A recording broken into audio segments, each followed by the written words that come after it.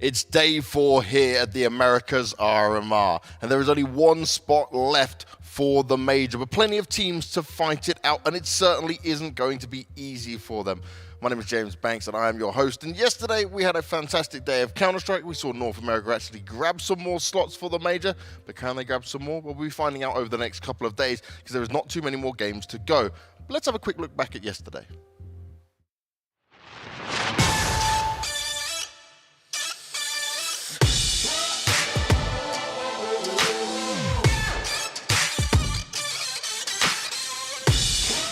Okay, scopes in, takes down Jonji, and now Viz versus Fallen in the 1v1.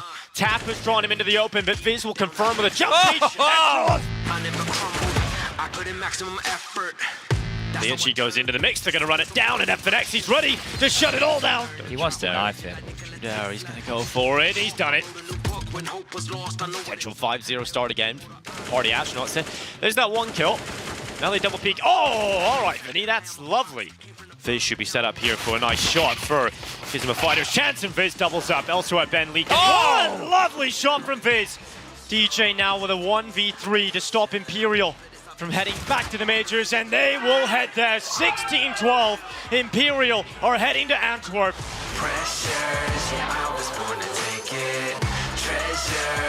Try is tucked away here behind the triple box.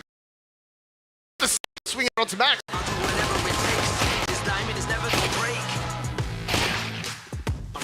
That is the bomb dropped, and this might be their first round, but Lucan lands the double! He actually goes on for 2 frags now, and it gets so awkward for them. Mouths and Try, the only ones left alive. The Eagle, oh no! He's gonna burn. Bulbs, he makes a huge play, but it's all up to Try, and he's not got an HP for this! Molotov hopefully gonna force them out of position. The perfect Molly, he has the lineup. Does he have the smoke? No, he doesn't, he can't get it down! Let's see if the play will work. No, instead it's just going to be VSM spotting them all. Look at VSM, He's buckled. 2 CTs, they're here, they're holding hands, they're playing close. He flicks over, David gets the headshot. DGT answers back with one of his own. Coldzera now, he gets one, but it is on Try, and he is dead. Yeah, they tried and they failed, and they tried and they failed, but no, you ain't never gonna break this greatness.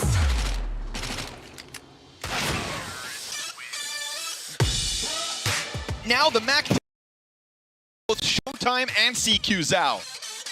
Just weapon dominance. MP9 gonna stay pressed close. Ooh, it's Junior to swing out. Look at that. A bomb tap forces his hand. He peeks outwards, does damage, but dies, and Complexity will be the first North American representative at the Antwerp Majors. They gon' learn about my legend like Nikola Tesla. They wrote me off, I wrote a new book. When hope was lost, I know what it took. I overcame all the odds. You could never put me in a box. I am relentless, I will not stop. Follow the scent, I am a fox. Came from the bottom and now I'm on top. Nekiz is going to have a good bit of room to work with, and Nekiz is very much the hero of that round. They're trying to push in, but TRK is not faltering. Finally dead. It's a tag, but Nithon's out of ammo. Needs it with the Tech 9 and is going to lock it in. Right below you, Nithon, right below you. Nekiz helps, and Maluki in a clutch from hell. 1v3. He has been invulnerable, but this should be impossible. They get off the bomb to chase him down, and Maluki's got 2, making a third. This guy cannot be stopped. Try as hard as he might, as many clutches as he's delivered, it's so stacked against him, and there he is falling at the last hurdle. Yeah, I light it up when I perform, shining bright in every place that I win.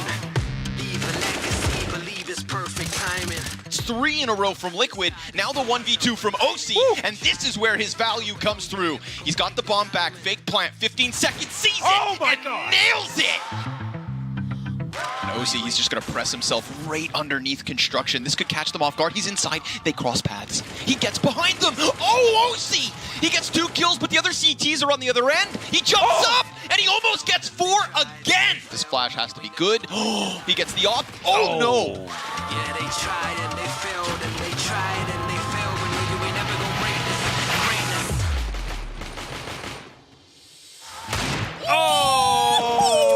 just one more kill to separate them from that spot in Antwerp. He's getting attacked from 2 directions, comes in with 1 kill, but just can't handle all those peaks. Liquid do it. They failed and they tried and they failed. No, you ain't never gonna break this diamond. He slowly, in gear 1, sneaks up to the spawn. It's only 4 ramp. Usually it's been more towards middle, and having split players this time is not the case. RCF trades. Oh, that's a beautiful one tap. Oh, Yeah. dear. Bye. And there it is. Are we doing it again? Really? Are we doing it again? It's Eco. Okay, let's see. flashes. Will it be different results? Yes, Maybe. they get the entries. Come on now, this is it. This is more like it. Just leaving that angle, it's not favorable to him now. He's going to have to go back to it, and he will. Gavolo on the receiving end. You cannot break me down. I refuse. Oh, no, he's stuck. fine. He's fine. stuck. Oh, a 10 health. They won't kill him. Ali will. He's on for it himself, out of ammo. They're chasing him down, hopping, weaving. Ali, that is sickening. Him and Steel tucked in. Destiny Oh my. deals with the first. This was the one guy putting up numbers Stick it. all map long, and the bomb is not Yeah. planted for He's got it. RCF. The nade's going to go in, but it's, nails him.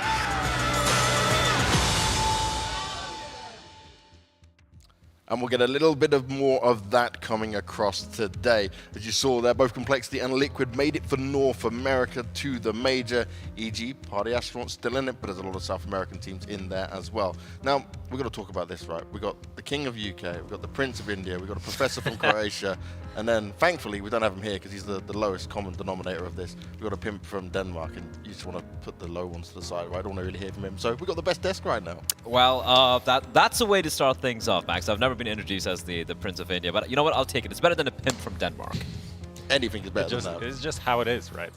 It is how it is. It is how it is. It is how it is. There we go. That's the way we're going with this. That's the way we're starting things off. If you've got a smile on your face, we're ready to see some more games today. And, okay, today's an interesting one, right? On the B stream right now, we have Furia taking on MIBR. That is going to be for that legend spot, you know, just deciding it because both of them have already made it through. MIBR done very well overall. We're going to take a look at the standings as well, right, and go through how this is all panned out right now. But for the teams remaining today, right, that are fighting out, this is just the first hurdle. If you lose, you're eliminated. If you win, you've still got to fight it out for just one more spot remaining. 6 teams fighting for one spot. It is not pretty if you want to try and get to the major. It's brutal, right? And like you said, 6 teams battling it out. You have, EG, you have Paquetana, you have 9Z, Party Astronauts, Case, and yeah, that's quite a number of teams. And here's and Pain Gaming as well. Can't ignore them. Don't miss them. You've been talking positively about them all the time, mate. I almost didn't see them. I just started counting from below the top 6. But yeah, like they all have to.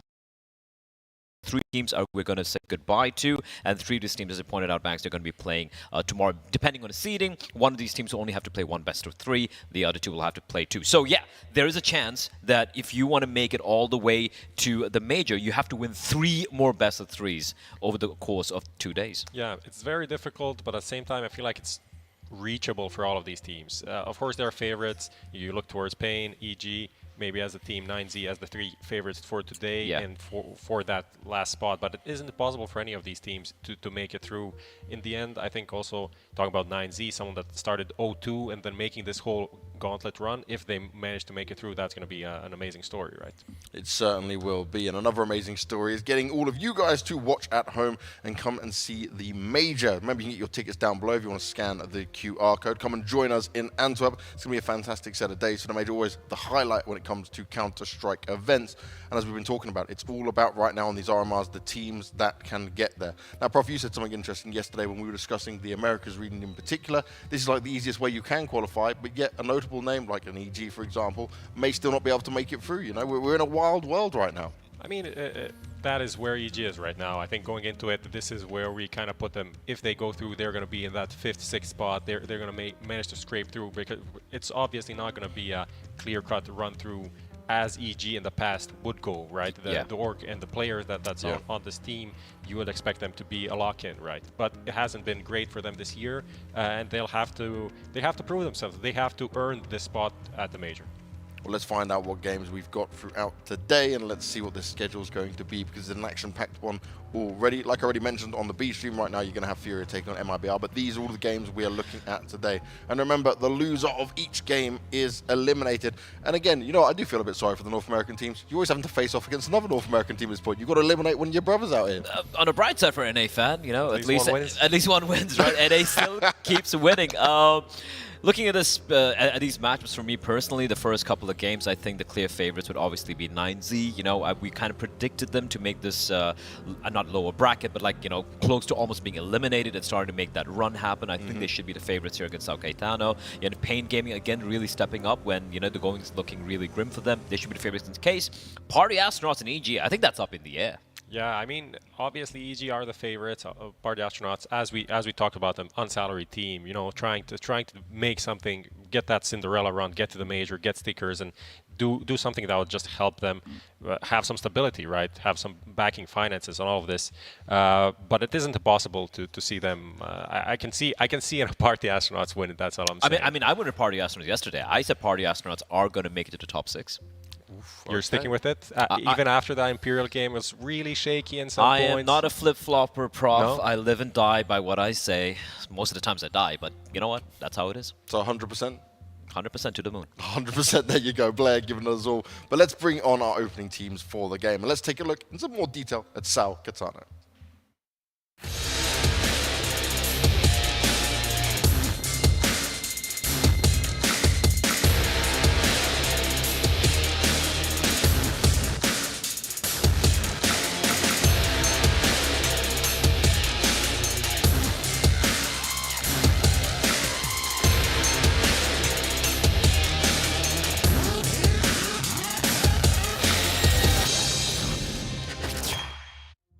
Now, when it comes to Paquetana, obviously Showtime is the name that we've been looking at, right? The one with the experience, the one who's been trying to grind his way out through this region for a very long time. But what about the rest of the team are we looking at? What players have kind of sparked your interest throughout these events? The two players who have kind of sparked my interest, unfortunately, are ZQK and, of course, CK Zhao, considering that they're the bottom 3 rated players in the tournament right now, which is, look, and for ZQK, you know, I know he's been around the block for a while, respect for how much he's been playing around for forever, but as a primary opper of your team in the current meta of Counter-Strike, you cannot be the lowest rated player in your team and the tournament. I feel like that is so painful. And overall as a team, yeah, you have Delboni and Showtime showing signs of life, right? But apart from that, just looking at pure firepower itself, I just take down a team like 9Z. Yeah, I mean, what we saw from them so far, just going through their results, so a loss to Imperial, beat Israel in best of ones, and then got smashed by Complexity, essentially didn't have any chance. They don't really feel like a team that is supposed to be at this point of the tournament. They didn't really impress us so far.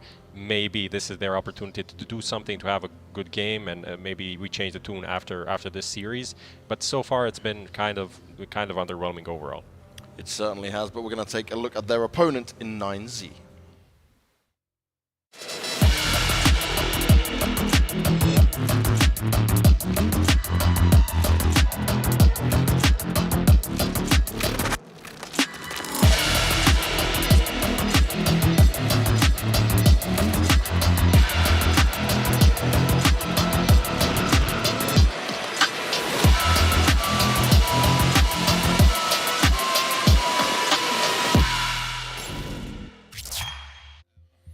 Now, it has been slightly more positive here for the 9Z side. When we look at Lucan and Max, they've certainly been doing some good work overall. But another person I want to point out is their coach, as in Zach, right? We remember him from the Immortals time. Guy's been putting a lot of work, and also the fact they've been practicing here in Europe a little bit longer than some of the other teams. Yeah, absolutely. For 9Z coming into this year, right, you lose Bit as your IGL, you lose your best player in the form of Try, and then now you have Max having to be the IGL, then you have the 2 new players coming in the form of Lucan and David. And they come into ESL Challenger in February against teams like Movistar Riders and Dignitas. Maybe not the tippity top of competition, but still pretty good teams. And they deliver. They have a pretty decently deep run. They make things very competitive. And I'm like, holy hell, this team actually might be surprising a lot of us. Coming into this tournament, though, I look at some of the results they've had.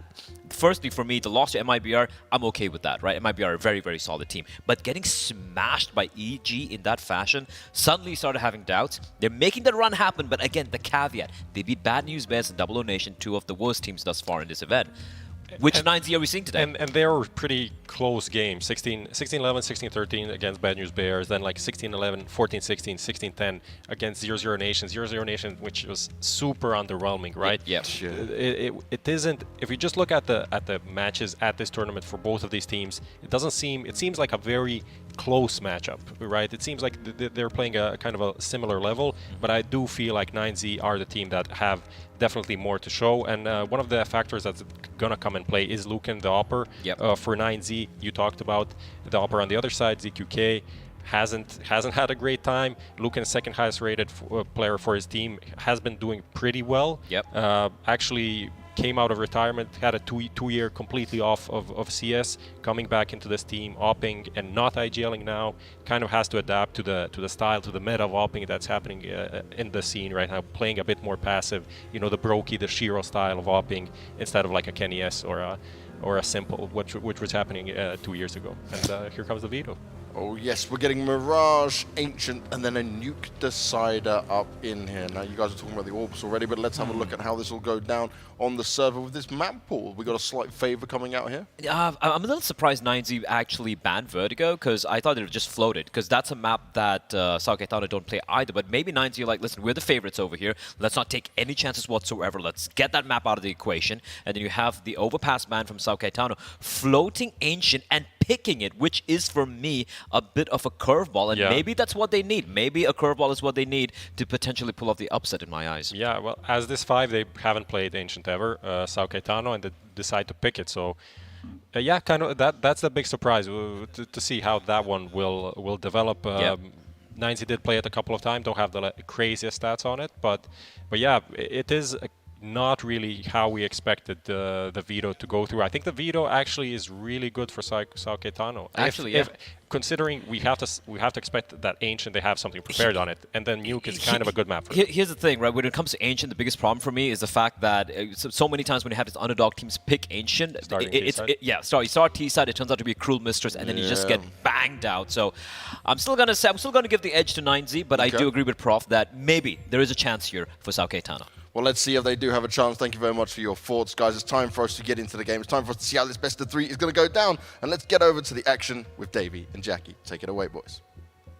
Do not avert your eyes, because you're going to be in for a surprise. Only 3 of the 6 teams can, of course, make it into tomorrow's games, Davey, and that's where you get into the gauntlet. Yeah, and the gauntlet is, it's called the gauntlet for the reason. I mean, we don't actually know if it's called the gauntlet, but we called it the gauntlet. That's and we called it the gauntlet for a reason, because there are 6 teams fighting for one more spot at the major. It is that 6th and final spot, and it's going to start right here. These are the first 2 teams that we're going to get to see fighting. The loser is knocked out. The winner moves on to that gauntlet tomorrow.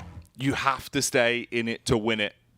And it's not going to get easier. The games will only get more spicy. But of course, we'll start with where we are. A best of 3 on Mirage. We get Ancient as the second map. Nuke as a decider. This is a gem. We don't have to cast Inferno today. What a treat. We don't have to cast, oh, here they are. They've taken B, now save, go on. Nope, not today, Jack, not today. Today, we started off on Mirage. We've seen 9Z here time and time again. We know on this T side, they love the A executes. They love that sort of slow play, keep things going at a very slow pace, and they pick up the pace with the executes, and now they're picking up the pace with this B hit, and there's no CTs here to contest them at all, really. It's just...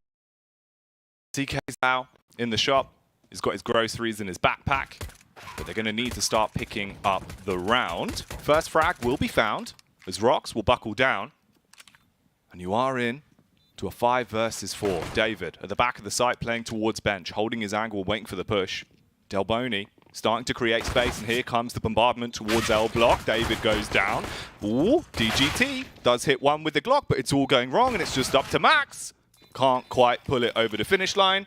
Does down Showtime. But it's Paquetana with the opening pistol on Mirage. And we will say, yesterday we saw with 9Z, their T side was they went up to that huge 11-0 lead, right? Up against the side of 0-0 Nation. It was a really good start. We saw them fall back on those A executes that they love so much as well, right? Time and time again. It's like, okay, everybody group up, execute A. 0-0 Nation couldn't stop it. Eventually, they picked up a couple rounds towards the end of the half, finished 12-3. But once 9Z got onto the CT side, we saw that they were a little susceptible to some of the plays from 0-0 Nation. So now, 9Z, they lost their T-pistol this time around, so they're not going to build up to that big early lead. And how are they going to respond now? Because they are going to be fighting from behind. We do see the Force Spy come out. Hero AK for the side of DGT, he came up massive yesterday. Oh yeah, he was a gigantic impact fragger, but right now it's David that's slapping them up with the SMG. Will be sideswiped on the repeat from CK Zhao, but Rox has got a Tech 9 and he's causing trouble at B. They're going to be able to get this bomb planted. They haven't put it down yet, but all three of them are inside of the site. The flank is coming in from Dinoco as well. They do have eyes on it. You can see it hasn't come in very quickly, so they are aware of it well. Putting him down to just 12 HP as the retake is starting to come in now. They were waiting for the flank, and now it's here. Dinoco, got to be a def dealer, but Showtime, he'll kick it off with 2 frags of his own. Easy lineup onto Rox, and the retakes work perfectly. That'll be the defuse, and that's the second round with 3 casualties there on the CTs. Yeah, 2 kills for Showtime, absolutely massive. Starting off that retake exactly how they needed to. They were just waiting for that flank from Dinoco, but of course they have to put the pressure in first before they can get to that point. So the Force Spy doesn't exactly pay off. They did get another bomb plant, which means that they're going to be able to, just having to make sure they have enough money for the next gun round. They take the eco here. They're going to have plenty of money if they want it. DGT's actually gone for the Hero Galil. Remember that time we saw the Hero Mac 10? That was pretty funny. That was pretty funny. Yeah, that was funny. That was a good pickup. It was. Enjoyed that, mate. You got to go for the easy E plays. Cruising down mid in your 6-4. Instead, it's actually going to be them setting up on mid to hold for the flank through underpass. 9Z, normally their T side of Mirage consists of an awful lot of A executes. That's where they're at their best, that's where they feel they're most comfortable, but they do like to play with the pace, and they've seen a bit of a face as well. Showtime jump spotting towards the back of ticket booth. Gives up the game a little bit. And now they have the info that they're probably playing retake on A. Showtime does throw that lurk smoke, gives them some space to play around, peeks over top of it. Finds DGT towards the ramp, but Lucan with the deagle. We've seen him able to hit these shots, Jack, and now the re-aggression from ZQK off Cat. Gets one trade back. Dinoco finds Lucan and gets the Hero Galil down of DGT. Doesn't take any points of damage either, so it's just the kills, the escape. Started off well with the deagle from Lucan, but still 2 versus 4 now. Just trying to get as much money out of the hands as the CTs as possible. That's Max's job now. He has the deagle and armor, so it's not out of the realms of possibility he finds 1, maybe 2 kills here. If he gets the first, could potentially pick up a gun, hope for a second. Only 35 seconds left, though, and he's sort of in ladder room. They're not really giving him any opportunity. It'd need to be maximum effort. Problem is, his name is already up on the Deadpool, as he will be pushing into the B site. 20 seconds left. Just have the bomb. If he gets an opening pick, he'd have to clear out to ZQK, and then maybe there's an opportunity for a play. But no, CK's out on the back of the site with the MP9, farms up the cash, closes down the round. Yeah, he got only 1 shot off and had to land it on the head, wasn't able to do it. So 4 players left alive for the CTs. And the T's actually invested quite a bit into that. We had Hero Galil from DGT. Also deagle armor on quite a few players, so they're not going to have as much money as they would have if they just took the save. They tanked it. And that actually is one thing we saw yesterday from 9Z. Yeah. See, look, yeah, Max, he's on the Galil now because of that big investment. DGT has no utility. And we've seen 9Z, they showed yesterday, they're not great at managing their economy. They will take massive risks for very little reward. Their T-side economy is very trepidatious. They invest into all these rounds. Sometimes you just get nothing back from it. And the difference of having that utility affects them so much. The style of TS that they play on their T-side of Mirage, you need the nades. If they haven't got them, it can definitely hurt. CK Zhao, he wants to get in their face to hurt them though, playing on the lip of the balcony with backup. The HG should give him the audio cue as well as the damage comes in. That's 20 HP stripped off of Rox. Yeah, not bad. Dinoco's down to just 45 as well at this point. They do have 3 players inside of the B site, and that is where the hit's coming in. Max is applying some pressure towards middle. He wants to push up short. Pop flash is perfect. Finds the first. DGT in the back wasn't blind. Smokes drop to hold off on this hit as Rox makes his way out to the van. And actually, Delboni actually gets found. Ooh. Max jumping out as well, gets ZQK. And there's another one for Rox. So this B site's just been taken from 9Z. It was looking very good for Sao Caetano. They had the stack, they had the utility. But 9Z with the push finds all the headshots, and that's going to be round done and dusted. Showtime's got to save. Tasty little double kill from Rox. Good connections. And as you said, just on Showtime, of course, back towards T-Spawn.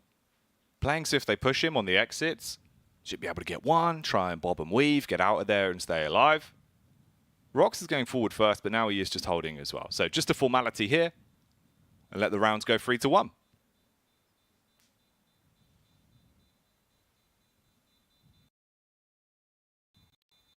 The question is, are they going to push out of the door to take this gun away from Showtime? It doesn't look like they are. They don't really have the money to be hunting too hard either. They're going to chill. Everybody's chilling. Everybody's vibing. First gun round goes the way of 9Z. It was kind of a weird one, too, because Sao Caetano was stacked up in B. He drops that smoke, tries playing behind it, looking above, and Rox just jumps up on the van. He's like, oh, hello. Look at you. Look at you in the little side of your head. Yeah. I'll have that. Makes Delboni look like a jabroni. Hits the shot. And it is an easy round for them. Of course, reinvestment coming straight back out. Denoco on the MP9. We do have the AWP on ZQK as well. He's going to scope underneath the connector smoke. And be looking for those picks towards middle. Bomb left. Back up towards top mid. So just a bit of a slower default here from 9Z, Davey. Yeah, very slow default. And remember, we did say that they tend to play very slow here on their T sides. They also do enjoy an A execute. Mm-hmm. Not this time, though. Split 3-2, nobody over towards the A site. And I will say, if you watch their demos, if you were trying to counter-strat them, it would be very difficult because they don't really do a whole lot in the first bits of the round, so it's hard for you to figure out any sort of stacks. It's hard for you to figure out if they're going to be going mid, if they're going to be just setting up for A. This time, they want to go up short. They get into ladder.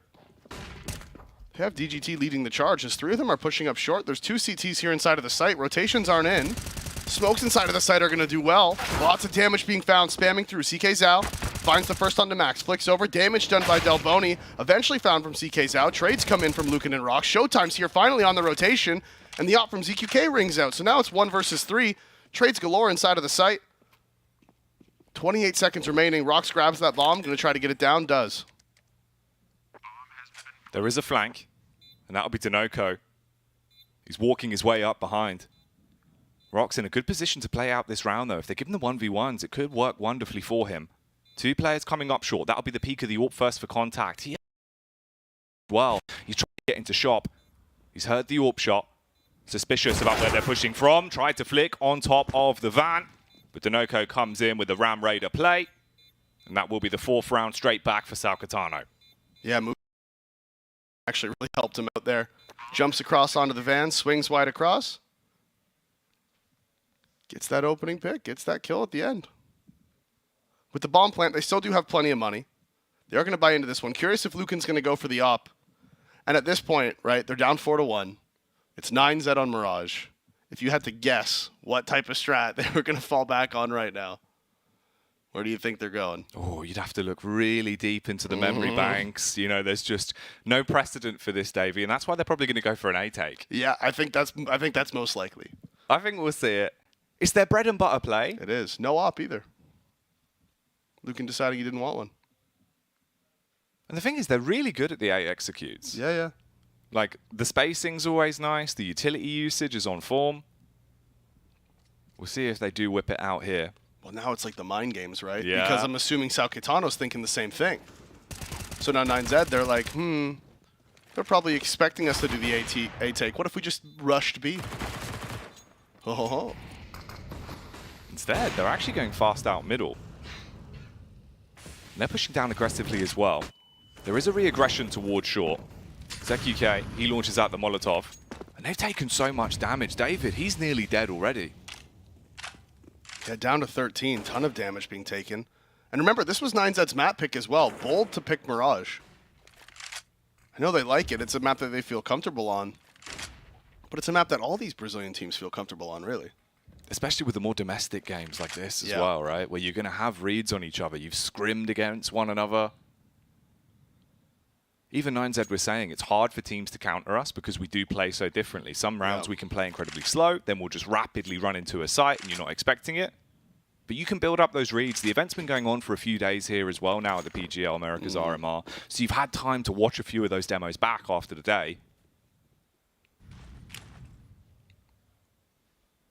And here they've got Max into ladder. They're going to throw some utility over towards B. I think they probably dropped him a smoke.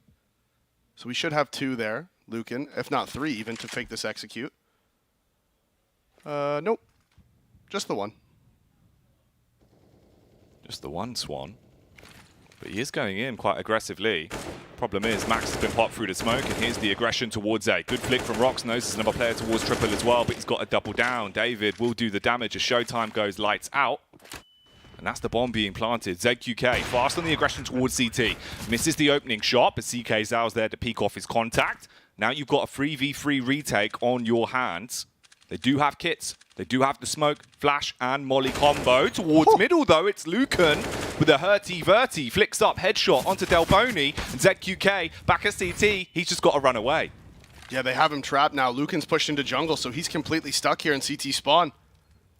9 hit, they just go out Palace. And we didn't see a whole lot of that from them, and that's that tactical diversity Max was talking about. ZQK can't land the shot. 9Z pick up their second. And, you know, that is the tactical diversity we saw in the interview yesterday from Max and Lucan. They were saying how you had brought up here in this round, too, that they have so many different styles, so many different ways to approach the game.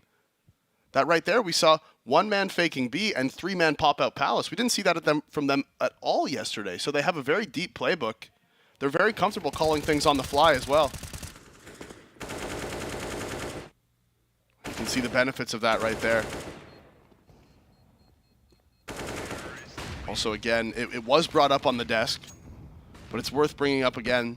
That's ZQK, one of the lowest rated players at this event. And that is a problem, right? He is your Opera. You're on the CT side of Mirage. There we see 2 or 3 crucial misses, and round goes the way of 9Z. The difference if you hit one of those AWP shots, the round could have unfolded in a very different way. Instead, it's 9Z that are doing a bit of origami right now. Again towards middle. David will be working his way down. Deagle playing inside a ladder room. CK Zhao. He's been smoked off for a while now, not really much that he can do, so he's just going to play in the lip of the window. If they go for the boost up, he will get contact. It looks like they want to try and play around this as well towards stairs. Denoko's there with a Deagle. Timing could be everything, though, as he's got the flashbang pulled. He'll jump straight through it. They still haven't detected him. He fires off the warning shots, but it's all gone wrong. Panic from Denoko. Absolute panic. He had such a good play. Ooh, that's bomb dropped into jungle. Flash is going to be there. Tag comes out from the scout. Rox goes down, and the bomb rushed into jungle. Didn't go towards the site. Scaled into jungle. Bomb gets dropped. It's now 2 versus 2. Showtime's on a flank. ZQK needs to not die. He got the tag. He needs to just get away. And no, he takes the wrong pathing. Tries to sneak through the vent. It's all gone wrong. Showtime's here on the flank. David turns around, and that is it. ZQK. Crucial positioning mistake there. You have a teammate on the flank. Your job is to contain. You don't look for kills. You just make sure they cannot push through the window to B. That is your whole job. Let Showtime take the next contact. He goes for the fight, gets the tag, but loses his life because of it. Then at that point, they can just both focus on where Showtime is, and it's round lost. They forced into it. It didn't pay off. 9Z get their third, and they're staring down a tied game. With just USPs, there's got to be something different. So they go for a gamble towards the A site, get all the lads there, get to stacking, hope that they can hit their shots. David as well, just clearing out now towards the bottom of middle. You'd have DGT in the backline. As they're pushing up towards ramp, there could have been an opportunity for him to spot this. There will be a face onto him. CK Zhao. Seems like they're going to be boosting back up over towards Tetris. That's the first face, that's the headshot. Showtime falls, and the USPs doing small bits of damage. It's crazy how these teams know each other so well. You know, I've been a Palace lurker for a while, back in my day. I don't think I've ever sat there and posted on that angle for that long. He was just waiting for them to boost up. He's like, "Yeah, come on, do it. Yo, jump on it. Yeah, coming. go on, come on, show it." And now he's waiting for the Palace flank. Oh, the Dink, though. Look at him. He's running out of there. He's trying to get away. His teammate's trying to help him. He ends up getting shot in the back of the head. Delboni finds one. He tries to run. And that is going to be all. DGT escapes with his life at the expense of his teammate's life. Sometimes it's just the way you got to do them. Yep. Hey, man, help, help, help. I need help. Oh, no, you died. That sucks. I'm good, though. Yeah, I guess I'll rebuy. All right. Now, here's the difference as well. Obviously, for Paquetana, we've not really seen too much of the cash supporting them bringing out the AWP, but the big green gun is about to have some fun in the hands of Lukem. He's been looking better and better the longer the RMR's gone on as well. Yeah. Felt like first couple of days, you know, he was easing into being back on LAN. Now he's hitting shots. Problem is, he's just taken a heavy hit here, so he's down to 41. Yeah, spam through the smoke, finding some damage. And again, we see just 9Z. They just sit and wait and spawn. And from Paquetana's point of view, they could be all sitting outside of A for an A execute. They could all just be sitting top mid. They could be sitting in upper B. And you can't push them because they just sit around and wait. So if you walk into them and you lose your fight, you're giving up your man advantage. You might get some information, but there's so much time left in the round, they could just change where they go. They've And got that's legs, the problem. Davey. They do have legs. Yeah. Now, if you look down, you can't see them, but you have to just trust. You got to that remember they're they're there. Yeah. It's like air, you know. It's all around you. You just can't see it. Yeah. But like if you're in game, you look down, you don't see any legs. For all you know, you could just be wheeling around like really fast. Or maybe you have like shoes with wheels on the bottom, and you're just like Heelys. Yeah, kind of like Heelys, except like with not just one on each shoe, but two, and then maybe like a little like rocket thing. Foot on the car. back. Yeah, pretty much. Oh, David. He's going to get bonneted with a foot card as he tries to push up towards Connector. That's going to be Dinoco. Hoping that he could claim free off the back of it, but he's done more than enough damage already because there's the peak from short. So Max, he's on minimum HP with just 5 remaining. Lucan's here for the reface, but with 25 seconds left, Davey, there's not much you can do. Oh, what a shot. I was about to say Shadow's going to do him dirty. He's going to get spotted by ZQK first. He does get spotted. Dink comes out. So Lucan wins out. 15 HP left. Did get the kill. And with the economy situation for the CTs, every kill is important. You're running out of time. You need to get the bomb to the site. It's going to drop, and this is going to have to be the save. Timed themselves out. Didn't go forward fast enough. They found a couple kills, which will be important. Get some money out of the CT's hands. They're still not able to afford not. So Paquetana take the lead back on the CT side, but the financial situation is not ideal for them. The economy looking very rigid. Nice fight towards Connector, though, from Dinoco. Definitely was the difference maker. Holding the control. You've got to hold those choke points. That's exactly what he does. In terms of the frags, though, CK Zhao, that seems to be the big man on the side of Paquetana. 12 kills to his name. We're only 9 rounds in. Yeah, he's been putting up big numbers throughout the event. Now also here today, as the A execute does finally come out from 9Z. Gap in the smoke. Need to be aware of it. They should be. Bomb was getting planted on the opposite side of default. He pushed actually into CT spawn, but Showtime's gone through on the other side. Showtime loses his life. Rox finds it, and now the aggression from David through the smoke finds CK Zhao. And CT's at this point, you got to run. You got to save. You need to hold on to whatever you can because you can't afford to rebuy. Losing the weapons would be so costly. And of course, it's the A play where 9Z get their round, right? Always. They're good at them. They're really good at the A executes. And the problem is, like you were saying, because they play such a slow style of CS for so long, it conditions you to think, right, we can't push for info, we just have to hold, play our default. And the second they go for the A execute, you're still not even convinced it's the hard commit. Yeah, exactly. You're just like, well, are they? And especially yesterday, they would do the A executes, and then they would throw all their nades, and then they would just sit and wait at Tetris. Nobody would scale forward. They would all just wait. And so this, for CTs, it makes it so awkward. You don't really know how to rotate, when to make your play. Becomes very, very strange, very awkward to play against.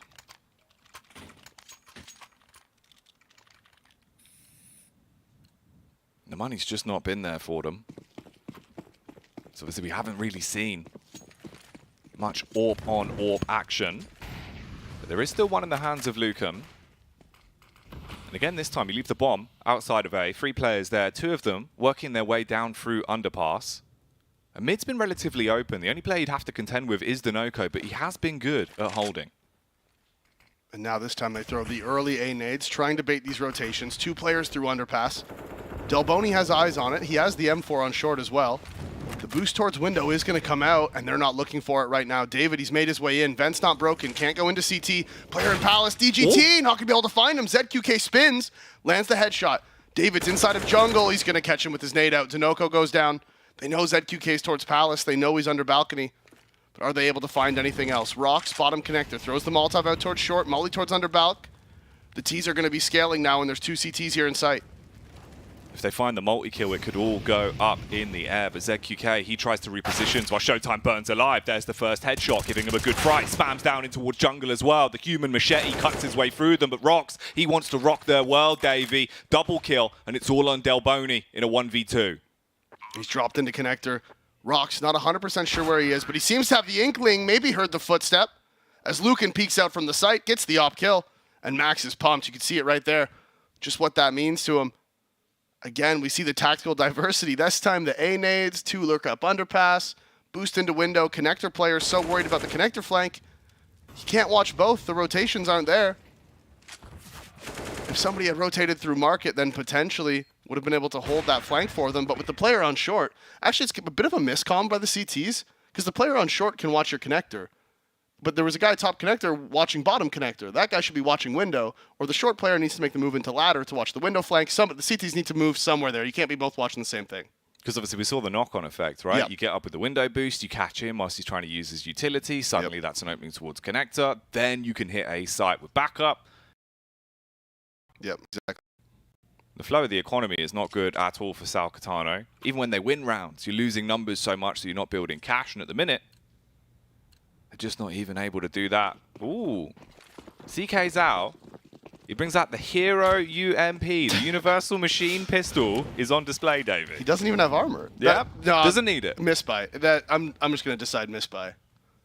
Because what, I mean, it's ump is 3-2, right? Yeah. Buy 3-2. What would be buy 2-3? That would be a shotgun? Is that a mag? Yeah, that'd be a mag. That would make more sense. That would make more sense. That would make a lot more sense. But still, I mean, no. Where's he playing?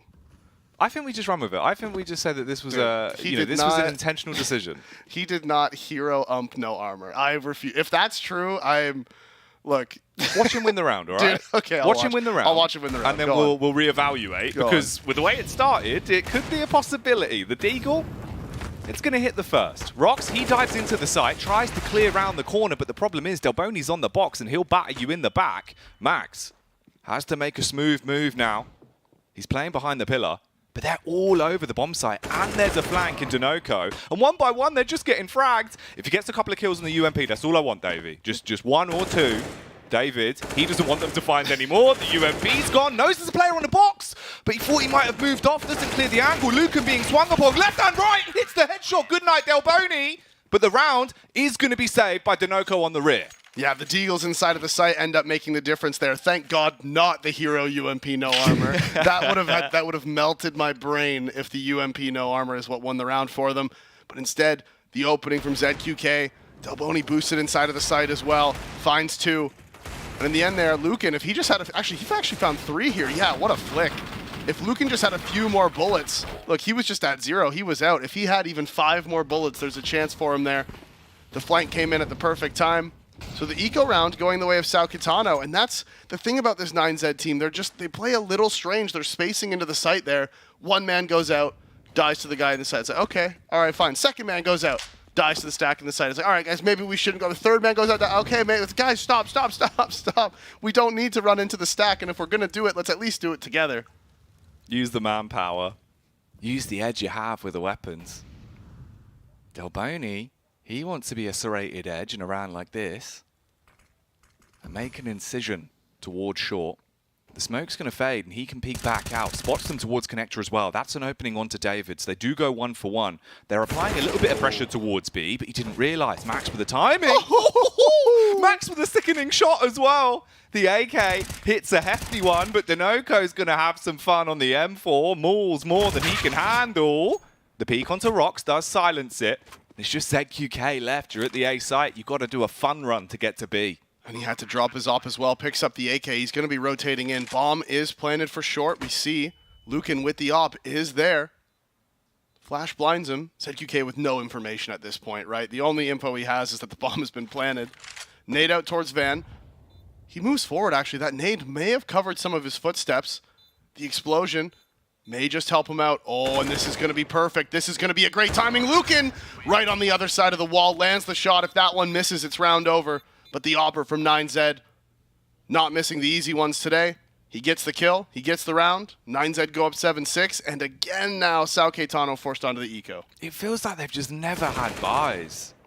That CT economy has just been so rough the whole game, man, with the way this has been going. The back and forth rounds, the awkward wins. Whew. That was close. Yeah, that was really, really tight.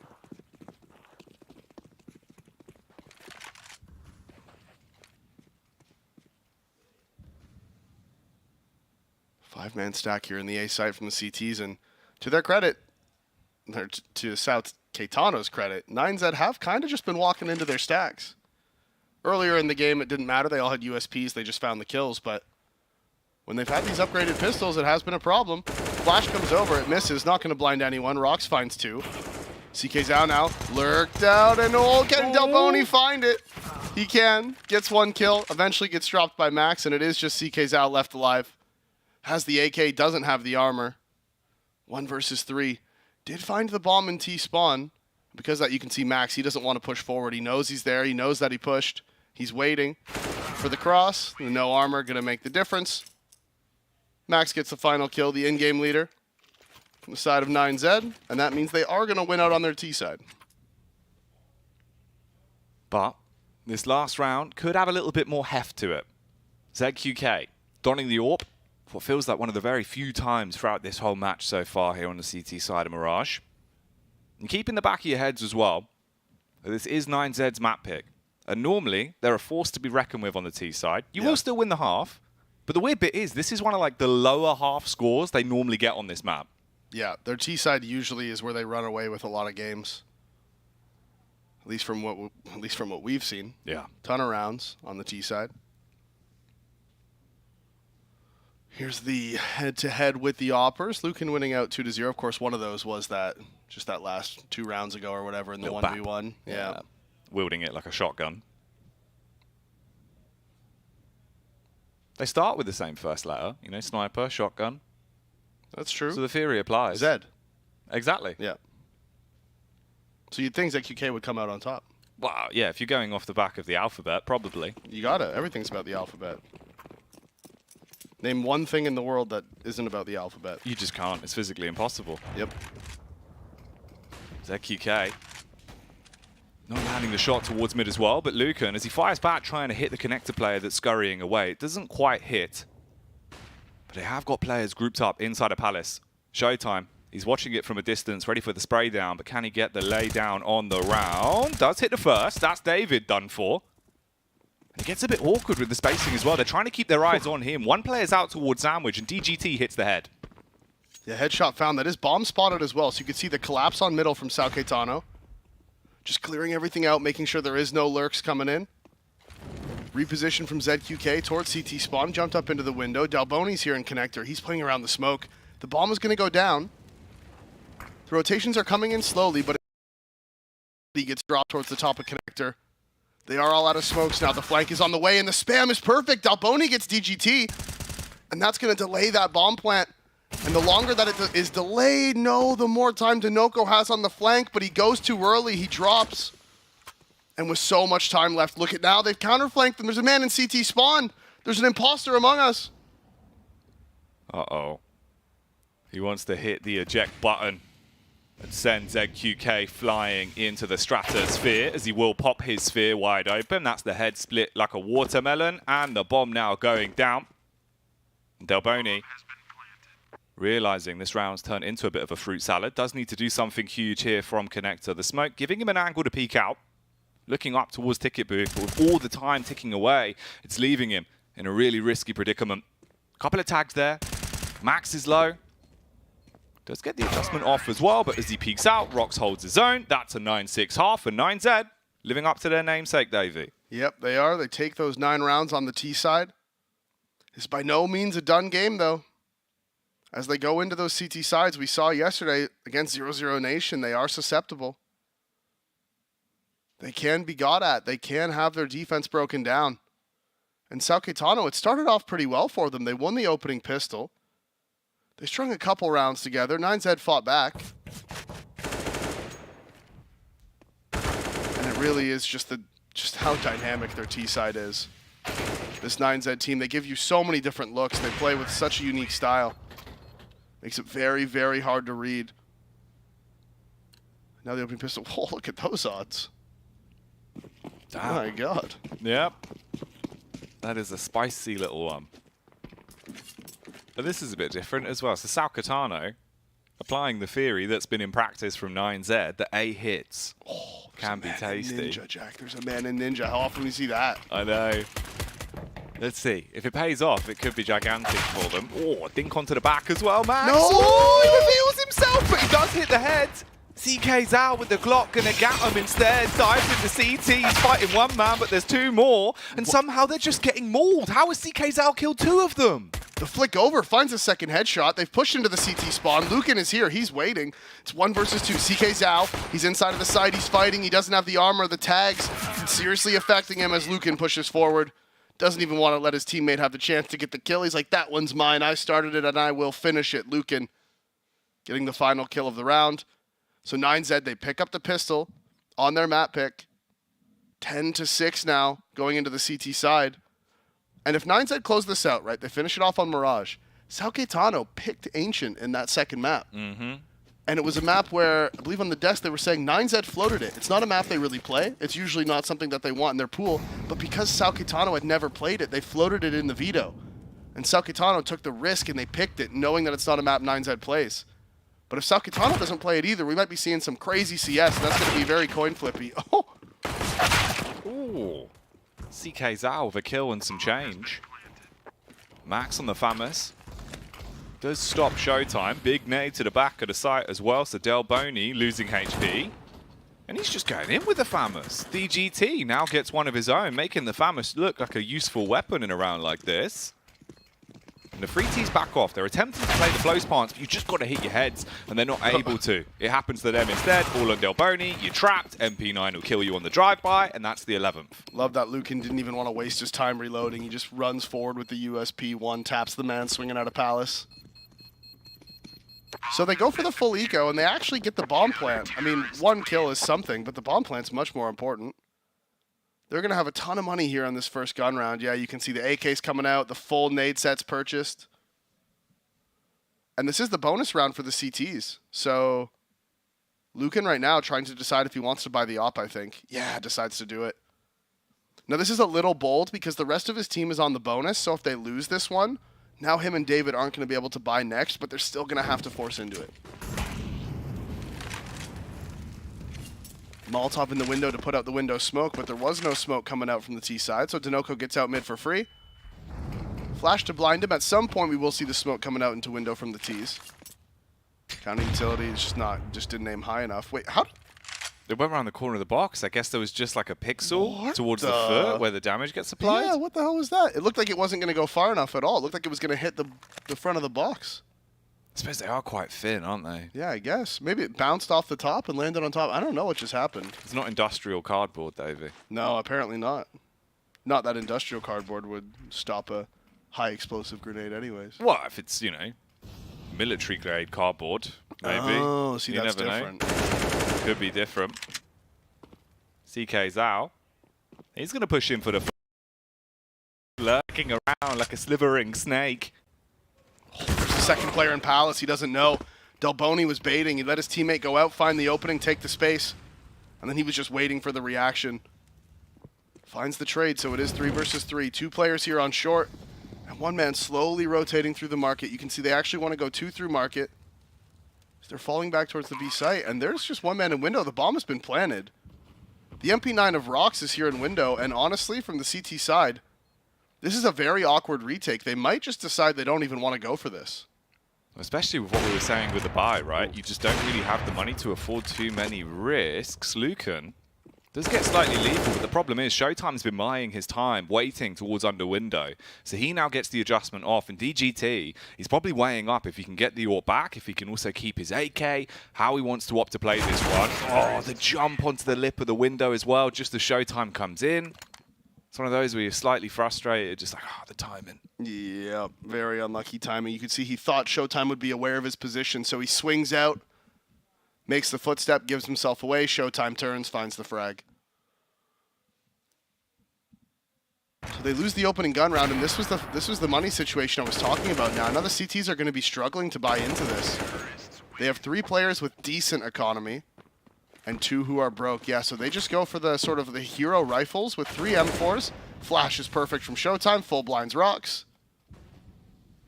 Now, can he even recover the gun? He did, but he was spotted by Dalboni. He's falling back, and the A execute's coming. They've split this 2-2. There's one man in the site with the M4. They know where he is. Flash again. Gonna blind Dalboni, but he doesn't care. Swings out, finds the headshot onto David, and now again, CT's in a position where it's just time to save. Yep. You've got the 2 rifles. Get out of dodge if you can. So obviously Denoco, he's still here. Oh, smooth transition there. Headshot onto Max. And now your best bet is DGT. Keeps everything he's got in his backpack, but Lucan, it's just a deagle. Yeah, you can see what they were going for with the aggressive play in Palace. Just buy the hero M4, swing in, try to get one more gun down for the teammate in sight. But Showtime expecting it, throws that pre-flash, full blinds him as he swings. And it was all over for him at that point.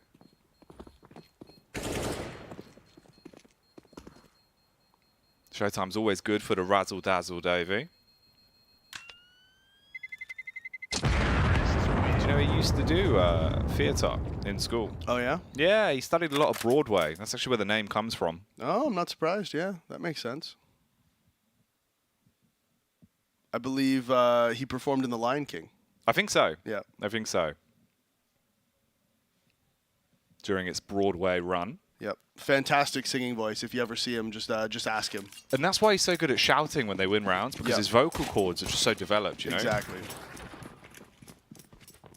You need that. It's an important part of CS. Lucan displaying movement, which is also a very big factor.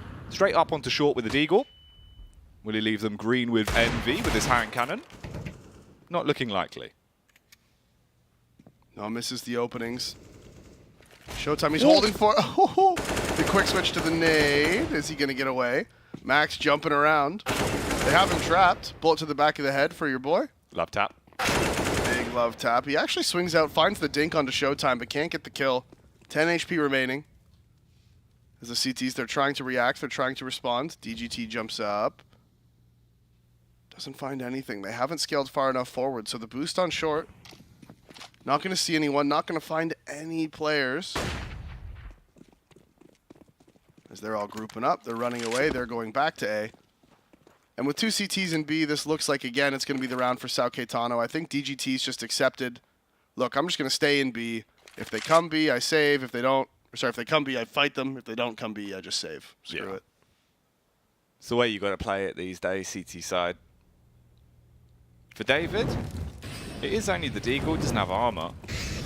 So you never know. I mean, if they push in towards jungle, try and fight for control, you land a 1 dig, maybe you get an AK, suddenly stock's going up.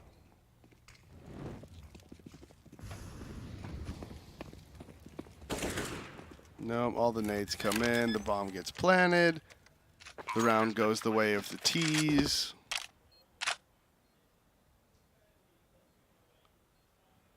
And that is all. That's all she wrote. That's what you get, Davey. Yeah, that's what you get. For 9Z, obviously, they will just get that 1 M4. But they need to get back into the groove of the game. As we were saying in the preface before we kicked off this best of 3, today, only 3 teams will stay alive out of the 6. And they'll, of course, move on to fighting that gauntlet we were talking about. Because there's only 1 challenger spot left. So if you start to buckle, you start to show signs of weakness, it's not going to work well for you, specifically because 9Z coming into Mirage, you got to pick this up. You got to get a good result on your map pick, because Ancient, who really knows what's going to happen there? Yeah, exactly. It's such a big question mark, right? That's where we're at right now on this map, going into the second one, is that, yeah, 9Z, this is their map pick. They look very comfortable on it, especially on the T sides, which is why it's a little bit dangerous for them now, because if Sao Caetano picking Ancient, going into that second map, if they have a whole lot prepared, and 9Z doesn't play it, and wasn't expecting them to pick it, Ancient could be a bloodbath, dude. It's gonna become. I think we're gonna see some crazy stuff on Ancient, honestly. Yeah. Expect the CT pushes from the get-go. Yeah. Expect T-sides just going in for burst. It's going to be all over the shop. But right now, Paquetana are trying to walk into 9Z gap for the A site. Problem is for David, as he jumps, he gets a big fright. He'll go down, but DGT, he's a scare actor, and he'll jump out for 2. Spooks them with a bye-bye boo on the M4, and that's now a 2v3 in the round for 9Z again. Yeah, they're starting it off. I mean, Paquetana on the T side, and we did talk about this in the pregame, that 9Z are susceptible on their CT side of Mirage. It's why it was such a bold pick. Usually on your map pick, right, you expect to be very good on the CT side and very competent on the T side. So it's okay that you start off on T side. Even if you don't have a great half, you have your CT to fall back on. These guys, when they pick Mirage, they rely on a huge half on their T side. They're a very T-sided team. Across the map pool, it's always felt like that's the case. You know, a lot of the games we've seen, even domestically when we were covering all the South America side of things with some of the qualifiers we were doing back in March, it was always T-half, where if they didn't have like a huge, you know, sort of 11 to 12 scoreline, they would come under a lot of pressure when they get onto CT. One of the things that can bail them out is normally Lucan on the AWP. Problem is here, he just hasn't had the room to get any impact, and that's if he can even keep the AWP alive. They push into him. He's cooking in the kitchen, and it will be the 1 kill. Yep, just like Gordon Ramsay right there. They were trying to make him an idiot sandwich. Instead, he finds the frag, keeps his gun up. Telescope weapon recovered. And like you said, he hasn't really had the space to make any sort of impact here on CT side. And now he's going to have the hero op, but he needs to find something. He needs to find some way to get those opening picks, find the way to get the impact. He's looking for the pick towards A ramp. It's not going to find anything. There's nobody there. Nade out towards top middle. Does a decent chunk of damage actually onto Dinoco. That's 40 damage done. DGT loves these hero M4 buys as well, so he's got that in his back pocket. 2 weapons on the CT side. It is the op and the M4. Max with the Deagle armor. So what is 9Z going to do? What are they... What's their plan now to get back into the CT side? Because they won the pistol, right? They won the following round after the pistol, but ever since then, it's been all Paquetana. Did like the little Kurt angle as well from ZQK. Just pixel sniffing in the apartments. Smell them before he sees them with the AWP scoped in. Trying to break their ankles. Oh, yeah. It's like Quentin Tarantino, mate. Just always shooting feet. Ooh. Shooting chests, though, with a Deagle. That's Dinoco. Down on 22 HP. Time starting to tick away as well. 45 seconds left, and that smoke's going to hit him straight in the lips. So showtime. He backs off into the corner because David's got a read on this. Crosshair placement is looking good. And it could just come down to if the smoke fades, who peeks first. This angle generally is very T-sided. You can see the side of the body first, but David knows that he swings. Lands the headshot. The jump from CK Zhao is perfect. Allows ZQK to get the trade. And now he's lurked up into window, but Max finds him, and this could be the round. This could be the saving grace 9Z needed. They're peeking out. Delboni trying to answer back, does eventually get one. The swing from Max isn't there. Rotation in CT. They don't have the time. They don't have the time. They need to get that bomb planted. ZQK gets the frag, but with 4 seconds left, he's not going to be able to plant it. Has to go for the fake and eventually loses his life. And 9Z gets their lifeline that they needed on the CT side. They do indeed. Round like that, you hit your shots, you start to get into the groove a little bit, and you patch the economy back together as well. You grab the AWP at the end of the round, you can drop it back over to Lucan, and it was a good play to counter Lucan. But even then, you've got to do it again, man, and now ZQK's got one of his own. Jump peek so important. Double op, T-side Mirage. Hello. Creepy. They're getting freaky, David. Despicable. Can't be doing that. What is the plan here with the double ops? I don't see any particularly amazing spawns. It looks like ZQK has a decent one for ramp. Showtime's right behind him, so a double op play. Op goes for a pick ramp, and then they don't expect a second op in Palace maybe for the free pick towards jungle. Could be the case. That's really the only thing I can think of. Oh, no. So one is going to go towards Palace. That's ZQK with his. And Showtime's going upper B. So the idea is you want one of these to take early contact or make noise scoping. It looks like it might be Showtime. He's scoped up deep in upper B, finds the tag. Now ZQK has a potential opening towards Palace because they think the op is in upper B. That's the thought process here. But the CT's playing close aggressive ramp means there is no picks to find towards jungle.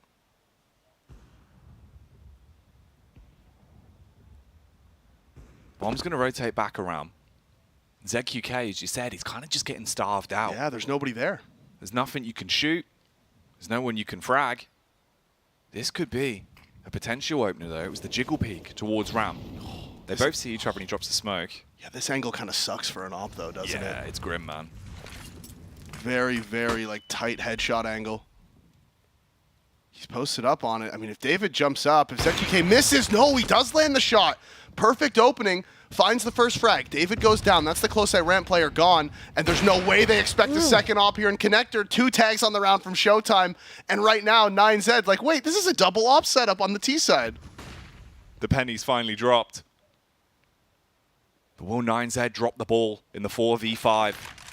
DGT and Lucan won't be big balling as they've lost so much HP from those tags. ZQK gets another one as well, so the AWPs are doing all the work here. Rocks with the spam, back through triple, gets them low, but the Molotov will hold him from going for the aggressive spam.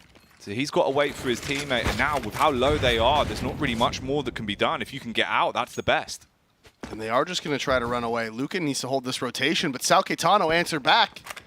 And who would have thought the answer back would be the double op T-side Mirage? It's rare that you see it because it's a huge investment to make at this point in the game. You take a look at how much money the people with the AKs have left, 35, 2K, 1150. If you lose it, you still have that bit of bank, you know, left over to make sure you can buy in the next rounds. But Showtime going for the double op invested everything he had down to just $50.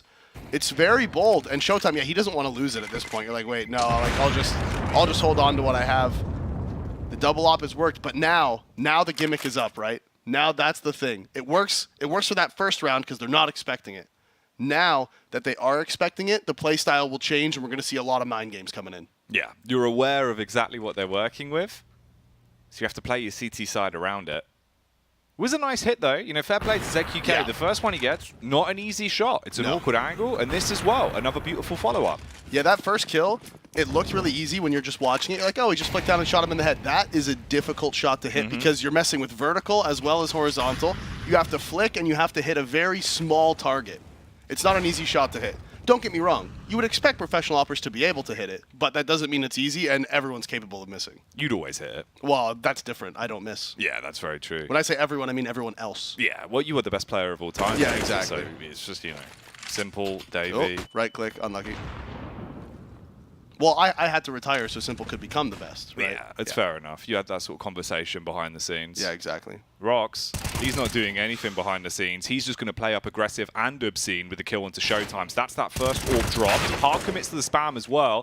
Feels a bit overzealous. You had the opening pick. He wanted to get the second, but he's gone down, Davey. Yeah, and he spotted the player cross behind the box's top mid. Dinoco does have a smoke to keep himself alive. And I wonder right there, I think Showtime was posted on that crack again.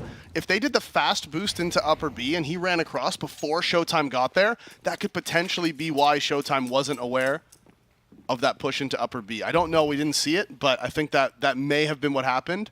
Or Showtime was just kind of lazily clearing by himself and just happened to go down and he was just like, oh, I hope there's nobody here. But there was. And that's what happens. DGT as well. He's a big name for this roster. He's an impact fragger at his core. And this is a round where you have to have so much impact. Hit him hard like a meteor.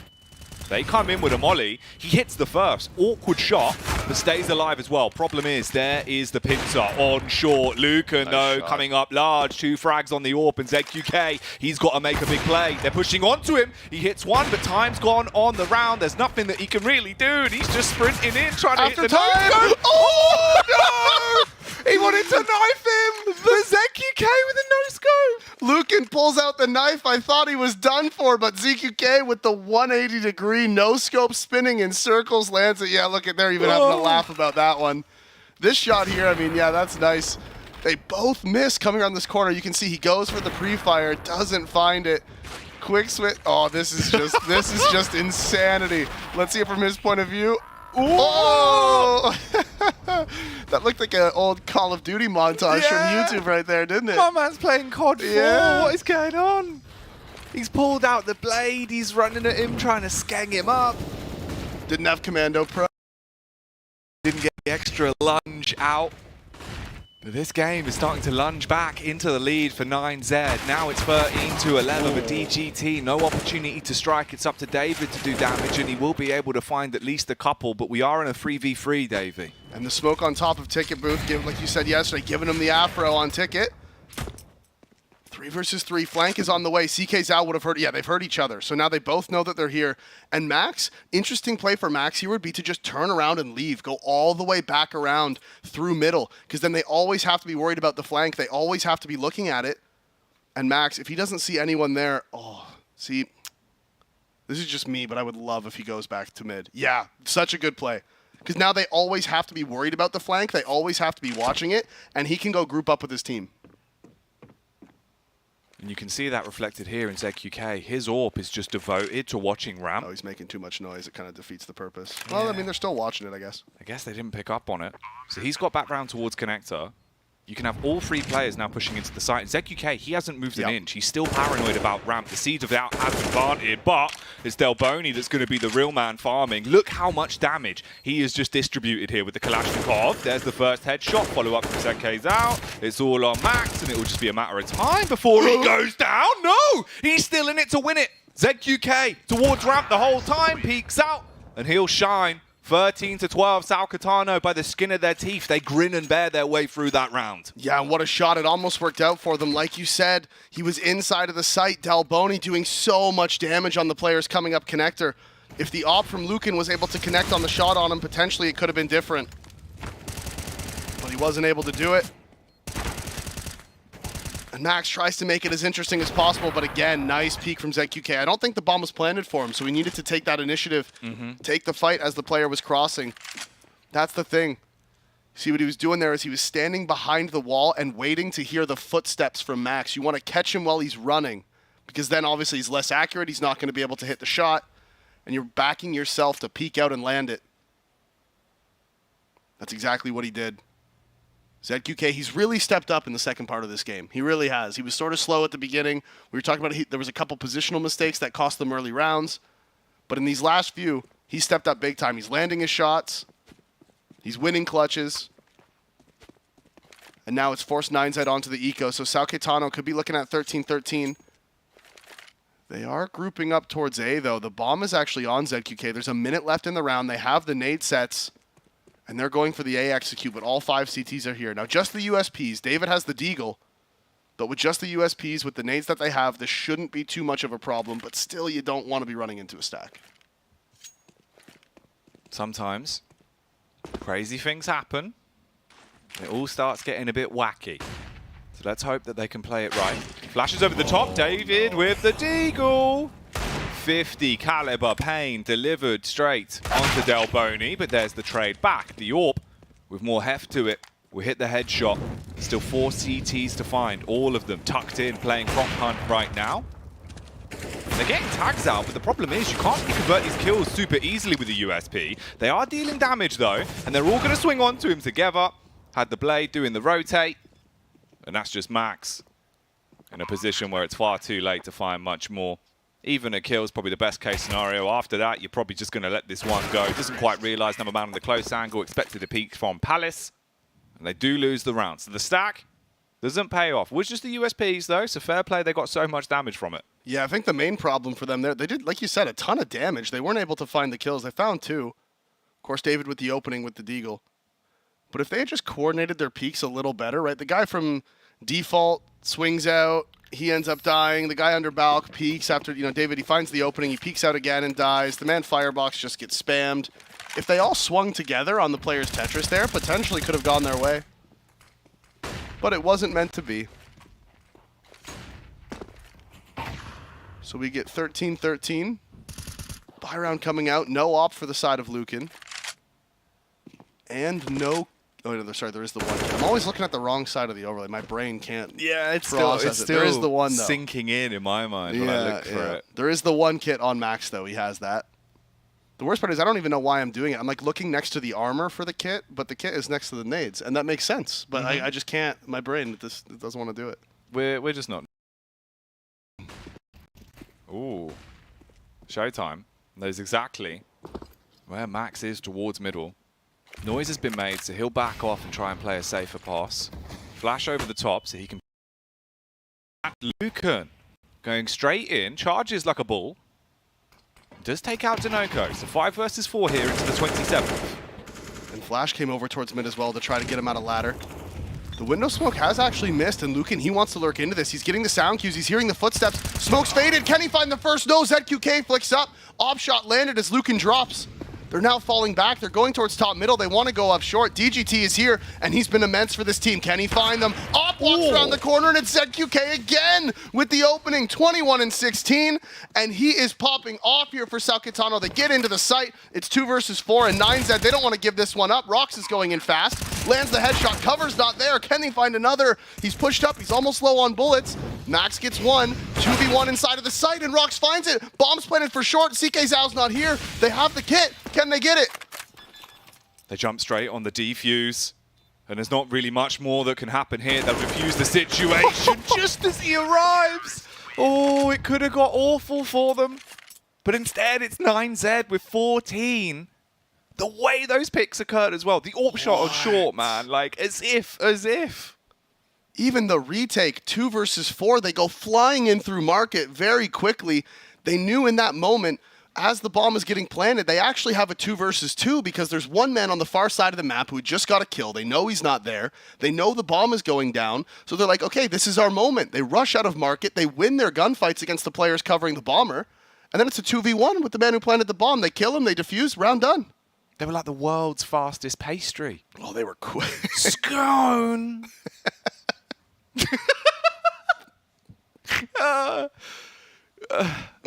It's always such a good dad joke. It's just such a banger. I was like, what do you mean the world's fastest pastry? Where are you going with this? Scone! Oh, that buckles me, dude. You broke me a little bit with that. Oh, God. It does always get me. Wow. We'll recover from that one. Much like these teams need to recover in this game. Because like we were saying, this series means life or death in the Americas RMR here. And if you can't survive this, you're not going to get into that gauntlet run with just the 3 remaining teams that we based off the seeding. And it is going to be tight. It's going to be rough. Paquetana's going to be kicking themselves as well. That was their moment to go 14-13, break the economy of the CTs, potentially take away their map pick going into Ancient. Instead, 9Z picks up their 14th. They're getting aggressive towards ramp as well. David's here with the MP9. Flash is going to come in. Player was playing anti, but it doesn't matter. It's actually CK Zhao who finds the opening. The player who was full blind. So David doesn't get anything for his aggression.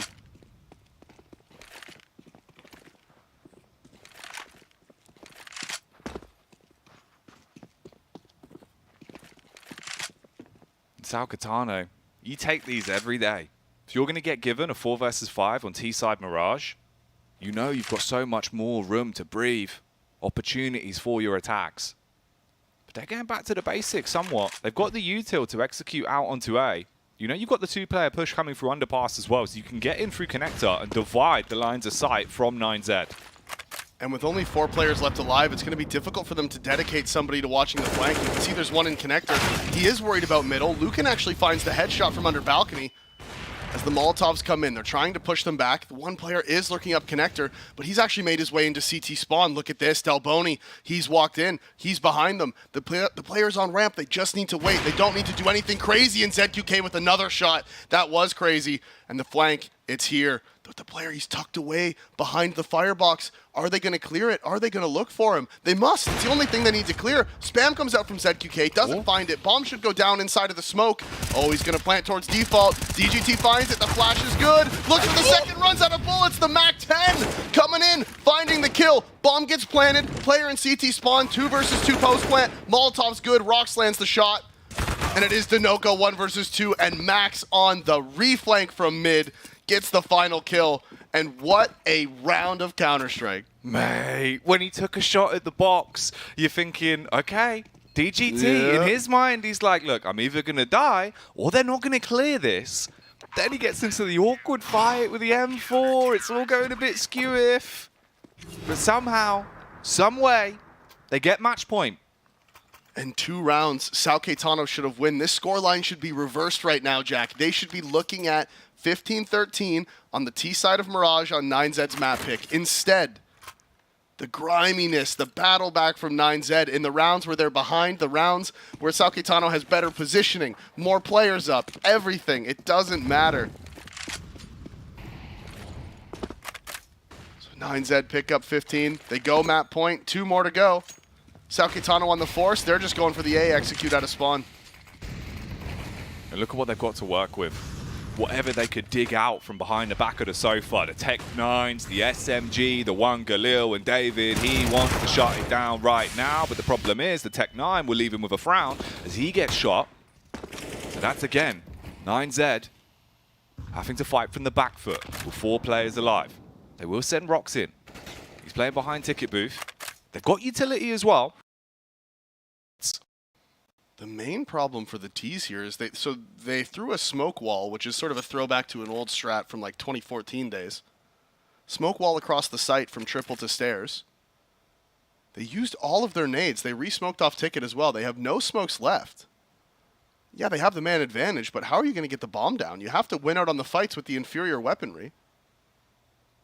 The one thing they do have is the CTs. They can't hyper-focus on one spot because they do have only 4 players, right? They're constantly worried about being flanked. You see Luke in here. He can't just hold the site cross because he has to be worried about B, but Max can. He finds 2. The peek out from Lucan doesn't land. Swing from CT. DGT does get 1. Damage has been done as Dalboni very low, and it is just him now. 1 versus 2 lands the tag onto Lucan, but not enough to get the kill. So 9Z, they pick up their map pick. They win it out. And what a game from them. What a game of Counter-Strike. That was so close, Jack. It was so back and forth. Incredibly tight affair. So many rounds that could have gone either way. And in the end, this is how it finishes off. And obviously, Mirage is one thing. But you look at this spread as a series, right? Ancient now becomes this huge sort of black hole where you don't know what's going to go on in there. You don't know how it's going to work. These teams don't really play it. It's not something that they're going to go into it comfortable on. And this could get wild. No, it is. It's absolutely crazy because, like you said, Sao Caetano picked it as a target pick against 9Z. Neither one of them have played it. We have no clue how either one of these teams play the map. And that is why it's going to be so strange going into Ancient, because you think Sao Caetano, they picked it, they would have had a game plan, but at the end of the day, if the players aren't comfortable on it, if you haven't practiced it a whole lot, it doesn't really matter what your game plan is, because when it comes to individual gunfights, it's all about confidence and comfort. It is. Counter-Strike is confidence. If you ain't got confidence, you've already lost. So floating that map shows both teams are going into it in a bit of a wacky position. Talking of weird plays. Look at that still. I know. Yeah, look at him. He's having a giggle. He's having a giggle. You got to. You're going to just shake it off, take it for what it is. And this game looks so scary as well because 9Z, behemoths on T, but they normally struggle on CT. So the fact they do close it out, fair play. This is the scoreboard from the matchup, though. Yeah, and to be fair, yeah, they closed it out, but those last few rounds could have actually gone either way, and they probably should have gone the way of Sao Caetano. I think mid-round, if you were to calculate odds in the middle of the round, I think most of those would have been favoring Sao Caetano. You would think so, especially with some of the tight 1v2s, the 2v2s they were winning. It's not repeatable, sustainable CS. But for Rox, he absolutely had a game. He came out banging. He was hitting his shots in positions where you kind of had to rely on him and DGT. You had full faith in them, and it works out well. No, it did. And look, they did pop off. You could see along the scoreboard, almost everybody on 9Z was really close. I think the highest had 22 and the lowest had 18. So very close game. It was indeed. And don't go anywhere because, of course, this series will continue. And when we come back, we're rolling it back to the Stone Age. We're going to Ancient. We don't know what's going to happen there. Keep it locked when we return. We are here with Na from Team Liquid, and we're going to see how 60 seconds as we get to know him. So you ready to go? I'm ready to go. Let's get it. All right, so we're going to go on 3, 2, 1, go. All right. Are you a city or a country person? Country, I guess. If you could live anywhere in the world, where would you? Where I live right now in Vancouver. It's amazing. It's a beautiful place. I love it. That's a great answer. What is your spirit animal? You already know the answer to that. It's a sloth. Okay, we got the sloth. What's your favorite type of food? I love Asian food. Any type of Asian food is really nice. I love that type of stuff. So yeah. What music are you deathmatching to right now? I've been listening to a lot of Bones. I love Bones. Okay. you like retaking or deathmatch more? Retake. I don't deathmatch. Okay, all right. Do you ever sing in the shower? I mean, I got music blasting when I'm in the shower. You know, I might sing along. You know? Okay, on that note, what's your karaoke go-to song? Oh boy, karaoke. I don't even know. I remember when I was younger, I was able to sing. It's like an old school song. It's like it was a song named "Paranoid" by the band Garbage. Okay. And it was an old school song. But for some reason, I knew every lyric to that song. I could sing the entire song. All right. Thank you. Thanks a lot, Nav.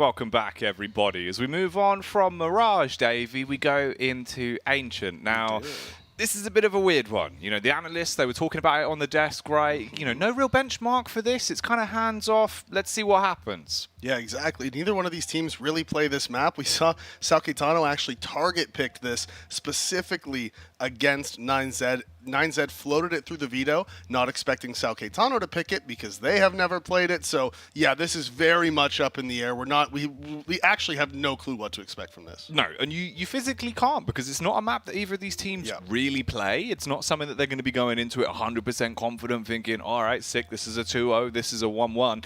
This is a, let's see what happens on Ancient, and if we get to Nuke, we get to Nuke. And we don't even know any team's style. We don't know if it's going to be CT or T side. I mean, we know the map is CT sided, but the rotations are so important, and if they haven't really discussed it, I mean, at the very least, we know Paquetana will have planned for this.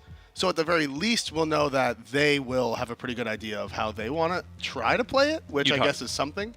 You would hope, because obviously, if you float a cheese pick, you better have some kind of Stilton to back it up, right? Or a Gouda. Just something, really. Yeah. Just something. I mean, the odds are heavily favoring 9Z here, so, you know, GG bet. They think 9Z's heavy favorites in this one. I guess they did win map 1, so no matter what, it's always going to be sort of them favored. Yeah, true. But, you know, as we saw in map 1, that wasn't clean. It wasn't clinical. No. It was very tight, very awkward rounds of CS. The buys as well always come into question with 9Z. They're one of those teams where at times you're looking at their economy and you're just thinking, this is bizarre. They've gone for a force on a round where they should be saving. They've gone for a buy on a round where somehow they've only got $50 and they've all got decoys. Where are we? Hero Galils, Hero M4s. Hero UMPs. Hero UMPs. Yeah, exactly. It's all very very unique from this 9Z team, and honestly, Paquetana are going to be kicking themselves they weren't able to pick up the win. Absolutely. Absolutely. But here we are. We're on Ancient. We've gone exploring, Davey. We've discovered some old ruins, but who's going to get ruined on a map like this? That's the big question mark, so let's get the answer as we pull up to the pistol. Pistol comes out, and it looks like this is going to be the fast A play. So they do have the two smokes actually. CK's out in Showtime. Both have them. They should be going in towards CT spawn and most likely Donut. And they're going to rush towards Temple. That is the sort of standard procedure here. Here come the nades. And actually only one smoke being thrown early. Second player with the nades.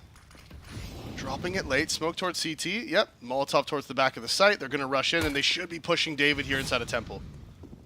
So David, he's got a recoil. Spams onto the first. Actually is holding his own towards Temple, because now look at all the CTs marauding their way in. They're going to be sprinting up into your face, and the Glocks aren't going to be hitting.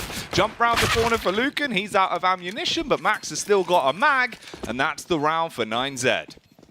Yeah, they pick it up. You can see the strat Paquetana was going for. Throw the two smokes, rush into the B site. But hey, man, it's only the first round. But if that's an indication of things to come, maybe 9Z's better at Ancient than Paquetana thought. And yes, I'm very much jumping the gun. Oh, yeah. Like, one round into the game, 9Z, they're better on Ancient than we thought, guys. They won the pistol. Davey says 9Z will win the major. Oh, yeah. No, that's true. I did say that, yeah. Just hard commit to it. Based off of this one pistol round. Pistol. Yeah. Just this. Yeah. That's all we needed. For Paquetana, what they need are the Deagles to hit their shots. They do group up. You want to go for the 3-2 split early, but the Molotov, of course, will force you off it. Decent investment from them as well. Like you said, 2 Deagle armor. They're trying to walk out A. The M4s are here waiting. 4 M4s purchased for the CT sides. They're like, we don't really need the utility here. We just want to shoot them. Keep everyone alive, ideally. Spot the boost. They peek out. CK's out goes down.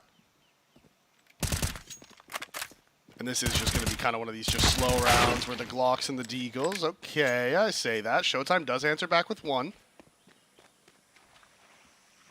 And Rox actually needs to go recover that M4. Yeah, do want that back. Gotta get that. Can't be leaving that cold on the ground. The MP9 of Rock still in his hands. He's going to be pushing up, of course. You can upgrade to the Deagle, but he'll stick to the MP9 and the close angle. He sees them both and realizes he's bit off more than he can chew. So we'll throw the camel drop grenade straight down on your head. Good night. And that's DGT with a final frag. And they recover all of the M4s. 4 M4s held onto for this gun round, as they did go for just the deagle buy to make sure they could buy into this one. So now we see our first gun round of the game, and this is where I'm curious to see what either one of these teams are going to do here. What's their plan? What does Paquetana picked this knowing they were going to have to start T-side. So what's their game plan here? That's what I'm curious to see. What are you working with? Yeah, exactly. In the big old strat book.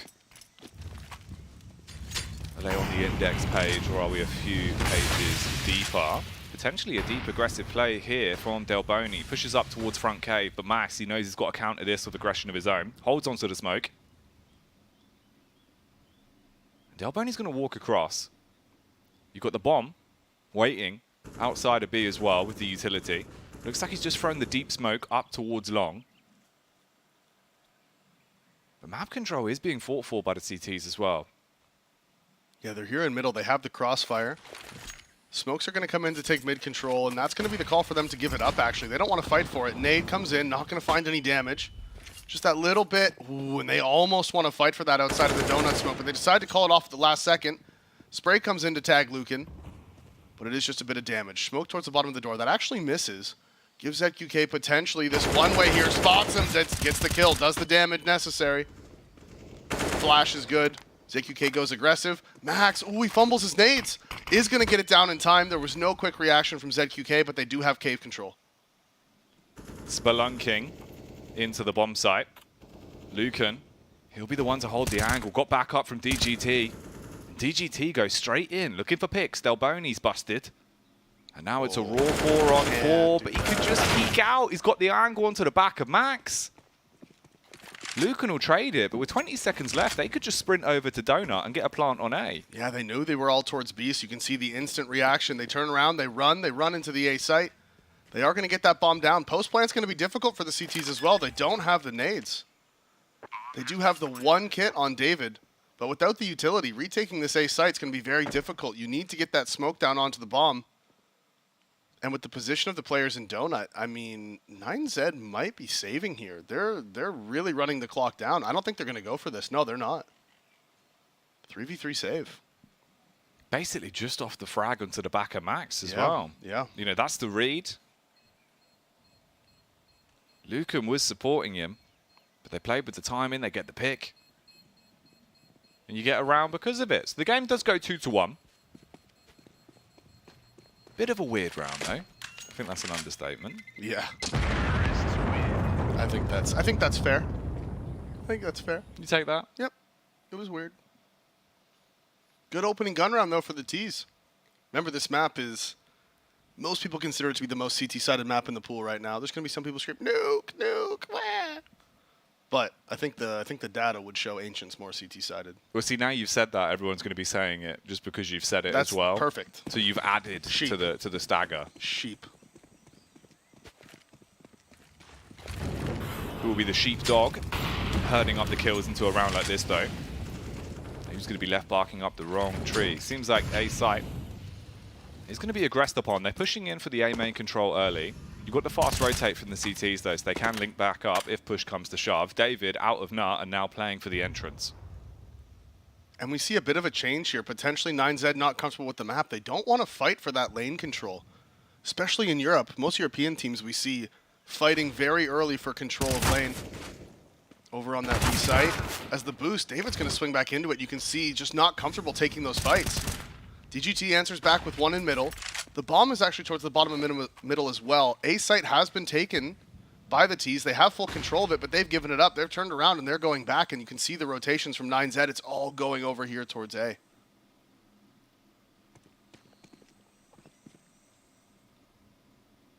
Delboni.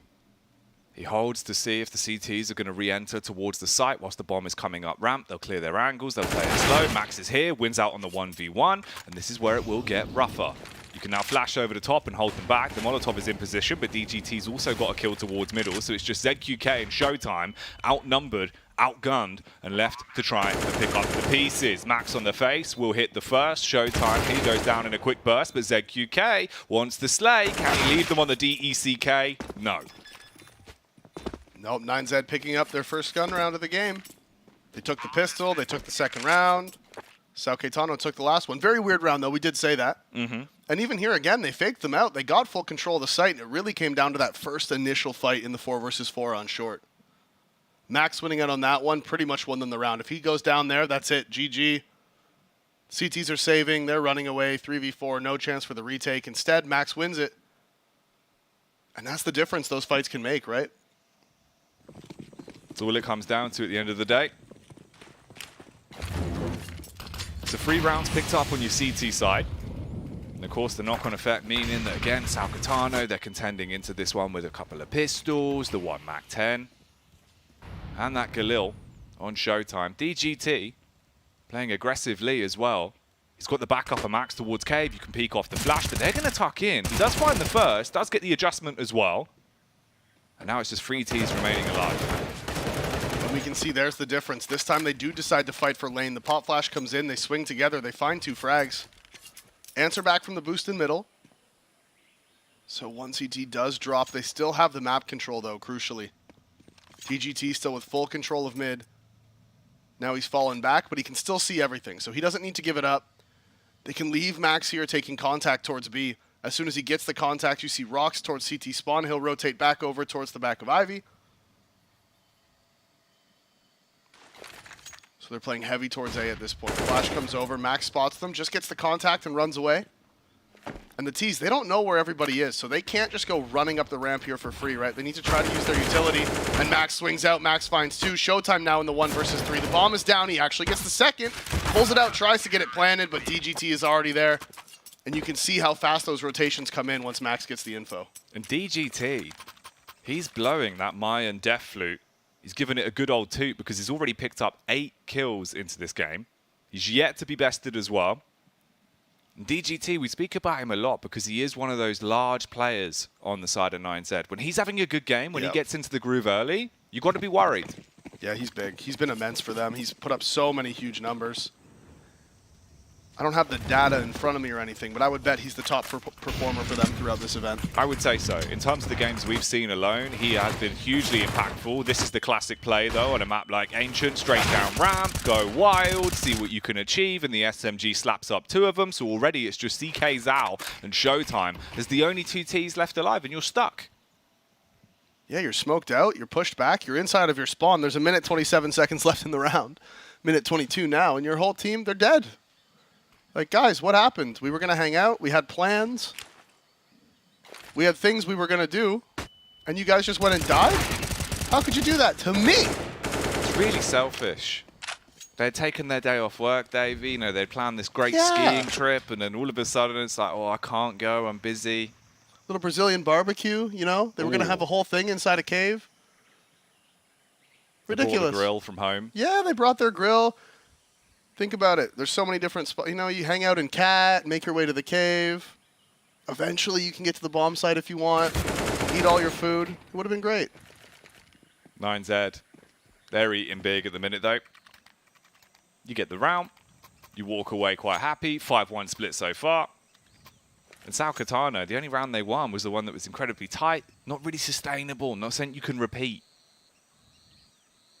No, it really was a round where 9Z just kind of messed up their rotations more than anything.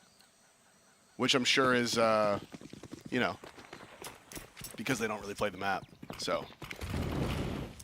And they're already missing mid-smoke, Paquetana. Doesn't matter, though. They miss it. Delboni running across with the Tech 9. He finds the frag. They're pushing through the donut, and David's here. He's alone. He needs to hit the shots. He flicks over, lands the second. Flank is coming in, though. 1 player inside of the donut. That is Dinoco. DGT, oh, he's missed his timing. He's missed his timing. Dinoco gets the kill. 2 versus 2. Bomb's down in middle as well, so this doesn't even actually matter. He's finding the tags. Max is down to 28. And the T's are actually in a great position here, as EQK is running into the B bomb site. He has full control. Only the Deagle, no armor, but still control the site. That's the most important bit. Now Dinoco, he can scurry through the cave, get the bomb planted. And the knock-on effect will most likely just be a save for the 2 remaining CTs of 9Z. They do have that kit. They're separated, though. But yeah, Max wants to go for this one. 28 HP.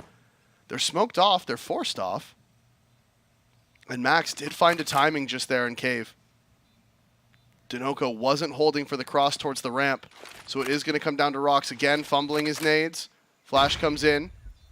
No peek from the T's just yet. ZQK is there.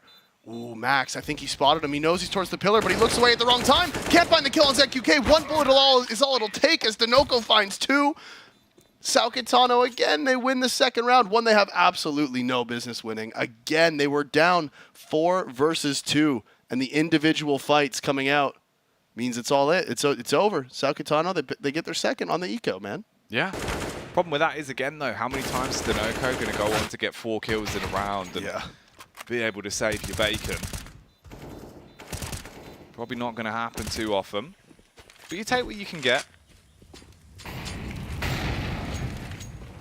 Yeah, Bit warm, isn't it? These rounds are a little silly. Yeah, they're getting warmed up, mate. Turning up the heat there towards bottom mid. Although we did say because both of these teams don't really play the map, we are going to see some interesting things. And so far, we have seen some interesting things.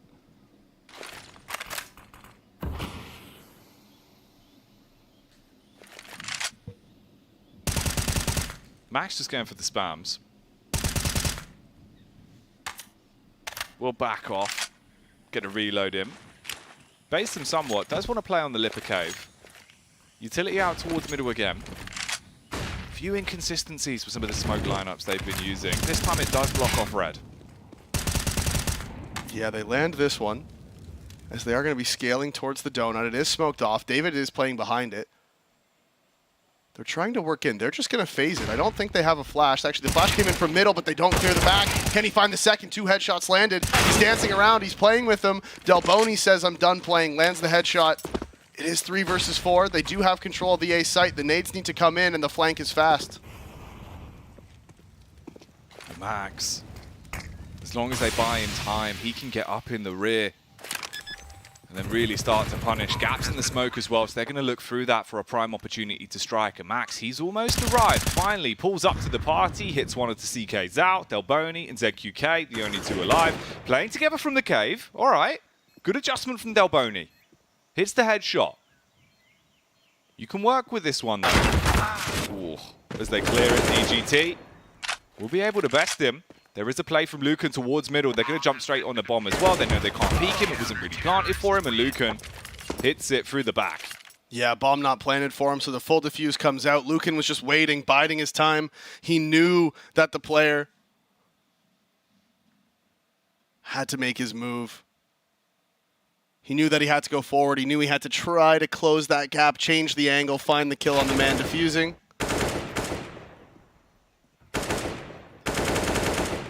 And as soon as he does, Lucan shoots him in the back. Compelling stuff. Vintage CS. Vintage Lucan. Ooh, DGT. Still doing what he does best, though. If you go for an aggressive take and DGT's there, always going to silence ya. So swift. Crosshair placement's always tasty from him. 12-2 so far in the matchup. 3T's grouped up outside a cave. They're going to flash and try and clear it. He is playing admin, and it more so just blinds them. Oh, Max mauls them all, cleaves his way through them like a hatchet, and it's just on Delboni towards ramp as he peeks up. Of course, it's DGT. Yeah, again, the flash, like you said, blinds them more than anything. Max tucked away in the corner, finds 3 kills. The spacing wasn't there for Paquetana. They swing in one by one, and Max, he's going to hit those all day, especially today. He's been hitting those on Ancient. He's been on point. The spacing wasn't actually that bad. If Dinoco wasn't blind from Showtime's flash, they probably find the kill. The first 2 were good.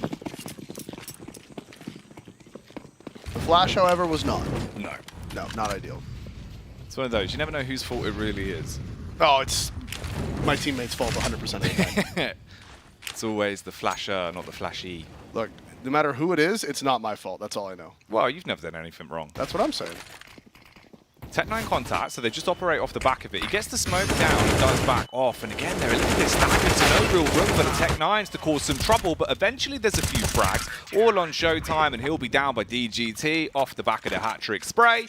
And the game goes 8-2. 9Z coasting on the CT side. Yeah, and this is the scoreline you would expect. Honestly, this could have been 10-0, man. I mean, both rounds Paquetana have won have been sort of just strange.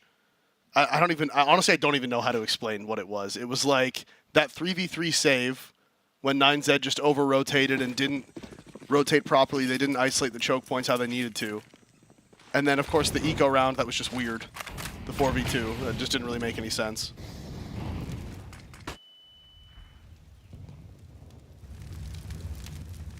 And this is that big talking point, you know, that we had back on the desk, and they were saying with the veto, can always be a problem. You float a map, you've got to be able to play it.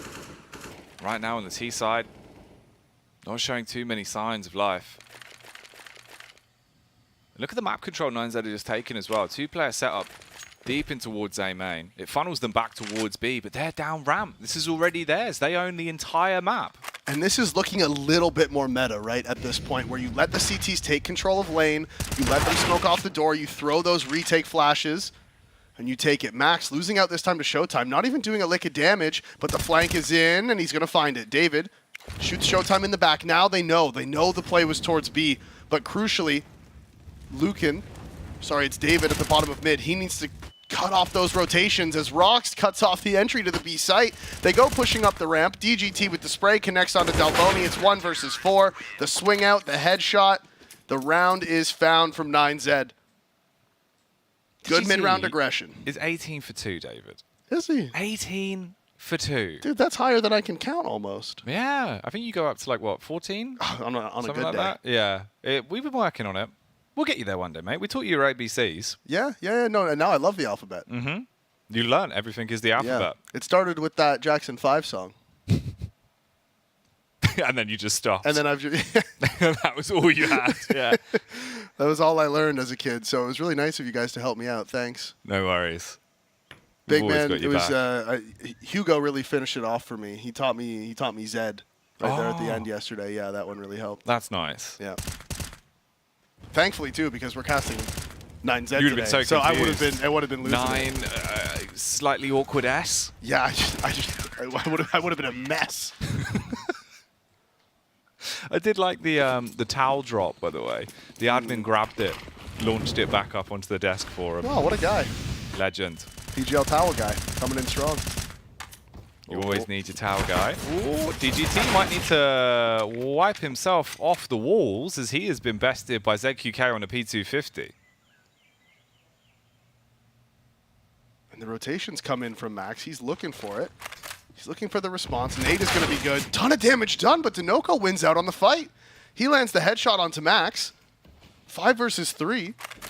And again, a weird round for Sao Caetano to be in control of. The deep smoke comes out to isolate the players over here on the A bomb site, but there's still 2 of them here. They have the crossfire. It's going to come down to timing for Lucan and David. Do they win out on these fights in the moments that they need to? David goes aggressive. He's not worried about mid. For some reason, he gets shot in the back, and now Lucan, he's so isolated. He's so alone. He's so sad as ZQK gets the kill and a clean eco round going the way of Sao Caetano. The rounds they keep winning, Jack, make absolutely no sense. The round where they just basically have Glocks and they're like, right, boys, hit them hard, run straight up mid. You get the pick onto DGT. That up to this point has been a fragging machine. He's finally out of order. Give him a quick oil change, get him back in for the next one, it'll be fine. 162 ADR he's got at the minute. Yep.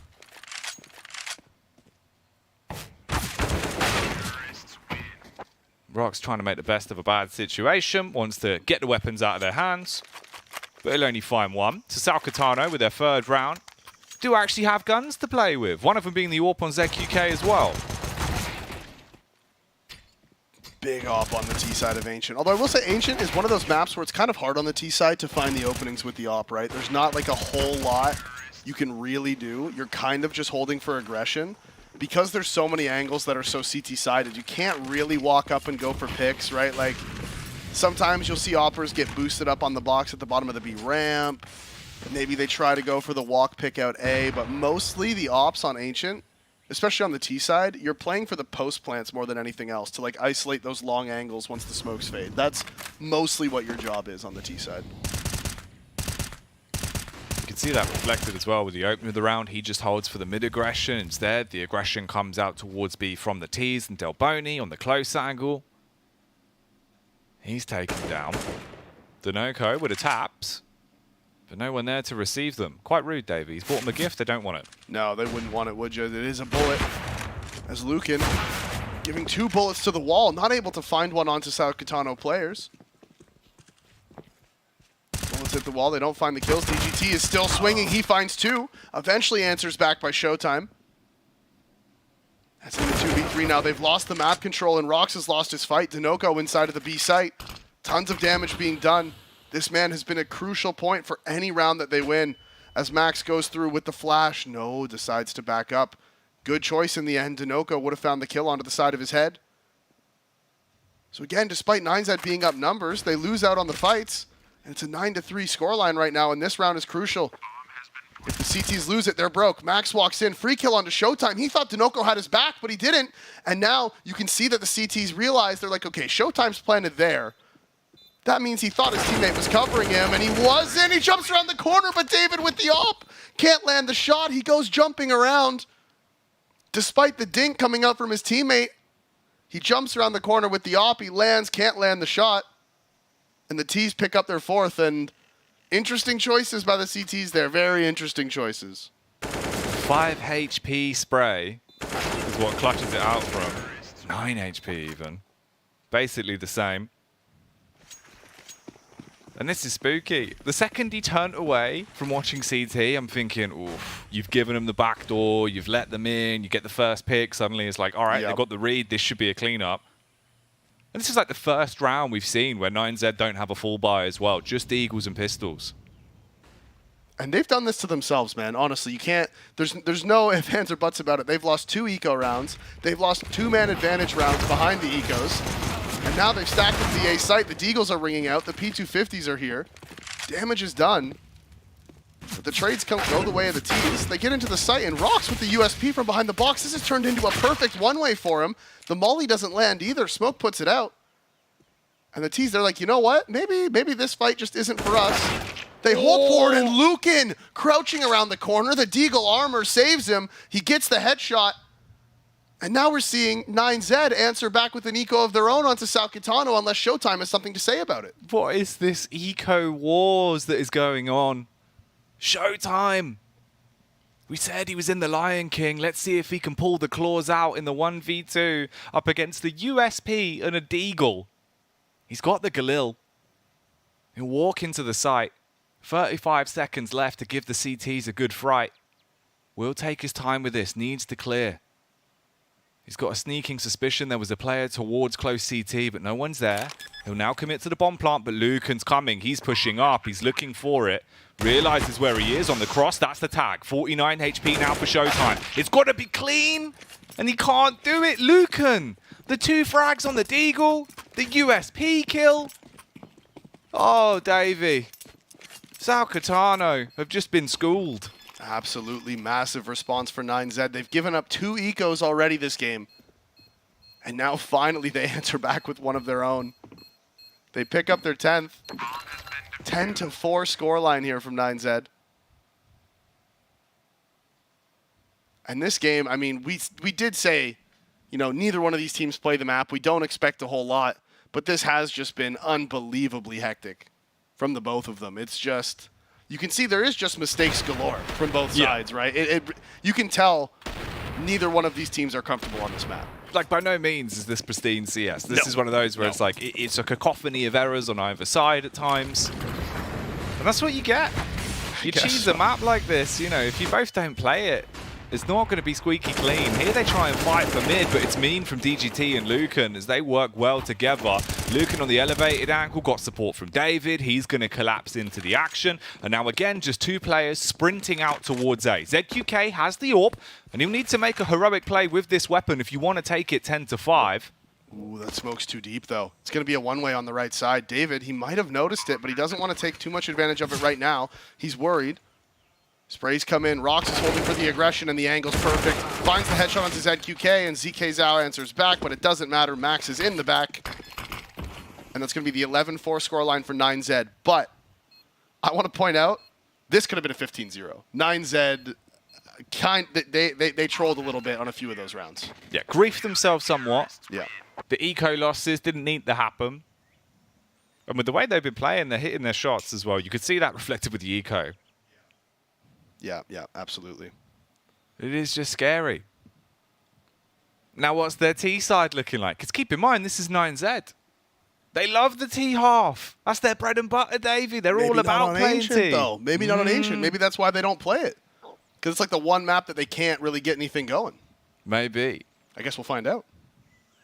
That's what it comes down to. Got to have a tasty T side. If not, that'll be Sal Catano leaving the PGL Americas RMR. They'll exit the event here. 3 teams have to leave today. And the remaining 3, of course, move on to the gauntlet run tomorrow to decide which one can take that challenger spot at the major in Antwerp. But we'll stick with the present for now, as they are grouping up and making their way in through A main. Yeah, we see a very similar strat coming out here. The 2 nade sets, the 2 smokes, it's going to go in towards Donut and CT spawn. Is going to isolate these fights. Molotov will come out towards the back of the site. This is very standard. Expected. David actually finds the headshot. Wait, where is that second smoke? Ooh, they missed it. So the smoke has landed inside of the site. They missed the CT smoke. It's not going to matter for them, though. They're still going to be able to get this bomb planted. Actually, no, they're hesitating. They're stopping, and this could be really bad, Jack, because if that donut smoke fades before they get the bomb down, the player in that position could have such huge impact. And Lucan, he's split between 2 mines, knows that he's got to do some damage here. DGT goes walking up middle, but he's getting a bit muddled towards the donut. Has to thread the needle with the Glock, chasing him around. They're playing Ring Around the Rosies, but Denoko's making them fall down. And he's turning into a clown now, Davey. This is so weird. The Glock's going to shoot over his head. Lucan finally strikes with a P250, jumps up on the ledge, and he's dead. And it's Rox and CT fighting an unwinnable battle against Delboni. I don't know what we've just seen. We've just seen one of the weirdest and worst things I've ever watched in my entire life. I'm going to be completely honest with you. You were in NACS, dude, I know. Listen, they were running around in circles. There was no clear plan. You could see they wanted to collapse on Donut, but they also had the player close CT.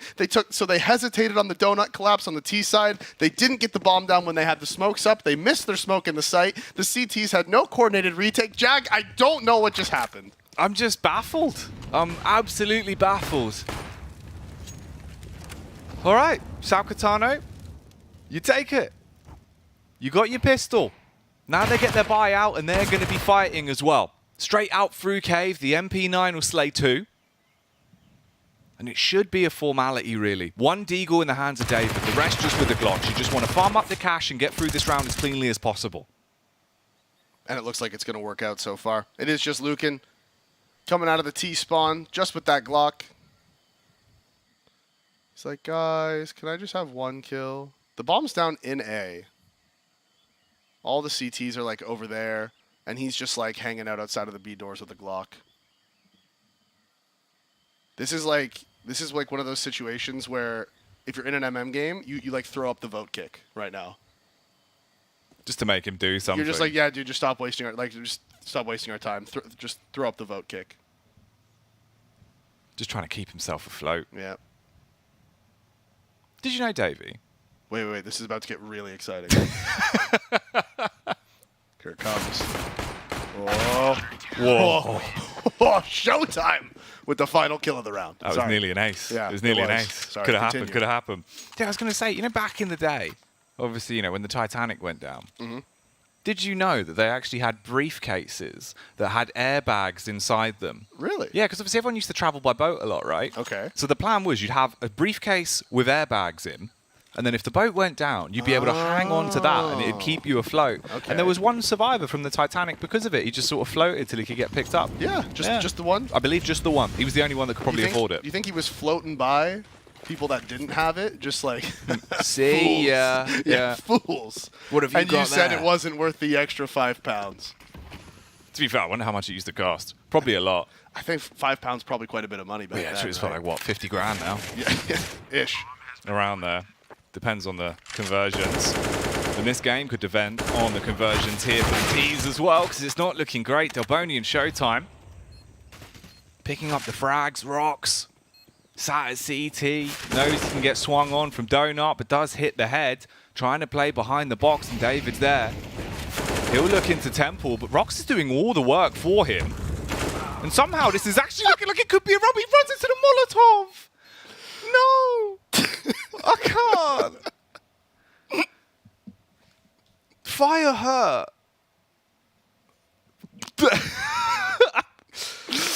He's just burnt himself. I can just imagine the chat right now. Real 1G, real 1G. Oh, I'm getting PTSD right now, Jack. I know, you were there. You were in that game, Davey. This is like a flashback for you. Look at him. Look at him. Oh, like, the Molotov stops the guy CT from pushing you. So why don't you take the 1v1 with the guy in Temple instead? Maybe why he's a bit cold. You Yeah, never know, man. Like, right, maybe. he should have put a jumper on, not burn himself. Yeah, maybe. Oh, David, jump into action here with a Tech 9, straight into Donut. Showtime not doing anything against that. And maybe it's fired them up. Who knows? Because around like this, you suddenly found yourself 2 picks to work with off the back of the opener. Yep. You can slow this down. You've got all the time in the world to make a play. You can, and ZQK's actually been tagged down as well. He's got dinked. Down to just 18 HP. And he's deep inside of Temple. He gets the trade back, though, onto David. Despite the dink, they're not able to find the kill. And the re-aggression in middle. DGT's holding for it. The timing! It's absolutely tragic for him. Delboni walks down. He gets dinked down to 14 HP as well. So 2 of them walking wounded. 2 of them almost in the grave, but almost isn't enough. They need to find these kills. They're trying to recover the gun. CK Zhao, he's tucked away in the corner. Lucan gets one back, makes the footstep towards middle, and that's when CK Zhao strikes. He peeks out, finds the frag. Now, last half, we did see Lucan pull off a massive eco round win for his team with the Deagle. He needs to do something immense here.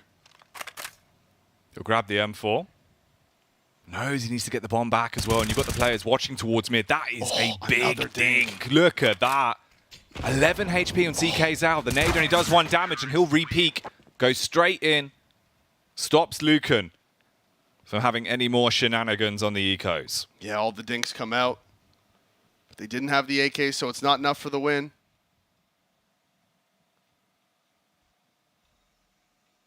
And what is the plan now? What is the point of attack for 9Z? We did talk about, the desk talked about as well, how they don't play this map. Both teams. They flexed it through the veto. Paquetana tried the punish pick. So far, it's looking pretty good, actually. They're losing 11-8, but now they're on the CT side, and this map heavily CT-sided. And 9Z, if they... Oh! Well, that's just unlucky for CK Zhao, isn't it? Just one random shot through the smoke dinks him as he's trying to walk through the fire, and that's it. Dead. Yep. Gone. See ya. His life gets extinguished into this round. But they are playing the proactive positions. You pushed up through cave, you've taken ramp control, so now you can rotate ZQK. He's here towards red. Rox is playing right outside. Back up from DGT as well. He's going for the deep molly. And that's the peak from Max. Headshot found, ready for the follow-up as well, but Denoco says no. Backline stab from Belboni as well.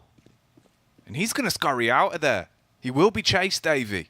Yeah, DGT heard this rotation, catches the timing on the player towards Ivy. They don't know he's here. He's going to get to walk around the corner. He's going to have a freebie. They know the last 2 players were over towards the B site, so now he's just holding the rotations. They don't have a flash here either. Showtime's going forward. The man with the HP loses his head. At the hands of DGT as he peeks out, finds another and a perfect flank. Delboni, he got the pick on the player inside of red. He thought that was all. He goes running away towards CT spawn, but there was another man. There was another one waiting. And DGT punishes the rotations, punishes the mistakes. That was that dink through the, right through the door. As he's walking down, he's trying to beat the molly. Just bullet to the side of the head. Fire underneath. Fire burn hot. As we've learned. As we've learned. But DGT, his name stands for damn good time. He's fragging out over the course of this game. 26 kills, big 3K in the last round. And that's your first T round secured on the 20th. It was 4 in a row for Paquetana. But now you can see the money reserves not really there. They can't buy those floating suitcases, Davey. Ain't got the funds. Nope. They absolutely do not. All those close rounds coming back to bite them. And given the score line, it looks like they're going to tank an eco here. You don't buy anything. Then next round, CK Zhao and Showtime are going to be on either FAMAS and some light utility or the MP9 full nades, right? And then Delboni, Denoco, and ZQK are going to be able to buy. ZQK should be able to get an op as well. So they just go for the full eco off the back of this. And this is a risky call. It means that they don't want to let 9Z get to 14, right? Because you could force buy here. If you lose it, you eco next. 9Z gets 14, but you do get the gun rounds in. And ZQK getting that kill is actually really important because that's $300 in the bank. And for him going for the op now, 1,900 bonus off the back of this, 38 plus 19. Yeah, it's going to be 57, which means he can get the op head armor or he can get some more utility if he wants. So you get your 2 T rounds in. Got firepower to work with. You just got to keep it going round after round. That's what 9Z need. We've seen things get a little bit sloppy here on Ancient. Neither team's cleanest map. For 9Z, sprinting straight back into it. Feels like they do want to gravitate towards a faster A play. It looks like the A rush, and actually, no, so they do slow down. Flashes are coming in. If Delboni gets the smoke off, you may have to cancel this. You can't go in. The bomb is dropped now. Now they have to commit. Flash is there. It actually team blinds them. And no, the bomb went out. The entry fragger with the bomb means they can't cancel off the back of the counter smoke. Spray comes in. Flashes are there, but it's not going to matter. Max is dropped, and now you have to go for the reset. You have to go for the lurks. You can't just commit outside of A main here. It's not going to work out. ZQK with a crucial miss, but even still, I mean, they're trapped in the corners. DGT does have a molly, but there's no way for him to throw it. He's stuck over on the other side. And this is just looking so rough for them. You're going to boost up. Wait, they're letting them get away with this boost? That seems crazy to me. You can probably get the frag on the player beneath if he clears the angle. I mean, that's the kill to the Temple player. They should now know where he is, but there's still no response to DGT! How does he get away with 3? 45 seconds left. He's not looking towards the player in Temple. Showtime's going to push, catches the timing, so DGT gets away, but Showtime knows he's not here anymore. He's walking away. Showtime's going to rotate, and if he goes over to B, it looks like he's going to... Oh, wait, no, DGT's going mid. He might come back through the donut. And Showtime, yeah, he's committing to B. DGT may have the read. He's walking across, 20 seconds left, and he is going to go, no, he's going to B. I thought he might go back through donut to A. Instead, he's heading over to the B site with only 10 seconds left. Showtime's just going to tuck away. As soon as he goes to plant this bomb, he should be going down. Showtime's going to peek out, and that is round lost. But all of those kills from DGT going to make a difference because the economy on the CT side is not there. We see 35, 42, 36, 33. They do not have the money for a buy. Most of these guys are going to be relegated down to the FAMAS or the SMGs. And 9Z, their money's fine. They have no problem with that. That's honestly, it's one of those ones where when it's over, you say, good loss. Honestly, that's fine that we lose that one because we keep their loss bonus low. See, it's down to 0 on the CT side now off the back of it. 0 loss bonus. Money completely gone on all aspects. ZQK, though, wants to make himself famous with a famous, but it won't work wonders for him. An aggressive play that ends in a 1-for-1 trade. Yep, and now, thankfully, because the bomb isn't down outside of the smoke, you can cancel when the counter smoke comes in. Yeah, always key there. If your entry frag has got the bomb, not probably not going to work well. No, not what you want. Unless, of course, he just runs out and kills everyone. Then it's fine. Got to hit your shots. Counter-Strike really is just a first-person adventure game. You just got to click on everything. It's a very simple game, really. It does, you can break it down in so many strategies, tactics, all those things, which are true. But at the end of the day, it does come down to just who shoots the other person in the head first. So let's see who's going to be doing some head shooty here. Dinoco. Unfortunately, he's not played head shooty before, as he will get buckled by rocks. Funnily enough, I said that. Dinoco did shoot him in the head first, but his gun doesn't one-shot kill. See, Davey, you're always wrong. Always wrong, Davey. You sound like someone else I know. Yeah. That's what the D stands for in your name. Wrong? Wrong. Yeah. What does the J stand for in your name, right? Possibly. I mean, I'm no scientist. No, you're not. You're not. And I failed out of med school, so we got no hope. No, yeah, we need Malbs in the server, really, don't we? Where's Malbs when you need them? Where's the MD when you need him? So, 9Z will take their 14th round. At that point, you're one away from match point, which will be series point overall. And this is an elimination game. If you survive in this, you go into the 6th to 8th playoff with the 3 remaining teams that make it out of today. Because there's only one challenger spot left, Davey. Mm-hmm. Yeah, speaking of the alphabet, we've done quite a bit of alphabet talk today, but I want to go back to it.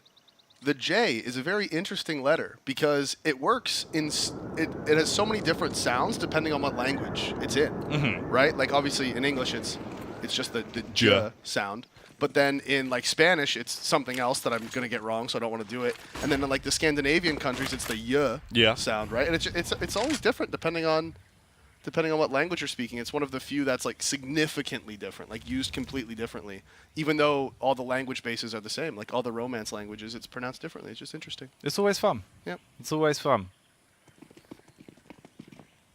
For 9Z, the word that starts with a J to describe how the game's now going is quite juicy. But ZQK, he wants to come in and be quite jammy with the MP9. Max in the back line will hit the headshot onto Denoco. So again, you've got a 4 versus 3 to work with, and this is contending to match point. And good amount of map control taken as well.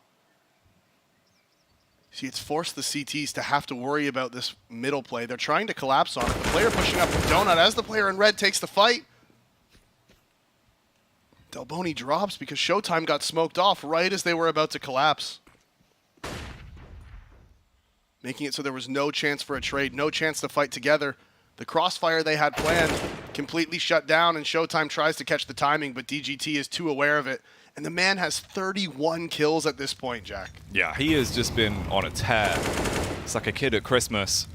And for CK Zhao, I don't think he'll be getting much of a present out of this round. Bomb goes down, fires off the warning shot. They're going to peek into him, and they are giving him the 1v1s. They're isolated on the site as well because the flank's coming in from DGT, but he's not arrived just yet. So all on CK's out to somehow pick up this round as he peeks. DGT closes it out, takes his 32 bomb, and says, let's shut it down here, boys. 15 now on the board for 9Z. That is just so many kills. 32 and 12 for DGT, and he has been an absolute monster for this 9Z team. He has been a shining light. Remember, this team went down 0-2 at one point in this event. They've battled all the way back. They're looking to close it out here, get that 3-2 record, and go on to the gauntlet tomorrow, potentially still having to win 2 more best of 3s tomorrow to pick up this final spot at the NA RMR. America's RMR, sorry, not NA. They are South American after Exactly. all. Come on, get the branding right, Davey. I am sorry. The problem is I'm dumb. Yeah, you're not wrong. You said it. But 9Z, they've got to be big-brained into this round, as it will just be the raw brawn that's brought out from Salcatano, just the Deagles, the Mag 7, the one Famous. If you can hit your shots, you might still be able to make it work. But 9Z, they're going to play a slower style of CS. Let them push into them. See if there will be any aggression from the CTs. Early fight towards Cave, but Denoco backs off, links up on site. This is one of the maps where the Mag 7 can actually be super effective. If you get inside of that cave, inside of the cat area, I mean, he's not there, but if he was, that could be very effective. He's also pushed up in A main, another decent spot for it if they come there.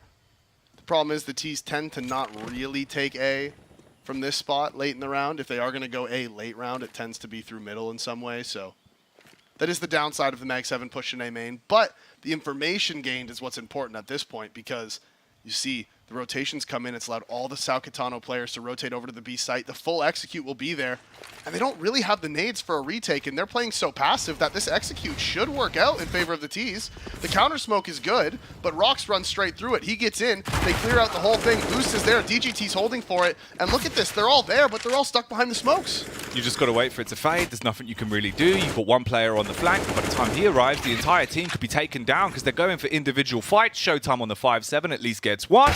But all in all, with Luke and getting that frag onto ZQK, it seems like it will just be a matter of time until 9Z get their 16th, take the 2-0 in the series, and walk away with the win here. Spam out through Cave. Rox with a right hook and the uppercut to close it down. Good night to Showtime. Goodbye to Salcatano. 9Z are still in it to win it. They now qualify to get into that gauntlet, Davey. Of course, as we were saying, 2 other teams will join them, but that's still a lot of CS you've got to win if you want to take the spot at the major. Yeah, we have our first team exiting for today, and it is Salcatano. They drop out. Commiserations to them. But like you said, 9Z going through to that gauntlet tomorrow. They are our first team out of 3. Remember, we still have 2 more best of 3s today to determine which teams go through and which teams drop out. 9Z winning on Ancient. The gamble pick from Salcatano. I can't wait to hear the desk break down what went on in that Ancient game, Jack, because we saw it was a gamble pick from Salcatano. They wanted to try to sort of mix it up, see if they could just sneak in that Ancient pick. Like, 9Z doesn't play it. We got this, guys. We'll have a game plan. Didn't work out for them on this occasion. No, not at all. They were hoping for a good time, but it's not going to be there on the cheese pick. So let's get back over to Banks and the boys on the desk to figure out what we've just witnessed. We're still trying to work it out as well as Jackie, Davey, thank you very much. As we do see Salcatano bow out, they'll be eliminated now from the major. 9Z do have a chance, but I'd say maybe it was not too bad a game for them, you know. The Mirage, we come back to that, was very interesting, you know, a lot of back and forth, and we actually thought they might have thrown that one away. Then on Ancient, you guys spoke about it, right? It was a big risk coming into this one. 9Z, they were able to take it down, but Prof, even you said, you go, oh, Sensor might be a bit of a comeback. That was just a counter jinx, right? We got here, let's do the post-match. I don't know, you said not too bad. I don't know if we can agree with that. I think Mirage was a messy game, and Ancient was also a messy game, and it was just about, in the end, 9Z is the better team. DGT on fire on Ancient, just close it out. But this could have been a longer, even messier game with the crazier rounds going down. I'm just so happy that 9Z just closed it out on Ancient, because I could feel my brain dribbling out of my ears in some of those rounds. Listen, man. Look, Mirage, a close game. Yeah, you got to credit where it's due. Salcatano, they made it competitive, but also so many individual mistakes being made by both the sides. Like 9Z, for example, you don't really have money. You're going for a knife, and then you have barely any money the next round. You can get very close to getting reset. A very close affair. And a player we did point out from the side of Salcatano, it was, I do believe, ZQK really stepped up on Mirage. That was a good showing. And CK Zhao as well. Like the 2 worst players stepped up in the game. They still didn't manage to win Mirage. Close it out, yeah. And Mirage, as we alluded to earlier, Max, like, you know, it can be a cruel mistress at times. That first half could have been 15-0 for 9Z if they hadn't gone for some pretty, to put it very bluntly, dumb plays. But thankfully, this guy with a 2.6 KD and 34 kills just bailed him out. Yeah, bailed him out in a massive way. I do want to touch on one funny moment, though, boys. We have to talk about that interesting molly. It made poor Davey and Jackie buckle a little bit, but, like, none of that made any sense as well. You can see, like, the lack of awareness, a bit of the panic going down. I can't even try to explain what was going down there. He was already low, 2v1. I know you're under pressure. You want to make a play, but the play is not to go inside your own molly with 20, 30 HP. That's not the play. It's like you're pushing that. Look, if it was a 1v1 and you're getting maybe pressured, you go in, get the frag, and you win. Oh, that would be it. That would be amazing, right? Like in the flames, in the fire and flames and all of that. But no, like it was a 2v1. It just runs in and dies. And even a pistol round, like you could see 9Z didn't really notice that well, the pistol round on T side. Thankfully, they had a pretty good lead, right? So they threw the smoke. The smoke didn't even bloom on CD spawn. It's a smoke which is kind of hard to miss if you play this map. It was just a messy map. Probably, I think Davey's probably broken after having to cast one. Luckily, that was the only game he had to do for today. You know, give him a little break after that one. We'll take a look at Zach's quote that we have here. Prof, you mentioned this one because, you know, I want to kick Steel's ass. Nice little ending to that quote there. I mean, that's the main part of the quote. Like, of course, there is a history between Zach and Steel, the grand final of the PGL Krakow Major with Immortals, and what essentially is he's saying that he's hoping to face them, Case Esports, in the gauntlet that's coming up. It's an interesting storyline, something to keep in mind. Case do have like maybe an uphill battle against Pain, but yeah, it's potentially on the cards. I love it. I love it. I always want to see stuff like that, you know. Let him go head-to-head like that. I do miss Zach's attitude as well. You know, he was always the one that was more fired up, the loud and proud one. Yeah, like he's been through, like, you know, like Prof said, you know, playing at the major and all of that. He has a lot of experience. You know, coaching that Immortals team would not have been easy. Let's be real.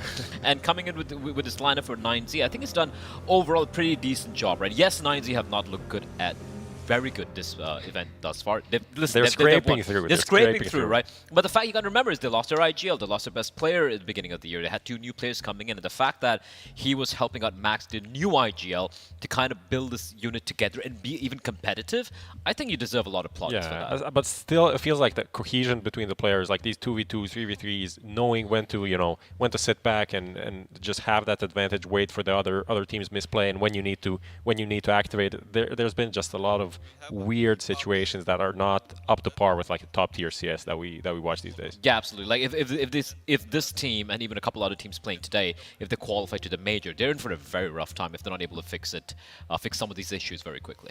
And that's what it's all about, right? Getting yourself ready if you can get there. But it's time for us to keep things moving. It's time for us to, I guess, pick the ball up a little bit as we go to a break. Maui Snake here with the PGL RMR, and we're going to see who from the Americas region is the best at juggling a football.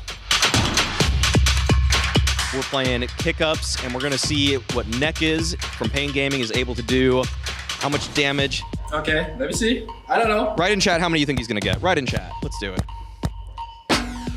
Okay, that was... Oh, just one chase? Just one chance, that's it. Oh, just man. one chance, just one chance. Better luck next time, better luck next time. Man, I'm sad.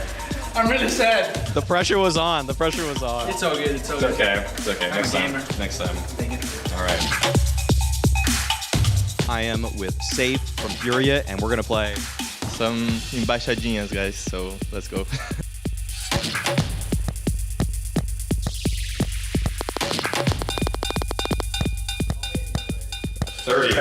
Oh, 30. That was 30. That was 30. All right, dude. I felt like you could have kept going. Okay. All right. 30. That's where he's setting the bar right now. But that was excellent. Thanks for playing. Appreciate it. All right. Cold's era, and we're gonna be playing keep ups. So we're gonna see how many Cold's able to do. So on you.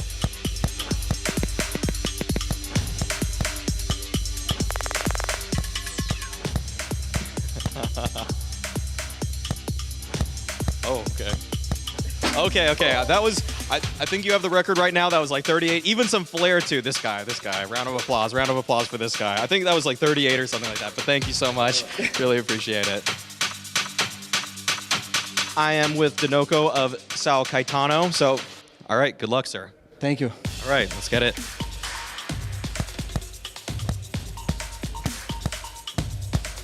Eight. All right. Good game. Good stuff. You didn't come in last. So. All right. Good stuff. All right. I'm here with Jota from MIBR, and so Jota, let's see how many you can do.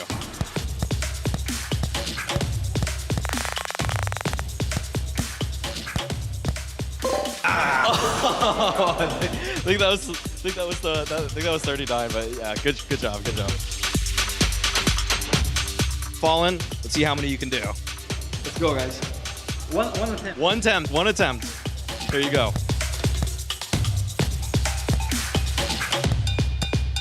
Oh, nine. Not bad. Thanks for playing. All right. Yeah, not bad. I'm here with DJ of Party Astronauts. So far, the lone NA representative here for kick-ups. Let's see how many you can do, DJ. All right, let's see how many I can do. Oh, it's okay. Four, right there, 4. All right, what do you? I'm able to keep it par with some of the Brazilians. Yes, exactly. All right, there we go. NA, baby. We saw how the Americas were able to do with keep-ups. We'll see how they're able to perform in the server on top of that. But stay tuned to the PGL RMR to see how Europe's able to do with the football.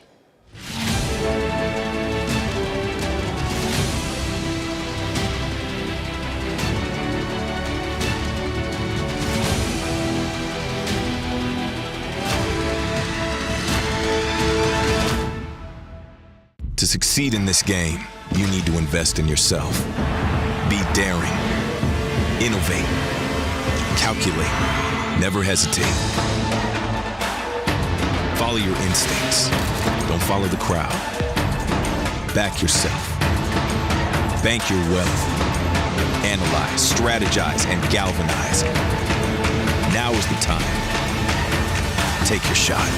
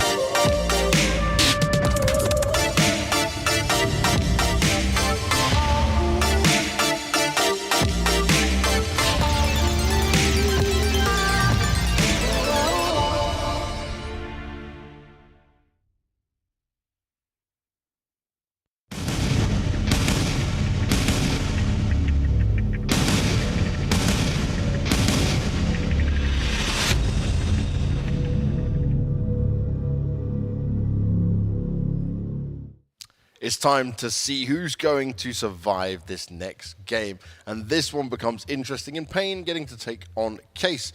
We've got rid of the Professor. We've brought in a Pimp. Blair is still with us. And I got to say, when it comes to this one, Blair, you've been talking so positively around this Pimp team. Pimp team, there you go. I'm good in my mind. I just Pimps on the brain. Team of pimps, you know. Team of pimps. I had to be on Pimp team yesterday, so that was also painful at the same time. Blair won that out over and over again. But you were talking positively about Pain. You'd never talk positively about Pimp. Thankfully, they're not a team of pimps. No pun. No jokes intended. Anyway, jokes aside. All right. Pain are a team I've always enjoyed watching when they had Safe in that lineup. You know, Safe was obviously the star player. For newer viewers coming in, they're like, why is this team good, right? And when they had Safe, he was a star player. And eventually, Furia picked him up, and he's doing good there. Then they pick up this Nithon guy, and he's also delivering. So this team as a whole, they remind me a lot of Taco's Godsend, right? They approach a much more controlled, a much more measured, the anti-Furia, so to speak, a more EU-centric style of Counter-Strike. You have players like, you know, Big Zera, Hardzao, PKL, Nekis. These are pretty solid players in their own rights. But unfortunately, they have kind of struggled a little bit here. But for me, they should be favorites for this team. I agree. You know, I agree. And I think you hit a nail right there. The fact that they were able to replace Safe with Nithon, right? The fact that you find a player who is maybe not as good yet, but at least is showing the potential that he can be up there and he can make the difference. I think, you know, filling that gap from Safe was the big question mark, and Nithon so far has been able to do so. He certainly has. Well, let's get to see Team Pain.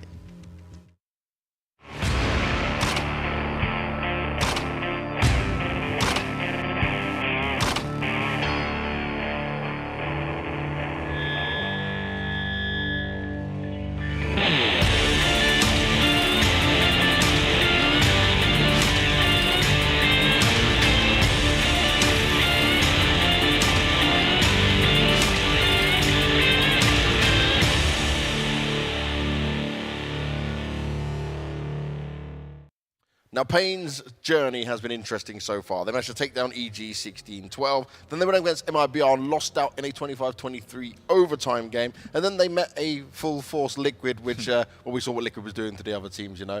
Not too much they could have done at that point, but they are still here and fighting, which is why we're talking so good about them. Yeah, I actually think they've been looking well so far in the tournament. Obviously, the 16-1 loss to Liquid, no excuse for that one. That's not good enough. But again, you are firing up against Liquid, who right now look to be gaining some momentum and gaining some form again coming into the major. So I'm kind of going to discredit that one loss. Outside of that, very narrow loss against MIBR that could have gone their way. They beat Team 1 rather convincingly, and they beat EG rather convincingly. So overall, it hasn't been too bad for Pain Gaming. Yeah, and just to add on to that, MIBR are a team, you know, who have also already qualified. They just lost to Furia right now, you know, playing for the Legend spot, but they're the first team alongside Furia to go 3-0, who have really impressed me in all honesty. So yes, for the side of Pain, if you look at their opposition, some of the results make sense, right? But heading into this game, you know, and they have this gauntlet to run, potential 3 more best of 3s to make it a Legend stage. And I think I've seen enough from them in the past 1 year to believe in them. Well, let's see if they believe in themselves. Let's look at Case.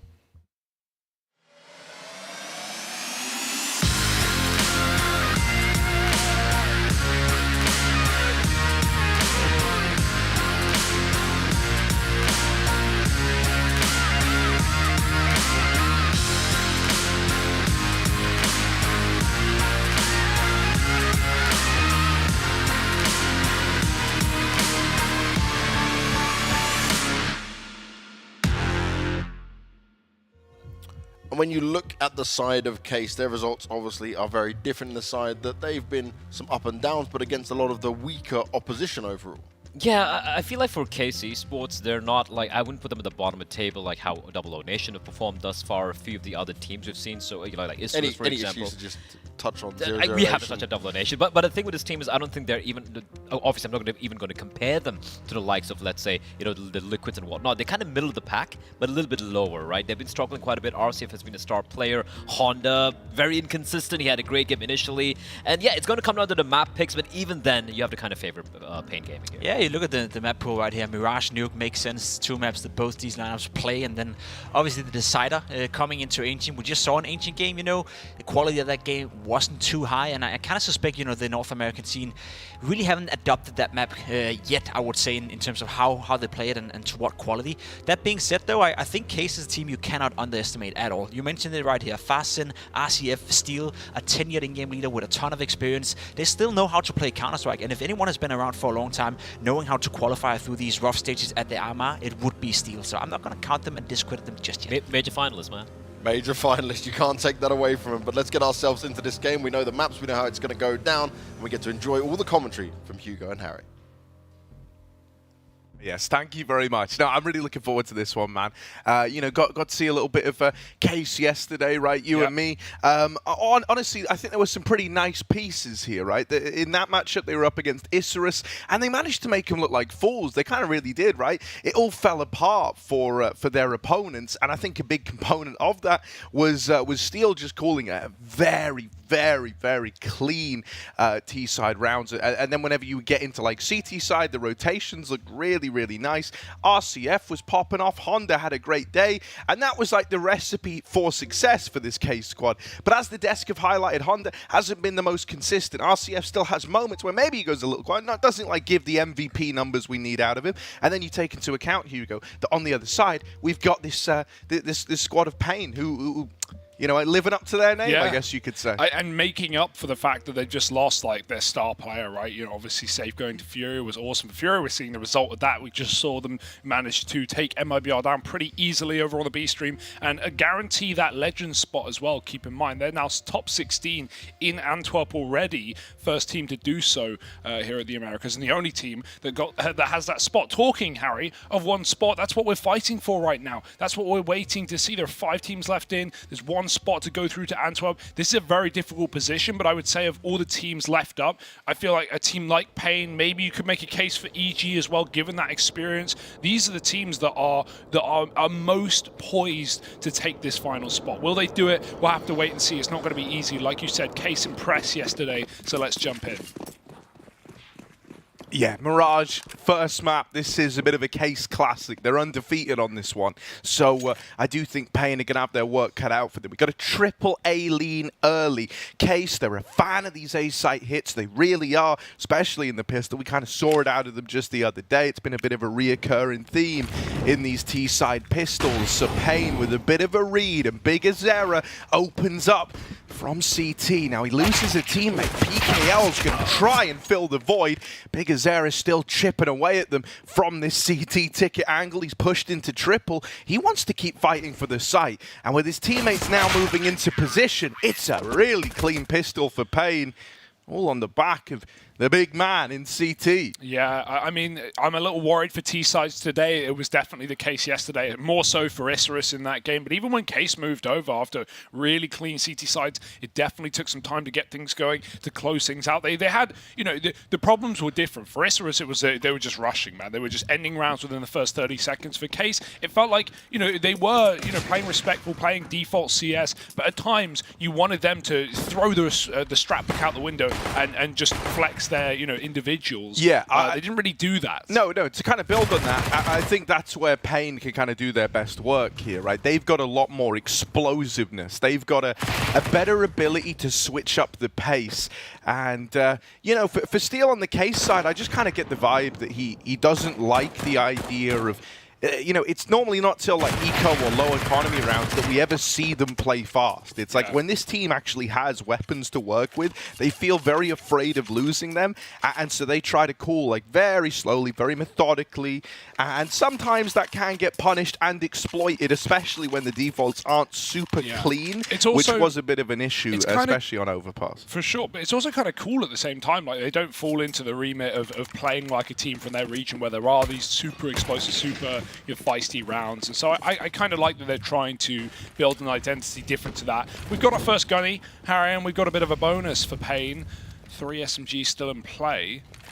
And so an AWP on RCF, he was clicking, man. He was firing off yesterday, especially on Mirage. So I'm excited to see that. Yeps spots the ramp push. Bit of space taken for Pain, but not much they can do with it as Yeps refuses to give away that opening kill. Case of waiting on this top mid default. This is a perfect round to play as they are, right? You know that Pain don't have a lot to play with in this round in terms of the SMGs. So Case going to try and wait for this aggression. Eventually, they'll have to make a call, though. Nothing's coming in. This ramp player's pulled back to middle. PKL looks interested. Windows smoke as Case take mid late. And they've got to get past the double con short crossfire. RCF, this is someone you need to hit the ground running right away. You know, you don't want to come into this up against a bonus round and have him fall short with the AWP. Not what we're used to seeing at all. So hoping that under this pressure he can get molded into the diamond that we know him as. Yap's working the mid control. But this is what we were talking about, right? With Case, it's very slow, it's very methodical, and with kind of 30 seconds left, this is where they're going to look to make a play. RCF, I don't even really know where he just got that kill. Right side window, I think a player must have dropped in, maybe he saw something.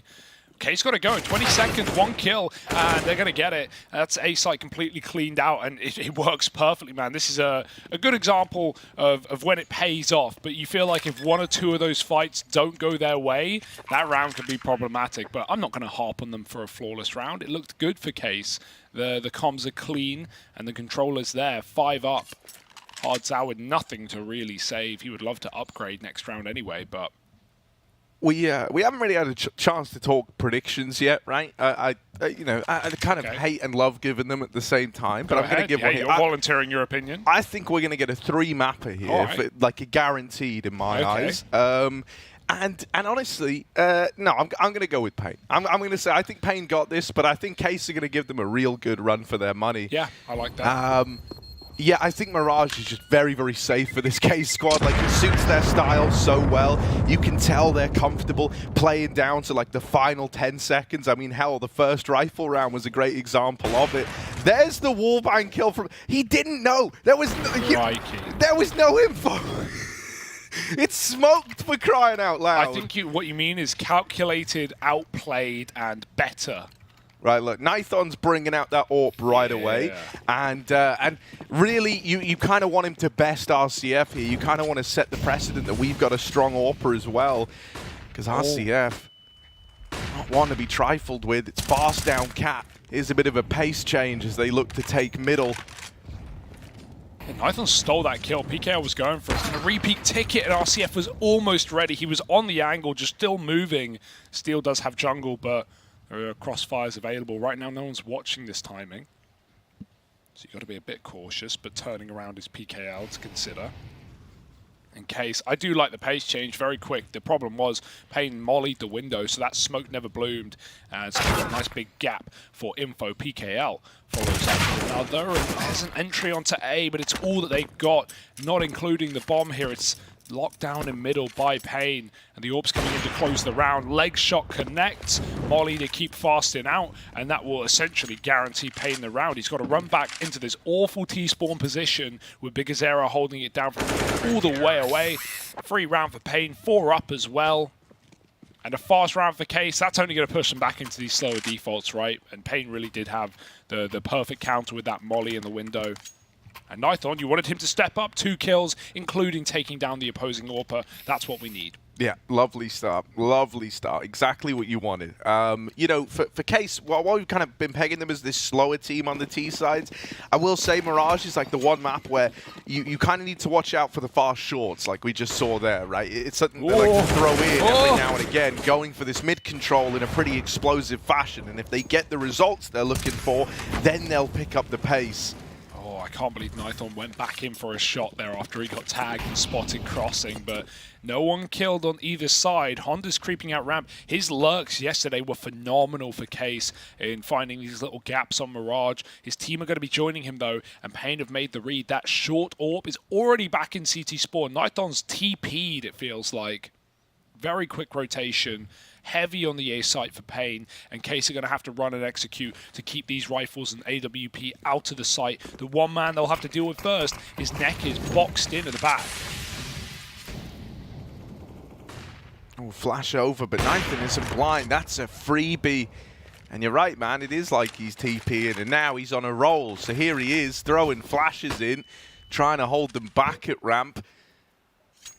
Should be aware that that second player made it to Tetris. He saw them both get out, so Lines to a bit of an awkward halt here for Case. They need that entry player. Normally, you can rely on someone like Fastin or Honda to provide these openings, to create this space, but Fastin's very, very low up in Palace, and so he's hinging on his teammates. Nithon's seen this. He's ready for the boost up, and that's a freebie onto RCF. This AWP in CT tearing through the ranks of Case as they try to get into this A site. And Yeps is left late lurking middle, 15 seconds, just looking for damage. It's all going to get dealt his way. I love that play for Neckers. He tucked in for so long at back firebox, as it's known, right? He got Nithon threw 2 flashes that perfectly blinded the Tetris players, and Neckers never peeked. He only peeked off of the info that Nithon got after he killed the sandwich player, realized there was another in there boosting, tells Neckers, then he wide swings off the guaranteed info. But the longer you wait in a position like that, when Case are comfortable out Tetris, kind of chilling, talking to each other, the more effective that position is. They never expected it. Nithon's on a roll indeed. 3 more kills in that round. Case need to try and avoid him, but it's very hard when he's this mobile on the CT side. Right now, it's just Pain diff. 4-1 and an eco for Case. So with Deagles, you can spread out, do your defaulting, look for individual picks, but it's not an easy round with no utility on Mirage. Scan that QR code, I dare you. You'll find yourself purchasing tickets for PGL Antwerp Major. Ka-ching. It's a good deal. We receive some money. You receive tickets to the Major. Pretty good trade deal, IMO. I agree.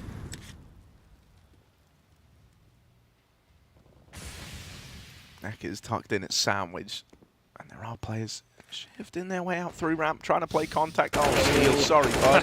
There we go. Neck is with a lovely little double. Not going to let these pistols do anything surprising. He is so patient, isn't he, Neckers? This is a name that's been floating around for a while as well. No one new to the scene. So, yeah, he's definitely got a bit more experience than maybe some of the other players in the server.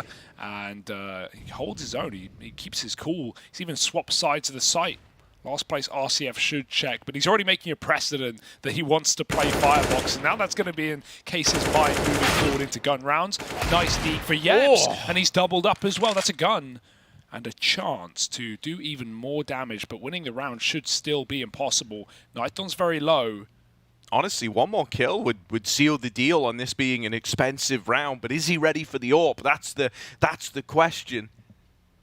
Even if you deal with it, Big Azera's in top middle, and Yeps is on to a third. Now, he shouldn't be ready for Big, right? He shouldn't be ready for Big Azera, and he's not. So he will get traded, but still, you know, 3 in a 1v5 to at least do a lot of damage to Payne's money, even taking the AWP out of play. So that's a pretty serious reinvestment to have to make. He also ended that round with 5,750. Well, I saw him drop an AWP over. That's literally perfect to buy RCF up an AWP. Wouldn't have had it otherwise. Maybe glass could have been a possibility, but no one likes the glass AWP. Let's not pretend that's fun. 5-1, especially not on T-sides, right? 5-1, RCF taking that ramp pick, thanking Yeps for the weapon, and he puts it to good use. Nithon taken down early. That's a frag that RCF was going for all the time yesterday against Isurus, but never seemed to catch across. That's more like it. Through the Molotov. 5-on-4 Case. Heading B, it seems like. But look who's here. Hard's out with a deep smoke. Has taken all that space back. Instead, they go middle. Splitting from top and bottom. Run boost to get the AWP out into position. And there's no one here for Pain. With a man down, they've conceded it. Double back to their bomb sites. Neckers might walk to his death here. How long does Fasten hold? Just long enough, huh? Oh, it's so gross, isn't it? And I mean, these are these kind of slow punish rounds at a Case where once they get that man advantage, they just wait for you. They know that you're feeling the pressure to make a play, get some info.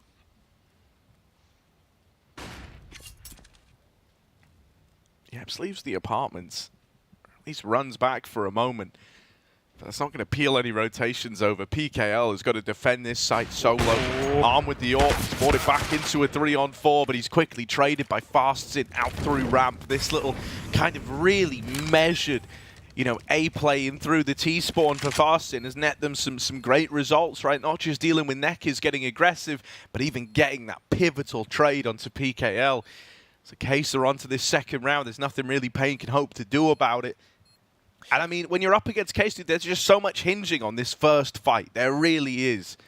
You know, if they get it and they go 5-on-4 up, they're going to pump the brakes. They're going to slow it right down, go full jam on you. That is why it's nice having a player like RCF who does seem to really get stuck into the early round on AWP. Like that's not the last time you're going to see him go for that fight. He runs through mollies like they're not there and looks for AWP picks. So it's a dangerous style, but when it works, we see the result. The 2 rounds case of 1 have been super clean rounds. So it's a good start on this T side, certainly. 5-2 now. They haven't yet broken the money of Pain. There can be rebuys with that double B app setup. Something that Case didn't see as well, with Pain having a bait and switch pushed deep into B apartments. That might have even ended B if Nekkis wasn't moonwalking through T-spawn. Case were leading 4 there, so there was a chance for that to even win a round off of a setup like that. Nython goes back for it, cat jump. They're boosting for Con though. He's been spotted. Barrel seen by the window player. So Nython's ready for anything. They shouldn't be facing mid with Nython having this much real estate, but they walk in under the shot, very close to dying, was PKL. He'll be given a second chance, and he better make do with it. Case, again, coming for this mid take off the back of an underplay.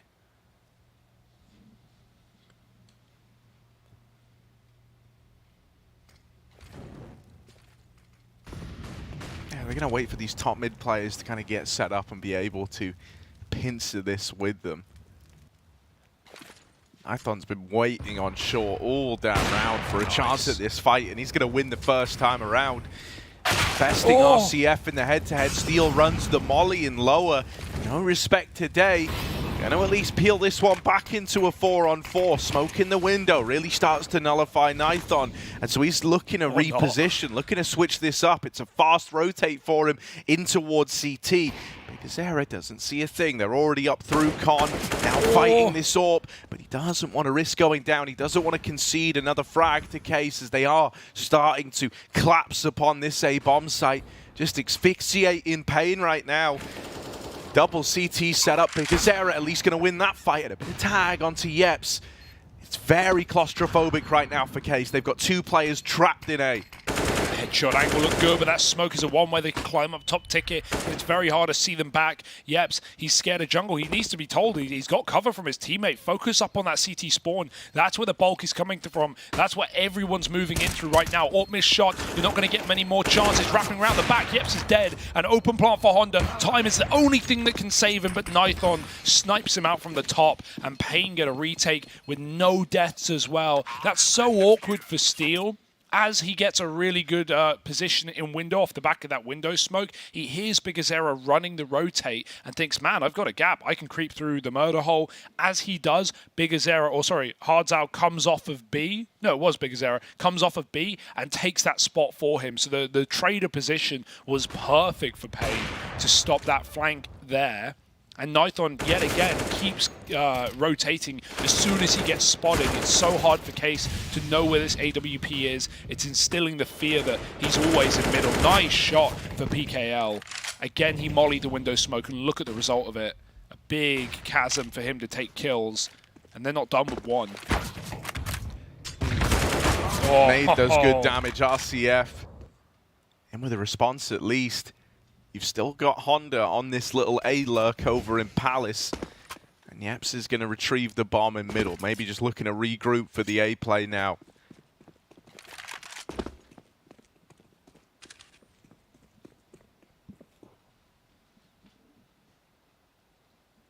Ekker's going to have the shadow advantage. Oh, he's just left the angle. Playing with Util, and he's going to get caught jiggling on the angle. RCF! Wow. Opening the round up, one hell of a fashion, 3 kills.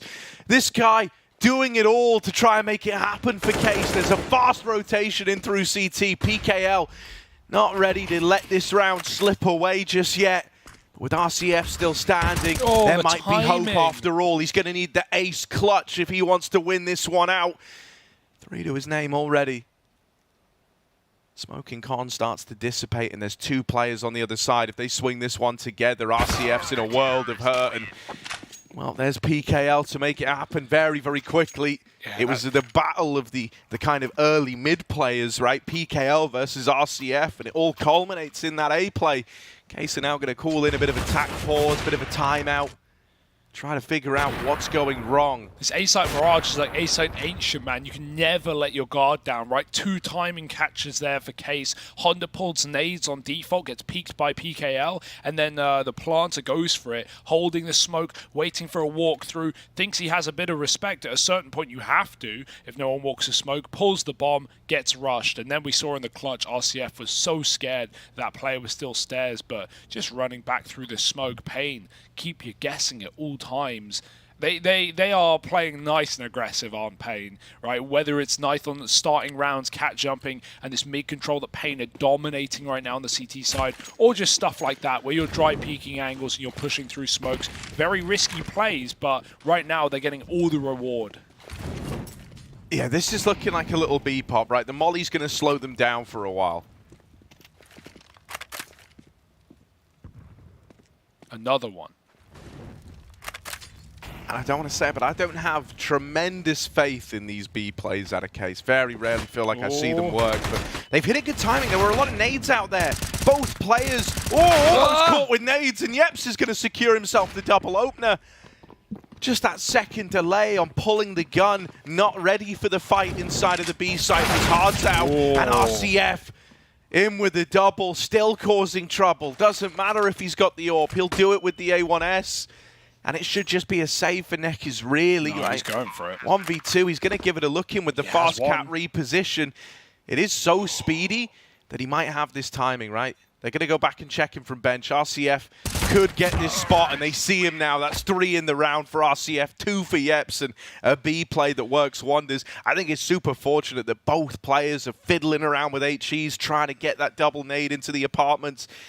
Case kind of throw the timing off by running right as the molly is about to end. They still take a bit of damage going through it, but it did offset all those timings for the site players. They also read Nekis' reposition, right? They definitely knew what was up. Both players swung short together from bench and apps. Not a great crossfire, but yeah, both were in vision because Nekis was out so deep in the bomb site.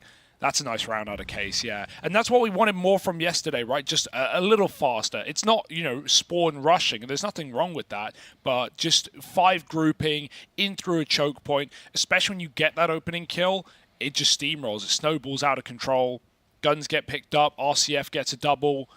Really, really nice round out of Case. So they're building into this half after all. The money is now drawn into question for Pain. One more rifle round win on Case, and they break Pain's economy. And, you know, out of some of the stuff we've seen, there's no surprise Case are running slower defaults. You know, even when they insta-smoke window, both times they've done that, Pain have mollied it and found gaps. So, yeah, Case need to be very careful about that. This time they delay the smoke, they take mid from under at the minute mark, and they've got full control.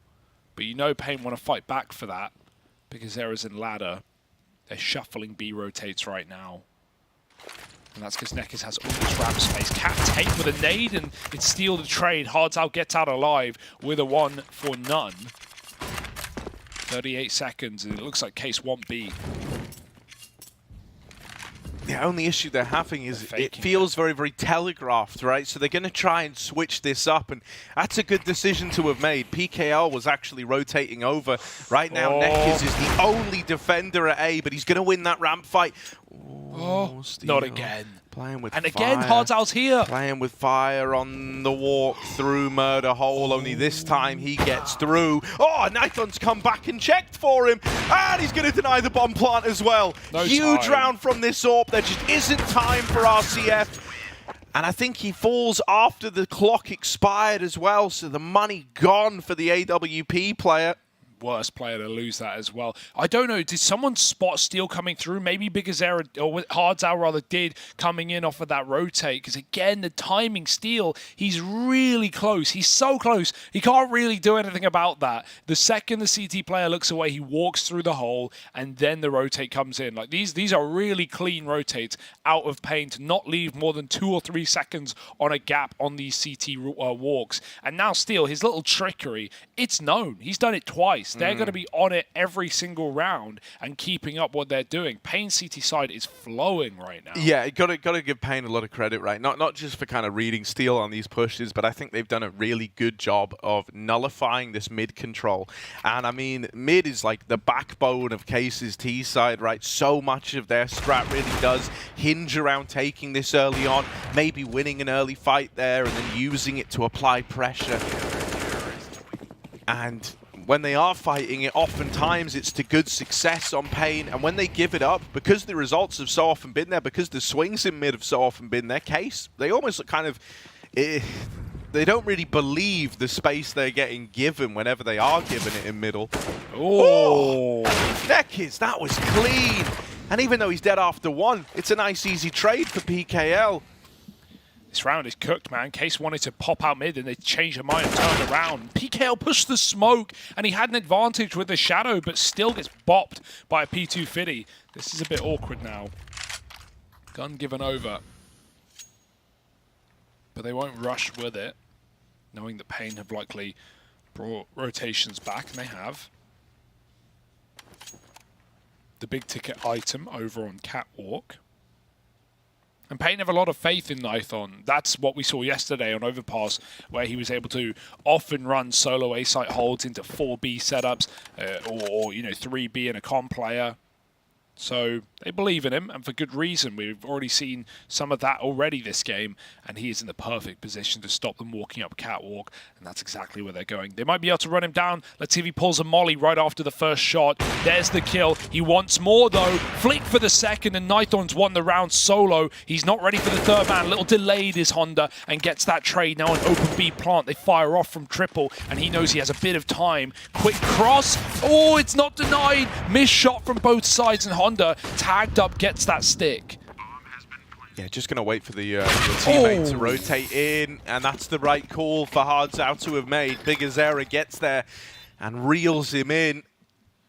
Could have got out of hand, right, Honda? Good decision to delay peak the Catwalk after all. Just throws all those timings off for Nython. And whenever we've seen Honda don this, this AWP, picks it up a couple of times in those clutches. Sometimes I would just rather he stays on the rifle. Yeah, maybe it's the lack of armor, right? You want to go for those one shots and just try and, take two 1v1s. That's actually definitely it. But there was like a moment earlier on as well where he was donning it and just doesn't look as comfortable with it. No, I agree. He's a better rifler, no doubt. He's not even second AWPing for this team, so it's not really a worry. Oh, can't see a thing. Nekis has been a nuisance on this A site, man. From that ramp push, the one round he had a deagle, to the crossfires he's been running on A, on solo holds. He's really been putting up a show on this bomb site, and Case just can't seem to get in. Fasten's looking for a pick, but look how tight this setup is. And so many of these rounds, Harry, are the same. Case come in with an objective, start 2 or 3 somewhere, and then they lose a fight and they just walk away. They have to completely change their plan. It's a lot of mid-rounding, but it's not saving them. The rounds they're winning are decisive, aren't they? It's the fast Tech 9 on B. It's the quick mid-takes. And so once again, trying to patch up this round with a late middle take. Yep's going to go back to throw a window smoke. But already Pain are getting curious, inquisitive. PKL pokes his head through the smoke. Won't see a thing, but the util gives it away, right? There's no question. Case are announcing their presence. They're trying to cat split. Window smokes give them room. There's no one on triple to watch and stop this short play. So while PKL's holding for the boost, they do get up cat to B. Yeah, Fasten, very, very quick, but they've seen him. They've seen how deep he's gotten. They win the fight into the apartments, and there's a lot of bodies here already rotated over. By the time it dawns on Case, it's already too late. And so for Yeps, 20 seconds, 1v4, might just be better to hold on to this rifle.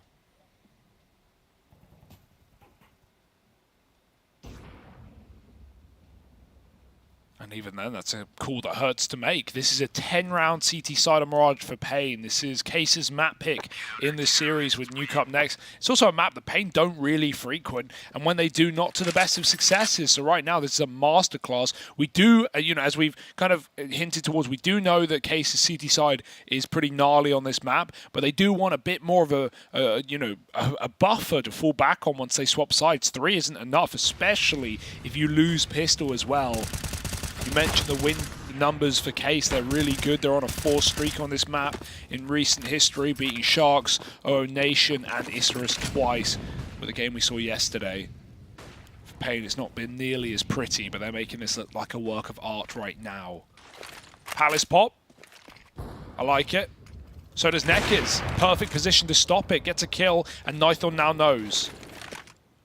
Oh, the smoke's been heard. Steel runs down the AWP on this little conlurk. Big Azara's got him trapped into a corner, but that smoke might save Steel, might bail him out. PKL, someone needed to step up, and PKL is the man to deliver from CT. Lines up a triple and just mows them down. Beautiful scenes, and man, just when you think Case are onto something, Case have found a way to manipulate this A bomb site with the little late conlurk out of Steel, with the Palace push, it all falls apart on the back of really just one man. Yeah, remember, if you lose a series, you're done. Your chance to get that one remaining spot is removed, and the winner goes through to that 6th to 8th game where one spot for 3 teams remains. Is a bit of a gauntlet situation. 9Z are already, going to be there as they've gone 3-2 themselves. And we'll also be basing our last spot off for the winner of Party Astronauts EG, where at least one NA team can be up for the running, but the other one also goes home empty-handed. Case don't want that to be their story. Steel, he's found great position up on Catwalk right now. No one's even looking. Again, caught with their pants down on the B-bomb site. Steel sees another. Are they ready for the 3rd man? It's a stack up for Pain. They read it well. Can they put a stop to it? Needed that kill on PKL, and without it, a 4-on-2 post-part for Case should be unlosable. AWP is not the retake weapon, but you've at least got the guy who's not missing a beat right now. Nython can't see anything. You can see Case have tucked in completely. It's a good Molotov. Honda has a Glock for crying out loud. He'll go nowhere but the kitchen. Burnt out. RCF trades, and 3 kills from him. Puts another round right at the very end there for Case Esports. It's not a great half. I won't sugarcoat it, but they recover it. It could have been a lot worse. Yeah, and you know, their CT sides have been good, right? It has kind of been like a bit of a success story for them on that CT half, but you are just left wondering, right? Still, with it being so one-sided, even with that little extra round chucked in at the end, is that going to be enough?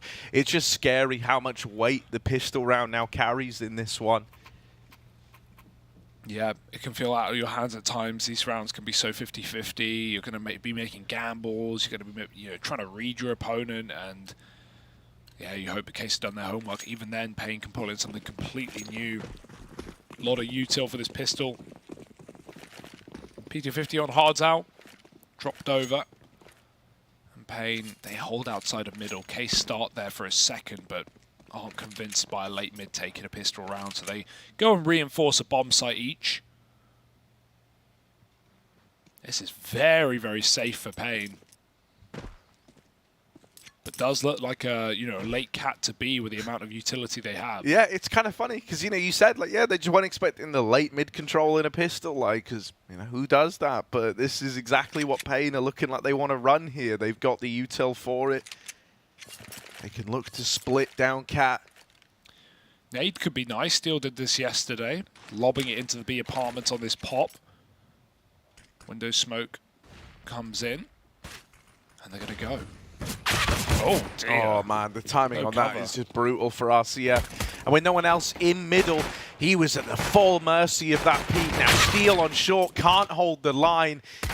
run down. Yes, also going to falter over towards B, and suddenly Case are left in a 2-on-4. Oh, Ouch. 1v4. Neck is 5 points of health. Wouldn't know it with the confidence he's taken some of these fights. He's not stopping. Pick up a P2K on T side. You feel like you have a Glock, but good with range. Also love that X-Sec. The two smokes at Pain throw, the market window smoke, pretty standard B smoke to cut off rotates, but then also they throw one of the arch smokes, just the bench side one. Not the app side one. And so as Pain run up short, it's not like they can take that awkward headshot angle fight to bench or default. They can just run all the way up. No one's going to be sitting, below, on Edward or below apps fighting short. So they just get a full run up to B before the apps players need to go. The timing's perfect. And that's a round that you maybe don't run on a rifle, but because it's pistols and there's less control, there's less utility, the CTs get completely iced out by those smokes. So really nice call. And Pain, a pistol on top of an 11-4 half. Woo! They're set up perfectly for this map. Yeah, I was expecting this one to go 3 with results the Case have had here with Pain, not really loving this one. However, they've really risen to the occasion. And they are in prime position to go a map up. And I mean, if that happens, we could be looking at a 2-0 for Pain, pretty dominantly over Case. Do or die, man. Do or die. No better time to perform. And even then, no guarantees. That's the fear of this part in the Swiss system. Can never get comfortable, especially not for Case, who are just rounds away from losing their map pick in the series, heading into Nuke.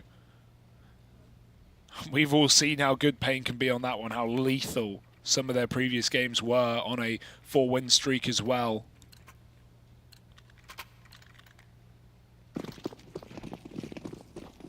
Full rifles, apart from Hardstyle's map.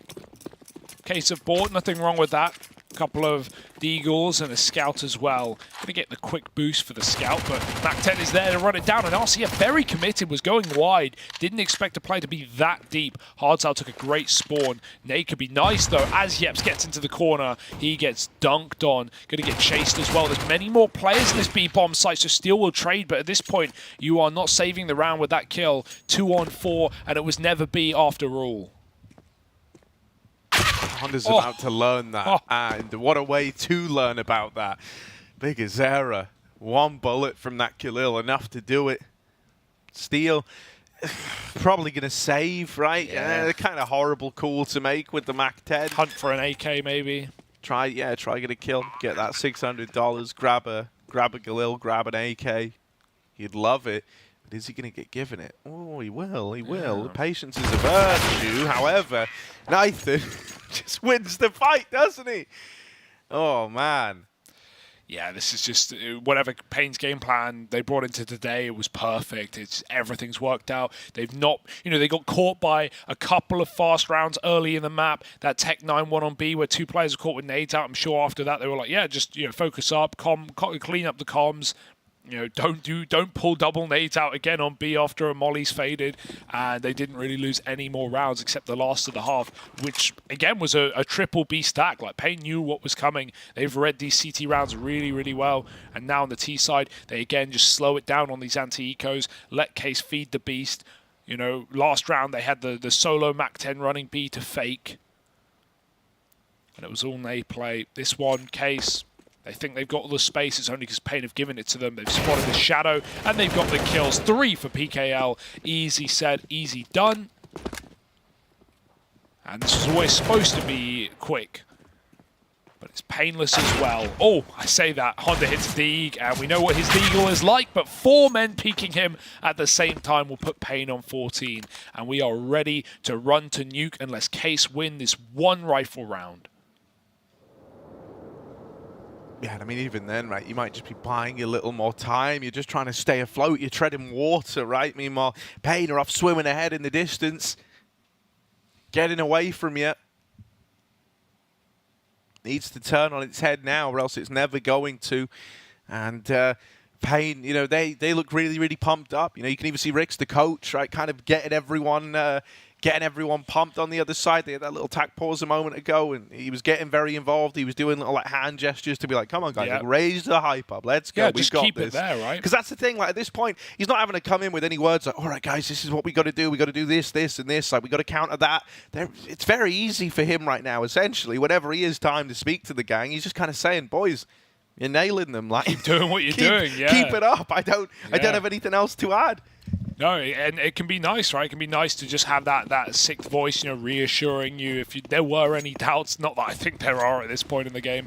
Here we go, the RCF. He was the one shining star in that T side. He was the one guy getting opening kills for Case. He's the only positive player on his roster right now, and he's even got his AWP. So, time to shine. Now or never. Pain are going for an A split, and it's decisive, it's quick. You know, they may be walking under and walking middle, but they're going to hit this in the first 60 seconds of the round, it seems like. Although smokes come down on ramp, and same to connector, so that will make Neckers consider the flank and hold for a moment. Pain know that winning this one round is the game. Losing it can give Case momentum, a reason to fight. And more rifle rounds. Why let them have that satisfaction? Here's the window smoke. Will set Neckers up to crawl up con or even jump bench if he wants. And the rest of his team ready to pop Palace at a moment's notice. Yeah, that top con smoke gives the illusion that maybe they're trying to work middle. Oh, it's ugly for Honda. It's really ugly. And they fake the lead. Slipping his way through this top con smoke. RCF will check for it. Keeps his wits about him. Python's working the short side in the meantime, and there's this triple A lean right now for Case. The bomb is going all the way back through T-spawn, a last-ditch attempt to try and get into B. Now Python needs to be the spearhead, the tip of the spear to get them in, to get them set up. Oh, turns on a dime and Farson's on the receiving end. The rotations are already coming into B. The info is gained from this B site player in Yeps, and if he nails the opener, it's the round. The bomb tumbles away from Pain, and there just isn't time to win this one. Yeah. Case managed to get there first on the CT side when the rifles come out. Nice save for Yeps. Simply one kill is the round there, like you said. Nython tried his best on that mid-luck. He even made those rotates doubt themselves. Case almost pulled 3 players into B. Then he got the kill con. He broke the ladder window. And Case actually doubted himself. So it put even more pressure on Yeps, who was the one man stopping Pain from getting the plant for their AWP to clutch it out. Nice round for Case. Saved by the bell. But is there any more to it? Steel flashed out of middle, makes his way to con, does survive. They molly the window smoke, a taste of Pain's own medicine perhaps, as Farston doubles up. There's even that deep cat peek that will pick Nython out of the round, and why not just go crazy at this point? Hardzal yeets out B and leaves Bigazera in a 1v4. Damage is the name of the game, but he won't be able to play. 6 for Case, and this is what I mean. One rifle round can rejuvenate you, reinvigorate you, and get you ready for anything. You have nothing to lose at this point. If you're Case, you may as well try your hearts out. You're not believing yet. But hearts out plays for the other team. Get it? Oh, hearts out. Yeah, sorry, I'm a bit slow. Yeah, that was good. You also whispered the joke. You know, say it with more. I didn't whisper it. Are you all right? No, I just muted you. You're right. Oh. Well, either way, like this doesn't feel like a comeback until it's already a comeback. So, you know, these are actually. It's not fun to be in this position where you're about to get eliminated, but it can be pretty liberating knowing that you can just kind of throw the rule book out the window and play crazy. Yeah. You know, it's like if someone told me I was going to die tomorrow. Yeah. I got 24 hours to live. You know what I mean? Harry? I can't say that. Right. AWP in the hands of Nython still. That is the only thing here. That's the only big ticket item present. I had one player die saving. That's unfortunate. They had 2. I mean, that must have been PKL dying after time. He's got a grand. Yeah. Ooh. I mean, he was kind of in a cooked spot in the apartment. It's like no one envies it. Clean. And it is a clean old mow down in top mid. Neck is trying to play with time on this power slug, but churned up. Never really expecting much out of him there. And the money's still going to be in a bit of a weird spot because of that PKL death after time. Oh, well, though. Plenty of opportunity. No one's ever won a game like this, right? Tempting fate. But they're going to buy up nonetheless. Galil for PKL. No AWP, but it frees you up to run faster rifle rounds. And you want as many as you can get. RCF still just keeping it really clean. Double underpush. This is what I mean. You can just play a bit crazy, a bit more loose. Leg shot. Julie's out, not Tech9. Honda will take the kill instead. They're going to try and trap them in under. Forget the run boost. We know we've got them screwed right now. There's no B player to stop that play, but instead they run out A. Knowing there's a double under setup is such freedom for Pain to get into this bomb site. There's only one man with eyes on it right now, Honda, as RCF comes up late from middle. We've even got this B lurk for Nython. Will he go into apartments and get the free bomb site, or will he crawl in under and try and trade out this AWPer? It's going to be the former. This is nice. The bomb's even leaving. Hardzao dies a bit early for this play, but the bomb, as long as it doesn't get cut off by re-aggression under, RCF doesn't know about this deep player. He seems like he's still aware. sus, man. He doesn't believe it. That is beautiful. Ouch. And Honda now all alone. Uh-oh. They know. And he's a dead man. Glock! That was almost very, very scary. He dropped his gun to get the AK, and then he had nothing. Nothing. If he had Galil, that's his round. Not round, but kill, rather. And yeah, Case is just going, you know what, boys? Let's double under. Screw it. Well, man, no, but once again, I don't know. Steel's specialty seems to be these CT side reads, right? The rotations from his CT sides always feel perfect. Like they're in the exact right place at the exact right time. And this round really does embody that, you know? As it was destined to be the A play, everybody was at A. And the moment that decision came in to go back to B, well, everyone was at B, weren't they? Now over in middle, perfect timing for it. They're going to deal with one component of this lower tunnels play, but there is still a second man waiting in the wings. They know about him. They're trying to deal with him. Oh.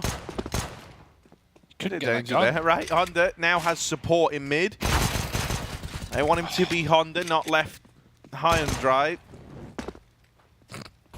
Yeah, Lost you there. It's like high and die, like the other car. Oh, right? So Neck is... Dude, your jokes are on fire, Harry. Right. I'm not giving them enough credit. Up the short side. Looking for a way back in.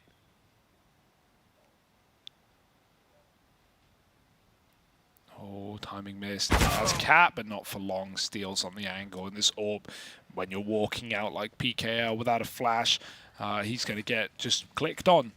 There it is. 9 rounds to Case. And RCF, the saving grace right now on this CT side. If he can keep this up, we have a game on our hands, Harry. This was dominant. This is what we were saying. If only Case got a couple more rounds on their T side, this would not have felt as undoable. Pain have even called in a pause. They're feeling the pressure as well. This is elimination on the line. This is qualification later down the line. So Pain don't want to bungle this lead. I mean, dude, like, just really like keep your eye on how these CT side setups morph and switch around. Like, you know, regardless of how Case's T sides have sometimes missed the mark with like their kind of slower play style, there is no taking away that Steel has called a fantastic CT side throughout this entire event. Yeah. And really, dude, it genuinely looks like he's like being like fed information or something, because, bro, like just watch how so often the right read will be there, or the rotations are so speedy. There's full faith in his calling.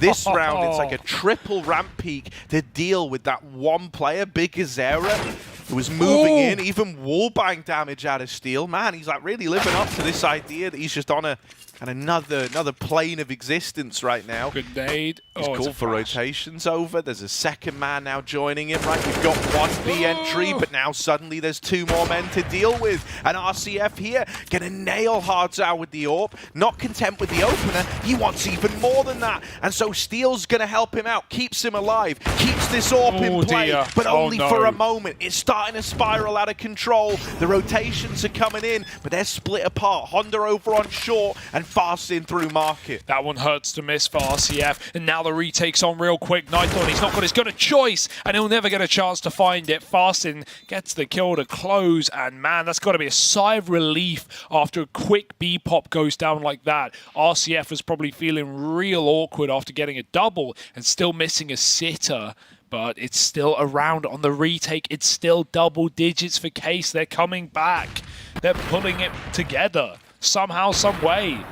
And yeah, you know, you talk about calling. Often we say like, oh, you're not going to be doing much calling on CT. You know, a lot of the setups you are running are just, you know, the same positions. But that I want to pull that idea away because there are calls on CT. Look at this. Every round it's a different setup. It's a different start. Last time it was 3A. Now it's a double mid just to get that space back. The preemptive smoke on what could be a con molly. Now Pain are running an exec. So Honda, who is usually top of the team right now, is the only guy here to stop it. He's been mollied, he's been flashed, he's been dealt with. That flash wins it. Even with a molly, he can surely take players down with him. Not today.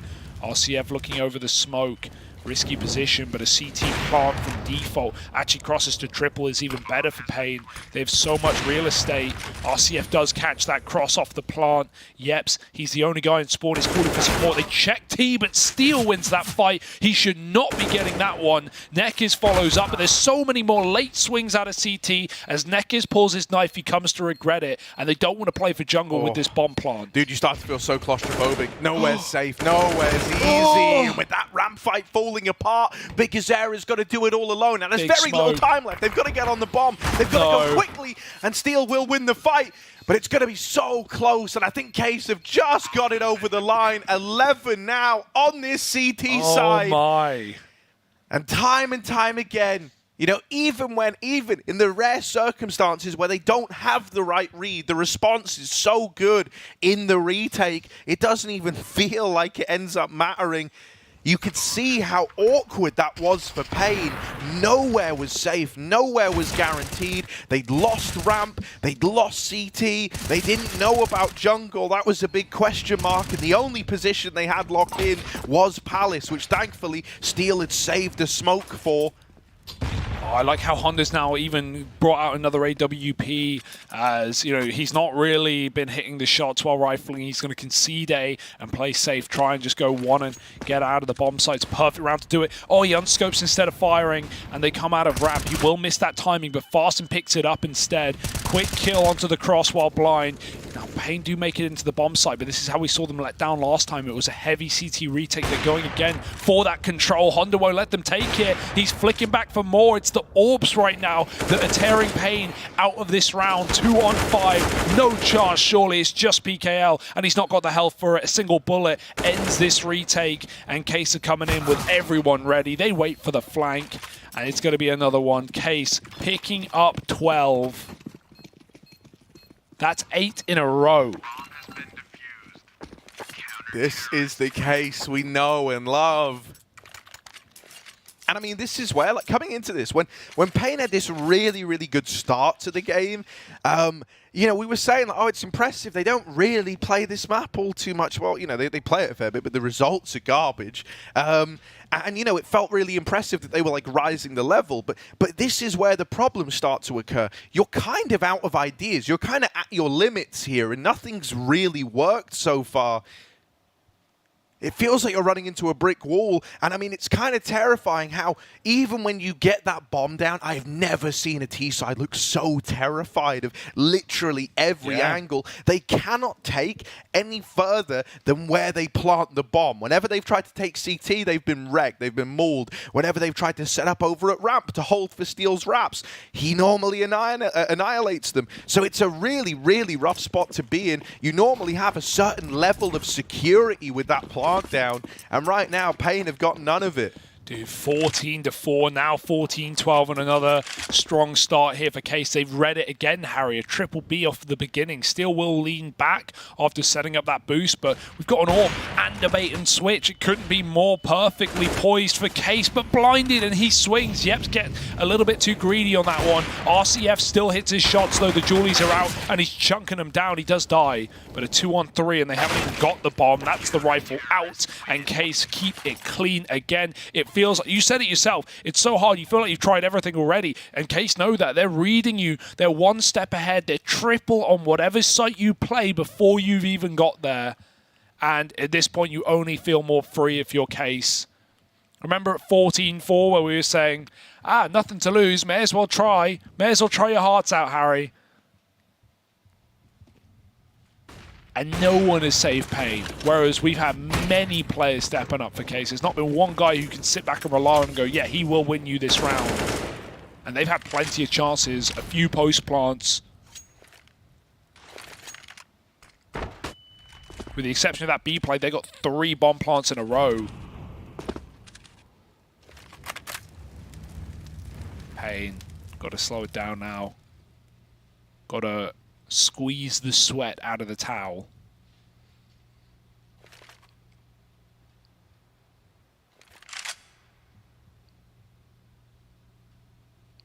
Well, Case, you know, they've been so good at reading this, they're kind of triple lent over towards the A site. Very, very lax on the old mid control.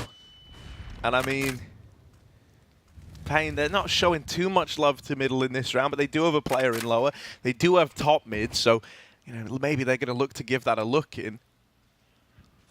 Early on, it looked like Pain were leaning more towards B, but as the round time has ticked down, they've actually started to change their minds, which hilariously means they're going to play into the more stacked bomb site once again.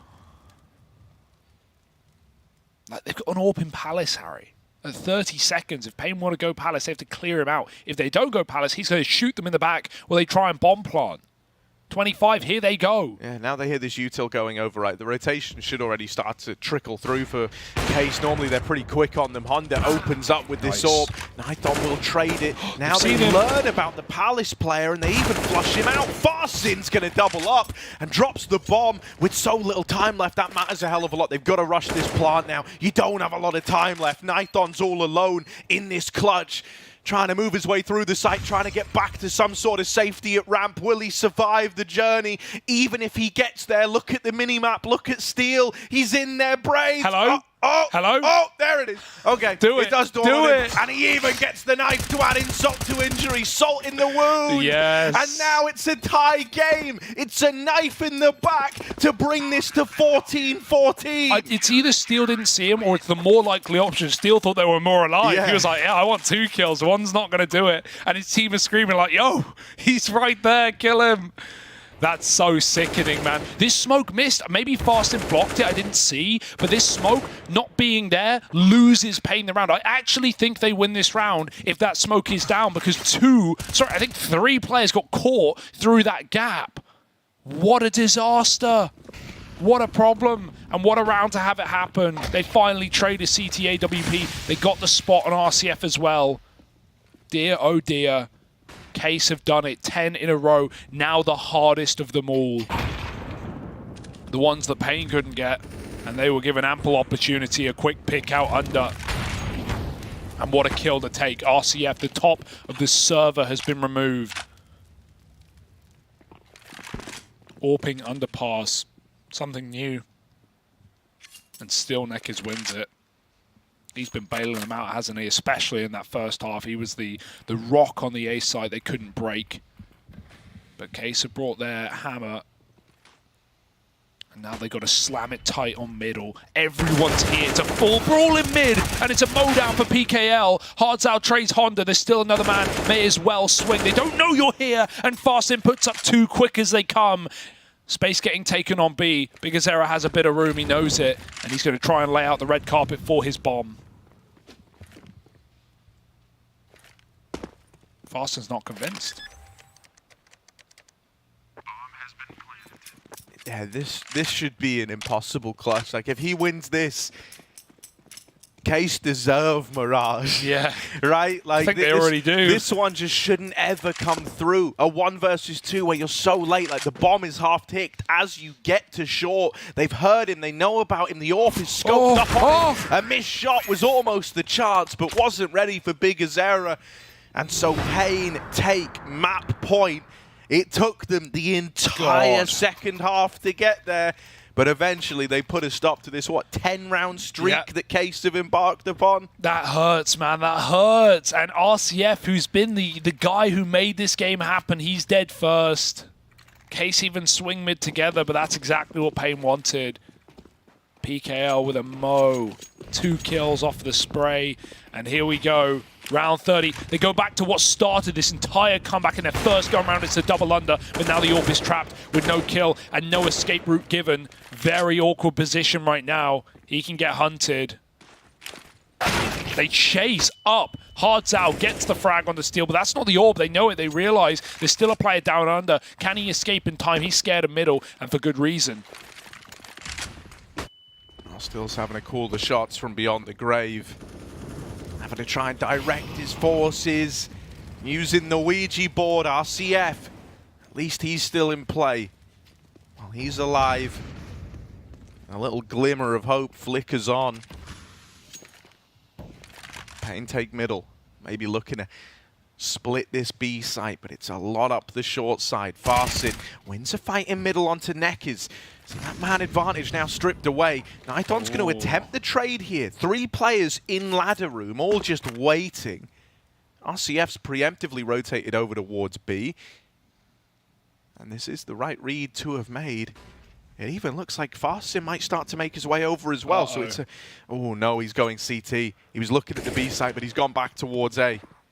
30 seconds. He can still get an angle, but they're already in the site. RCF caught, not looking at short. There's a bit of a miscom there. Pain have found a gap. They found a way in. A 4-on-2, and with Case mowed down at the B bomb site, they've got no business winning this round. I cannot believe it's come to this. A 10-round CT side streak falling on dead ears as Pain set up to close out Case's map pick. All the work in the world for nothing unless Case win a 2v4 on the retake. Yeah, I mean, so much time's ticked off the bomb. This one's undoable. Honda 1v4 deals with the first, but the trade is immediate. And so Pain, after all of that, from 14-4 to 14-14, they eventually get it over the line at 16-14. Man, that is heartbreaking for Case, but for Pain, what a sigh of relief, you know, like finally you're able to see it through, finally you're able to deliver on a map that was yours to win. Credit to Steel and the gang for even making that one a full 30-rounder, but that is really going to hurt, knowing that you were so close to completing this incredible comeback and then just falling short. That might hurt more than getting 16 forward, honestly. Like it brings the positives in that you can say to your team, oh, we're super competitive, we brought it really close, don't worry guys, like we can pick it up for next map. But that was their pick. It might have been easier to get banged out and go next, because mentally that is going to take a toll.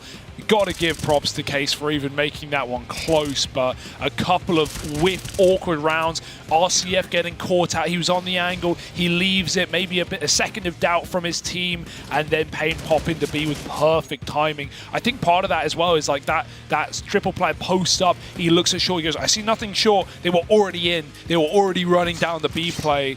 Really, really awkward round to lose, and Pain do it, man. They close it.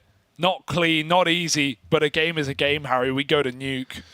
Yeah, you know, I mean, dude, like, it really means that suddenly that 11-4 first half just carries such tremendous weight, right? Because if that... Yeah, that's what we were saying. If that had been some, like, 9-6 game or even 10-5, like, really 5 rounds feels like all Case need on their T side to deliver. But Pain, they're able to see it through. The experience shines through. Heartbreaking for RCF as well, man. As you mentioned, like, he gave us such a phenomenal game all map long. Yeah. And ultimately, in round 29, he was the guy to fall first. In round 30, he was the guy to miss the short timing. You know, those 2 rounds, they're really going to sting. Yeah. But in a sea of rounds that he helped win, in a game that he kept Case in, oh, man, you know, you know what he's like. He's going to focus on negatives, so that's going to hurt. You always do. You can get given 100 compliments, Harry, but one insult, that will tear you down. So that one's going to hurt. But I think, you know, again, credit to RCF, that game doesn't even get close without him performing that way and some of the reads out of Steel. That being said, we're now poised for a 2-0, folks. We go to Pain's map pick next. It's going to be DE Nuke. Stick with us. See if maybe we have another comeback in the wings. Who knows? Anything is possible. We are here at the PGL RMR for the Americas region, and I am Maui Snake, joined by Ben Leet, the in-game leader for Party Astronauts. You guys are doing pretty solid right now, but you're gonna have to build a new team. You're gonna have to build a new roster. You got $15. So let's look at these names here. First, you're gonna look at your Opper. So who do you think you're gonna be picking here? I'm gonna go with Manesi here. Oh, okay. Yeah. All right, the $3 option. Yeah, the $3 option. You All know, right. he's the young superstar. You know, he's up and coming. He's flashy. He's very flashy. Yes. I mean, he is called the Flash, right? Yeah, I think people are starting to use that one. Yeah. So he's definitely got the speed. He's got the speed. He's got the potential. All right, but he's who's mini simple. Oh yeah. Oh yeah. Oh, Dude, for he's sure. gonna. He's the next one. He's the next one. IGL. I'm gonna go with Nafany here. Ooh, I see the rest of these. It's gonna be it's gonna be a really tough one, but we'll be all right. Yeah, Nafany. Okay. Yeah, so I'm gonna go with Nafany. Why Nafany? What about Nafany's style makes you think you can work with Manesi? I think that duo would be incredible. I think they're both really they can be really aggressive and just a tag team of those two guys. I think it would be really fun to watch. They're explosive. Honest. Yeah, very explosive. Yeah. All right, so that's $6. You still got nine. I got 9 left. Yeah. I'm gonna have to go with Electronic here. Okay. Because you know that would be really crazy to see them like That on would- a team together. that's Like all already 3 of insane for those. you. Like, Yeah. geez, I just can't even imagine like what they could do. You got $5 left. So you could do 3-2, 4-1. Okay. Yeah, I'm gonna go passive rifler. I'm gonna go with my boy Floppy. I got to. I have to go with Floppy. You know, to do it. I have to do it. Big Yeah. Ricky. You know, I mean, not even for the memes. He's a good player. I think he's underrated in. I'm glad he's on this list because I think he's really underrated and really good, honestly, in that team too. I was gonna go with Twist, but Tessis is a good rifler too. But if I had $16, you would do Twist. I would go. I would cut off my left foot for another $1 to get Twist for sure. Okay, but you got Tessis. Yeah, I got Tessis. Okay. Yeah.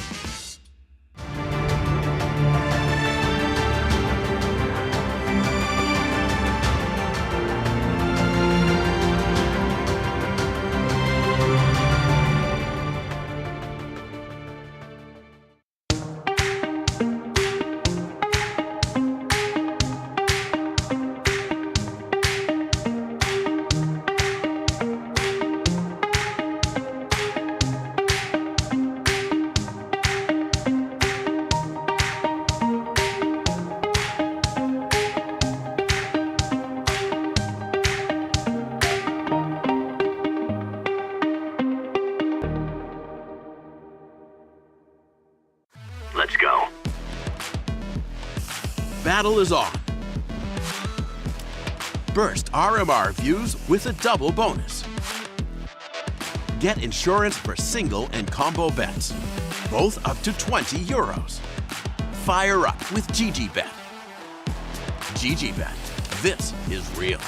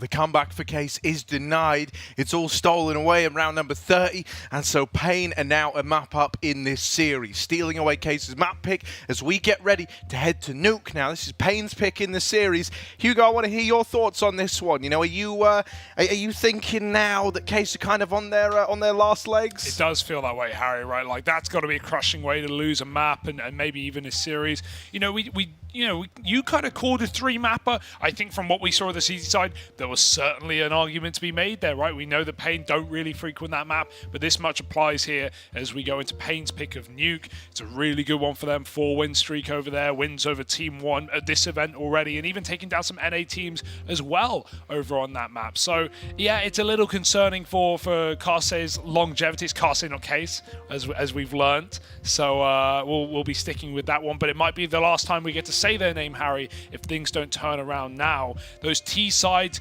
clearly the problem for this roster, right? Like, as good as the CT sides are, as much as the calls have been awesome, the starters to the round are really, really nice, and certainly where players like RCF look their best, those T sides are the problem. Now we go to a very heavy strategic map such as Nuke, where Pain are going to be clean. Their calls are going to be really, really nice on their side. I don't know how much faith I have for the other side. Yeah, here's the thing, right? Because you're going to get a CT side start if you're Karse. If you come into this one and you like 11-4 this first half, I'm willing to give you the benefit of the doubt there, but I think you're going to have a lot harder time doing that because Pain have many more ideas as to things they can do on this T side compared to what we had on Mirage. Still, let's see what we get. It's a CT side start for Karse, and they're going to have RCF leaning over here towards main. There is an outside push. That's why I draw attention to it, and he's going to have to be the guy to try and respond as he's already lost his teammate back in Garage. And lost his vision. They've smoked him off, and they're on the big hell rapperoo, already climbing up the rafters to heaven. This is going to get difficult. Yeps does stop PKL, and it was all a ruse anyway. The bomb's going B while Pain fake out a heaven wrap, so even getting that last player there is going to be nice to cut off this late ramp rotation as the bomb gets stuck for B. This is awkward for Nekkers. He's completely out of position now, and he's going to have to come down the vent if he wants, but that won't really help him with Karse fully retaking from the ramp side. Block fights. He's seen a lot of players. Nytham going to try and tuck in, but his teammates can't cover the cross. They're already running him down. Just steal. No teammates trading there, and lots of 1v1s given. Nekkers doubles back, and I like that realization for him that the vent rotate wasn't going to offer any substance, and so he doubles back to the ramp flank and shoots him in the back of the head.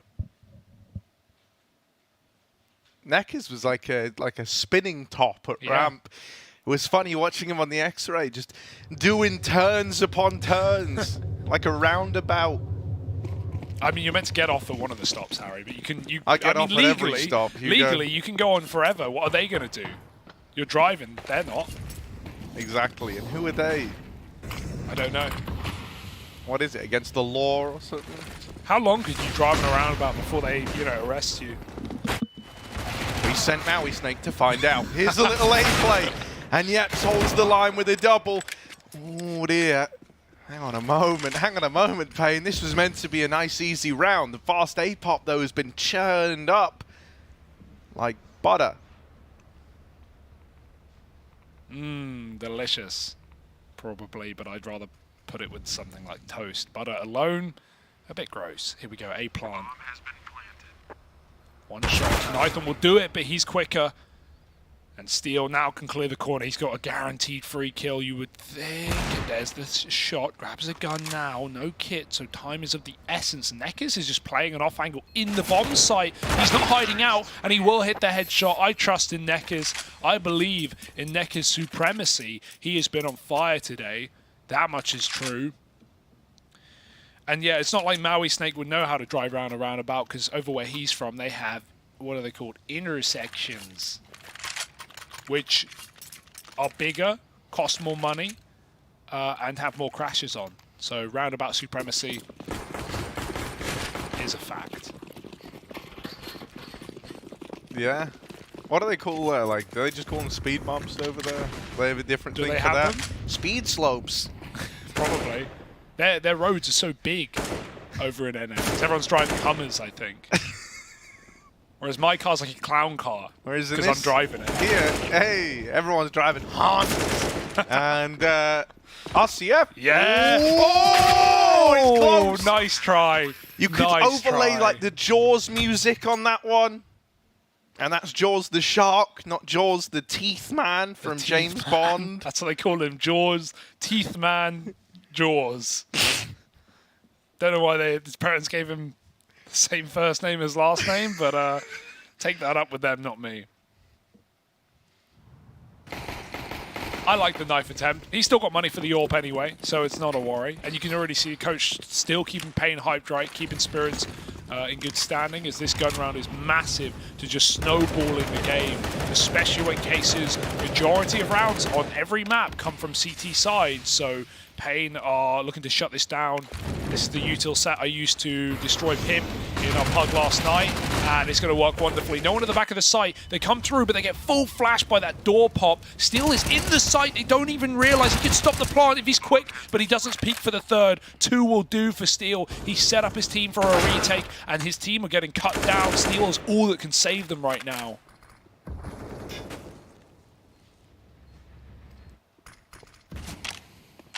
Yeah, he's kind of stuck though. He needs Yeps to kind of draw attention away, to get away with something over here in heaven. The smoke makes life really rough for Steel. If he tries to run this, he is a dead man. And Yeps hopping down has been heard, blindsided by the crossfire of PGL and Nekiz. And so it's just a save for Steel. Going to try and get out of here with the A1S in tow. Nekiz, hell of a start to this game, by the way. 8-0. Really good look early on. No, it was super, impactful on CT side Mirage as well, with his A-hold solo holding for quite a while in that map and doing a really good job. We remember Kase barely got 4 rounds. So, yeah, and they were mostly on B as well. So, yeah, no problem for Nekiz. Steel, that's got to hurt. He did all he could. If he knew there was one more up for the task, he could have chased that bomb plant. But I think you're expecting the trade after you kill 3 players in top side. So, not really much he could have done. Just a solo weapon in this round. He starts B. That's cool. Nothing wrong with that. Allows for the double save if things go wrong. But also if Pain delay an outside take, he can come in to stop it. There's a vent smoke, so he's holding for a drop, and he'll need to stay there as util goes out into the A site. But Pain love doing this, just continually refreshing this vent smoke every round. And then one round, they're going to run into A with the same vent smoke, and they're going to go through it for a top hit. So, Kase will never know when that's coming, but it will happen eventually. Here's the rifle in a good place to perform, but Nython turns back to check it. And with that, the chance to win this round is out of the window. It's screaming Pain, as a 5th is laid up.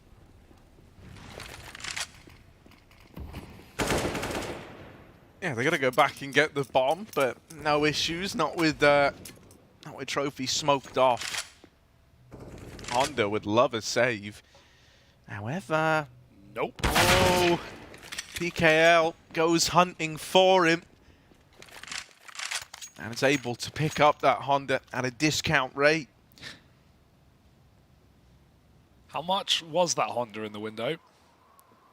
I guess we'll never know. Another AWP for RCF. How many miles has your car done? Don. I don't know, man. I don't know. How many miles has your car done? I actually have no idea. Who cares? I just drive it. Okay. It's pretty edgy, Maintenance of a motor vehicle is pretty key, Hugo. Humans weren't meant to go that first. As the law requires. They do that, not me. Fair play. Well, RCF, mate, trying to be the law of the land, right? He was very much the saving grace back on Mirage. He's had a much slower start here on Nuke. Who is Grace, and why does she need saving, Harry? It could be Peaky Blinders woman. That could work. Here we go. Nython up towards the top of Silo. Yeah, Steel's poking his head out, but won't see that top player. He's crouched around the left side to watch Red cover his teammates outside control. As they see no aggressive moves from the CTs, they reset for smokes. I like that check for Pain, right? They just make sure that the red cross is clear, that no one can be, below Silo on the blue, behind main, and then they can line up utility outside. Just, you know, dotting their I's, crossing their T's, and now the T's will cross to Secret.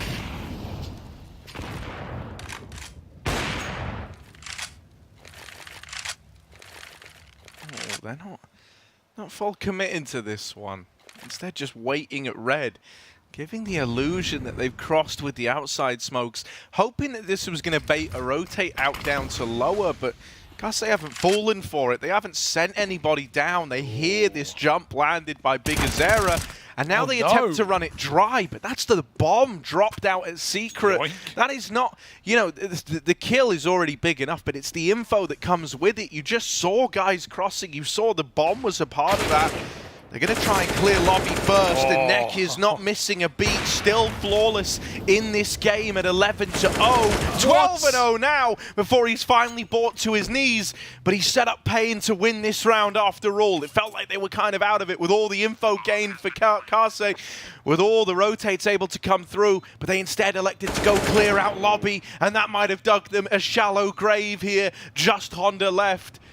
And if he tries to drop down this vent, he is a dead man. Oh, PKL, that's a lovely cut down. I can't believe Neckers goes and dry peeks the AWP on ramp. And the reason that round is so cool is that even though, like you said, the info gets gained by the main player, I think it was Steel, he sees the bomb, he lets it go down, but he knows it's a B play. Before Kaase want to go for B rotates, they first have to clear lobby and get rid of lurkers. So they push into lobby, and Neckers is running the rattiest hold on his default you've ever seen. He's just tucked at the back. He's not giving away anything, and the kills just come to him first. Pain, do they want to hit the A site, or is it just a way to get an opener? Neckers looks into the hut. He won't commit. Knowing there's low money, dangerous call up against pistols and what could be shotguns as well. You never know what they bring into this round. Molly to red. Smoked, and Team Dink is less than ideal, but it's not the end of the world. They're still running 4 rifles. No AWP to hand over. There's a player below solo right now, so Pain do go outside, and it's very dangerous. They reset for ramp, which is completely empty right now. Steel trying to fill that void, but he might be here just too late. Oh, tagged up. Tries to go back, but not going to work out, and now Pain have a path to B. Yeah, this is going to split the defense up a lot as well, right? Because at this point, they could even elect to go heaven. That's what you're worried about. Also with the big outside flank for Honda, he's kind of lost to the hands of time. So this lower hold needs to come from the 2 rotations. And Yeps has at least opened up with the first, trying to take a little bit more out of the round now with this Deagle. He's called for more rotations. The rest of the gang are moving in to join him, but he's made quick work of. RCF was tagged in the molly, and so they waste no time hunting him down. Farsin, up close, is going to get that little double peek as he runs the smoke. And so Pain, still flawless, still 7-0. Another tack pause for Kaase. They can feel this one get him really out of hand very, very quickly. And, considering the CT sides of where this team has found so much success, I think it really does show how, on the maps that they're comfortable on, their Mirages, even their Overpass the other day, all looking good. But here on Nuke, one that's a little more foreign to them, it's just not hitting the same. The reads aren't there, the gaps are being found, and everything's coming up Pain right now. And this is what I mean when I say at the end of the last map, it's almost better just to get bopped and lose 16-4. You can quick reset. You're not thinking all these what ifs. You're not you're concerned about round 29, round 30. Man, there's ones that we really dropped the ball. Like you're just thinking, yeah, that game was a wash. We had no chance. Let's go next. Let's reset. It's even harder to reset after you feel like you've got the game in the palm of your hand. Then you drop it, man. Slippery sausage. Going down the vent into the Molotov. Neckers delays the drop so he doesn't get burnt nor hurt. And actually, Kaase have no idea that he's down on B right now. They haven't dispatched any rotates. They're instead trying to crunch lobby again. This is nice to do, but Pain have so many players here. However, no one's watching the back line. Oh dear, they doubled up hard. That is a big error, and it could almost let them down. Good trade is going to open up the A bomb site. There's still this double ramp flank. They want to avoid it.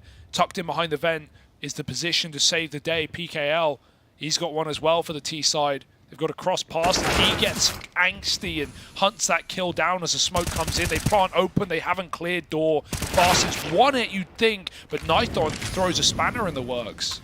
Neckers is still very, very far removed from this A play, though. 55 seconds. Nithon's just going to grind to a bit of a halt.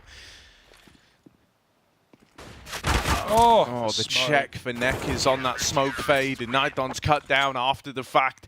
Yeah, very good awareness, right? Knowing that you never really located that second man, that the world was kind of open to Neckers, and he has been this lurk player. They were ready for the outside component. Good solution, though, for Kase to just crunch the lobby like that. They don't really let Pain run what they want to do and give Neckers the room to hunt for kills, try and find that lower player. There isn't one. Kase is so committed to taking back that real estate so early in the round. Pain get kind of caught by surprise. Couple of overzealous peaks, you could argue, and even just not holding that ramp flank while they're like double hut one door. That's just a classic mistake. And without that, that round's very different. But we don't live in that world, do we? We do live in a world, though, where you could have scanned that QR code to get yourself some tickets to the PGL Major in Antwerp. And it's gone. I don't even have to keep bringing it up as much as I am, but I just really think everyone should. Like, yeah.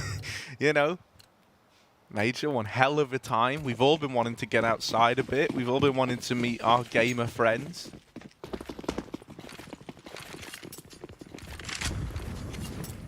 All right, can Kase build off of this one round? Or is it just a flash in the pan? Okay, Steel. Man's got a read, and he has read well. He is all the way behind them now, and they're already creeping out ramp. Yep's going to have to give it up. That's fine. Got the info at least. Vent drop. Oh, again, the punish for Pain. They're always getting a player down vent in the early round, and Carson were not considering it. Now, with ramp conceded and vent lost, it's a free round for Pain. You could argue saving in this position. Mollies might argue it for you. Throwing them together less than ideal, and throwing a third seconds after, only going to buy you a few more, but the smoke on top, or a flash, they want to fight, forget the smoke. They want the kills. They know Kase is saving.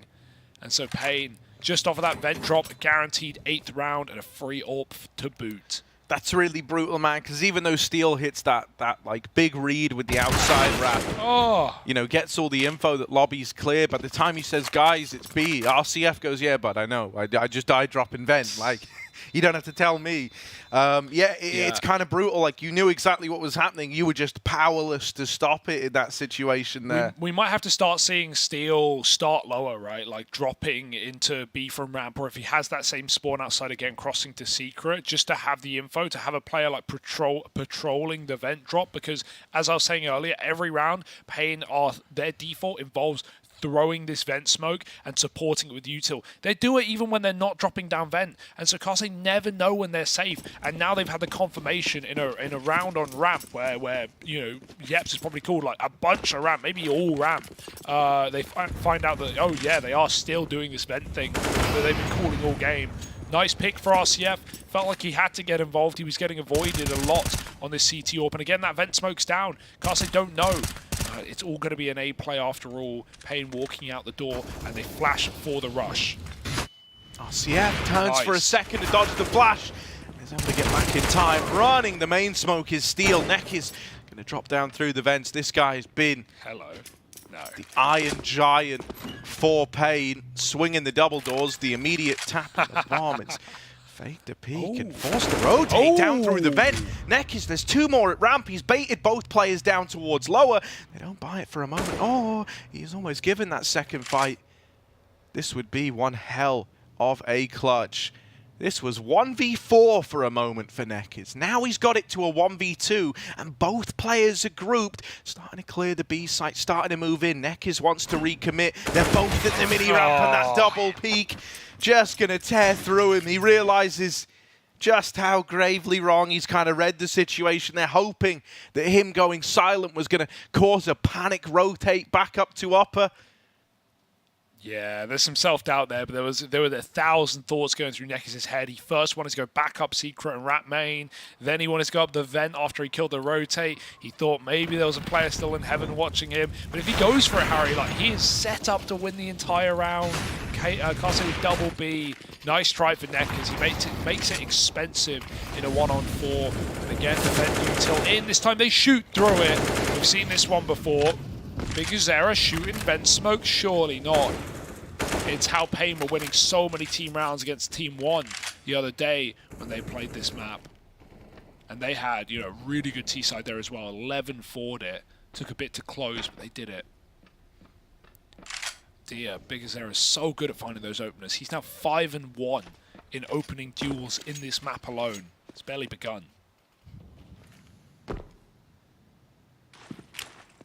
Here's Steel starting secret. They're going to flash him up. He sees nothing, though.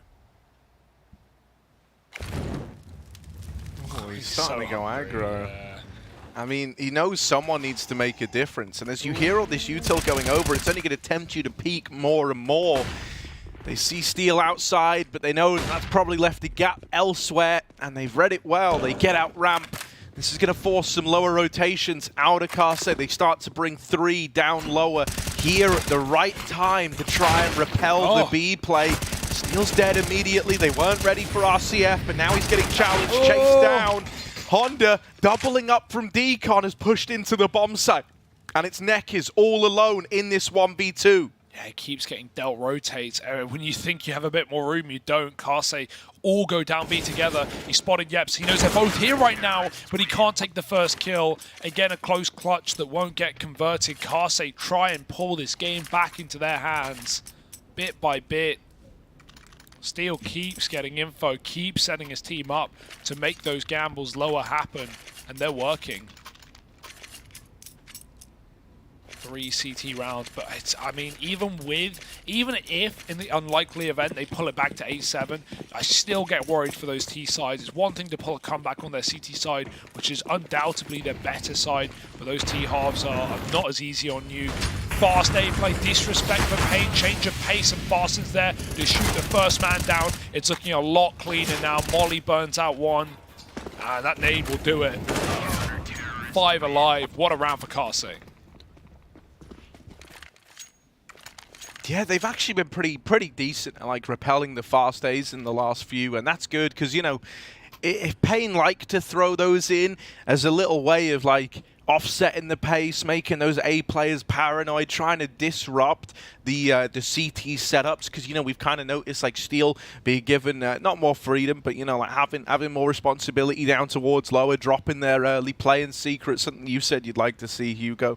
You know, and when you get hit with a fast A like that, it kind of makes you doubt going for those plays, makes you a little more paranoid if that breaks through, because suddenly you're going, okay, we can't just let them do that round after round. So being able to repel it and repel it cleanly with everyone still alive is a really nice note for this CT side. And it also means they're starting to build up a bit of money now. So suddenly you're not just going to win one round and you're right back to the reckoning. You know, you're going to have to break through this banked up CT money first. Yeah, and really there's, you know, one more round win and there's no breaking through it. Maybe this round isn't live, but full XX still getting thrown. And I think this one's cooled off as it's very early in the round. Yeah, if Carse win this follow-up though, Pain's money get broken, doesn't, like you said, doesn't go the same way, back the other way. Pain will need to get a couple in a row, and by that point, the half will be over. So, yeah, as far as comebacks go, you know, we've already seen Carse do it before. They're in a good position in that sense, but Pain have won their T side no matter what happens at this point. One more is just, you know, a nice cherry on top, Harry. Yeah, can you talk opening duels to me? How are they looking right now? Still Big Azera just dominating the field. No one's even really attempting them otherwise on Pain. For Carse, of course, Steel and Farsin, 2 of the boys to look out for there on the other side. And Steel, he's been running them down outside whenever he can. More often than not, when they throw outside, like we were just seeing them throw outside smokes when that round was live. So I wonder if they do it again. If Carse even know. They don't care, they run it back. I want to see if they commit, because when they've thrown these smokes, it's often been fakes, and Case actually go right for it. They try and meet them there, but that is their demise. Neckers catches Steel swinging wide. He knows his tricks. He knows what the in-game leader is up to in the other team. So Pain now going to get all the real estate to cross, and it actually looks like they want a mini split into A. Cheeky. Oh, it's like misinfo for RCF. He just went up and over and he said, guys, there's no one outside. But now he's been smoke spam. Nekiz, there was a tiny gap there for him to exploit. And a 5-on-3. Steel went outside, looking for the case opening. What'd he get? Well, it was Pain seeing reds, wasn't it? More blues, I think, on that CT side. Pretty normal. Well, they've got the key, they open the door, they can make their way into this B-bomb site, and yeps, the door has been shut firmly in his face. PKL. Knife out, knife out, and PKL gets a freebie, looks for 2, and he will do exactly that. It's Honda trying to save in a 1v4. Often been this guy just trying to get away, you know, playing that top site, not really getting that much action. You know, the top rounds, as you said earlier, have been won by Karsay, so Pain have no incentive to go back to quick A hits.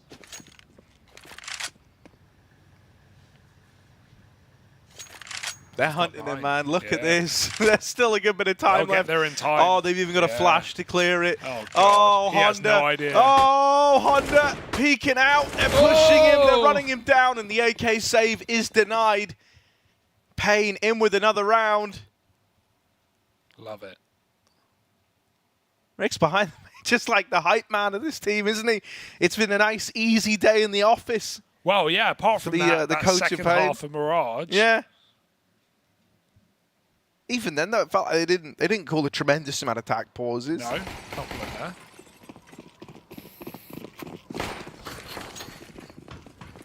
All right. Another rifle round. Luckily, the couple in a row that Karsay did get allows them to sit on a bank of money. But this will be it. If they lose this, we're looking at another 11-4 here, Harry. Pain want to poke their head into that top site. They're not even announcing it. They can boost behind the vent, or they can just drop, because that's all they've been doing. Because Era's already down. This should have been heard. But even then, you never know. No one was close. No one was mini. Oh, the volley's perfect. They've red steel like a book. He's going to have to smoke it. Nade, a little more damage. Certainly goes a long way. Just trying to get Steel to run away, because below him's not safe, and that much should be calm. Like, Karsay should be aware that vent drops can come through at any time, so Steel doesn't want to go back into the unknown lower. Instead, it's going to be Pain meeting them on ramp. Oh, Yaps getting chased down. There is this rotate into hell, but RCF is sent packing. Not only by the util, but a bit of spam damage. Yeps made it down here, but it's only good for the first as they try to plug this hole down on lower. Matters are only made worse by PKL, and RCF hoping he can at least get away with the AWP, but he's rung the dinner bell now, and Pain are going to come hunting. They know where he is. They know where he's saving. There's very few options for this AWP, and now that they've seen it again, they're going to start to move in for the killing blow. Oh dear, smokes, flashes, everything. They're going to throw the kitchen sink at him. It's pretty heavy porcelain, but RCF almost lines him up. He still only gets one, and these saves just are not being allowed by Pain. Not at all. Not on their watch. And yeah, it's a sign of the times. The hype is there, and you can't blame them with what they're dishing out on this T side. Double-digit half again, and like we said, money is not there. And when you're not saving, you don't even have like, oh, at least we're a bunch of pistols with an AWP, and the AWP can play rotate. Nope, not allowed. SMGs, 5.7, Deagle, desperate. Oh, maybe a faster playing towards A. Now it's just a bit of hot aggression. Whoa! Oh, the lobby push. Gonna net you one kill on these SMGs. Still kept even, still kept in a 4-on-4. Karsay start to taper off from ramp. Oh my god, Yeps actually went back in for more. Comes to regret that decision. What a swap. Raiding out the AK for the MP9. Have it, boys, have it. All yours. Running them down, and maybe it's with good reason. Only RCF left. They saw him at ramp earlier on. He's going to try and get up the vent, and try is the operative word there. Big as there, and nails him in the head. And it's another 11-4 half for Pain. It's been the PKL and Nekiz show. 21-6 on Nekiz, PKL 15-7, I think. It's been dominant, man. It's been all over the place. They've looked just phenomenal individually, and the calls have been pulling the wool over the eyes of Karsei. As soon as they started to figure it out, that's when we started to see Pain really get weird with it and started ending rounds lower. You know, we saw a couple of top hits in there get denied. That was all Karsei could really rely on, but then Pain just, you know, moved away from them. And the T sides that have always been the problem for this team, well, now we have to see them try and pull out a huge comeback yet again on the harder half with their elimination on the line. Props if they can do it, but everything is screaming Pain at this point. Pistol round is live, folks. Let's get into it. They blow the door off fast in towards A. Yeps, out through the hut already is the first man to fall. Knife on top of hut, gonna get run down. PGL can't land a shot, and so Fastin will find him. Oh, over in heaven, Hardzao and Nekiz. Now just one of them left standing, and he's very, very low. The fast A-pop for Karsei's worked wonders, and they're even going to drop the bomb down lower. See ya. He's not even going to know. Not that he can do much about it. Sitting in the smoke, then Fastin just runs him down. Yeah, it's a nice fast round for Karsei, getting a pistol on the board with 3 kills from Fastin as well. But you know, if you're Pain there, you just go, yeah, USPs. What can you do? They're pretty bad, aren't they? We saw a lot of whiff shots there. If you don't nail them in one bullet, you probably never do. So just wait for that rifle round, or force up and try and immediately spice up this CT side. SMG, pistol, scout. Certainly winnable on CT Nuke, one of the better maps to be buying up second round. Nekiz. No, surely not. They didn't check for him. Oh, the double before all is said and done. That's a yikes. Down through ramp is Steel with this Mac 10, but Nekiz has done a great job of thinning the herd, doing damage, and splitting apart this offensive, right? Only Steel down lower. The bomb's still back over towards lobby, kind of leaning at ramp. Onda starts to make his way in. Oh, Hardzao versus Steel, and Steel will win it out. Thought you were on D Nuke, but you're on D Wrecked, and it's blue Steel all day long. 3 on 3. Oh, this is awkward. Legs spotted and removed. It's a kneecapping for Big Azera. Knife on, here's the plant. Go for it. Try and stop that, but only damage instead. That's still fine. No kit, however, is the problem. He needs to win this fight, and he sees him on the jiggle. He wasn't even gonna clear that corner. Accidental info will go a long way, and Honda the Planter can't be far from the plant. They know he's here. They trade it, and that is Pain with a force buy win. I'm gonna say it. I hate that call, and that's such a surprise to see out of Steel. The call to run through the ramp smoke in round 2 of the half when you're trying to put together a comeback. Like, a bit more patience there, and you can still run ramp. There's nothing wrong with it, but instead they run rampant, looking mental going through that smoke. That's like the only way you can lose that round. I feel like I've never seen T successfully jump through the ramp smoke without losing 1 or 2 players at least. It's such a horrible, you know, way to go about it, especially in round 2. RCF's got an AWP somehow. I don't know how they crowdfunded that one, but there's not much else. And yeah, I just think that's a bit of a cooked call at this point in the game. Scout the AWP. Oh, he unscopes, he eats a bullet, and now the AWP is fired off. Pain know what they're up against. They don't even need to reface. Org on top, trying to dig a grave. And this Scout, got to be very careful knowing the AWP is red now. He saw him cross. But they're just not going to give away these kills.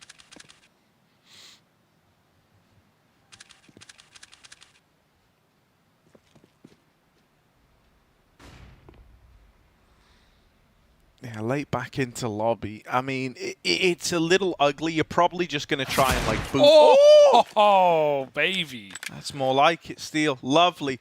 Imagine, you know, they want to try and get this AWP stuck in. Ramp's a nice place for it. Nekiz is quick, though, to evade capture.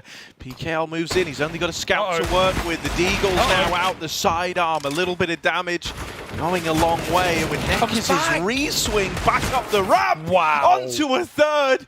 26-8 on this guy, and he's the savior of pain. Puts a stop to that round.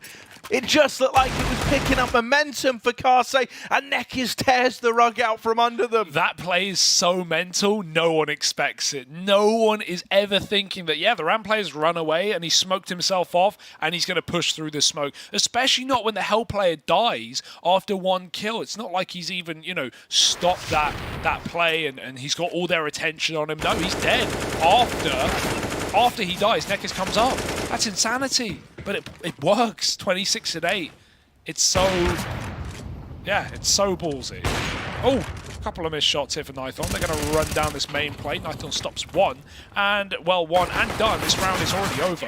Glock can't do it in time. Pain 14-5, and this is them saving themselves from elimination, setting up for that 6th to 8th place game where they can fight for one more spot. Again, I'll clarify. Team here that loses, probably Karsay at this point, is going to be eliminated. You know, Pain would go through into a 3-team bracket with 9Z and the winner of EG Party Astronauts, and those 3 teams fight for one remaining spot at Antwerp. We know all our other teams who will join them.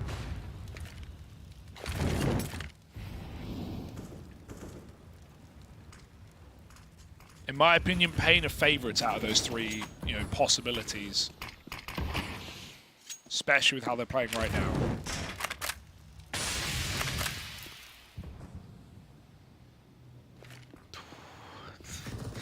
Doesn't hang around on the angle. PKL could have been rewarded for that. Nekiz at ramp has been a real force of nature, a real force to be reckoned with. Nython doesn't actually rotate in to help him, instead just kind of leaving him to his own devices. He's got PKL down here on the B site to help him, and these are the 2 heavy hitters right now for Pain. Nekiz is overwhelmed. PKL going to rise to the occasion and bring it back into a 3-on-3. Honda only just gets that back under control, but the fact it takes so long allows Nython to come in with the trade. And now we end up in this 2-on-2 retake. Karsay trying to keep the dream of a comeback alive. PKL wants to do everything he can to shut it out. Now it's only Nython left. They know a player's here in control somewhere. Nython's seen him and will get the better of Steel. Farsin now on the mini ramp, takes the peak and does win the 1v1 clutch to keep Karsay afloat and deny 15 to Pain. Oh, very scary there in the clutch, but Farsin gets it over the line. He was committed, he was out in the open, but round 1 and this game goes on. We're not done just yet. Very brawly on that B drop, but it works. Karsay, okay, it was 14-4 last map, and they pulled it back to a 30-rounder. So, can't count them out before they show us what they've got. This is going to be such a long road to recovery. Yet again, on a very difficult side to play. Nice nade on Silo, but it won't catch RCF, who's gone around wide red. Oh, there's a vent player now from that trajectory of the smoke. The hard time comes back up into top site. Meanwhile, walking outside, it's Nython trying to stop this cross into mini, and PKL can see red to secret. So Pain still have full info outside, they're not being played with. And Karsay will actually give it up and go back to T-Spawn, try and reset for maybe a top hit with RCF getting given util up on T-Roof right now. But this site is fully stacked up with Hardzow coming back up from Vent and now setting Hut Roof. There's a lot of players here. Ramp is certainly a safer option in terms of getting into that B-bomb site. It's only Nekiz there, but I say only. He has been impenetrable on this entire series. They're going to fake out the A play with util and run ramp. Nekiz this time in a position to hang around and fight, and he's good for a double. The rotation from Nython does arrive this time around, and it's quick to chip away at Karsay even further. Steel trying to cross outside, does find a bit of a gap, but will he check for Garage? Waiting in here is PKL. And now it's only RCF. 1 versus 4. Very little time, 10 seconds. It really is. Slim margins here if he ever wanted to have a chance. Has an opportunity to get into A, but the time's already too far gone. So that's the round. 15 for Pain. One away from going 2-0 and having a chance to still make it to the major. Yeah, it's been a really, really good game here on Nuke for Pain. We never expected anything less, especially after at least how well Mirage started, and they closed it ultimately. That's all that matters.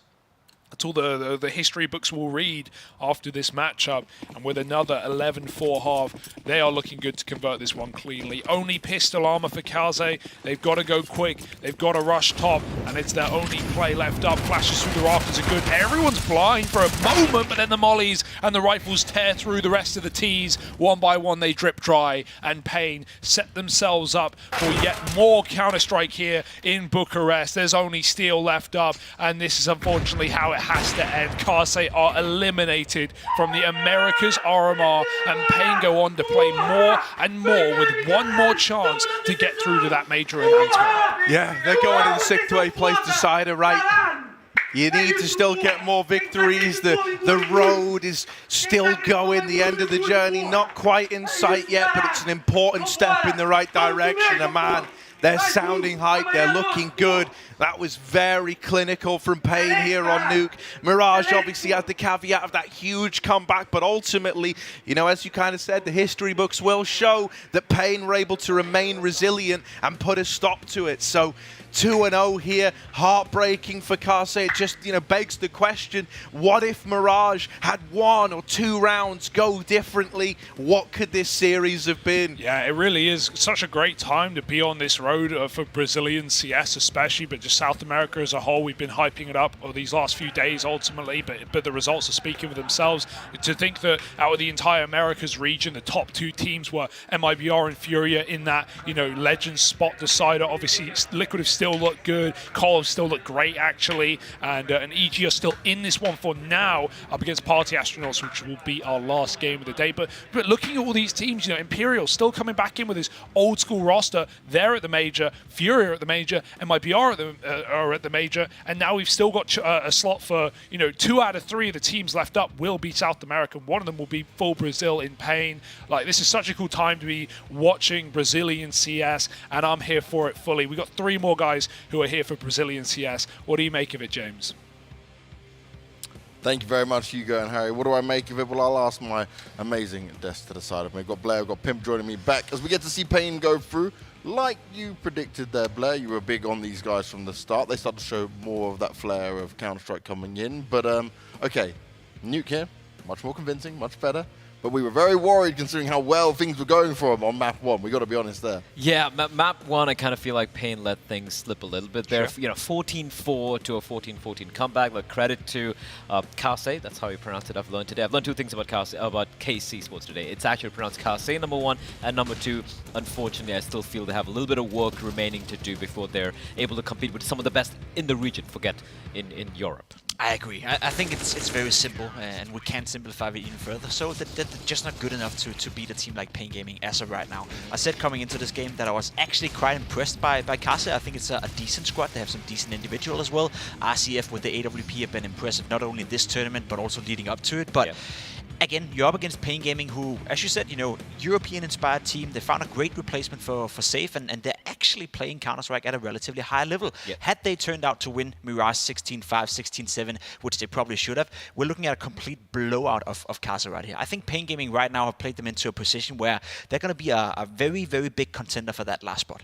And for Karsay, right, they were very good when it came to these online games coming up into this, but I feel like the LAN nerves and that kind of vibe also hurt them a little bit when it came to it as well. I want to say that, but at the same time, you have someone like Steel, who's played in a major finals, right? You have someone like Honda, who's been around, well, at least with Furia, playing some international competition. Steel obviously being the most experienced. Didn't really hit the mark, though, did he? They did, Let's be honest. But this guy did, right? Neck is really popped off. I mean, that's almost a 3 KD, and here's a crazy thing. He was getting the majority of his kills on the T side of Nuke. I'm just taking a look at the opening duels here. It was 15-7 in favor of Pain, and they started on the T side. And that Nuke, they just completely dissected the Karsay defense, right? For Karsay, they needed Mirage. And I know we really didn't touch upon this on the in the pre-map segment, but they probably went to Mirage because they're like, hey, Liquid banged out Pain 16-1.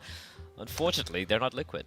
They're not Liquid. The better team won here, no doubt about it. I think to round off, Kase's tournament, I think they kind of delivered as we expected. They got to a position here where there were a bit of hope for them to perhaps, still be in contention for that last spot. But realistically speaking, no one really thought they were going to be able to make it. And I do think, that they have showed us that there's some potential within this squad. Yeah, maybe a roster change or two, or maybe some more time together would be enough for them. But as for now, I think where they're ending this tournament is quite fitting for the current skill level.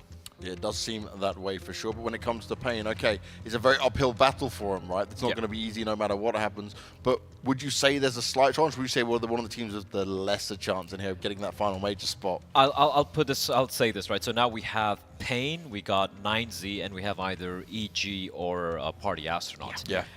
I'm going to actually, I know I picked Party Astronauts to take the entire thing, but looking at what we've seen today thus far, we haven't seen the two NA teams play yet. Pain looked way more convincing than 9Z, right? Okay. Pain, when it came to them mapping, they were fantastic. Even in Mirage, the firepower showing up, apart from a little bit of a choke there where they allowed Kase to kind of mount that comeback. Pain are looking like they are kind of poised to take that spot. Again, depends on how the next two games play out, but they're looking very solid. I agree, and the fact that Pain Gaming so far have only lost to MIBR and Liquid, they lose to teams who are on paper at least better than them, but everyone else they beat.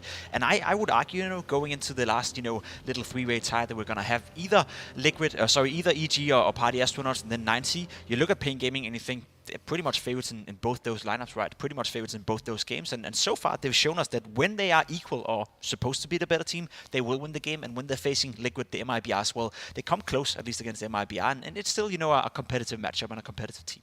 Well, hope is still there for them to try and make it to the major, but we're going to go to a quick break. And when we come back, we're going to start looking at EG taking on the Party Astronauts. So grab some snacks, grab a drink, and then join us back in a few.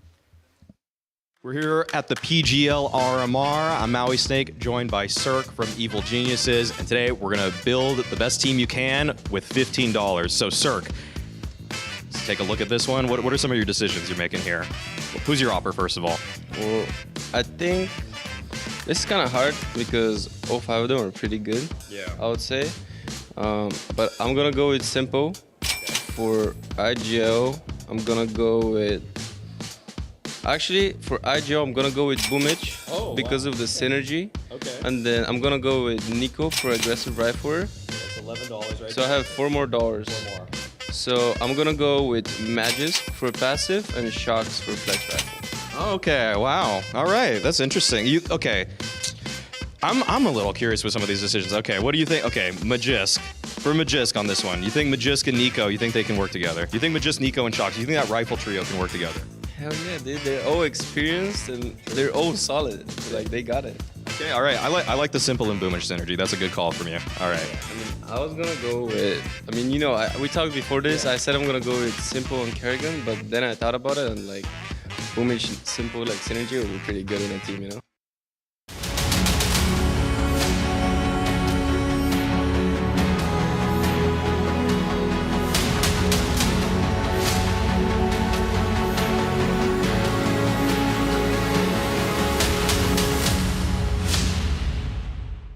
To succeed in this game, you need to invest in yourself. Be daring. Innovate. Calculate. Never hesitate. Follow your instincts. Don't follow the crowd. Back yourself. Bank your wealth. Analyze, strategize, and galvanize. Now is the time. Take your shot. Let's go. Battle is on. Burst RMR views with a double bonus.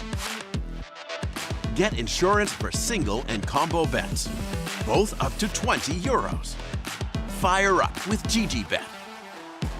GGBet, this is real.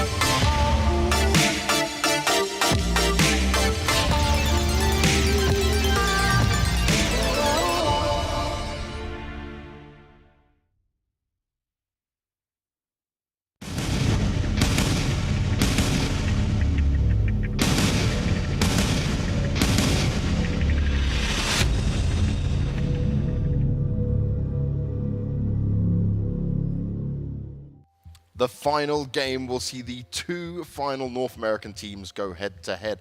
And it is an elimination game. The loser will be out of their chances to run in for the major. I look to my right here. Prof's joining us. He's got rid of the box. He's standing tall. He's looking like he's dressed a bit like Pimp, and Pimp's dressed a bit like you. You gave him his turtleneck. He's very inspirational, you know. Look, I try, you know. We need to bring some new stuff to the desk. And that's probably not me. Will I'm you just be back in wearing turtle tomorrow? Turtlenecks, look, I'll put out a poll on my Twitter, and I'll ask people, should I wear a turtleneck? And then, you know, let's have some democracy here as well. Okay, so Twitter decides what Prof is wearing. Does it decide what you say as well, who you vote for? Well, that's the HLTV forums. That's where I get all of my... No integrity whatsoever. Yeah. He's just selling out across the board. Forums for his stats and everything else like that, and what he chooses. So what he says on Death There's some groundbreaking analysis there. I'm just saying, there's a lot of smart people. There's a lot of smart people. Well, I'm lucky to have 2 smart people to the side of me. At least Pimp is somewhat smart in this. We'll give him his credit for that. He can play CS okay. You haven't joined us for the 10-mans just yet, but you'll see some of it. How are you feeling after that little run, Pimp? I feel good. You know, we lost 2 out of 3, so I'm not really too satisfied. But that, like, I think career, that's, you know, that's like never your average for your career. I think you should be moving fine, on. right? Yeah, I don't want to talk to this guy, James. Ask me a question. I love it. He knows all your stats straight away. But when it comes to this matchup, right, we've been very critical of what we've seen from EG. We've been quite positive by what the Party Astronauts have been able to offer. Sure. I feel like this game can certainly go the distance with it. Yeah, I think what you said there, being critical about EG, being positive about Party Astronauts, you have to take into account where these teams are coming from, right? Yeah. I think what we saw from them was kind of a similar level overall, but it's just that we expect much more for EG, right? Yeah, the thing is, for me, Party Astronauts haven't really beaten any good teams so far this tournament, and they had a chance against Imperial where they did a decent job, maybe had an opportunity as well. There were a couple of rounds that could have swung their way, but they seem to lack that, you know, next level where you gotta be at. If you want to beat a team like EG, you gotta have a little bit of a clinical finish in your game, and I haven't seen that yet. Beating Kasa is alright, beating Leviathan is okay, but it's not a team that I really, you know, rate highly. So I want to see Party Astronaut take it to the next level if I'm gonna stand here and say that I believe them going to the next. It seemed like they crumbled under the pressure a bit. Yeah. Party Astronauts, they were the team that was closer to qualifying, right, forward to the next stage, to the major. But I don't know. It hasn't been super good. But on the other side, EG as well hasn't been an amazing team that we kind of expect from the brand. Well, maybe they can show up today. So let's have a look at the Evil Geniuses.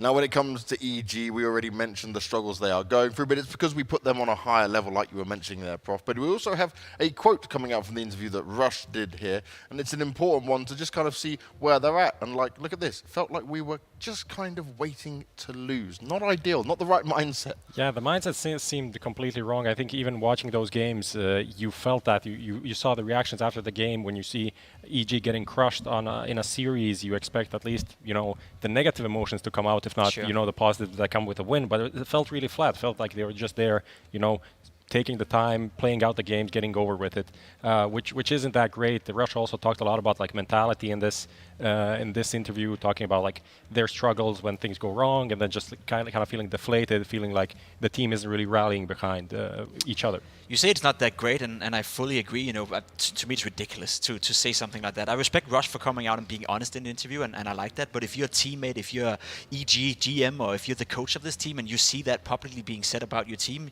you must be like, what on earth is going on with this roster right now? So it's a very dangerous signal for me, and definitely something they have to resolve ASAP. Even if they were to qualify for the major, that's something they have to completely forget about. If you have no confidence in Counter-Strike, there's no way you're going to win. I have a stat that backs that up as well. Right now, EG on their CT sides in this tournament have the second worst opening kill rate.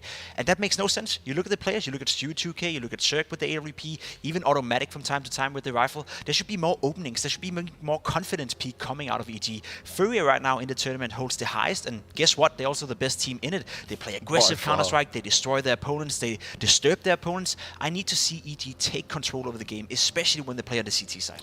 And you know who I need to see? It's the Party Astronauts.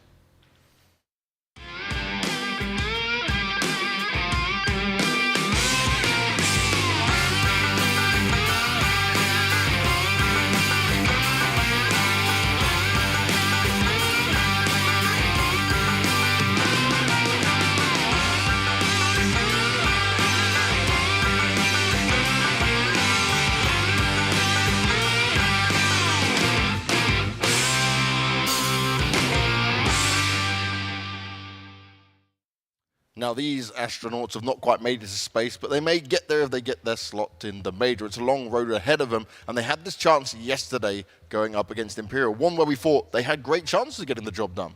Yeah, I think we have to talk about Ben Leet here, in-game leader of the squad, and when this tournament kicked off, up to that Imperial game, he was the best performer for the team. Yeah. He was putting in amazing performances, right? And then that game was kind of the regression of Ben's performances, and he and John G on the B side of Inferno, I feel like they were the reason that they lost and that they couldn't convert on the third map of the series. How this will develop further will be pretty interesting. I think alongside that, Pawn alone started kind of cold.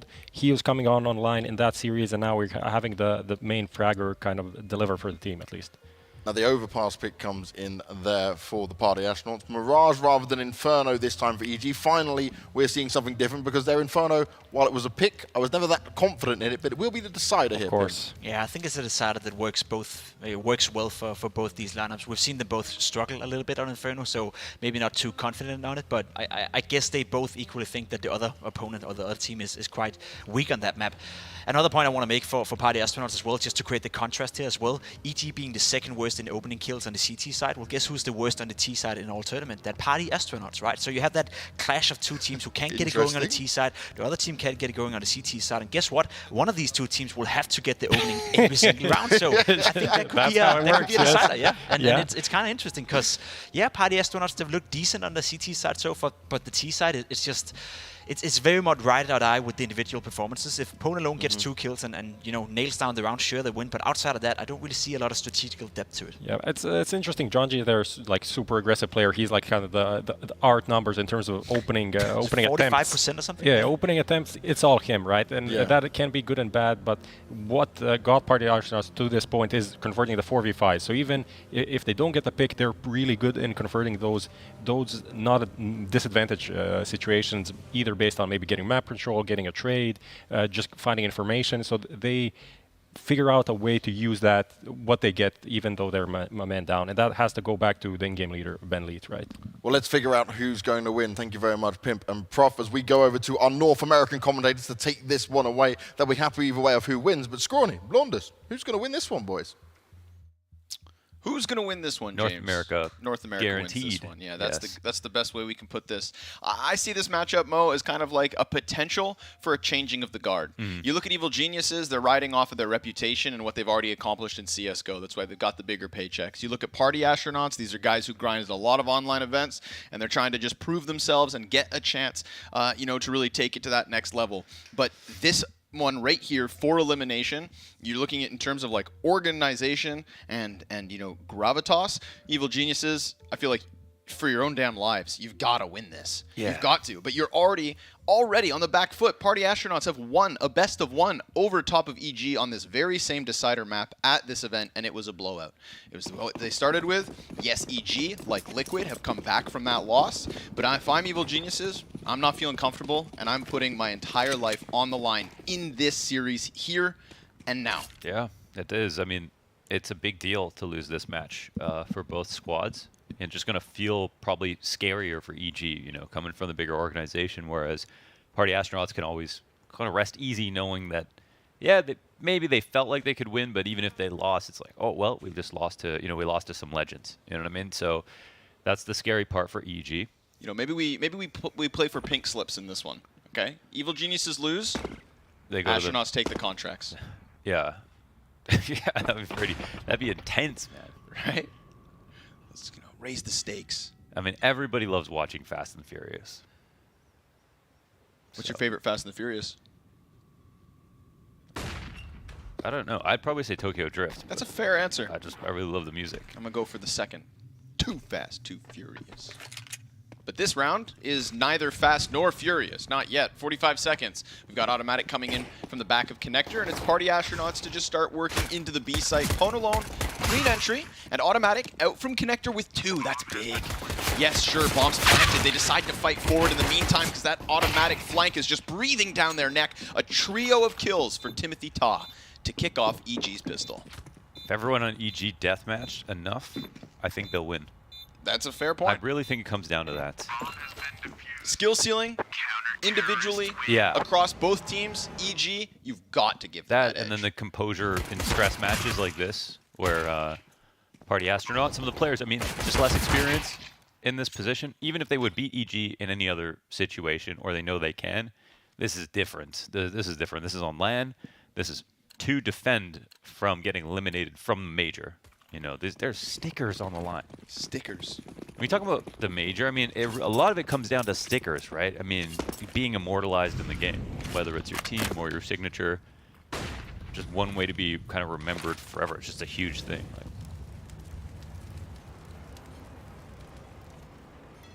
goals like top 8 might be too far, but stickers not so much. He's pressed close. The flashbangs that come over top from Party Astronauts, not a problem for him. Short control, very much in the back pocket of Stewie 2K, the first casualty of the first round of this map. Poor guy got wrecked in heaven. But other than Stewie, this is very much just EG playing their bomb site. So Stu kind of just, you know, the only surveyor of the situation. Yeah, a little loose piece that can go upstairs. It's a great spot because he has the MP9. If they open the door, he's in a strong position. I mean, even if rifles swing on you with an MP9, you'll tear through them. But actually fall back now into B. There's a majority stack here from the CT side on the A site.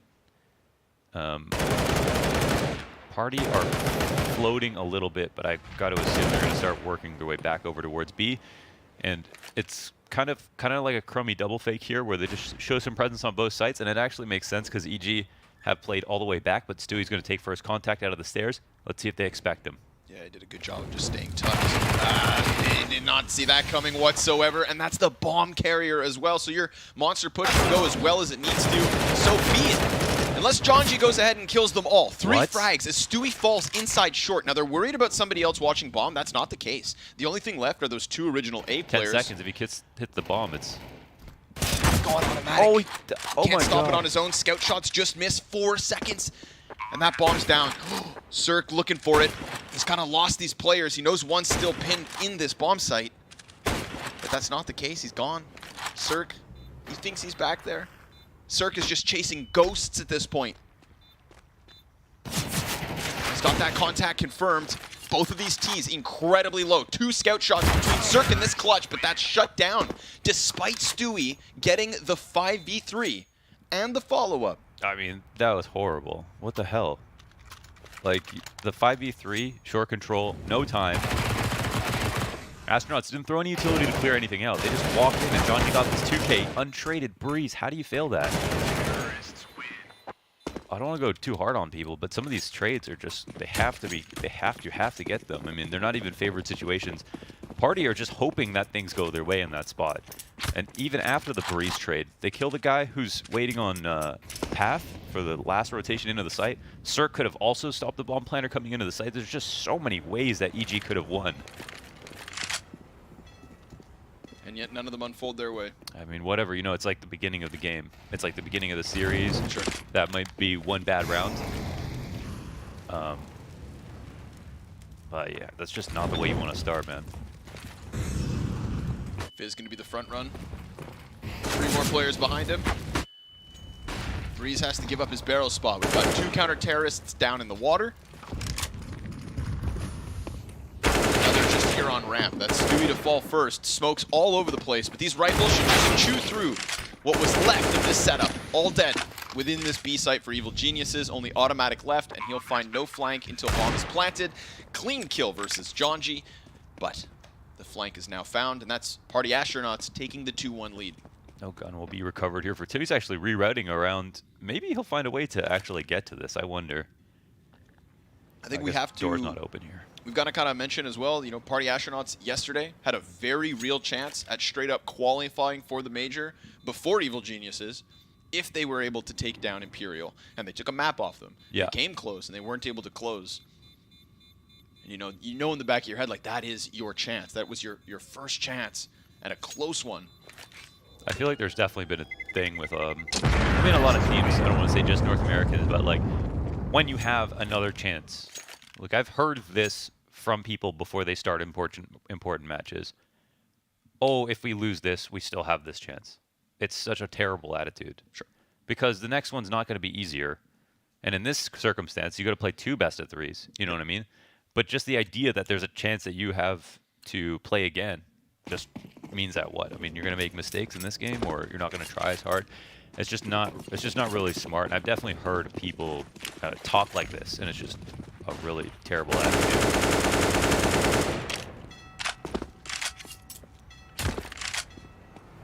It's something you don't see when you're playing, but if you're just sitting and listening to a team talk like that, like why would you say that? Sure. Yeah, it's the first thing you say when you lose. Like, guys, it's okay. We still have another chance. Yeah, it's all good. Right? And if for that excuse or for that and you know what? It's defense like to come up so quick. A time and place thing. Because if you say it after the game, fine. Sure. Say it before the game, no, man. There was only the here and now. No time like the present.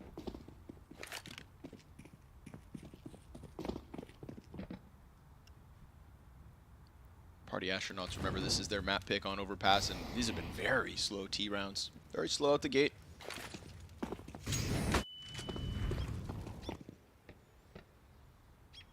The kind of T side where you can make no mistakes, or you're going to minimize everything, all of them. Let's see if they sniff out the stack. I mean, they're walking into B, so this is a nice play from DJ. Yeah, he's got an 8K, so a bit more risky, but there's so much space for you as just a solo rifler coming out of Monster, especially when you clear that close right position. So now he's going to tell his teammates, all right, yeah, it actually makes sense for us to come over here. Even if they're stacked up back pit, he's cleared such a significant number of angles that it's pretty safe for the T's to come in. Not have to worry about things, and he can start to clear headshot. And now site's wide open. Well done here from Party Astronauts. Kind of just safe enough. Boiled it down all the way. It's not one of those rounds that keeps you on the edge of your seat. It's not one of those rounds that gets you too excited, but it's perfectly played from Party Astronauts. Minimized all potential chances at a mistake. DJ, nice and calm, blocks out Monster.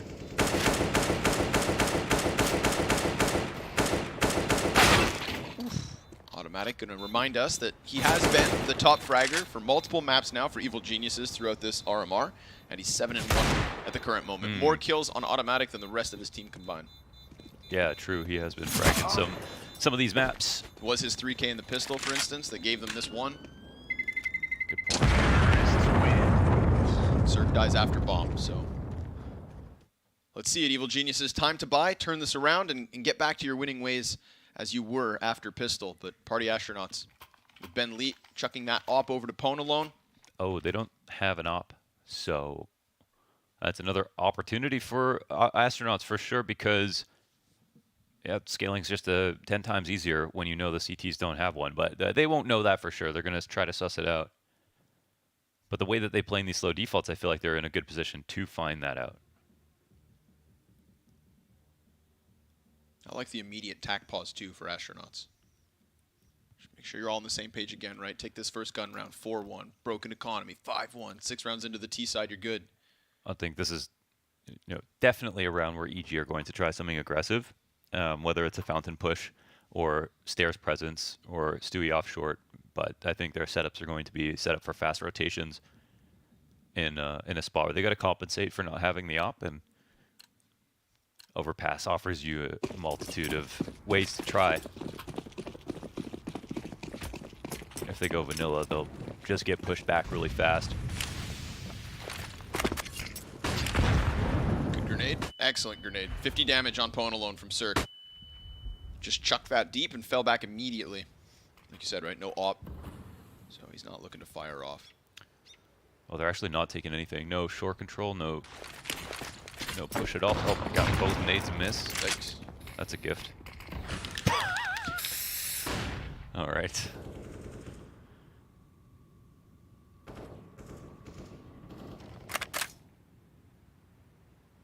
Yeah, despite that, whatever that was. T's are taking control of A, slowly pushing up. It's kind of, I think, the best thing for them to do, especially when they find out, there's no circle up here to stop them. B smoke comes down in front of Divider here for Automatic to play in front of. And this just frees up space behind him so extra CTs can come to the site. So they're overstacking A just a little bit here. Challenger getting tucked into long. We still get a little movement here from Ben Leet. Bomb pick back up. Every player now from Party Astronauts coming towards this A site. It's all about unraveling it quick. They're a little slow now. Yeah, we're 35. We haven't cleared up front bathrooms. They're starting to peek. Okay. Automatic walks in, takes down 2. Connector peek is there as well, and that trade from Viz could be crucial. It's at least a lifeline here in the 5th round. Cirque ahead of that Molotov, trying to peek around box. We've got Rush tucked in close on truck. Ben Leet looking to clear corners, trying to draw that A1S outwards. Will kill Rush, won't stop Cirque. Cirque, 9 bullets left. He's got support in from Bank. It's got to be John G, and it's stopped by Cirque. No op needed. Just plays behind those boxes and draws them in. But Party Astronauts, very slow. Yeah, they were too slow. Very uneventful. They could have, okay, they're at the point where you can throw nades, but they don't have front bathrooms cleared. So automatic swing just looks like, oh, he just swung wildly on it. He swung wildly because it just crossed 35 seconds and they hadn't even gone past him yet at all. No one's taken even inside of bathrooms to clear out the front of the barrels. They were just going to throw all their nades. So Automatic knew if they were going to execute A, they have to throw nades now. They absolutely have to throw those nades now. They don't have time for more default grenades. So either he catches them lining up their grenades or they're not there and he can start flanking B. Excellent nade again from Sir. Another 50 damage dunk. That was some foggy calling over Astronauts. Yeah, Lots right? of space, no CTs in sight, no op presence whatsoever, no 5v4 early, and still no scaling. Just felt like the tempo was kind of The tempo. a little lacking. Yeah, you know? they missed the tempo. It's like every little move, every little piece had to be kind of like reiterated to everyone before it happened, as opposed to just being a well-oiled machine. Yeah, it's a scary game. This is where some of the callings, it's going to be quite stressful. You don't want to make the wrong one on behalf of your team. This is one of the biggest chances for Party Astronauts to make something for themselves that they will have all year long. And even then, a victory doesn't lock you into the major. Your job's not nearly done. It's just about knocking down some of North America's all-time best. Some of North America's only major winners.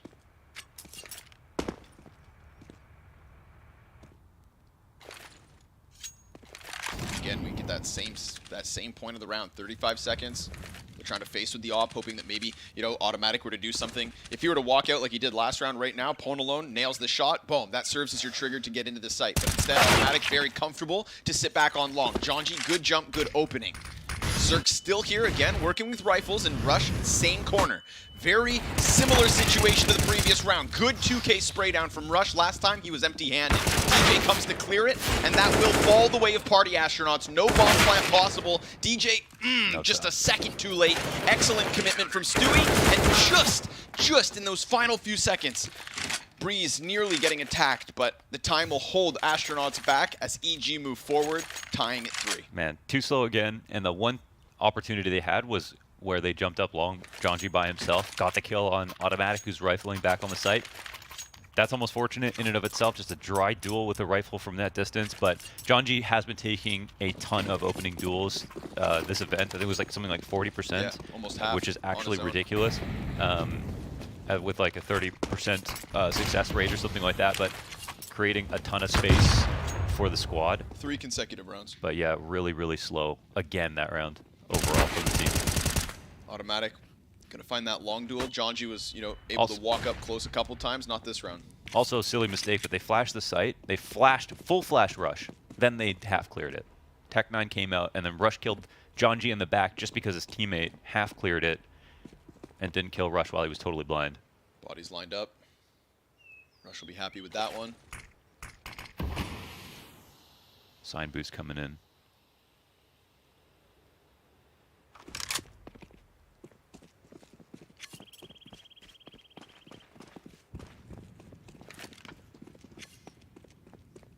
Full rotate towards B. Yeah, I'd like to see this pace, honestly. They've seen a number of times now EG are not really doing anything, like in terms of aggression whatsoever. They're just starving them for attention, and eventually Astronauts have been making their own mistakes, so the game plan makes sense from that perspective. And Astronauts have a pretty good pace now. Outside B, they have Monster, no one right side Monster. Just nades on the back of the site. Only thing against them, lack of guns, and the early kill. Incendiary that'll cut off short for the time being. So rotators get into position with a boost back on Graffiti. That's Cirque on top. They see it, and even then can do nothing about it. Bomb plant for DJ is about all they should be able to find. There's a rifle in the back, and then swarmed. Evil Geniuses, 5 alive. Astronauts, 5 dead. Yeah, okay. so they picked that up. I wonder if it is that you know, the fact that they feel like Party Astronauts will beat themselves later on, so why fight them early? Maybe they're a little bit worried about that middle of the game, the protocols. Maybe they respect them a little bit, say, okay, they're pretty good. Let's not fight them there. 4 rounds now, come down to like the final 30 seconds. Yeah. This is Astronauts definitely trying to use the clock as a resource. It's the final frontier of Counter-Strike. The clock. Valid point, though, that EG really not playing anything in terms of aggression. Like super other vanilla. than Cirque. I mean, Cirque, again, 4 rounds now in a row. That deep grenade down into the playground entrance. 50 damage every single time. But that's like the most aggressive thing we've seen on A, is just Cirque throwing a nade at the very, very start and then falling back immediately. Or, alternatively, that 1-round Stewie 2K with the MP9 in short water. Yes. That is the most advanced firefight we've seen from the CT side. Yeah, yeah.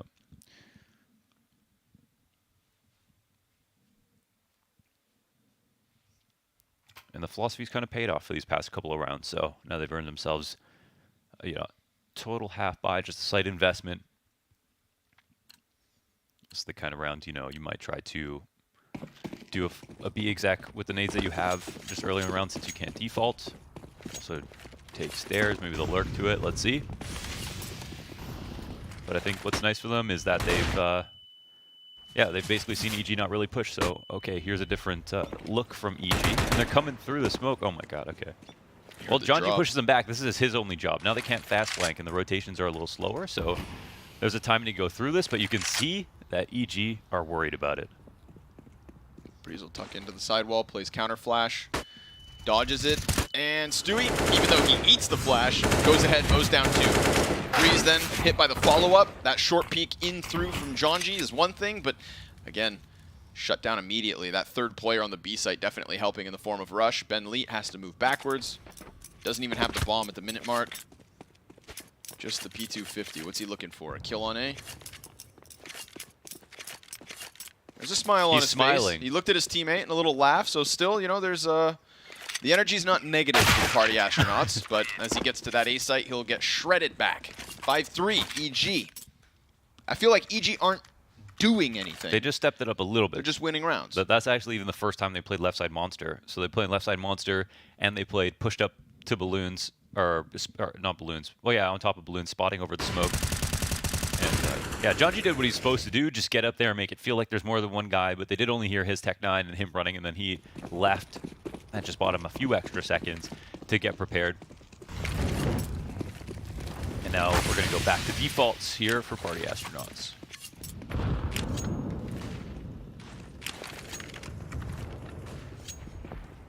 Again, Cirque just half wall in the bathrooms. He's got automatic down in connector, so there's a feeler here for EG. Door blown open. Yeah, they have all sides of connector, so they're both supporting automatic for his rotations out. Cirque will have to fall back. You can't hold outside bathrooms that long, but as long as they have door control, automatic can get out there. Now they either can try to kill automatic or let him leave, and if they let him leave, then the B site, whether like it or not, is overstacked for a couple of extra seconds, so that's something the Astronauts could potentially use against him, but I'm not even sure if they know he's here yet. On top of that, they'd have to find that little tiny timing. So automatic not going to be able to escape without a gunfight. And as he gets dinked, he gets pinched from both sides. Moving beyond what was once Stewie's short water, Rush sees an opening here. He's going to tuck outside of connector. Wow, this is a weird timing. He might be able to pull this off, and Ponolin doesn't clear him. Perfect. Can't get downstairs, but doesn't seem to need to. One comes back up from Con. Pone walks right into the crosshair, and Rush is going to offer us a multi-kill. A re-aggression. Right? How many times have we seen EG just fall back onto sites, and this time Rush decides to throw a wrench in the works. Like automatic in bathrooms that one round. Just kind of feels that moment, feels his timing, walks in and shines. Rush, 4 kills at the end of that in the gun round. V Party Astronauts. Yeah, that was a nice little bit of initiative, something that threw in a little bit of flavor after seeing a bunch of kind of vanilla plays out of EG, and it's just catching them at the right time. So yeah, maybe the idea from the beginning was, let's do a couple feel-out rounds. Let's just play super slow, play to trade, hopefully outduel them there. If they start to show us some exploitable weaknesses, let's start pushing a little bit, be more dynamic in the setups. So now I think they're starting to crank that temperature. Assess and adapt. Gotten past the assessment. Last round, good adaptation. Oh, that's a great nade.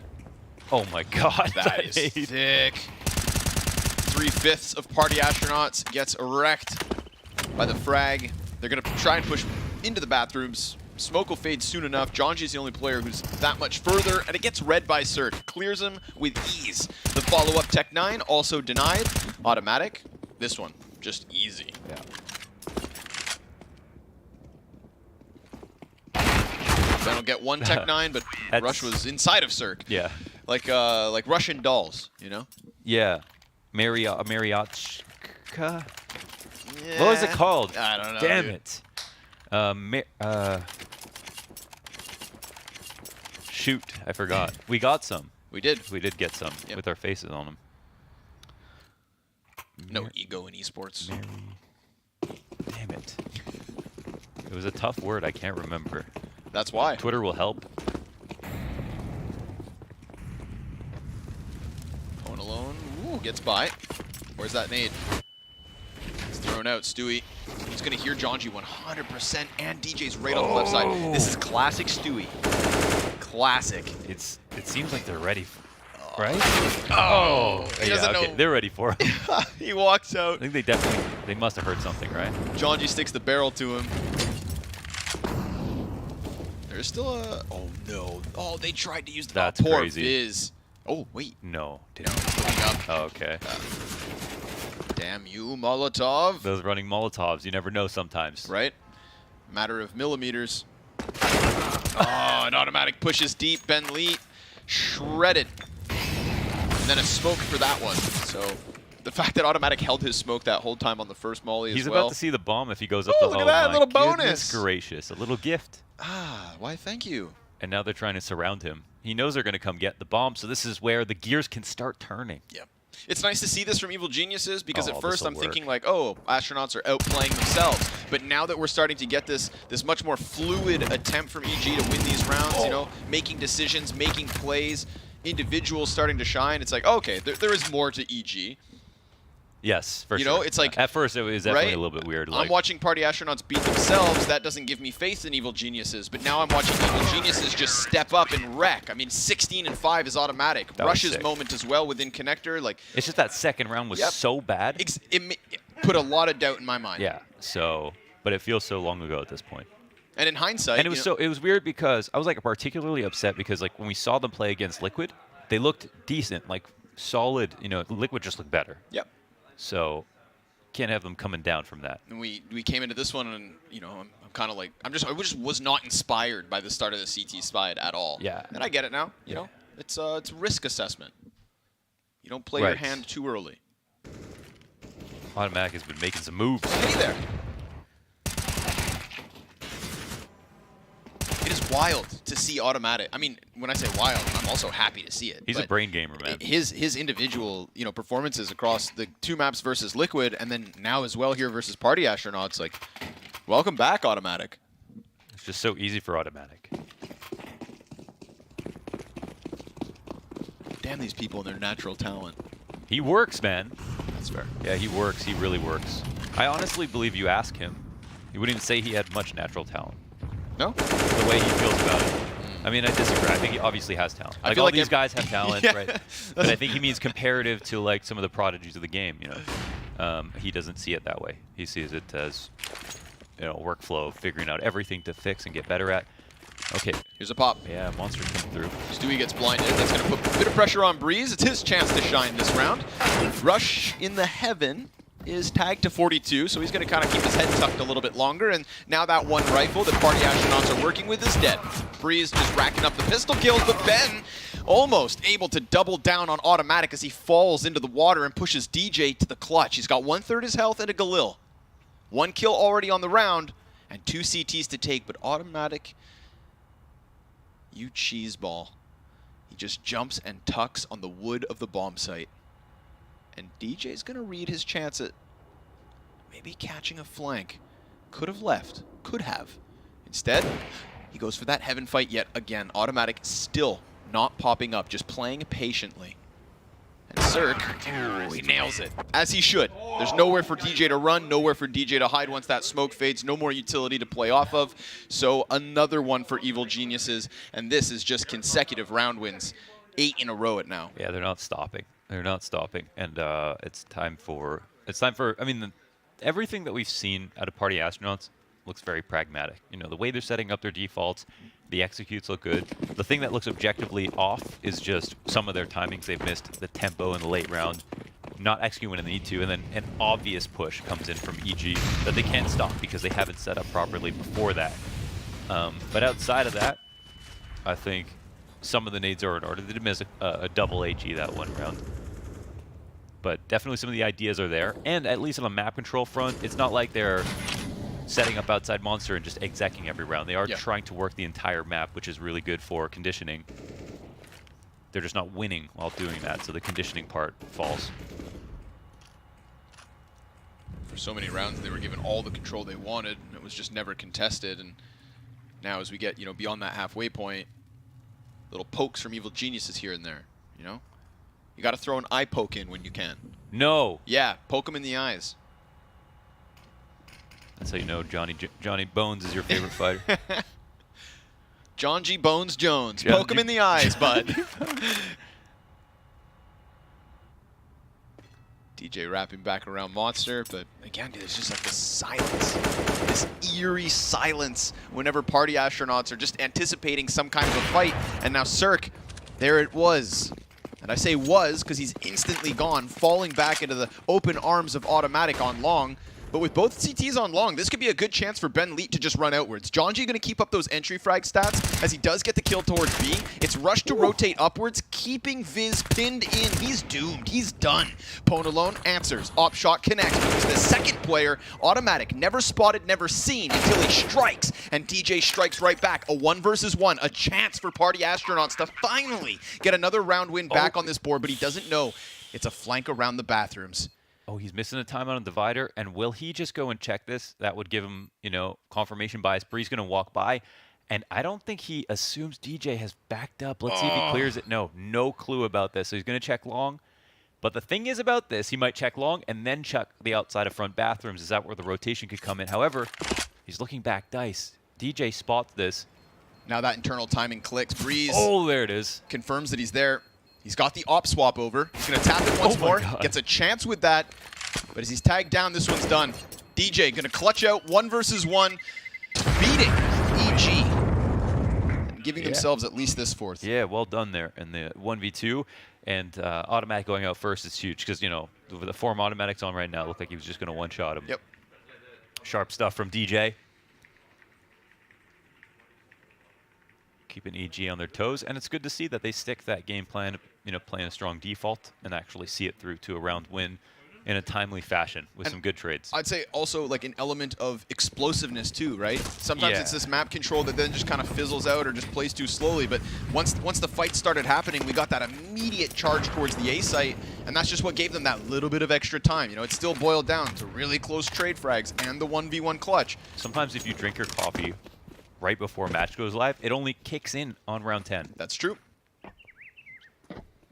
I believe it takes about 30 minutes to digest a coffee's caffeine. Keep that in mind.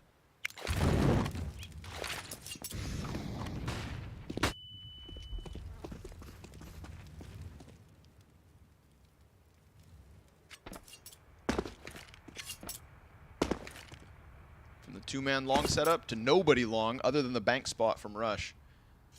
In contrast, we get this tuck outside bathrooms, Automatic. Playing it safe, counter flash, with Cirque's op prying over top of him. Now Automatic feels that mid-round moment, thinks he can get away with something, because it's been so silent towards the mountains. Oh, but he looks the wrong way, just as those T's come down. And just like last round, that kill serves as an activation, the trigger to the push. 4 players about to come bombard Cirque on this site. Let's see if his opping can stop them, or rather Rush's rotation has something to offer as well. 25 seconds. Again, it comes down to these final moments. They're in a good spot, though. I mean, they got front bathrooms, so yeah, now they jump onto the site. They try to spread. They dodge the op shot. Rush is here in the corner, so they don't expect that. Are they overextending? We'll find out. There's still 4 up. on both sides, and they have stairs control on the back. 2 players peeking towards Ben Leet. No, just one. The dumpster smoke keeps Stewie back. Ben tries to run away at that moment, and of course Stewie comes through. Ponalone's going to move forward. 2 versus 4 attempt from Evil Geniuses, and Cirque's already low, but Breeze could do this on his own, damn it. 4 health left. Almost gets a chance to take DJ's head clean off. So a smoke onto the bomb, a smoke onto the box. Hat for dice. And Cirque has to give it up. Yeah, NT. That was a couple of good trades that came through, but honestly, yeah, Astronaut's great. I mean, right there, the difference. 29, 28 seconds, but the already front bathrooms, they can decide when to jump on site at that point, right? They get the bank smoke or Molotov down for jump up, and they can just swarm. And they got 2 people in pushed up positions because they literally just had excess players. They could afford to take aggressive trades early on. I talk about this sometimes. When you just have too many players alive in a post plant, you want to play creative, aggressive trading positions with your first couple of guys. Those guys don't need to go, everyone doesn't need to go back to bathrooms because the CTs have 1 smoke and then suddenly you can't even shoot them while they're defusing the bomb if there's enough cover. So really important to keep those numbers as low as possible in the post plant if you can afford to. There's only so many spots to hide, you know? Exactly. What's that smoke? That one's patented, actually. I can't even explain it, okay, otherwise yeah. it gets sued. Yeah, sorry, trademarked. Breeze loses a quarter of his health to the grenade. Luckily for him, no spam comes through smoke.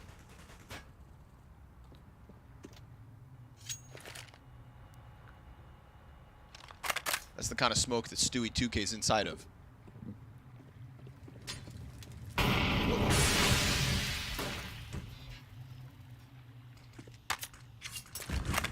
Jonji doesn't move a muscle. Waits things out. Again, we hit this 45-second mark. I feel like every single round has been boiled down to the 30 seconds. And this is the final one of the half, so Astronauts 2 rounds in a row and looking for the 3rd consecutive to end the T side. Still got enough util for the exec. Here it comes. Barrels will be burned out. Jonji just trying to face, and then we get that last second rotate. But look at EG already scrambling upwards. Yeah, they still have 1 on long. They're coming well ahead of this. Yeah. Tough spot for Astronauts to end the half, but they could still just blunt force trauma their way straight through. Bomb dropped, 10 seconds. No chance to save. You got to fight tooth and nail. And Cirque with the collateral just sends the Astronauts into the second half. Jonji's flank will mean nothing as this 10-5 CT scoreline looks good for EG. Okay. Everyone's wondering why run back. Listen, a call like that is going to work when the other team is terrified of you. But with no kills, no bomb site, no actual commitment to the fake, no bomb spotted on that exec at all, and EG we've seen have never set up in aggressive retake positions or push for map control at all. They're going to be pretty happy to win vanilla. Most of the rounds they've been playing on site and done just fine. So I think there might have been a bit of cognitive dissonance for Party Astronauts thinking about how the rest of the half had went. Because from EG's perspective, they played very calm CS and not overreacted to anything. So for that to suddenly work seemed a little bit weird. But also, you could say from Astronauts' perspective, they hadn't tried a real fake for the entire half. So there was maybe a chance EG would make a mistake. But no, they stuck to the game plan, didn't do anything different, and it looked really easy from their perspective. They also used a significant amount of grenades there, so I can't help but feel like that was a snap call as opposed to a setup for a long, a premeditated double fake. 2 peeking down long after the initial fountain contact. See ya, Cirque. So now the Astronauts just have a chance to completely lock out CT side. Okay, you've done enough on your T half. Definitely could have done more. Had a chance here and there. Oh, wow. Okay. That's clean. Very. Give him that. Squeaky. John, you're going to tuck into the bathrooms with Viz. We got a Molotov and 2 flashes for Rush. Smoke still on Stewie 2K. They use 1 of Stu's flashes to get into this bathroom. And will automatic. It's like that. It's like that right now. Tap, tap. 2 kills, and we are right back to the 3 versus 3. That takes Automatic to 21-7. He's farming. On the debut game, remember we watched his Overpass. Who is this guy? He loves the map. He loves the map.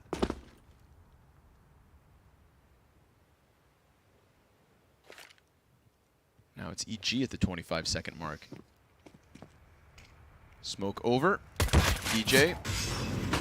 Fearful of that automatic Glock. Flashed is Ben Leet. So now they've got 2 positions confirmed from the CTs, and Automatic's going to be trying to fight that truck position. 10 seconds, and Stewie 2K's bomb needs to be planted. Automatic's going hard. 4 almost, but Rush gets one. Oh, you're right. They stopped it. The Pwn flank. alone. He dropped the it. flank. That's big. Oh, Pwn that's alone. enormous. Yeah, that could have been a truck plant in that situation. The CTs on site did a good job of delaying, and EG were the ones a little bit slow. That's some nice continuation flashes to scale, but whoever was there on truck just lived for way too long. Yep. So that was nice. Good flank from Pwn alone as well, who also meandered his way onto short in front of the door as the A site started got taken over, and Automatic got his first 2 kills. Pwn alone said, "Okay, I'll take a risk and go short." That helped him out with the timing. Question just comes down to, like, is this going to be like the first half where EG lose to the force buy? You know, is this that little moment at the start of the half where Astronauts just like, whoop, rob a bomb plant, take the pistol? They didn't even win the pistol this time. But just like an asterisk round, you know, not a round that EG necessarily lost, or how do I put this? I like that. It's not the end all, you know. At the moment, it felt like there could be dire consequences, and then once the half really got started, it was just EG all the way through. Yeah, we'll see. But like you said, the truck player surviving. Props to Ben Leet. I'm huge on Viz too, actually. Not having a great game, so weird time to bring it up, but just in general, I think he's really super smart player from everything I've seen.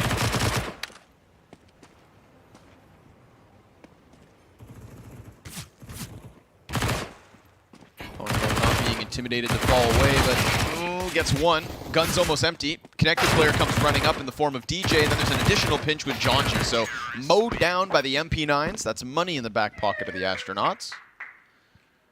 And a little reason to celebrate here. CT side starts swimmingly. EG have some good T-side executes on the map with, I think the flashes are the best part. They're very effective flashes, A-side and B-side. And actually, you know, Stewie on the team, Rush, all these guys, it's actually Automatic, I feel like, is going to take a high percentage of the opening kills on T-side, or at least be second in for those very, very sharp refrags. He seems to be incredibly comfortable about opening duels on Overpass.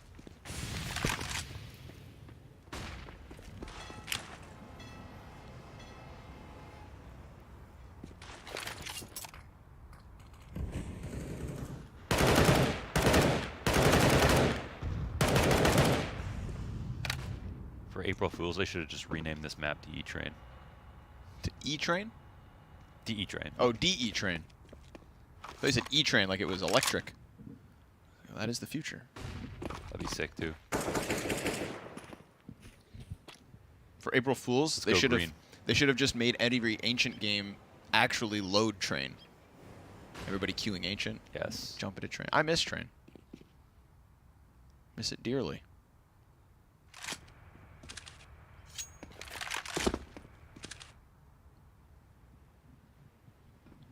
Again, man, these slow crawls. Evil geniuses.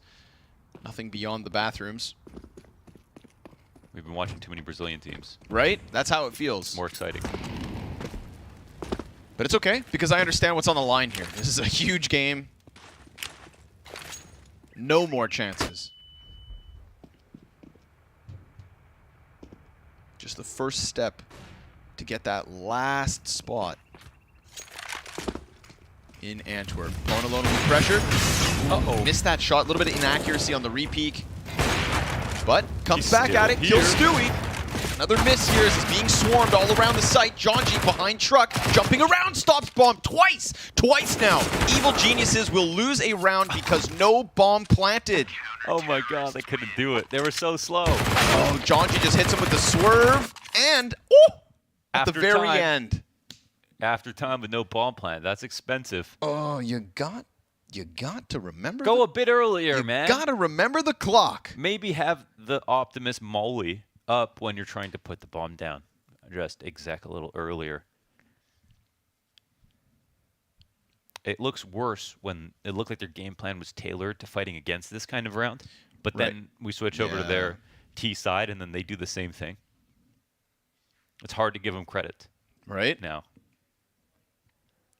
We'll have to... But it is still early in the half like it was for Party Astronauts then. We'll have to watch with just a little bit of doubt now. Yeah. This is what you were talking about. I was ready to get on board that EG train. They had me convinced, like the magicians of Harry and Hugo. Oh, did Harry and Hugo hit you with propaganda? No, remember they had that magic trick they were showing us all? Oh, yeah. Their claim to... Honestly, they spent enough time together. I expect them to speak telepathically soon. No one knows what you're talking about. Yeah, I realized that halfway through. But I know what I'm talking about. Yeah. Not that that helps the situation. Sure, buddy. Sure. Okay. That's true, actually. I just sounded sane. Please forget everything I've said in the last 30 seconds, and let's watch this 19th round. The solo AK. The CIS buy. Oh! That flash, DJ. What did he get the? Oh, he didn't Trades get the there. AK. Fallback, no weapon. Oh, they left with the AK. Dude, that looked like Breeze. Yo, Breeze was so ready to just shut down that peak. He hears the footsteps coming, and then the DJ flash just kind of makes things a little bit awkward. Yeah, I guess Stewie was playing anti. Yeah, comes through, kills him, at least. But like you said, right, they lose their AK-47, and it's all they had. Yeah. Their one cherished gun. No, Stewie didn't want to die there because he's also got the only smoke. But that AK probably can change the odds of their round from this point on. EG actually still have the opportunity to go back to B, and they haven't gone back to get the AK, so there's some weird world where they exec B and pick it up again. Just run through it, nab it. But there's 30 seconds again. Smoke on Cirque will be sent to heaven. You get Viz just crouched behind barrels, blinded entirely. They see him. Great. Jonji, though, he's got a little bit of cover, and he just can't finish Stewie. So the bomb plant's there for EG. They've got that part of the puzzle. Problem is still low health on the rifle. Stewie, he's going to get a kill. Now it falls to Cirque. He runs for the gun, and DJ swoops him away just before he can find it. Still, decent round, all things considered. 4 kills, bomb plant, etc. But EG, they were on the brink of winning this with just the one AK buy. Stewie got the 4 kills. All of them. Ain't half bad. I'm almost too obsessed with the AK then, at that point. My precious. All the work was being done with the Tech 9. I finally switched my loadout. I had CZ on both sides for so long, for no reason. How do you feel now? You feel better? I'm OP now. You're OP, yeah. Were you actually buying the CZ or just playing P250? I only bought Deagles. Oh, okay. I'm grief. There's more than 2 pistols? Glock never counts.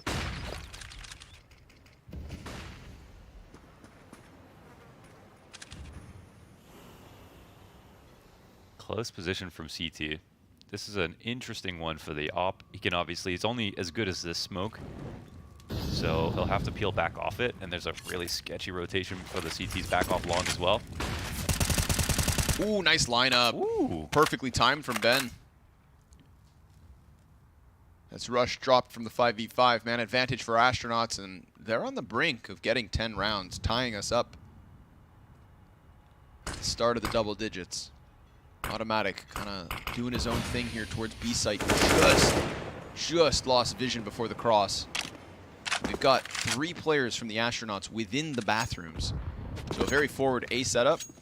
There's a good amount of grenades here still for CT side. We've still got Jonji with his incendiary, 2 in fact, and they can molly long. Plus they have 2 smokes left over. Flashbangs to pair with them. Crossing 40 seconds, it feels like EG are going to slowly. Look how reinforced the setup is in front of the bathrooms as well, with an op on top of it. This is going to be, you know, it's going to need a heroic 2K, I think, to win this one. Such an easy kill here. For Kone alone, damage done, divider kill. He can even chill on this angle, it's still his. With the op going down, Breeze is dead. Nice round from Ponalone. Op dominance here in the 20th.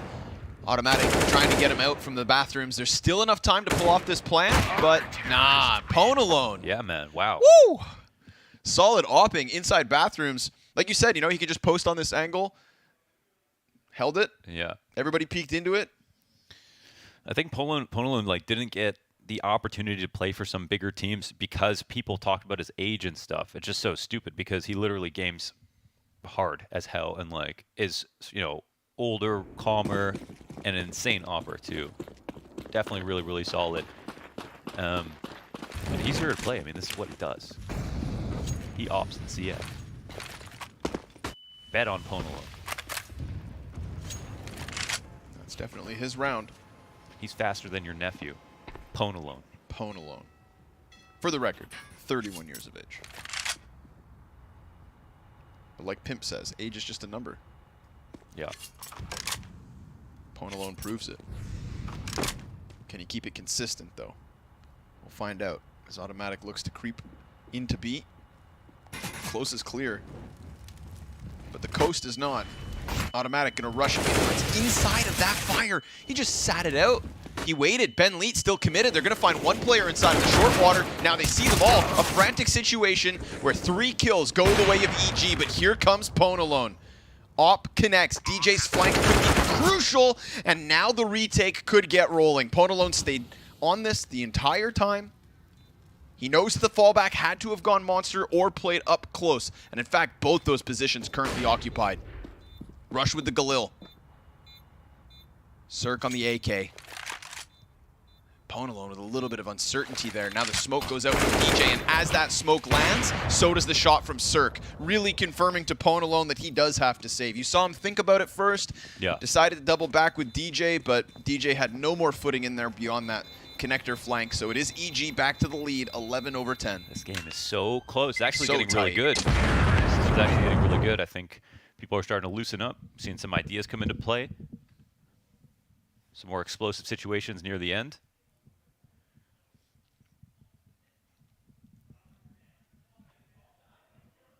But I just can't understand people who talk about like reflexes falling off, like in, you know, at any time, really. Like, I feel like they have zero context on any other sport. Yeah. You know, like boxing, racing, like there's just no example. Like, just I don't get where it comes from. Yeah, where it comes from. It's because they're usually younger. Yeah, right. You know? I just think that happens. Yeah. I mean, I've seen like my favorite, you know, some of my favorite StarCraft players play probably too long or something, and then just, you know, they get outclassed over time. But I think that's other things. Other things. There's yeah. other things like environment. Yeah. Hands hurt. Yeah, arthritis. Sometimes it's just the amount of time you played something. You're just already done it all. That's a big one. Yeah, If for you've done it all. motivation. Yeah. But if you haven't and you're still gaming, I mean, it's a, Look at Forrest. yeah. He's sick. Look at Shocks. Look at Kerrigan. Just won an event. DJ flashback. I like this. Ponalone. We saw what he could do inside of the bathrooms, and now I feel like he's being given a bit more space, right? Even when he rotated down to B last round, like he had something to give. He had something to offer. This position could be round winning if he shaves off the fights at the right time. But Evil Genius is very passive. Still 2 in playgrounds. You know, they waited Ponalone out long enough that he just didn't feel comfortable sticking in connector, and now he's run all the way back to the A site. You know, utility definitely also spooks him a little bit, but there's nothing there. It's just smoke. Smoke and mirrors.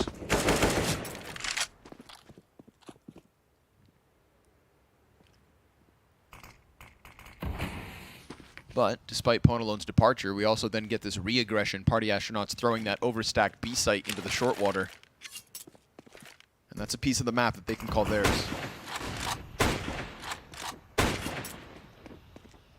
Which, as we watch that bomb rotate towards B, could be huge. Yeah, it'll play a factor. I mean, they're going to be coming in from stairs. There's, yeah, 35 seconds. I was going to say, they can try to crush Sword at this moment. Some of this might come down to just Stu. He's going to hear this. Get in. Oh, he doesn't win his engagement, and Viz starts out. 3 kills from the CT side on this hold.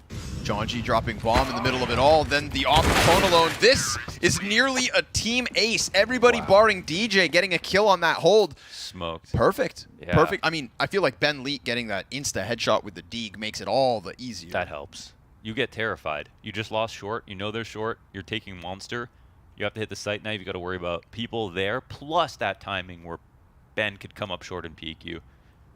So if they weren't planning to smoke it, that's going to mess everything up. What a shot from Benny. Whew.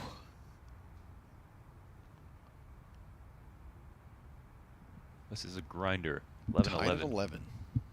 Good rounds both ways. It feels like I'm leaning Party Astronauts at this point. Are you? Good stuff. Yeah, I've Yeah? seen some good stuff. CDs. I didn't like their Yeah, T-side you that leaning? much. And it wasn't great, but like, I don't know, I've seen some good stuff so far. This T-side from Evil Geniuses is no more, like, I'm Yeah, right there it's with not you. more impressive, There's yeah. no more, it's not any more inspirational than Party Astronauts T-side was. I feel like definitely in NA overall, people are too stingy with their grenades. You know, like throughout the round, there's just so many dead moments where nothing is happening, no little bits of pressure.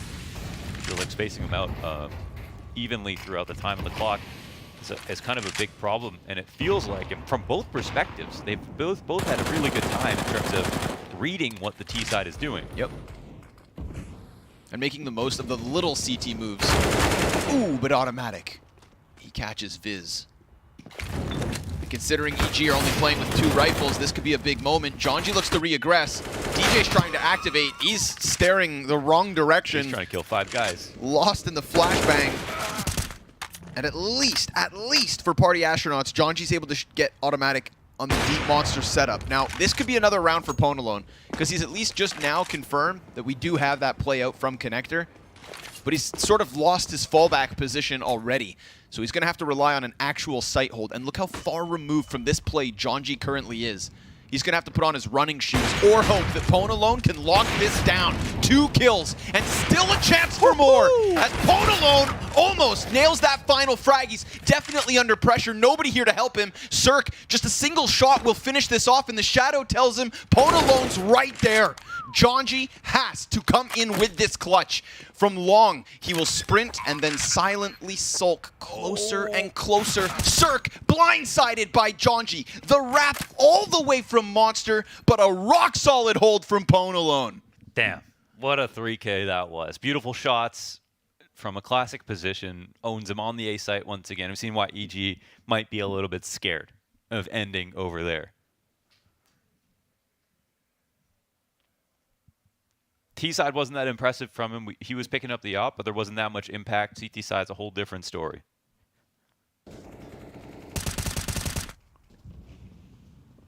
And yeah, nice play from Jonji in the 1v1, thinking way ahead. Just believing that as long as his teammates hold that he's in a good position, just deals with them.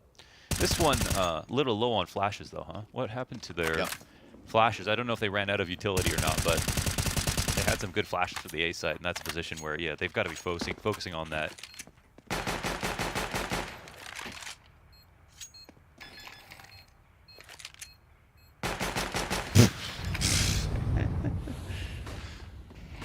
Don't lose now, bro. Don't lose now, brother. Props to Ponalone. 3 shots, 3 kills. There was no room for him to miss a single one of those shots. Yeah, it's true. We talk about, you know, the pressure of the moment, the intensity of the situation, who can stand up to that, who crumbles under it. Ponalone stood tall. And now we're looking at a Party Astronauts that's only leading by 1 round, but look at the kill distribution on that team. This is the Ponalone and Jonji show. True. We'll see if Viz and Ben Lee can kind of get reactivated into this. Even if Ben's not getting kills, he's getting a ton of information here in round 24. 2 players pushing through Monster justifies what's going to be that rotate up B. It's evacuated. That's enormous, man. I feel like when you get that Monster push off successfully, it's done. It's now there's a timing here on short. We haven't seen EG talk about 5 down short at the, you know, now we're crossing the moment where they might make that decision. Execute is coming forward onto A. Jonji's still alive in the bathrooms. Rifle to support behind him, and the flank is coming in relatively slowly. It gets pushed back a little bit, though. Yeah, Jonji, now it's his chance to be that Ponalone. Rush will be caught. Ponalone with the no-scope. Jonji's not going to find anything, and the 2 site players are dead. Now this flank, the 2 players on flank, they've got to do everything. We just mentioned their lackluster score. But sometimes it's quality, not quantity. And this would be the gold standard of a clutch to keep themselves in the lead. They see that op barrel. That's an easy pickup for Ben, but there's another player over on this right side from Ben, and he may not expect it. Automatic looking to shave them off as they try to push through that smoke. Viz now confirmed to be here, and he gets one at least, but there's Automatic active on that swing. And we can give props to Ponalone and Jonji, but higher than them both is still Automatic. On the brink of 30 kills as he clutches out on A. Yeah, they've been going crazy. And those late mid-round situations, they won a couple of 2v2s now, so credit to EG. They are pulling it off when they get there. Man, this is a spot where I think maybe the CTs got a little bit too complacent on the A site and said, we've got this full flank in, we know it's A. They knew with confidence at that point in the round, like it's 90% A unless some late last-second situation where they run downstairs occurs, and they still lost 3 on the site. I think only got 2 kills? Yep. Between the 3 of them, and they just had to delay 3 or 4 more seconds. You know, A for effort on the boost, but unfortunately just no guns. That is such a lifeline for Evil Geniuses. It's going to be their 13th. I think all too easy. Somebody spotted them. Yeah, on the full flank. So the 2 flankers actually split. One of them went down ladder, and the other kept yeah. with Fountain. And then it felt like when they went Fountain, they paused for a second. Yeah. Because I thought, like you, they got spotted. Yeah. But then they also still got the kill versus Rush, but we didn't get to see that fight. Right, okay. It might have just been even exchanging glances with Rush that just screwed their timings up and they got a little nervous. It felt like you're watching a horror movie and you know the jump scare is about to happen. Yeah. They know they're about to find contact in bathroom. But it's kind of like the burglar sees you in the backyard and you see each other, Yeah. and then he's closer to the door, and you're like, oh crap, we got to worry about B now. What do we do? Happens all the time. And that's not just an easy 13th, but a very real potential to grab 14 off of that as well. That round 24 is a world of difference. This Mag 7 and MP9 between Ponalone and Jonji could maybe catch EG off guard, but you've got 3 players here. This Mag 7 should be good for maximum 1. Oh!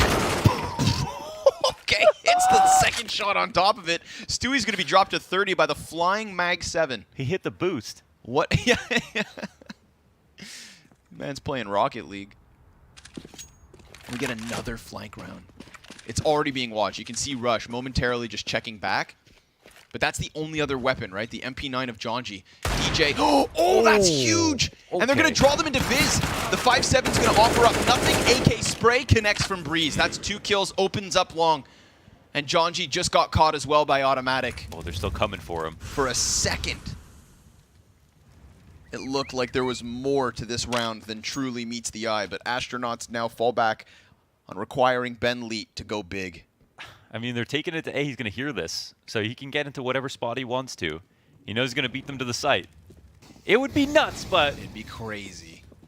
The angle's there, but the shots aren't. A little bit of damage, Automatic kills him, and EG, 13th, just versus Pistols, 14th, got past the Mag 7. Astronauts will be back on their bye, but their margin of error near non-existent. Yeah, man, 14-12. And Astronauts did show already some good stuff on CT side. Definitely don't think, they're not out of this at all. It's EG just had a good enough first half that even if they have a decent second half, they're in a good position to win. So, yeah, money on their side. Maybe a little bit of confidence now, too. They won that 2v2. They have a clean anti-eco round. And Malik's actually handing over some ideas. I feel like we haven't seen him talk at all at this event.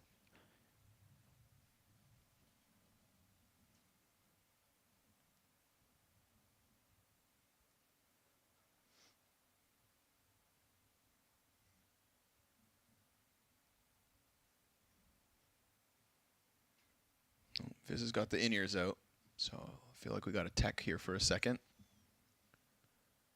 Better to get it sorted now before the round goes live. It's a big one.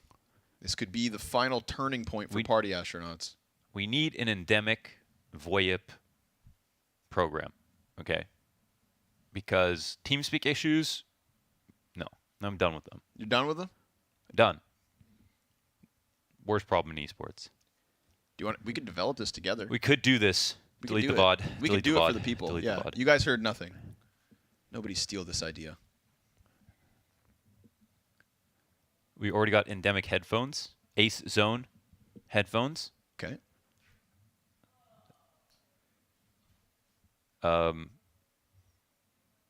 Developed by, I don't know pronounce his last name, our boy Biskov. Close enough. Yeah. So we don't have to use those ugly regular helicopter headphones. The cans. Yes. The good old cans. The ones that, you know, if you wore them for too long, just squeeze your head like a watermelon. Yes. The ones that are so noise canceling you can't even hear your own damn thoughts. Yes. Be gone.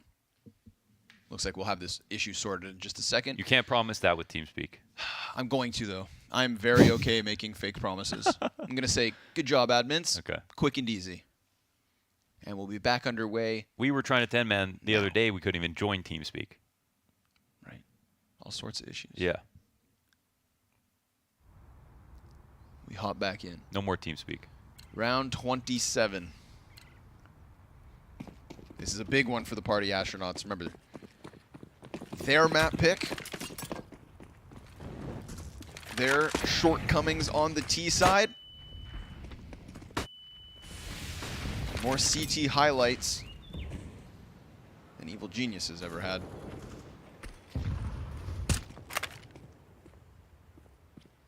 But you can only get so many Pwn multi-kills, so many Jonji flanks before things start going the wrong direction. It sucks to lose when you double big flank monster because that's the hardest thing to do on CT side. You don't do it. You do it like twice a half max, if any, and they lost that round. The one thing is that the Ts don't necessarily know that they flanked monster. That's one thing. Could have been a stairs push that led to a big flank. Also sucks to lose after you spray the dead body with 2 clips. True. You know.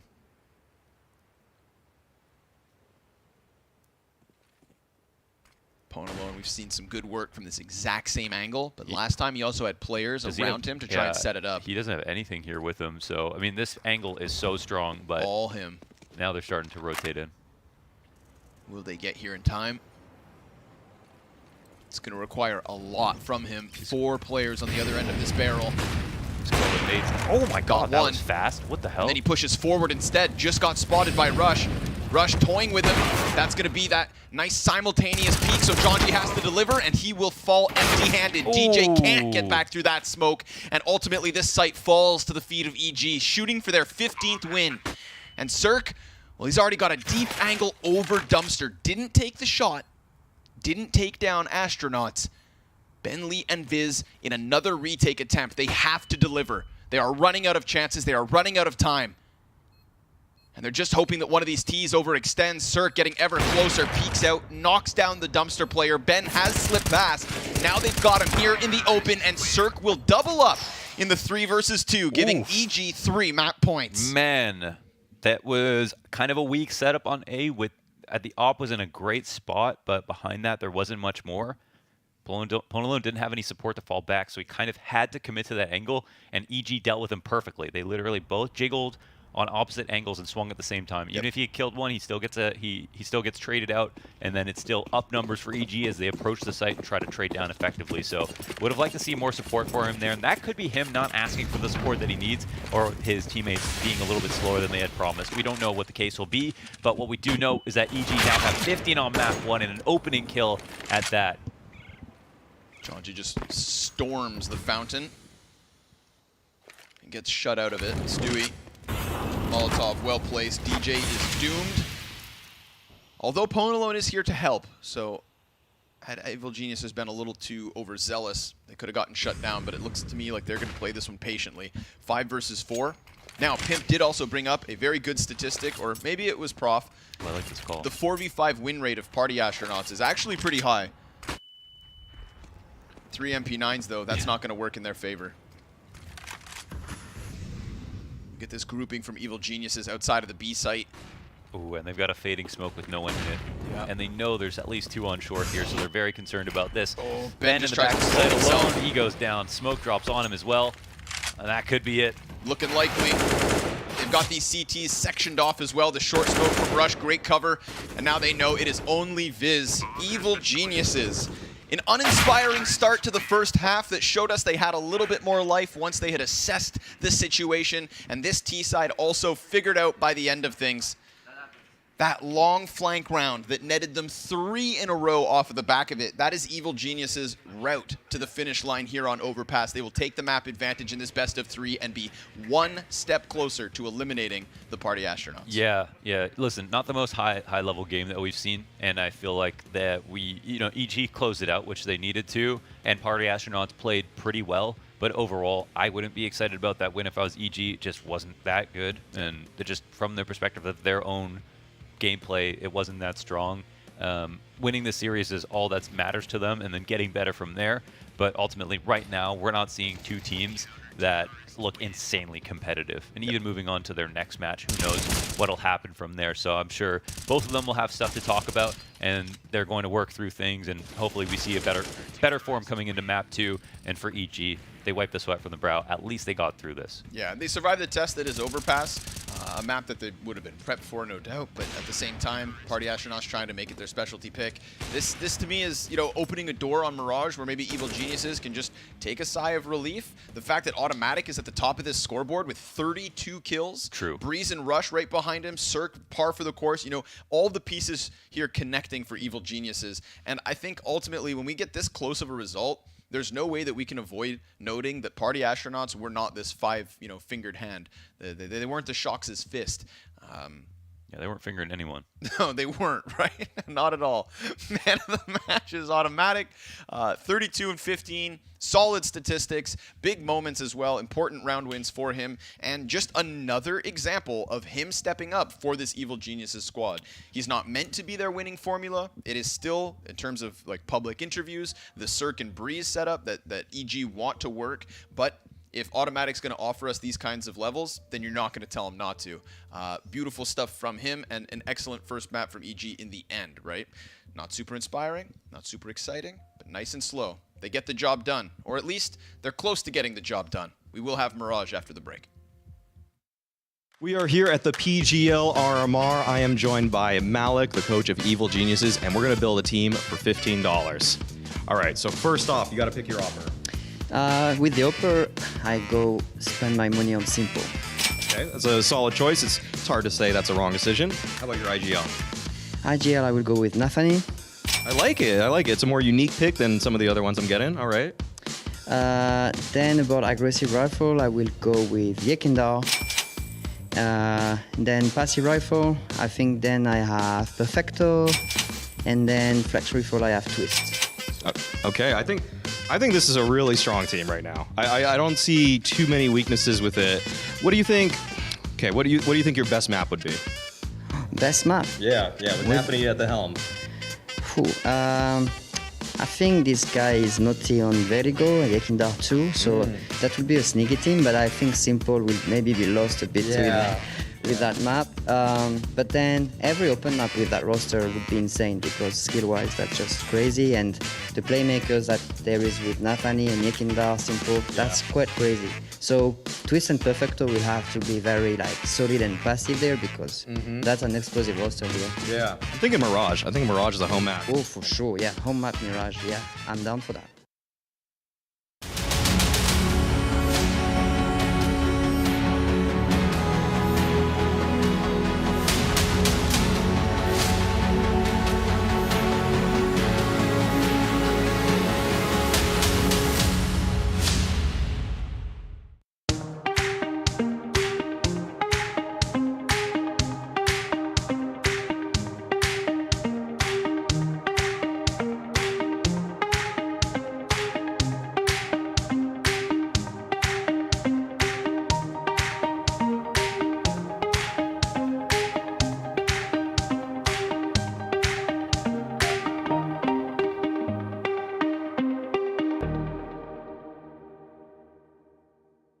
Let's go. Battle is on. Burst RMR views with a double bonus. Get insurance for single and combo bets, both up to €20. Fire up with GGBet. GGBet, this is real.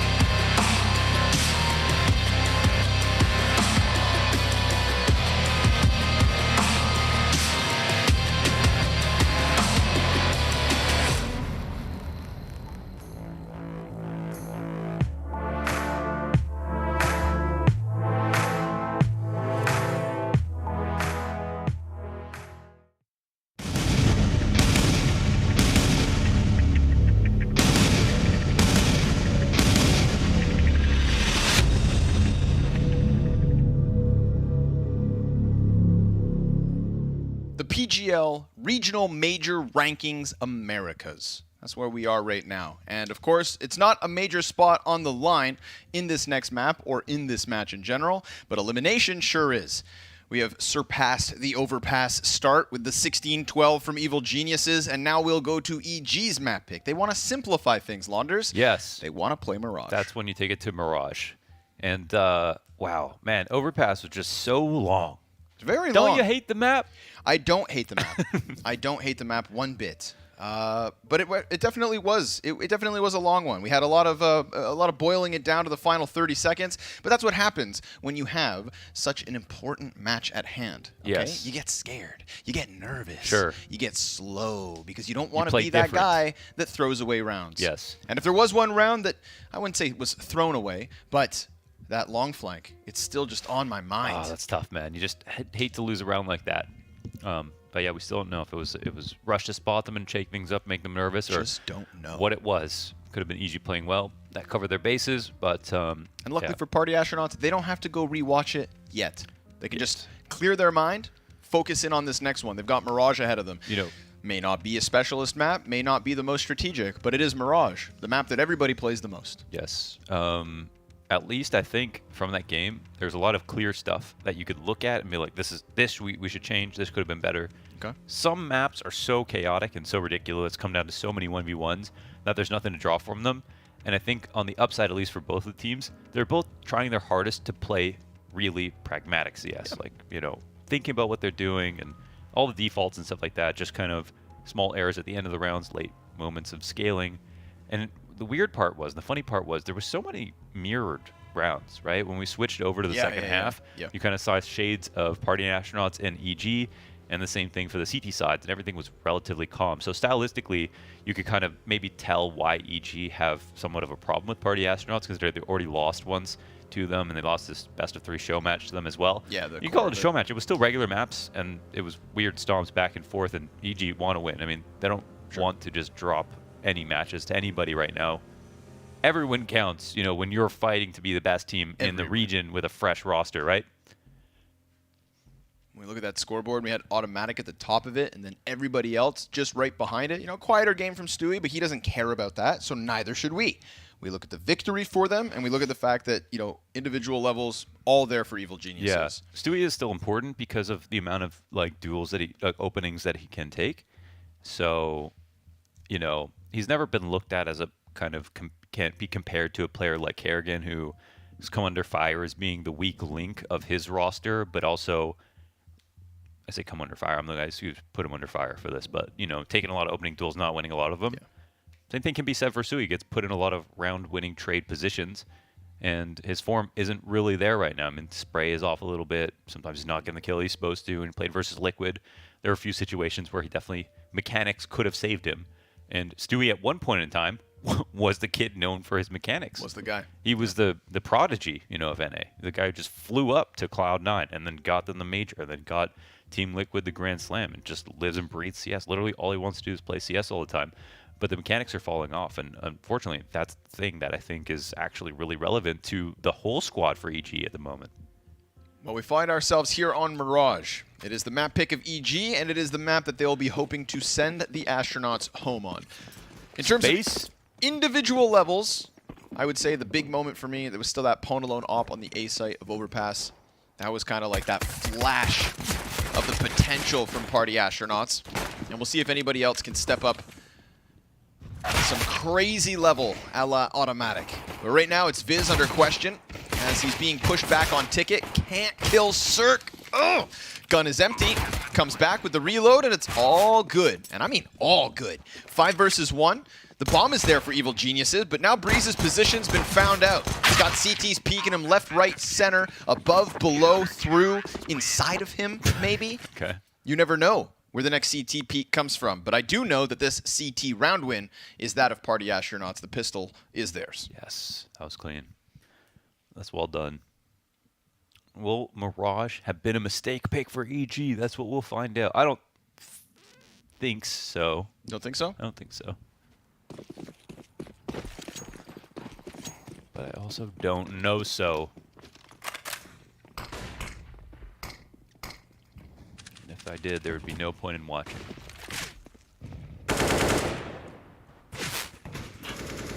Oh, Ponalone gets caught over top the connector smoke.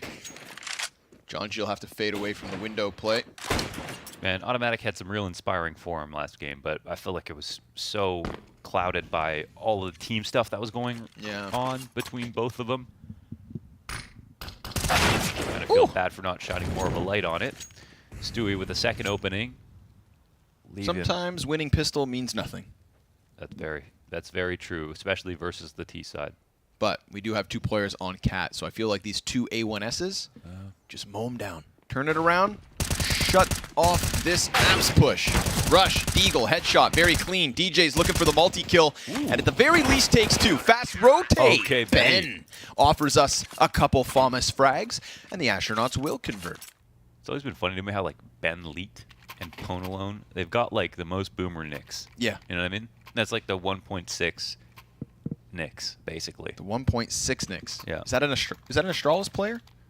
Yes. The 1.6 That's nicks? why they are a brain gamer team. With Ben Leet at the helm.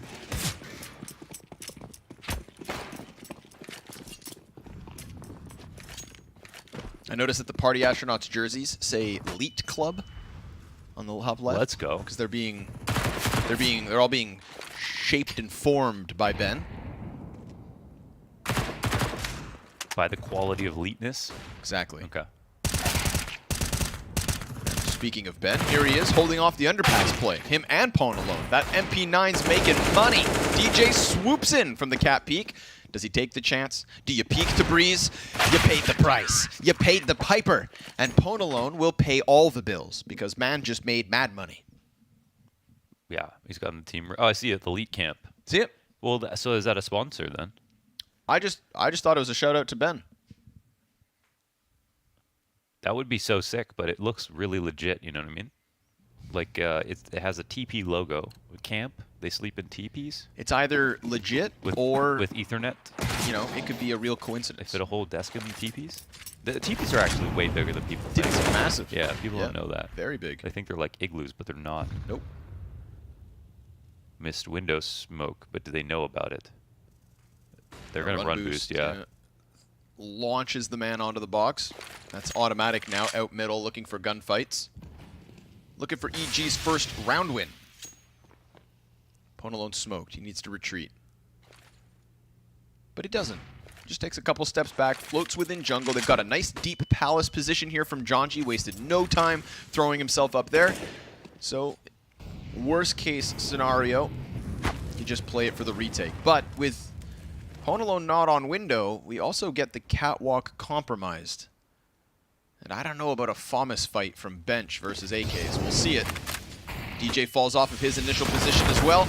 Those terrorists start to commit up the catwalk. The M4 spraying away one. Viz will just get the singular kill, but at least Pwn alone had rotated into market fast enough to cut off Cirque. So man advantage maintained from the Party Astronauts, and a little bit of patience. They just hold, anticipating the next one. Pwn alone finds Breeze standing in the no man's land, and remember, the bomb's not under the control of Rush. You'll have to double back. That's 30 seconds. That's why Breeze swung that to just try to draw aggro a little bit. They weren't sure if that could have been spotted from the market. As we just saw, it wouldn't have been, but Breeze couldn't tell for sure. Oh, the clutch is on. All right, Rush. What do you got? 2 players already jumping through the window. Third one still stationary. That's Pwn alone just holding this angle. And, oh, Rush can get nothing of the 3. So Party Astronauts find 4 on the scoreboard. Nice clean lead. And all things considered, there was like 5 players pressuring all of that. Yes. And what really slowed it down was not only each of the players on side of B site getting a kill, but now that we see the bomb was dropped, that was Pwn alone's 1 kill as he comes through Marketplace. Right. Completely just counters out the momentum of the round. It's kind of a kill each for the site players, and they, as you mentioned, didn't have the right best there. guns They didn't have the best guns to defend against. They just throw their simple smoke.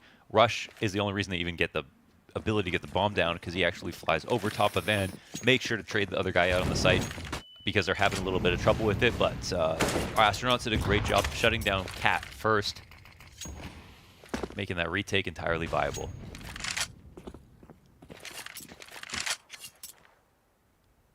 Last round, Jonji deep palace. This round, Pwn alone on the cusp of it with the op. He dropped his smoke as well for Ben on the ticket booth, so that's just a little bit more utility to play passively from within A. Allows for maybe more attention to come towards this mid-split. We see DJ come to the call of action on Cat. Smoke lands in front of the ramp. That's a little awkward for automatic, but there's no overcommitment here from EG. We're still at the minute mark as bomb gets drawn towards Abs. They got a pretty good pace to go for the B split once again. I don't mind them trying it because we haven't seen a lot of ladder room presence from the CT side. And with just the 2 on site, you know, with the rifles, hey, why not put some pressure? DJ will try to come through the spray, 1-for-1 trades, but Ben also contributes. Viz gets tagged up. Jonji exits from the market, gets 2 kills, just throws himself into the fight. And that is the one thing I like about Jonji is this ferociousness, where like he is so happy to just be, okay, jumps in. Doesn't matter if he's showing up to the fight late, doesn't matter if he's showing up to the fight low, he's just in it. Yeah, it's kind of got that Yakinder vibe. Yep. Just no worry, like you're saying about the HP, his position. If he feels like there's a timing he needs to be there, he'll do it. And again, on the T side, he's the guy who's taking basically all of the opening duels, and that's going to follow through into, you know, his game philosophy on CT side as well. Like you're saying with the trades, the rotations feel like they're instantaneous there, even though I don't think that Powdery Astronauts could have been positive it was an A or a B split, because TopCon was still smoked. They didn't have any push in the palace, no control A ramp, so that could have very easily just have been an A split, and so it was a fine round for EG to try that.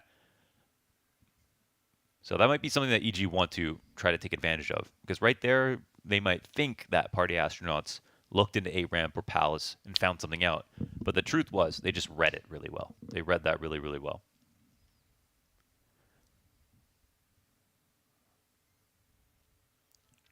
So could be a good call to try a fake. Not on this round, just pistols. Nade, ooh, just shy. They take off some clippings of Rush, Automatic, and Breeze. Monologue's gonna miss the first one. Jonji from the top of stairs alleviates some pressure as his player here beneath Ballad will be gunned down. Automatics, Tech 9 finding a singular frag.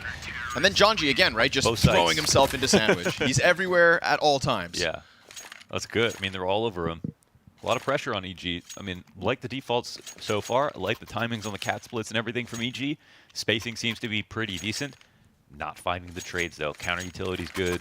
Never seeing a CT getting caught with the nade outs. And that extra rotation, usually Jonji in all these different spots, has just been there just in time. Ponalone quietly climbing the scoreboard as well. Let's see if it miss. Ooh. Into the breadbasket. But DJ misses the... Oh. Yeah, they smoked it. We got a gap. Yeah, they mollied it, I should say. Circle take on connector out early into the round. Nice boost. Jonji will have to watch from the bench this round.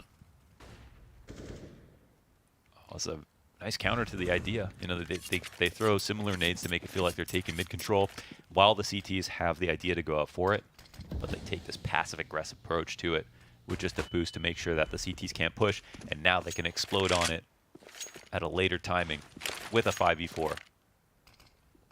You can see from the minimap a little bit of A presence with the same smokes on mid. The guys that it might be another B split could actually be a small trick here. Ladder Molotov. Ooh, he made sound. Look, they're actually rotating out towards A. Well, this might be a great call from Party Astronauts. Again, I think EG were trying to be very tricky here. They have left the B site entirely. Is this the God call? Stewie finds himself taken out by DJ. The rest of the push from Evil Geniuses gets all the way up to the bench before Ben Leach strikes. Not able to find more than one. Freeze comes out from ramp with a kill and a second. Instantaneous headshot onto Viz. Here's the clutch attempt from DJ, but the connector player should have his number. Bomb plant safely secured. Automatic trying to keep that pressure up, and it ends him. So, talk to me about that one. I'm going to say it's a Pyrrhic victory because that was the CT side. Party Astronauts are out calling EG right now. They knew exactly what was coming. They didn't even push upper B this round. It was 5v4 when you're the most insecure, the most vulnerable. And EG take over mid-control late after that opening tactic. That was huge. Then they move into an A-split. Astronauts started rotating out before that. They had even gotten into the top of connector.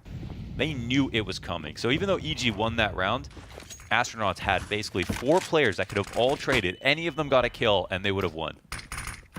I would be terrified if I was EG right now. I really like to see that kind of calling as well. A nice mix of, you know, solid information-based calls, but also gambles based on patterns that we've seen and reads into the mind of the other IGL.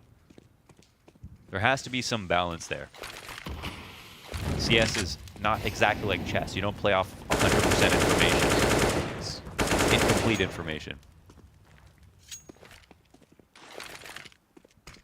Can't all be textbook. Need that little spice. That quick rotate's definitely one. Even though I agree that EG should be a little nervous at the moment, that is also coming off of a round win. You know, so they were able to just kind of bail themselves out because Breeze hit 2 clean headshots coming out of ramp. Nice to see that going his way. Puts a bit of pressure on what is otherwise a flawless CT side from the Astronauts. Flash into the face of 2 players, but Breeze still picks up the kill. Jonji, perfectly played. Waits long enough to now sprint over, but Cirque just peeks out. Has a couple of millimeters on him and will deny him from getting underneath that balcony, which then gives the plant over to Evil Geniuses and a man advantage with it. They've got a player tucked and stuck in Ticket. They might not be able to get back into this round. You know, sitting in CT spawn, they lost their 2 players within the site. Those ones did not trade properly. They only got Breeze out of it. Oh, and now they might get killed. Exiting as well. Automatic on the hunt. Yeah, worse feeling than giving away a round and still losing guns, but there's no room more to hunt in this position with EG coming off that last round win. Okay, they pulled it off, working into the A site. Key trade by Cirque. You saw what Jonji was thinking about. If he had snuck into under Valk, he almost certainly would have been able to kill the guy on the opposite default. Yep. Because that guy's thinking, I'm covered for sure. But Cirque had his back. Big round for Cirque. Big moment. 1 shot makes a world of difference. Especially because it feels like if Cirque had to peek out any wider, right? Let's say Jonji does get underneath balcony. Yes. Then all of a sudden, those 2 players that the CTs also had on Ticket booth are so ready to take an additional risk. Now he's in danger. They're in danger. But instead, Cirque won't whiff. A little bit more active here. Ben pressing up close to the ramp. 2 players inside of it. Oh! Wait, what? The flash they ran. Okay. I thought it was Stewie's flash for some reason. No, Stewie jumps back off the flash, but Cirque just gets caught. Just standing there like a statue. Good opening for the party Astronauts. Bomb's going to evacuate. No need to hard press the A site. We've seen some good mid-round moments from Evil Geniuses as well, towards middle. So they'll try to take that from them instead. Jonji's going to be tucked right window. This position is so good for peeking connector, for just players walking up. It does rely a little bit on timing. Rush is it's also watching it. Yeah, well, yeah, this is the thing. So now there's a spot where, you know, he might be able to spot one, he'll see 2, and now calls it. His teammates, they're going to be disarmed a little bit mentally. Oh my god, he'll catch 1. Call the information that players are coming up con. Ponalone will go up high. Ben loses his line of sight. The ramp player now comes into the mix here. Ponalone, despite getting dinked, still able to drop a player. Breeze going to try to chase them all around, but he's getting swarmed in all directions. So he dives into the smoke, almost getting off the reload, and then who knows what happens. But ultimately, yet again, Party Astronaut's going to lock down that A site. And all these A plays, for the most part, locked down. Every time. Even with Breeze coming out from ramp and getting a kill late. It was a great tactic to start things out. And I think they might have layered the flash on A ramp. So the first one pops, they start to get back into position. Don't say anything. A second one pops. I'm not sure if I'm making that up in my imagination. But either way, the flash that hit was beautiful. Cirque got caught jumping around. Op goes down. And EG have been smart about coming back to mid and how they take it, but they left window totally open, and this is the round where Jonji was just sitting in there, left side window, waiting for this exact opportunity. And in some world, it's actually better that he doesn't find that first kill on the player coming up connector, because he can just ready his teammates on the A site, and he actually kills the guy who's supposed to be alive in the post plant right from the jump. There are still moments where Party Astronauts seem to be a bit confused about when they have extra pieces, activating them all properly, and some trades go down. We're like, whoa, okay, why are they losing this round that they have really good control of? But overall, they're definitely way more solid right now than EG are. That's why they hold this 5-round lead.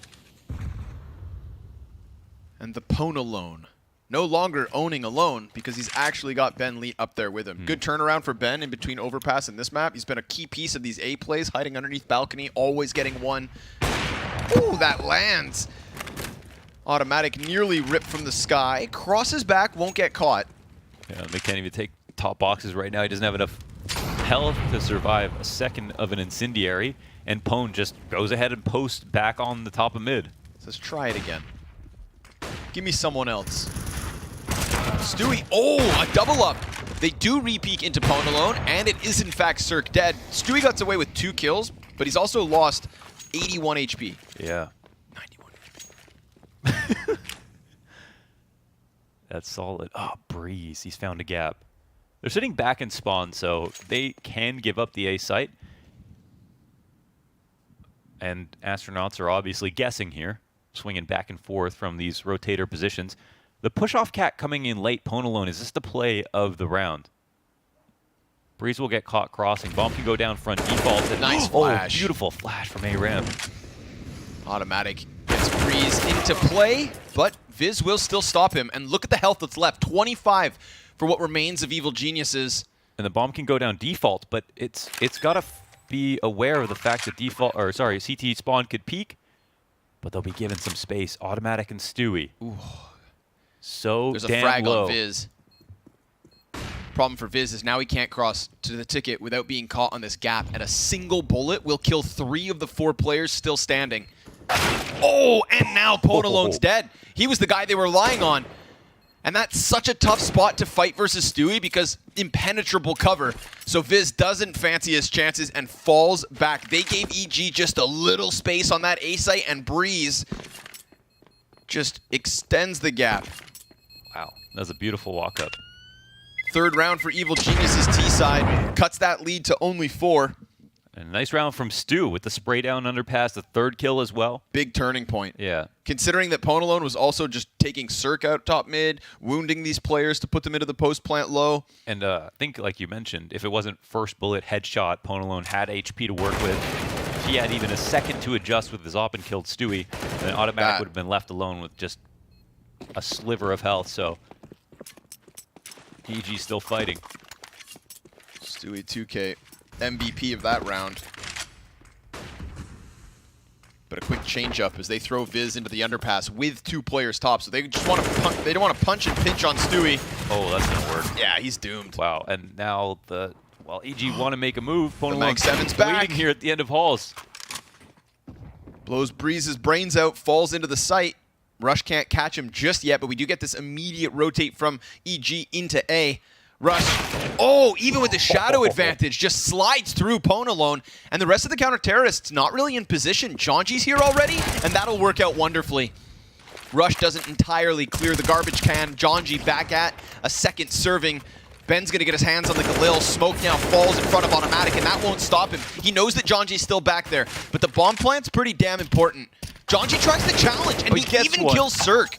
Despite Automatic watching it, Cirque was a little bit further to the left. It's a 20 HP 1v2, and if he pushes CT spawn, Viz body bags it, an 8th for the Astronauts, and their 5-round lead right back. Dude, Jonji's so annoying, because everyone knows someone's going to jump up on CT to the point that you don't do it anymore at the, a higher level. But Jonji finding these timings, he's not afraid to do it. He's sneaking into positions, and his efficacy is really good. I mean, when he was rotating in early as feeling like the extra piece, especially when they have a player advantage, it feels like he feels even more comfortable taking those risks, and that's when he's even more ferocious. And I feel like the number one thing there, fundamentally speaking, 3v2 and 1 player is planting the bomb, which means it's a 3v1 for 1 second. Jonji's like, I'm willing to take that risk, and he has the aim to back it up.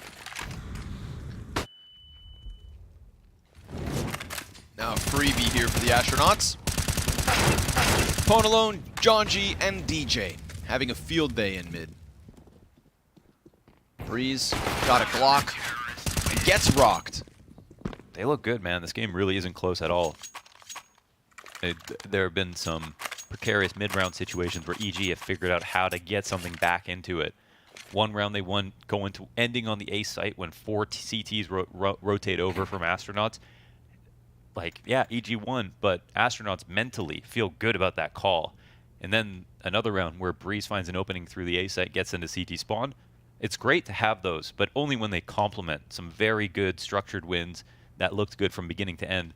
And for the most part, the main victories EG have had is basically just winning mid-control and then executing into the correct site, but not following through with successful trade frags, mainly relying on heroic efforts from some of their individuals like Breeze to make up for the fact that there's actually been an over-rotation towards the site they're trying to hit. And you also brought this up, Ben and DJ, or Ben and Viz, I guess, were the two players having a rough time on Overpass, and Ben has definitely stepped it up in a big way. And Viz just hasn't had much action. He's still 6-3 with the lowest deaths by a huge margin. Anything other than being negative after Overpass, I'm sure Viz is relieved. Right. Oh, Breeze just jumping up. Caught by Ben. On the railing. He just brought him up, and he just took Breeze down. Middle will still fall to the feet of EG. They could run through this. Ben's going to push forward. He's been under this balcony position so many times. Man's looking like Jax. Wow. He then slips into Palace, which is honestly one step better. Yeah, they feel like it's going to be A. He's right about it. Stewie has to give away his position because the fire spreads onto him. And he's the smoke that he didn't want to have to get rid of that early. Their change up here is just boosting Stewie and leaving him on the window. I mean, look at the CT positions. Like, you couldn't be any more comfortable right now. One in Palace, one on default who doesn't have to worry about Palace, and a player in CT to support. The cat peek as well into the top connector. I mean, this should nullify the guy coming in from mid. Maybe jungle works out, but Automatic actually gets away with the kill. Cirque even killing DJ. Viz, that's a crucial one. Starts to turn it back a little. Oh, but Stewie then trades it, and now we have man advantage EG. They threw a molly up here, so it could indicate that they're already aware of the possibility, and since everybody else is dead, you'd think there'd be a set of eyes on Palace. But Ben has gone unchecked. And he exits through Palace. There's a player deep jungle, but he can just focus on ramp instead. Blow away rush right now, and he's going to have to go deep into the ramp if he wants to stop this. He doesn't have a smoke to cover the defuse, but maybe, Cirque would come out and miss. Instead, he hits his shot, and EG, it felt like, I mean, you mentioned it. CTs were in literally perfect positions. They couldn't have asked for better positions. They just needed basically one or two more trades. Another situation where Astronauts, you could not give them more credit for the setup. They had a really, really good setup overall. They took the peaks that they wanted to take. Maybe they could have supported the peak towards connector with a flash, and then John G doesn't have to take a raw 50-50 duel from the back at default. But overall, they wanted him to come in that position. You have one in Palace, one in CT, one on default, one on Cat, and an extra player on the B side doing nothing. I mean, that's an idyllic situation for the CT side.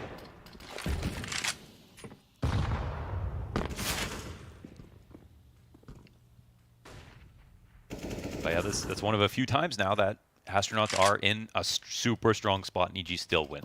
That's to consider.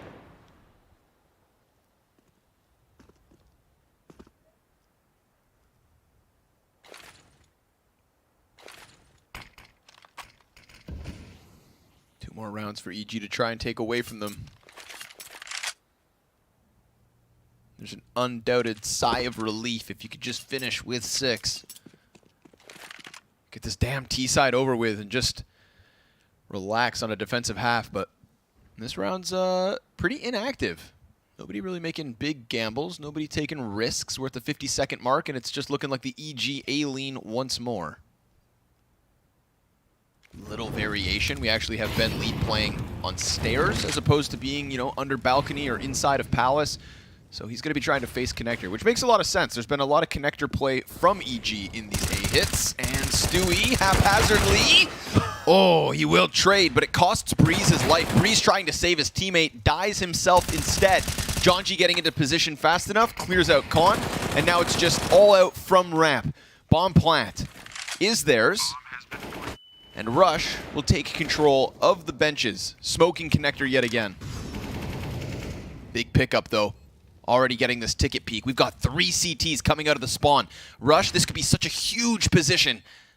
Just a matter of whether he gets cleared once the smoke on connector fades. Automatic will shave one off that push. Rush with the double.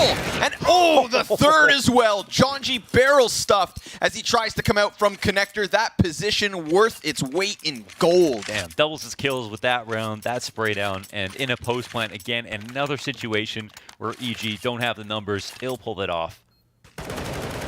Nasty stuff by Rush. Automatic would have been left alone with 22 health if not for Rush getting all of those kills. In a spot where he just got his, so they would know. And EG scrap out another round. They come into the end of the first half, and they've actually also deflated the money of Party Astronauts. Not a situation where I feel like Party Astronauts stopped trying and started losing rounds. EG just scrapped a bit harder, really worked hard to deepen themselves in those close moments. That one greasy round where, I mean, Astronauts had all the right positions. Yeah. I went to change the thing in that setup. Yeah. You know? Just let it unfold. DJ switches to the 5-7 after today. Yeah, right? What the Maui would like to have a word with DJ. He's going to say, hey, why you playing with the CZ? Yeah. He'd just suddenly do an accent for no reason. That would be the Maui. That's the Maui.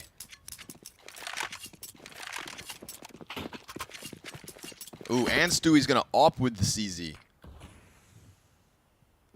That's a formula for disaster. Because you got to get the instructions out and build it every time.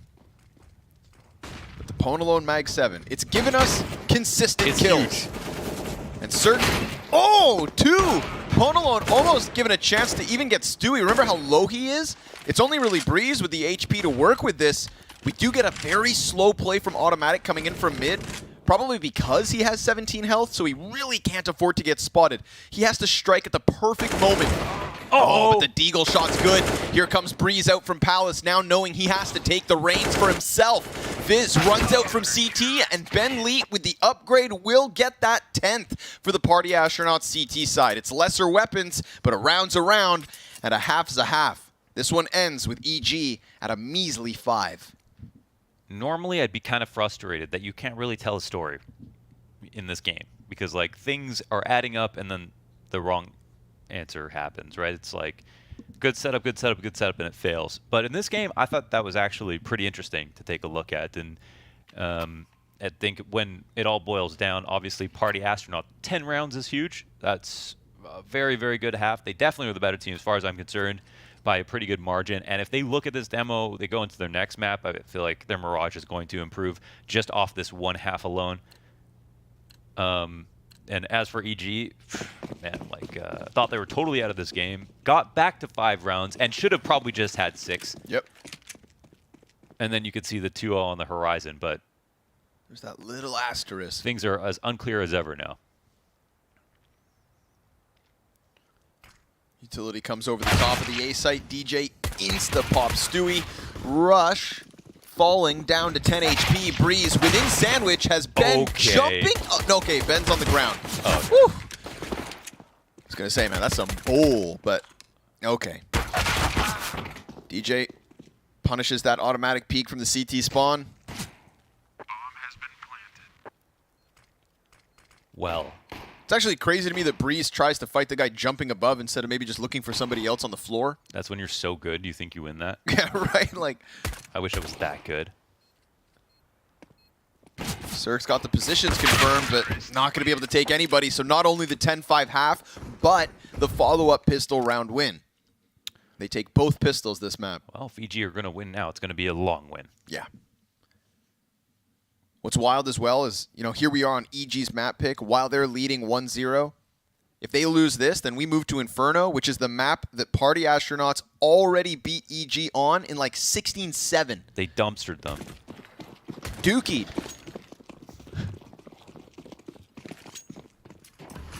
USPs for EG.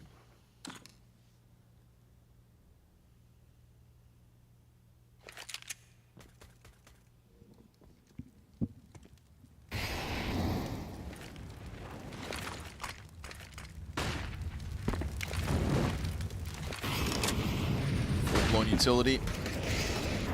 Leaves the site open for the peaks. Nobody's going to show contact. We have 4 players for EG on the stairs. So off that one flash, they burst into it.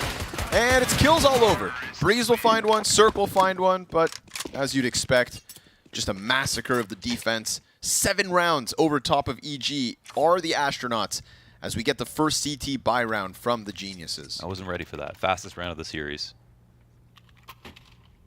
Finally. Yes. We need a quick one. I mean, every once in a while, you know, a little variation. That was blessed. What's the move? Let's see it. Oh, off towards B early, actually.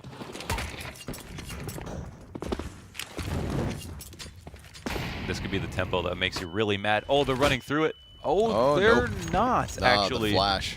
Okay, and this is not on purpose. You know it's not on purpose just because it didn't leave one back holding A, and the default, they're actually just re-spreading out. They didn't waste too many grenades. They made tons of noise, but they're just making sure pushes don't happen now, so fair few footsteps, but good counter utility, and they didn't lose any HP, so it's really minimal investment to shake the CTs up a little bit mentally. Make them wonder what's going on. Keep them guessing. CTs, plenty of nades. They can survive another bit of pressure.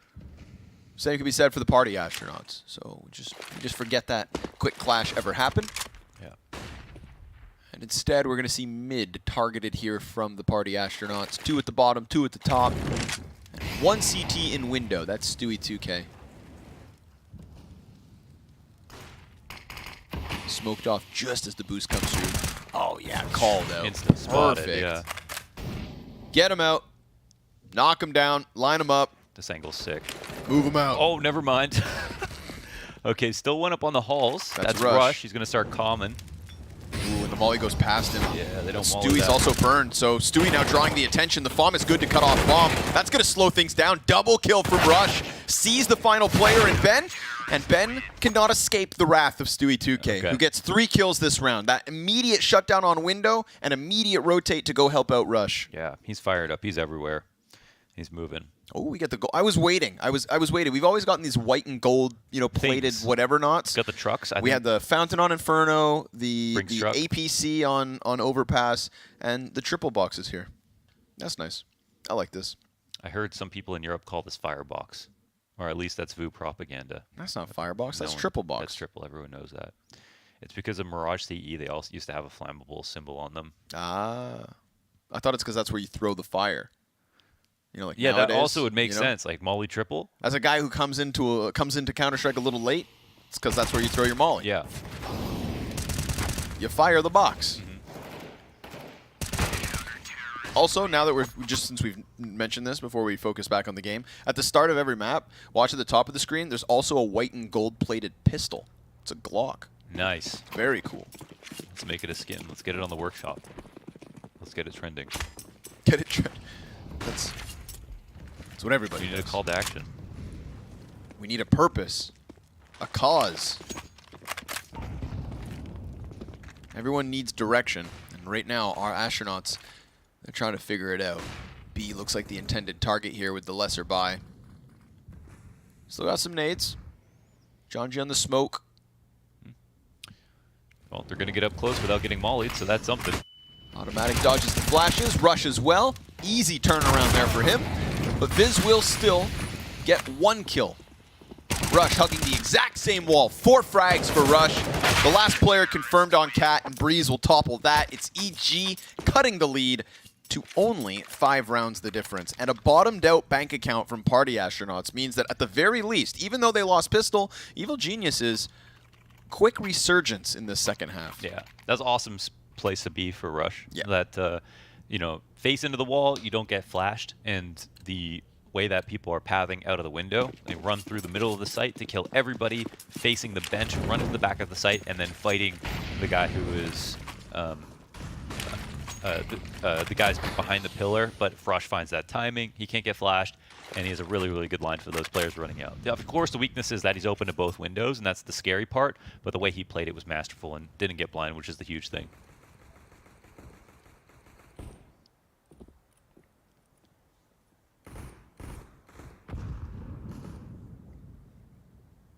Just like I called out EG for being maybe a bit too telegraphable in that first half. We know that Party Astronauts on their T side on Overpass had some of the same affect, and we can maybe forecast that will be a problem. And there's some history between EG and Party Astronauts, so I'm sure they know about each other to the point that that will put stress on it. So if Party Astronauts are too vanilla, too predictable, too used to doing what they've already done before, you can definitely see a way in where it's the CT side of EG that'll make the difference in this game. Ooh. DJ down. That's fine. Top mid control going to be a drop in the bucket of the success here for Evil Geniuses. Nade is thick.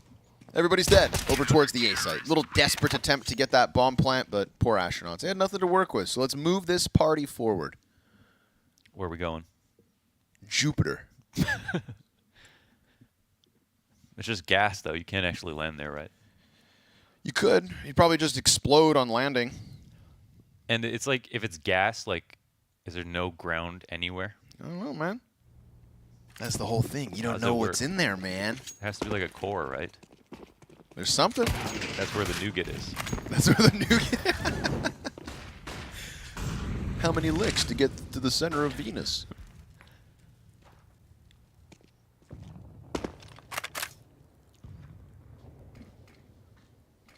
Looking for the quick face on ramp. John G looking to lead the charge. T-side smoke comes over top connector. Good flashbang, but the spray. Oh my yeah, god. Right. He stays and wins. Stewie gets away with robbery on John G. And now Breeze is thinking about jumping up top ticket. DJ's patience towards middle. Here. Yes, it will work. Stewie gets taken out of this one, and DJ now, he's going to be such a nuisance for these CTs because every time they think about the retake, it's a distraction. They get DJ off top mid, but Ben goes deep through jungle. He's the lion. And EG looking like prey inside the A site. Smoke's a little short, I feel like. Peek. Oh, my God. A double! Still one in halls. No Biz. way Breeze brings this back. I think, oh my God, Breeze is waiting on this peek. That's so good by him. And then Rush also gets off it, and they stop this. 2v3. Breeze, so well done. Man, Ben made the play. Bro, the individual plays there, I mean, Stewie killing Jonji? Yes. Ridiculous. Then getting to the top of mid when they realized what the post plant was. Then getting two guys in window to kill the guy top mid. Then Ben countering that by getting in window and spraying two down. And then Breeze comes out from CT spawn. Instant 2K doot. And it's done. Evil Geniuses with another. Ooh. That was hectic. Things are getting interesting. Round by round. Now, I feel like, you know, they switch to the CT side. The pressure of playing this offense is off of them, and now we get like this individual level from EG that just Party Astronauts can't keep up with. And that's sort of what let EG get back into the map on Overpass. Yeah. We just started to feel them kind of hit their groove. Uh-oh. Just gonna swing. Uh-oh. Just gonna swing. Oh, they try to explode off this contact. One of two kills goes well, but the counter utility comes out. The split is stopped, and yes, there are M4s involved for sure. A side has been retaken. They disengaged. Yeah, but look who's pushed up all the way on the B site. This is a very powerful angle, and they are running. And I don't know if Rush heard this. They did stop a little early, but that's specifically for the Cat player to not hear him. They're going to check it. Oh, he turned at the last second. Bomb. Rush, 1 and a second. But Ponalone's going to stop him right then, right there. Breeze just deletes Awareness Ben. 1,000 from Breeze. Ponalone is going to have to clutch versus a trio of EG's players. At the very least, he's got a route around the smoke. Op and Cirque will not catch him, but got this back garbage position. Yeah, that angle. Poor Ponalone. He was already working with lesser HP, but then automatic softens him to just 24 before he finally commits through the door. Nice jump. Nice jump off the back bumper of the van. Quick, and I saw you, automatic. Oh, did he jump up onto the Yeah, apartments? like the little back bumper onto balcony, Nice. a little boop. He's been working on the movement. Probably missed it when he's playing Valorant. Wonder what his long jump was at. You know, he's come back and he's just basking in the glory of strafe jumps. Evil Geniuses, they're racking these up. Breeze is having a really good match right now. On the CT side especially. Yep. Good to see with the way how sharp he is. Looking pretty comfortable. This is a pretty good game. I feel like Overpass was honestly a little boring. This one's real scrappy, good pace. Both teams playing pretty sick. Could totally still see Party Astronauts winning, but I feel like they're a touch deflated now. Like, I'd be worried in their position at this point. 100%. This is 12-7. You know, this is 12-7. Couple of rounds, even as EG have climbed back, where it feels like you shouldn't have lost them. EG actually have won 5 rounds in a row. Is that true? What the hell? 12-5. Yes, sir. Oh my God. Oh yeah, because the Astronauts won the pistol. Yeah, it had to be a long win. You said it yourself. If EG were going to win, but they're on their way. They've done half the marathon already. Yeah, but if you do half of the marathon and you don't finish, nobody cares. No one cares. Nobody cares. No one cares. Oh, hey, I started a marathon. How'd you place? Well, I just quit halfway. Yeah. Hey guys, I did a half marathon. Wasn't it a full marathon? Yeah, but I only did half. That's why you just sign up for the half marathon itself. Exactly, because you can be proud because you finished that. Then you finished it. But with your attitude, you'd probably only finish half the half marathon. Whoever we're talking to. You just don't have the willpower, do you? Loser. Smokes over the top of the A site. Remember, only John G's AK. Oh, and it just gets rinsed by Automatic. Perfectly timed peek in from ladder. And now Breeze, who's just been instrumental. Going to come around that triple box. As DJ trades, the Deagle will at the very least connect. Maybe they can get a bomb plant because this is desperation. Cirque CT peek, not punished. Viz does not give good cover. And he's just going to gun down Cirque. Jumps around the corner and he's got his hands on an op. Throws it out of the map. Says, screw you, your snipers, and your money. But he needs his bomb. Oh, oh! Oh my God. Oh, ho, ho. Yeah, that was an imagine moment. For a second. Nice try. Viz gets that point blank kill. The next guy dies, one-shot headshot. 1v4, he killed 3 the hard kills guy. deep. That was close. That was close. That was an inspiring millisecond and a half. But a lot of these rounds have been close. But it's just EG winning. They just keep winning.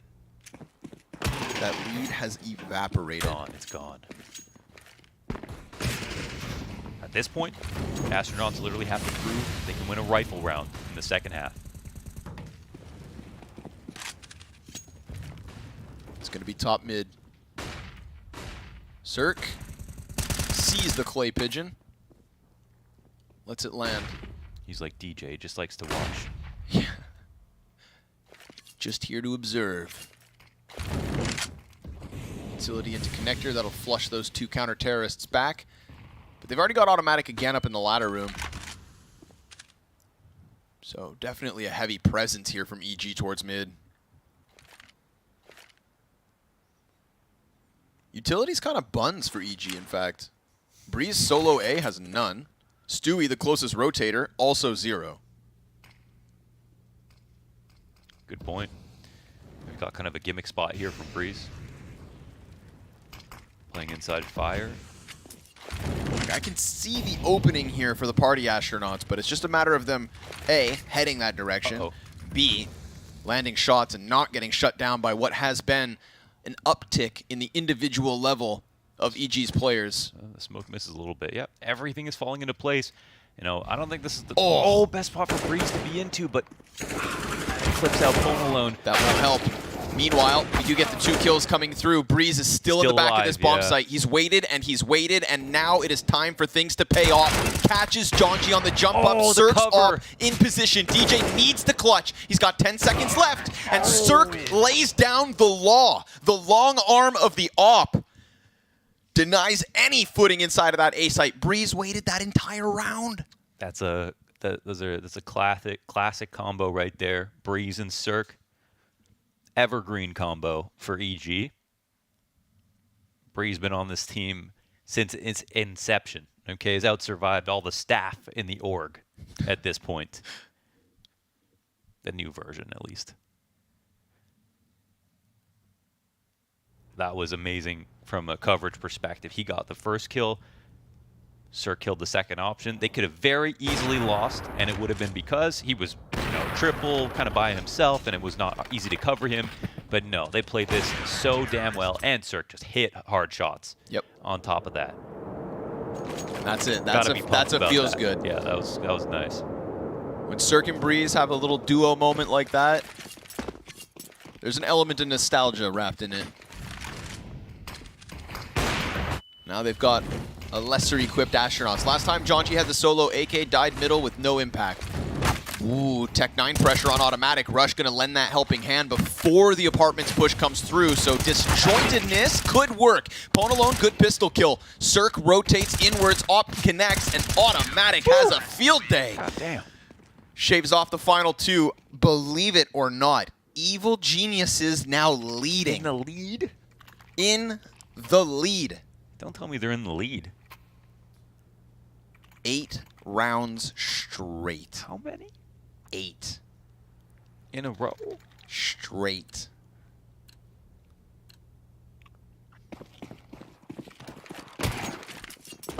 And there is just that sinking feeling in the stomachs of Party Astronauts. You did everything you were supposed to. You had an excellent first half. Now you just feel like you can get nothing going your way, but at least it's another B challenge. Pwn alone also gets man advantage. Oh, the bomb is actually going up towards A, and Pwn alone coverage. That's crazy. He's got your back from Cat. Automatic jumping out of the window, dropping one in underpass. Pwn alone, just the X factor. Wait, meanwhile, the double man advantage they established has just disappeared. Yeah, but they're in really solid post-plan positions. It's so early that there's still a significant amount of utility here from the CT side, and some very basic spots here from Party Astronauts. I know they feel like they want to try to take an early duel. The clock has ticked almost halfway, and they aren't set up in CT spawn. EG will now find out that this has been clear. EG have the retake utility. The incendiary's already been thrown. That'll clear Firebox. 2 smokes to go. Viz peeks out, confirms there's another player ticket. Oh, the perfect flash. There's no time. That's wonderfully done. This is Pwn alone. Yeah. Easily. Pivoting on Cat. Getting all that info. And that was a pretty snappy mid-round right there. I mean, I kind of wanted to call criticism to Party Astronauts for just kind of doing what you could expect from them in a lot of these rounds. But that is a creative mid-round decision. Instead of committing to the B site after there was some pressure towards the halls, and they lose one player who was trying to split there, they decided, okay, let's go past this Cat smoke, look towards A. One guy runs up, turns the corner on connector, and Pwn alone is there to protect him. And they reorganize quickly. All those round wins. Uh-oh. Oh, that's a tag. Jonji's low. Stewie knows there's a player just straight under. Got Breeze locked in underneath balcony. Jonji almost dead to that frag. Yeah. What a wonderful way that would have been for Stewie to get the man advantage. Instead, Jonji's just going to have to be this anchor in middle. And it looks like the Party Astronauts will try their hand at the A site once more. I think this is the best way to maximize Jonji's value right now. Low HP, he can come in on a super late lurk, but they have to put the onus on themselves to win. They can trade out. It's almost like the health doesn't matter. 4 players still alive on the ramp. They make a bit of noise. No one's in a close ramp setup. But they do have one on Balk. I actually don't know if you could have heard that. Obviously trying to go dead silent. But as we can see from EG, same positions Party Astronaut had versus an A-split themselves. Ready for this type of hit. All in. Committed positions, especially that of Stewie, just playing on the default. Cirque wrecks Pwn alone. Now that impactful Opper is not going to be a piece of this. Breeze and Cirque both die, so thank God Stewie's here because automatic rotates, kills the Jonji peak from mid, and if it's not for Stewie 2K, then it's only a kill apiece for the usual A suspects. Ben Lee burned back. How does he exit with a smoke in his face and 20 seconds? There is no way for him to get into this round, and that should be EG with their 14th. Yeah, that's well done from the site. Hey, you see that shot from Viz, though? God dang. Nasty. Tough. It's hard to flash CT properly. I mean, even if you have a good flash, you might not hit them at all. And for an Opper behind the boxers, that just comes down to Cirque being there already. Yep. Making that rotation out after taking down some of the presence inside of mid with his opening shot. That certainty of EG to just sit inside of your A site. Yes. And EG kind of show Party Astronauts, how it's supposed to look when you make the right rotations into the right site. How you set up and cover each other. Cirque's been playing great. Breeze playing great. Watch this. The shot is so nuts, actually. Here it comes. Oh, Jesus. God dang. Damn. Yeah. But Sir can, that's a moment where Sir could be like, nice shot. Because they still won. I feel bad for him, man. He's good. Got eviscerated. Eviscerated. What a nick. There's another oh my goodness. They're out. Wait, does it matter? Rush got a kill. Bree's gonna. Oh, they've already jumped out. Bree's like, what the hell? That shocks them. CT's not ready, but Bree's still sharp as ever. Oh my god, let him go. Listen, you take what you can get, and Jonji, this could be another big moment. Think back to the overpass flank that was never able to stick its landing. Jonji's gonna get these CTs turned! Oh. He gets Breeze through the wall! The man advantage is still being held onto by EG. They're gonna get this wrap around from ramp. Bomb halfway gone. There's a smoke for Cirque and a couple of flashbangs. Ben plays on the other side of the CT setup. DJ's position now, no, he's gonna get challenged and dealt with by Cirque, but they need to defuse. And Ben, he could just win this here, win this now. Kills Cirque, peeks wide, dies, but no time. And Astronauts again tie this game. Oh, that comes down to Ben. He has to be laser sharp with that AK. Beautifully done. And Stewie getting out the bomb. I mean, no choice. He can't defuse. The walkout palace? Yeah. 4 players? That's what happens. That's what happens. I don't know where that first kill came down. Rush got his opening frag. I don't know if it was towards the B site, but it was all just a distraction, and it was just enough to get Breeze looking towards connector into mid for that action. Meanwhile, they had already gotten across triple. No one in CT spawn in that position. And a really well-done post plan as well. They weren't exposed to that A ramp flank that came in. It was too slow from Stewie, even though it was quite quick on paper. And now they're back in the game. They're back in the game. I think there's still money for EG, but there was 2 players low. Oh, I remember even oh my God. going into that round, there was 2 guys bottomed out. Well, I have my doubts that this will be a. This is one of the situations where okay. They're okay. Where we go to 3 maps, both teams are terrified, and Party Astronauts are going to be actually jubilant, even though they might be a little bit scared. Yeah. They're going to look forward to that. EG want to get this done now. Just get. But they're right on their tail. We close out this second half. Astronauts are learning. They're getting better. He's going to lay the smoke in front of him. Fizz. Oh, he wins the fight. Cirque. No kill. He's got to offer up heroics. You saw players clambering all over, and Jonji catches Stewie in mid. The mid push punished. Jonji able to now add himself back to the A site, and EG save. That's 15. They're pushing through. They're going to keep going. They're just not even planting bomb. They want frags before EG walk away, before they limp with their guns to this B site. Oh my God. Viz takes up the mantle.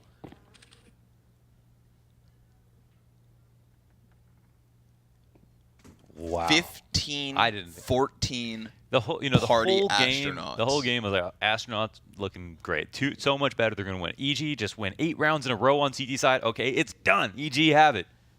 Astronauts are out of fuel. And then Astronauts come through at the end, and look at this. They're actually potentially going to kill everybody in the save.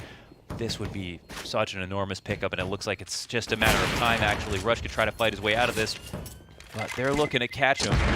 Might be a key op save, my God. Oh, it's close. The timing's ridiculous. They jump out. He gets the first kill. They don't kill him in there. He's still alive. They have the op. They have huge. No money behind this. No money. Okay. Okay, he earns them an X Factor. There's one chance here. It's round 30. They have an op save forward with 2K on each player behind it. Party Astronauts, the last thing they want to have to think about is the thought that someone could buy an op. This is genuinely, that matters so much. Yep. The way they're going to play the round, how much they're worried about it, but there's still the question of how the op will be used. Of course, the investment's coming in. It might be crystal clear to Astronauts that there are going to be a series of MP9s, maybe a shotgun bot, force up with pistols, a focus on utility, but just where's the op? How fast do we go? That's the question. Unnerving moment. This is where mistakes happen. We saw at the end of the first half, everything going so well for EG. As they look for their 6th round, then they go up against pistols and a shotgun on opponent alone, they lose. Just a shimmer of nervousness. Astronauts need to realize there is a danger at least, and Cirque puts it in the right position. Yeah, first risk of the round. No one's here to punish this peak. Of course, Pone could have been here first, and he's actually in the right spot. But they have left him alone. How hard does Cirque hit them as they come around these corners? There is no rotate nearby. I mean, the closest player's in jungle, and Cirque eats the flash, lands the leg shot onto Jonji, then hits the follow-up, but misses his chance on Ben. The fact that he at least got Jonji now is a silver lining. Stewie2K's already out from the window. He can get nothing. The pistol's not nearly enough. And Party Astronauts, after all of those lost rounds on this T side, after struggling nearly every step, are in a 4 versus 2 versus SMGs, and now only a pistol. Their lives were on the line. And they're about to steal away EG's map pick and EG's surefire comeback. They fall at the final hurdle, and this game goes on. No way. Oh, we get Inferno. The map they've already beat EG on. EG had that one. What a huge victory. One they're going to be thinking about for some time, but they're still the series to win, and that could taint this victory all by itself if they don't pull it out. They have the tools to win on Inferno. They know how to do it. And EG, they have game tape too. They lost, but I'm sure that was a map that had them talking. So we're going to see if it's the adjustments from EG on Inferno following their last loss. Oh, man. Or if it's going to be Party Astronauts continuing on as a really strong Inferno team to actually close this out. But this is literally to eliminate one of these two teams. Their chances at qualifying for the Antwerp Major. It just felt like EG had all that momentum rolling. The individuals looked so much better. The 4-player walkout from Apartments. That is what this final little bit of success from the Astronauts hinged on. The 4-player walkout on Apartments. I can't believe it. EG, Crazy. They better have stepped up. Now here's the one thing, even versus Liquid yesterday, I will say Evil Geniuses, they had some comfort. They looked like there was a marked improvement in the Inferno of EG versus Liquid compared to the Inferno of EG versus Party Astronauts at the very start of this event. Now that doesn't mean it's going to be enough. It doesn't whatsoever. But to see Breeze at the top of that scoreboard next to Rush bodes well. This man right here, Ben Lee, look at Overpass, check those stats, and then contrast them to what he offered here on Mirage. Yeah. He said him and Viz had to step up. Viz didn't get the chance to grab numbers on the CT side just by, sheer inactivity. Nobody going to fight him. Ben Lee stands tall and gives Party Astronauts one more chance to eliminate previous major champions. Yes, and Ben Leet, IGL of the team, and Prof brought this up on the desk coming into the event, was not the player we looked at to be performing at the highest. Kind of flipped places with Pone alone as soon as they got to land in some of their hardest matches and performed the best. And now we're seeing that performance here on this map, at least in map 2, and they've got a chance to do it on map 3 as well. So, and this is going to be This is heat. it. Yeah. This is a big game, folks. Don't you dare go anywhere. After this brief break, we have Inferno between EG and Party Astronauts, and we've got 5 players going home.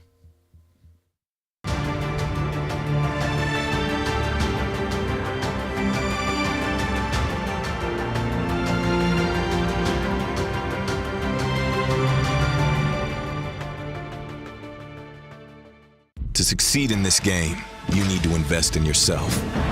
Be daring. Innovate. Calculate. Never hesitate. Follow your instincts. Don't follow the crowd. Back yourself. Bank your wealth. Analyze, strategize, and galvanize. Now is the time. Take your shot. Let's go. Battle is on. Burst RMR views with a double bonus. Get insurance for single and combo bets, both up to €20. Fire up with GGBet. GGBet, this is real.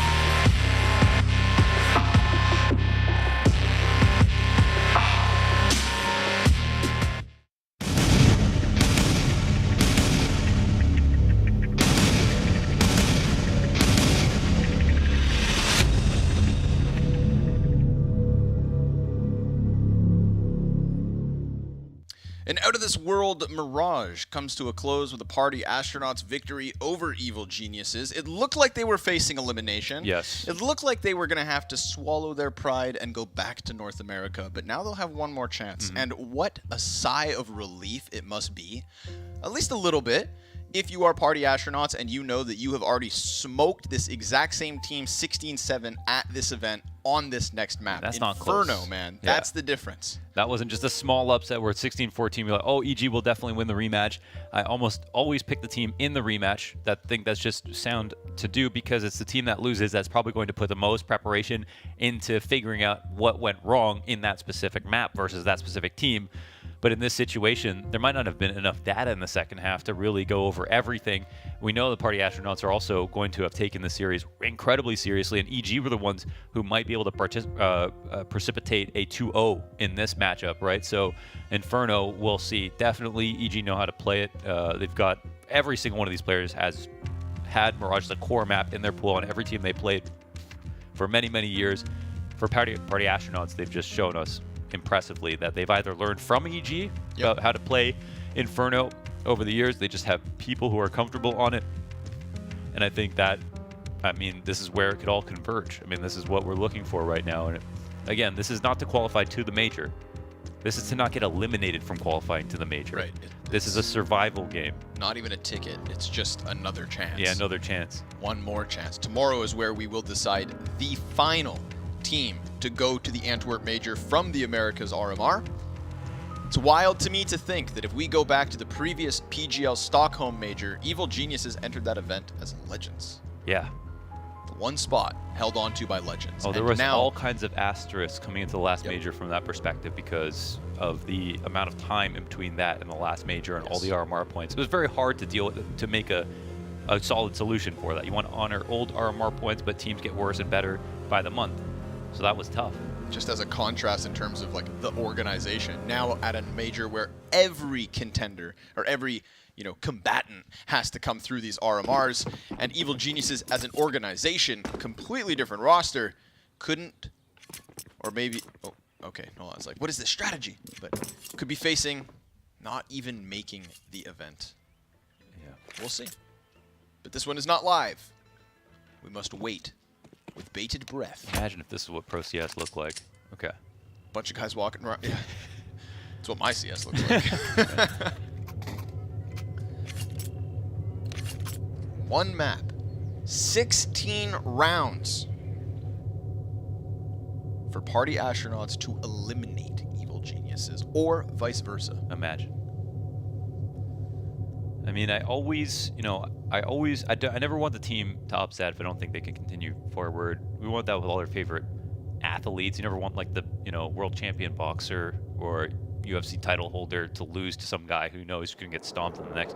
They've got to win by a significant enough margin that you feel confident about it. But in this situation, like, EG have been underperforming Party Astronauts are playing, the best CS of their lives and getting better and showing stuff on LAN that they haven't been able to do up until this point.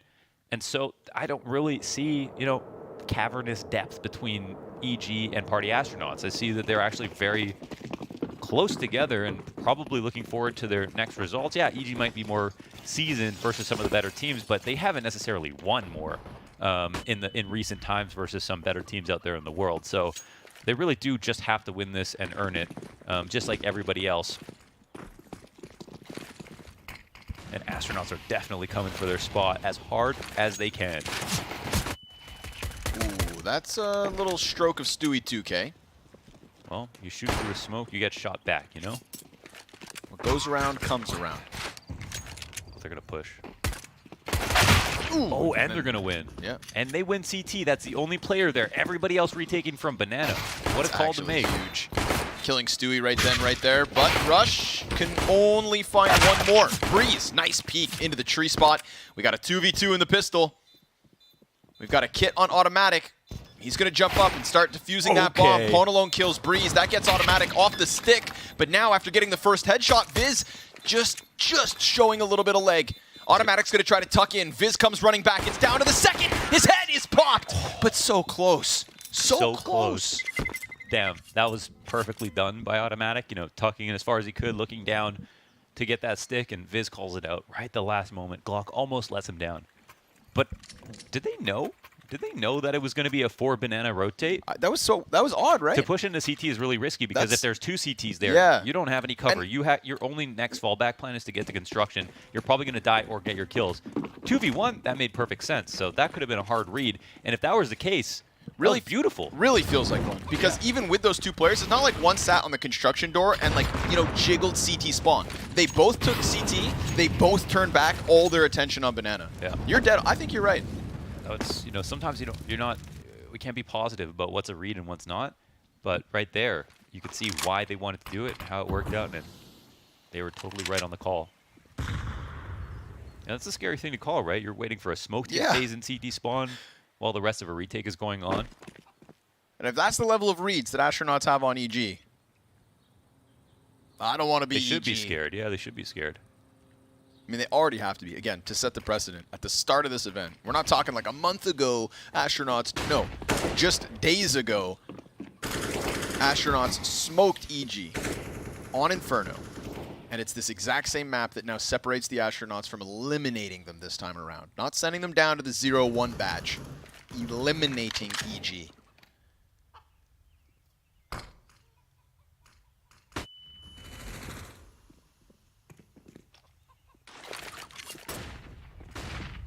Good arch wrap here, the 3 players of the Astronauts dodging the danger that is a stacked A site. And John G doing what he does, sitting outside of the smoke.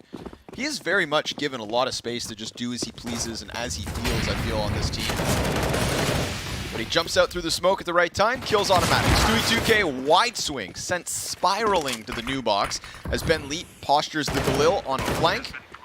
And that will be everything the Astronauts need. Bomb plant and 5 alive looks great on this T side. That's solid. I mean, to get through CT spawn, not lose a player, that's already very difficult. They did a really good time as well. Molly came down, but it was just way past them. Now they'll get bullied back. Nice shot from Sir. Another one.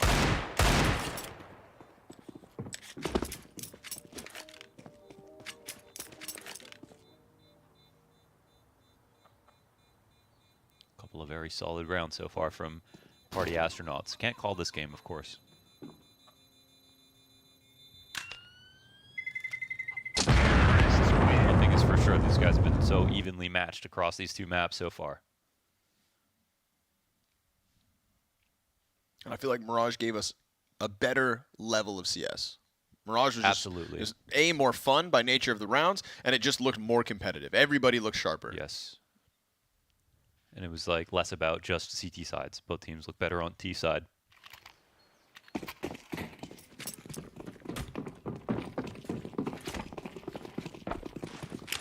And 4 alive on that last round. Great start. They know this is a freebie. It's a great start. EG like this boost on pistols. We saw the music versus Liquid. Yeah.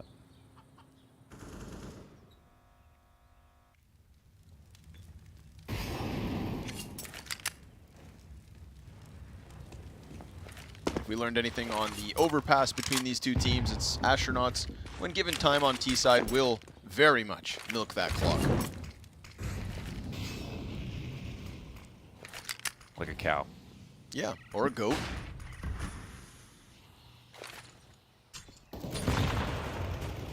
Or some bags of sand. Oh! Thou shalt not push smoke. Okay. I'll take the edge off.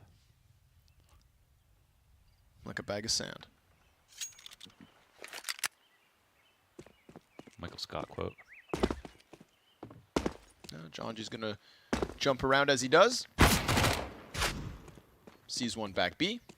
Falls back, comes back, dies. That's enough. I only know there's only 2A max. Yep. But will those two be able to do anything? Breeze does have the best gun in the game. Yeah, the snapping turtle. Oh, that's 2. Oh, 3! Breeze! He's got the bomb on his feet. The Tech 9 from DJ is gonna get him. Oh, that's a sick clip for the 5-7, folks. But, oh, DJ, I was going to say about to die. His automatic had him with his back turned. The 180 and the upset from EG. That is Breeze, baby. He's got a clip or two from the A site in history. We can all remember a couple. That is pretty disgusting to pull off, and I can feel Maui smiling somewhere in the world right now. So I told you guys, the 5.7 is the best gun you've ever seen. Look at this whip, bro. Ooh, Ben is down. After all his improvements on Mirage, his confidence just got zapped.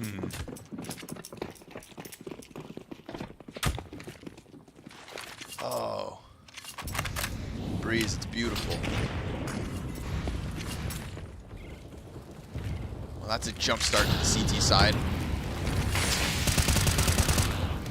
It was a solid round there for a second. Tides have turned. Stewie with the opener on Banana. They'll look to speed it up a little bit more. Over towards the A site, John G thinking about phasing the smoke. He's going to come through, but there's actually Stewie waiting for him in CT spawn to catch that play. Gun's just getting shredded. Such a huge stack on this A site. If you're Party Astronauts, you do not want a piece of this pie. Yeah. EG did just win Banana, saw everything, which was nothing, and rotated over accordingly.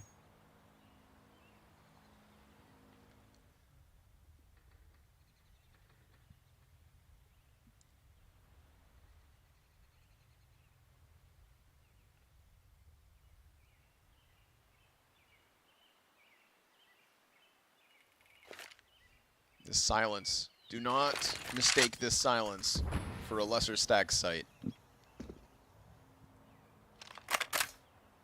Back to playing down the 20-second clock. Cirque, we just missed the peak. Now, times the repeat properly. Oh, it's all a bait. Yeah. The Cirque and Stu combo on Arch. Nasty stuff. Stewie's going to try to punish the save as well, but it is Viz to just get back into the boiler with his AK. So 2 AK saved, 4 Party Astronauts, and Evil Geniuses going to tie this game 2 rounds each early. 5 surviving this one with 3 AK-47s. I mean, that is such a transfer of funds. There's a few different small victories there on CT side with the early Banana kill, shaving them down, getting the utility off, rotational win there from Stewie, picking the right spot at the right time. Cirque and Stewie winning that duel, good chemistry. Cirque not committing too hard, letting Stewie finish the frags. Kind of an alley-oop between the two. All the follow-up from that Breeze 3K once again. Early win on Banana. And they do it with very light utility. You know, a single Molotov this time around. People are using less and less utility to take Banana than they used to on average.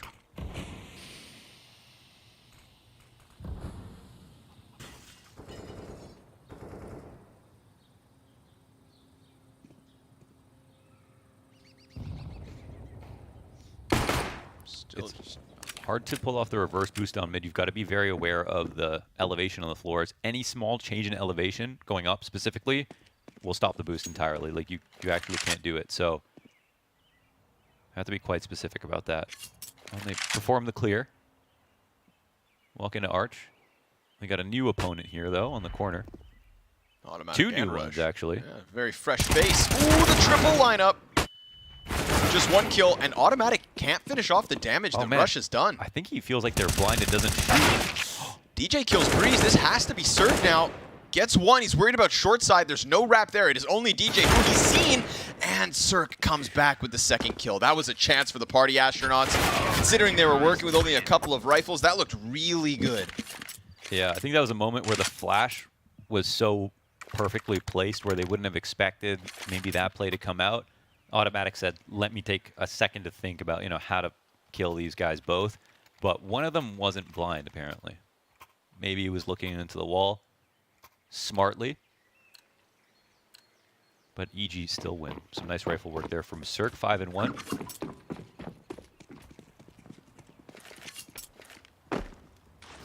Cirque's score wasn't great on Mirage, but he had some very key plays. A small miss at the end that made the difference. Bring an OT, but apart from that.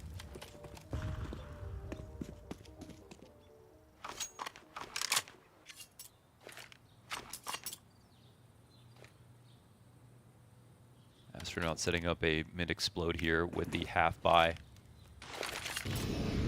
That thing is so strong. Biz down to half HP already. That nade forcing their hand forward. That's one of the 2 Tech-9s dead. The next in the hands of DJ. Rush will kill elsewhere. The apartments shut down, so now just 2 players peeking onto short as Ben will press up next to the hay bales. Ponalone's coming to join him, and that's going to catch Breeze in the open. Can't get more than 1 on the spray, but Cirque's off in the combat spot is good. Swaps to the Deagle and dies to DJ's drive-by Tech-9. That's an AK now for DJ. Stewie thinking about pressuring his plant could go down. But he actually alleviates a little bit of pressure here. I remember a DJ 1v2. Yeah. He's off to a strong start as well. Easily plants that bomb, sees that no pressure comes through. He's reading this appropriately. The Incendiary goes too far. DJ, when do they attack? Just as he tries to, micro-adjust 1 step further. Not going to happen this time for him. Evil Geniuses will find that 4th round. So the Astronauts still getting close to A-site in back-to-back rounds, clearly able to challenge Arch, clearly able to wrap around and split. But it is EG just making that slight bit of difference. And that kind of mirrors Mirage a little bit too. Like, definitely Astronauts didn't fall totally flat on their T side when they were losing those 8 rounds in a row. They got pretty close, looked good for some of them, but EG just slightly better each and every single time. So what that'll tell you, that the money will at least be kept honest for EG, and they'll always be, 1 full buy away from having to save, which is huge. As long as people don't start getting over 10K, you have something to look forward to in the next round. In this situation, it looks like Party Astronauts are thinking about how to invest. And they definitely do have enough money. They don't really have to worry about, oh, wow, they aren't going to. Wait, oh. Some interesting buys coming out. It's a bit odd. This is some high-level math going on because I think I would have just slammed auto buy in this. But yeah, they are like, I don't exactly know what just happened, but they have enough utility to do whatever they want. It's a doable round. They could have actually all had either AKs or Galils and still had some utility. They definitely have more of those.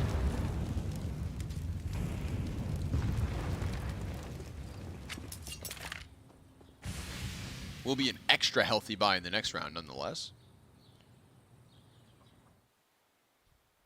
We'll see what kind of margin could come back to haunt them as the Tech-9s prepare themselves for the B-pop. It's an all-in, 5 players ready. Remember, DJ does have an AK, so he's going to be in the back of all this. Middle of the pack, sending those Tech-9s ahead to flood into B to challenge Automatic and Stewie. T-Smoke close, dude just isolates Stewie, and now they've got another gun. That gun tries to push beyond into the CT spawn. Automatic will lay down the law for Viz. No wrap on construction, which means he's got a comfortable position in rush. Two! No way. He spams into the bomb plant after finding the first one inside smoke. That is a clip from Rush. Now DJ trying to clutch once more, this time 1v4. No bomb, 10 health. Such a dire situation. But it felt like that round was alive and well until Rush showed up to play. Yeah, they all seemed to get a really nice kill to help out, and Rush protecting the back line for the rotators made all the difference. Now EG will just camp this bomb, and DJ's hoping to save. Peeks into CT, makes contact with Breeze, and Cirque turns around for the USP frag. So the 5th CT round win for the Evil Geniuses. And I guess 5 in a row. Yeah, we got the max round loss, so they have enough money and they don't have to factor in an op. So the half buy made a lot of sense. I just totally forgot EG have actually just pulled out 5 in a row. Those, man. Rush with the 6th sense. And the 6 frags. 5 and 6 in that one. Pushes him to positive. Pushes EG to the 3-round lead. Jonji looking for that early fight up Banana. Oh, that's a hefty nade. 70 damage done to Jonji. And there's nobody for him to even chase. They're already changing positions, already putting Cirque onto this B site instead. So a consistent variation in positions from EG. That's cool. I think when we saw them play against Liquid, they were just way too scared on Banana. So that's already different here in this game versus Party Astronauts. A clear improvement from them. Now Jonji, he sacrifices 70 HP, but it is for the peace of mind of knowing that they haven't pushed to logs, aren't going to fast flank us when we take mid, and they're going to actually transition quite fluidly and quickly into a hit. Now this is going to be an arch round, not through CT spawn. So late smoke comes out. Jonji will start to peel back through the halls, and the rotations have been cut off. Stewie knows what's about to take place. Lets his teammates know the hit is coming now. Stewie's ready, almost there. And, well, he's got himself 1 kill. Breeze with 1 as well. That's both of the players inside A site, a frag apiece. Jonji can't get anything more than the 1 out from apartments. So, ultimately, pieced together nicely, timed properly. Like you said, just transitioning from Jonji's clearing of Banana into the A hit. But the fact that everybody from Evil Geniuses is now delivering. Yeah, felt like a bit of a read there from EG as well. They did, one of the few rounds they actually don't play on Banana too aggressively. At least throw the smoke down. I guess that was kind of the big one. They had the bottom B smoke, maybe took a peek. They didn't find Jonji, but heard him. And then Jonji ended up just leaving and going A. The entries were better. They still could have won. That was, pretty kind of even in the sense of they got what they wanted. They got all the way to the corner of arch without losing a player. Their low HP player in Jonji was in halls, who's obviously going to come out last. They just needed to make sure to trade down more effectively and couldn't pull that off. So the CT side keeps racking up rounds. Party Astronauts keep trying to puncture through this A setup. And now some more emphasis on Arch in a slightly different way. Great part about playing Cubbies, you give your Moto player peace of mind, and as soon as this arch smoke comes out, you have a timing to peek. And you also have a nice timing to fight. And right before he dies, we'll see 2 players wrapping into spawn. Okay. Banana control will be taken. They're trying to get creative with it, but they don't have any players on Banana. Ooh, T's go back. Yeah, they don't really have I don't think the confidence to try to split through CT without Banana control. But you can see EG are still worried about that option because they're going against pistols. Jonji's hands get spotted. Breeze gonna sweep away 3 kills. He had support in sight, but Ben Leet gets Cirque while Breeze needs to swap to the USP, and as he jumps up onto the graveyard to grab back bomb, doesn't look good. Stewie 2K, you saw Ben Leet anticipating that wrap through CT spawn, but the double push Banana works out for the 2v1. So EG could have stayed on site, because in their minds, they don't know if it's going to be a split through CT spawn, but they actually guessed that it was, and decided to push onto Banana to make sure. And decided we know that majority are coming arch and not Banana, so we can go and check. If it's a 2v1 on Banana, we win it. They don't see anyone, so they have that fast flank to come in to kill Ben at the end of the round. He has no chance to fight back. Another super solid round for EG.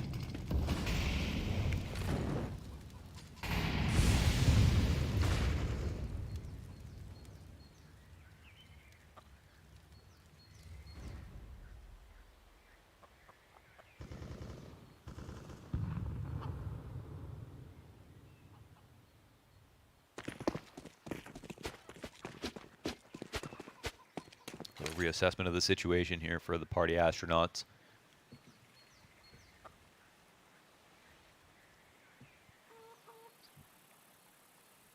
Bomb will stay with their teammates. Banana's clean. And EG this time will be, you know, quite patient about any kind of rotations. All split's going to come on fast. This is where Breeze has to shine. Gun out. Definitely helps that Cirque shaves one off middle. Oh, man. They're actually kind of fizzle second-guessing out. the situation, yeah. Breeze going to let him know he's waiting, and he's ready. Having a little powwow inside apps. Something went wrong. A couple things get swapped out. Bomb will go boiler, back into the window, 30 seconds. Not ideal. They're hoping that maybe the numbers will leave, but no. 2 players about to push out through apps. Breeze, perfectly timed peek, catching Jonji with a nade in hand. Awkward situation here for the Astronauts. They are fizzling out as they try to hit this A site. Nothing goes well for them. Not one bit of this round looks like Astronauts are going to walk away with anything. Yeah. I think something might have went wrong with the nades, or they didn't anticipate the halls being smoked the way it was. It's just too much of an advantage for whoever's up there, and they know it's Breeze. So they decided to pause, and it's definitely not the worst thing in the world to just wait, even though you lost a player. If things are going to be worse if you just continue forward with the execute. I think that actually does show some level of composure. So that's something, and everyone's going to make mistakes every once in a while. We haven't seen executes from them just totally fail out, right, like that very often, so want to give them some credit there, but at that point, of course, EG are quite comfortable. And maybe a part of them was looking for the fast flank down Banana afterwards as well, because they realize EG, they haven't left anybody there late to lurk up. But it's just another round win for EG. And again, the final chance here for our Party Astronauts at the RMR. On a map they know they can win.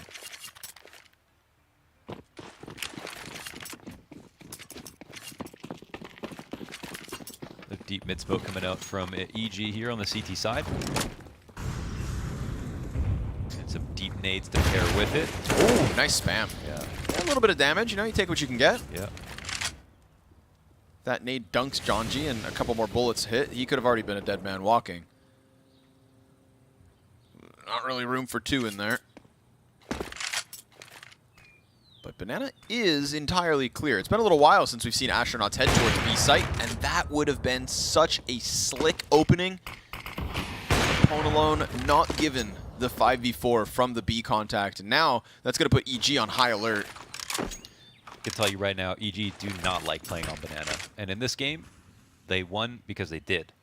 But I think they've won a quota of rounds now where they're going to go back to what's comfortable, and that's just giving it up, which is totally fine. They've kind of earned that right now. Sure, with the 8-2 lead. With the successful, early Banana takes lots of damage on early. Another smoke ahead of it.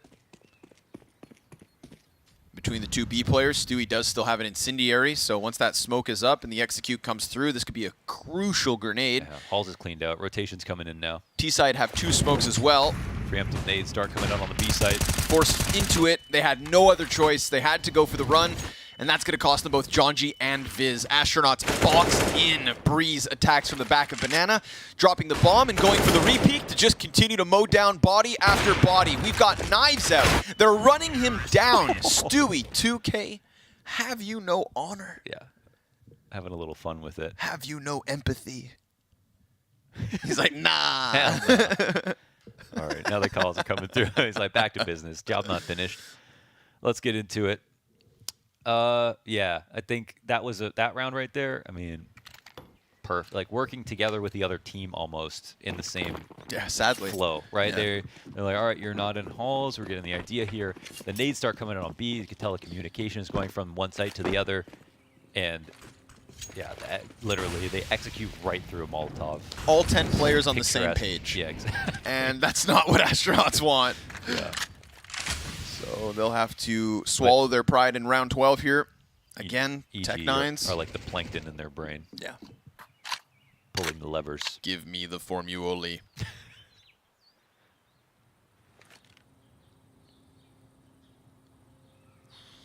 Tough to watch this T side now. Astronauts just kind of fizzling, fluttering, failing. Still a bit of time to recover, but we'll see if they can piece it together with the lesser weapons. DJ distracted by Rush on Graveyard. That easily enables Breeze to swing for 2. Rush's grenade is perfect. That's the bomb dropped. The MAC-10 confirming still 1 on short. And Ben Leet's dead. So last man swept away by Cirque. EG can do no wrong. They're a wall right now. There's just not much that you can say for Party Astronauts to try to get in. Every setup looks super solid. They've evolved their game plan. It's been varied. It's clearly been based on past successes, and now that it's changing a little bit too fast, I feel like, for Ben to keep up.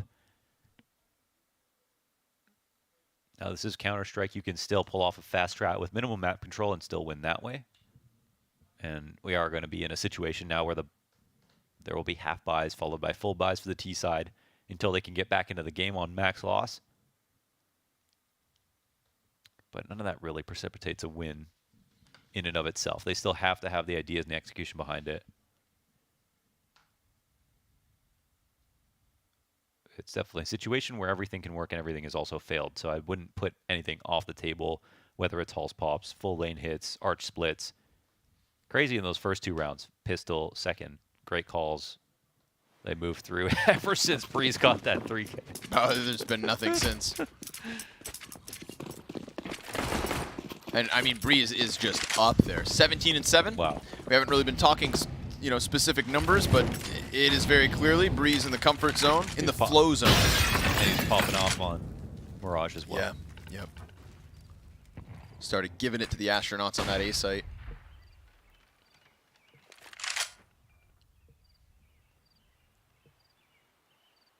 And Cirque's pretty much right there with him. It's actually Rush, I think, who's had a nice showing here on Inferno. Clean multis. Woo! Gets back into the bomb site. Primes Breeze for a little peek on short. Rush trying to lend a helping hand. Cirque burned all the way down by Jonji.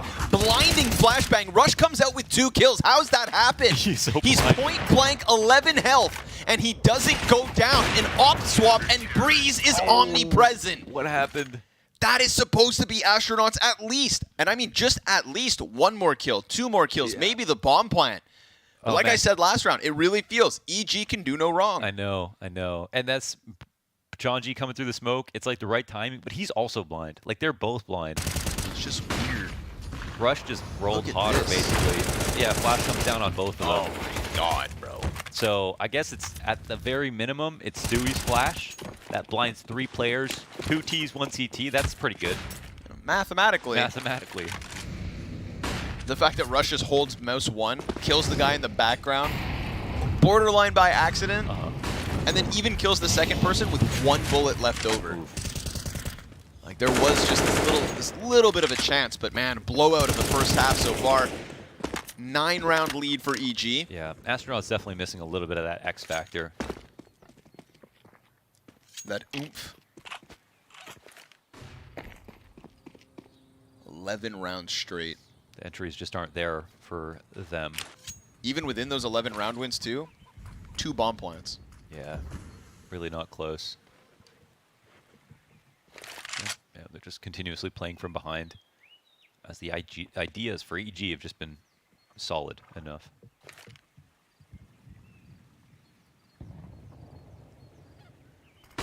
Fast rotates, but no immediate CT support. Ooh, nice spray. Automatic. All too easy. He's on for the ace. 3 kills, but that's where it ends. Pwn alone. Double Tech 9 headshot to at least crack open this B site. 79 health for the remainder of Astronauts. And if they go pushing into Rush, then maybe they'll have these CTs at an awkward spot, but they've given just a little bit more time for Breeze to now get closer to Rush. And that flash, that just blinds the player on second oranges. So Ben Leet goes down, and Pwn Alone's right there with him. An explosion after automatic successful trio of opening kills. The bomb plant, but again, just not enough.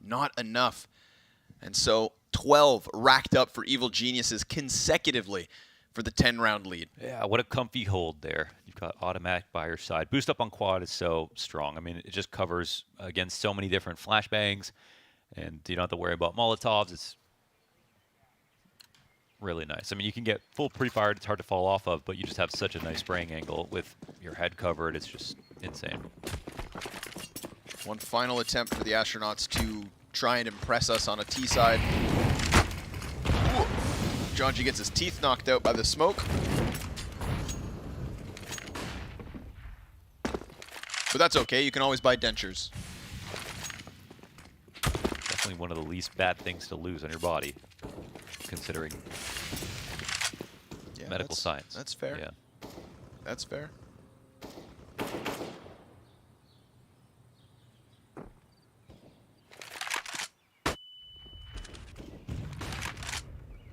Cirque falls back.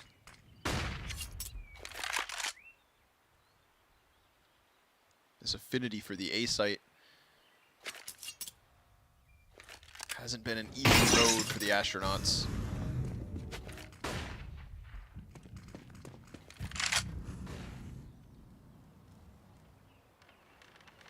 I feel like automaticers do just try new things every once in a while. Right, You know, yeah. it's like, hey, what should we do this time? Just scrimming. Everything's good. Ooh, the flash is perfect. Oh, man. Or no, it's not. That's a team flash. That's a team flash. I thought maybe Stewie dropped it behind for automatic, but instead Viz, oh, that's going to cost them. That could have been automatic dead at least. It's like Dunkirk. We got shots through smoke, and we have rounds endlessly racked up on the side of Evil Geniuses. I'm talking 13 rounds in a row. Wow.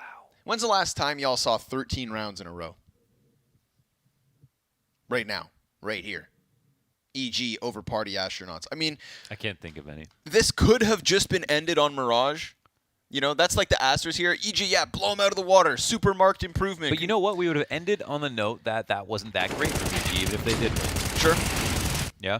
Yeah. Like, at least here, we're like, okay, they beat a demon. They were able to take out Astronauts who stomped them on the same map in the past. Plus, they just had a very solid CT overall. It's like two-sided, you know? Okay. Because I'm like, because they still lost. But it still came to a map 3. Yeah, like, oh, true, but map true. 3 is a blowout. They improved so much. That's a good point. Yeah, but they had to improve because we were entering this third map thinking Party Astronauts maybe even had the edge. That's true. So, needless to say, important pistol. Astronauts going to try to keep it aggressive. There is no stopping. No chance to breathe. No chance to collect your thoughts. Opponent alone already into the apartments. This could be crucial in a pistol round like this, but whoa, Breeze is snapped back from the apartments. And I feel like that's just going to be the floodgate towards this B bomb site. Yeah. Who's on the receiving end? There's It's only poor one player Viz. here right now. 5 and 12 right now. He's got tons of utility raining over. Good clean headshot onto automatic. P2K will clap through smoke, trying to find a target. Bomb will be planted at the very least for EG, but you know, all 3 of their players right now are relatively low health. And Rush, he pushes past John G. So this is looking like Astronauts will be able to easily put together the retake. We got Cirque pressed close and Stewie towards tree. Stewie 1-2, and that is all from him. It is a third round for the Astronauts at the very, very least. They needed the pistol. They needed it. Bad. Without a pistol, I would say this game is over. I would feel comfortable saying that outright. And you know, as casters, we like to lie about that stuff.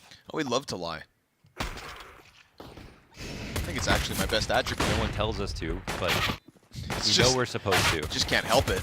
We have to sell the very best smelling snake oil. Yeah. But if they had lost that pistol, we couldn't lie. I couldn't. Not even me. Not even Scrawny. 10 rounds to go. I know you guys will whip out the Contessa. I'll duke for 3. Duking it out down banana. John G finding nothing.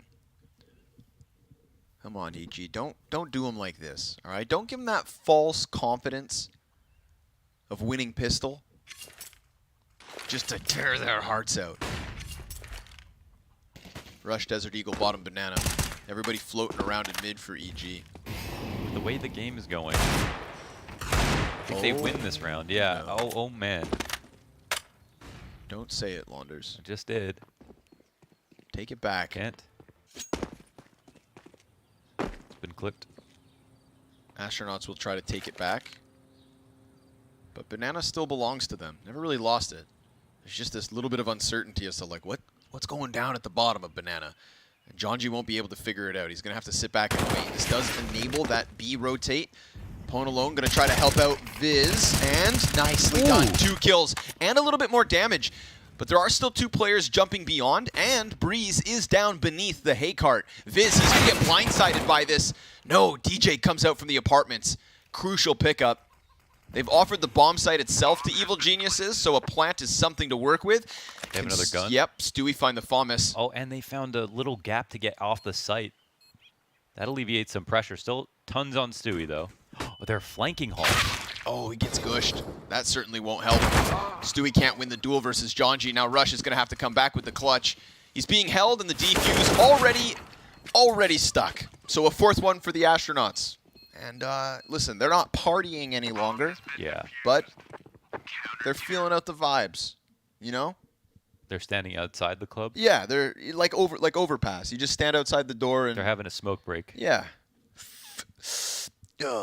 We should have finished on Overpass. But that's not your choice, because here we are on Inferno, and here you are still trailing by 9. Good round by DJ, clipping Breeze's wings, and then also just staying in apps, really serving as a nuisance for when Rush tried to double back from short side. Despite EG's best efforts, they won't win with the force, and now they'll have to work with even less. Good spray. Jonji gets it at the tail end of the first mag. And with an easy reload, falls back with Ponalone's additional follow-up frag, so 5v3 looks comfortable. For at the very least, a 5th round here on round 3. We don't love the T sides of either of these squads. Some stuff's been okay, but not like incredible. It's definitely not been their shining moments in some of these T rounds.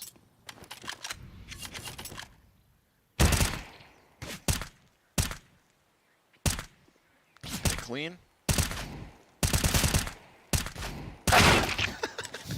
Someone had to win eventually.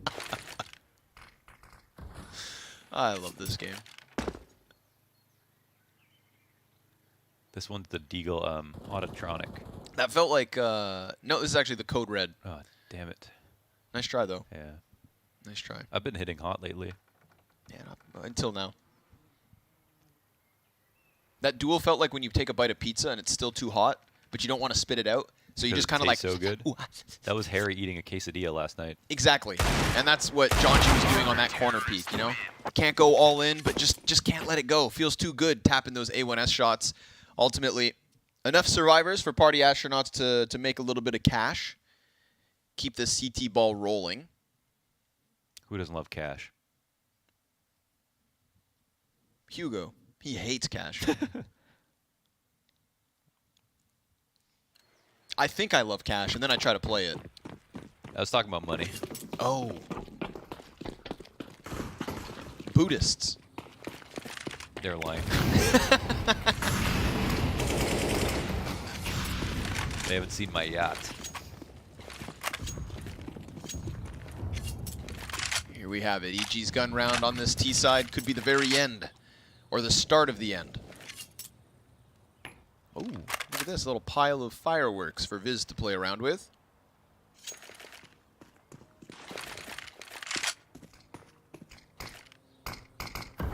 Three nades. 1. Yeah. Decent. 2. Oh, and another. Better. 3. Oh. Oh. Oh. Oh. Almost, though. Almost. And yeah. all things considered, you know, 30 damage automatic. Great, yeah. Archnades are strong as hell. 60 on Stewie. But then once he throws his frag grenades, he backs off. The artillery barrage is over. Jonji's going to go for that banana peek as the incendiaries land from the side of Evil Geniuses. If they push that smoke, they're done. And they've got 40 seconds. Doing a good job of keeping these B players occupied, but Jonji's also not afraid to just press close to that smoke. So in a moment's notice, he's going to have information and an activated flank. He could get behind this setup for EG. 25 seconds. He's going to start running downwards, and look at this. Back's turned. Jonji sprays automatic out of the equation. And he's just trying to toy with them, trying to buy more time, and even catching Stewie before EG can go for this A commitment. DJ from pit with 1. He loses his teammate because Breeze is starting to claw it back. Cirque's inside smoke. He has to commit to the bomb plant. He will find it. Breeze is, in the meantime, dead, and that's Cirque's head falling right after. Jesus. Breeze almost made that possible. Like, I don't even know how. 3v5 after John G flanks down Banana. Great timing from him as they're setting up all their execute grenades. And that's supposed to be where the round ended. No bomb plant supposed to come in. Very fortunate to be able to get that on top of the 2 kills. Keep the money a little bit more honest for the party astronauts. But hey, you know, not great T round so far here from EG. Nothing to look forward to, I don't think, based on what we've seen.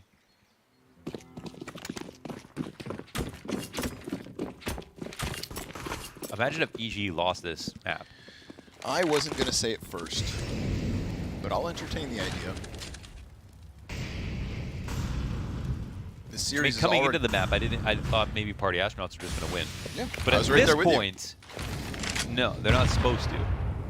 Not at this point. Yeah, well, EG weren't supposed to come back on Mirage either. But at least that's more acceptable. Doth thou doubt the Party Astronauts?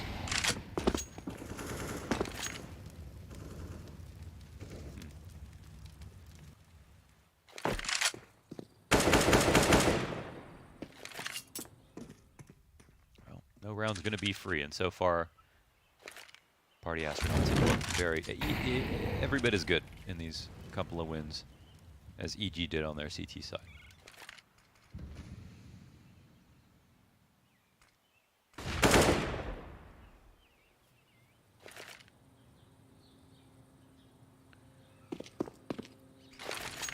Bad setup to deal with double pit. Let's see if the flashes are effective. DJ falls in early.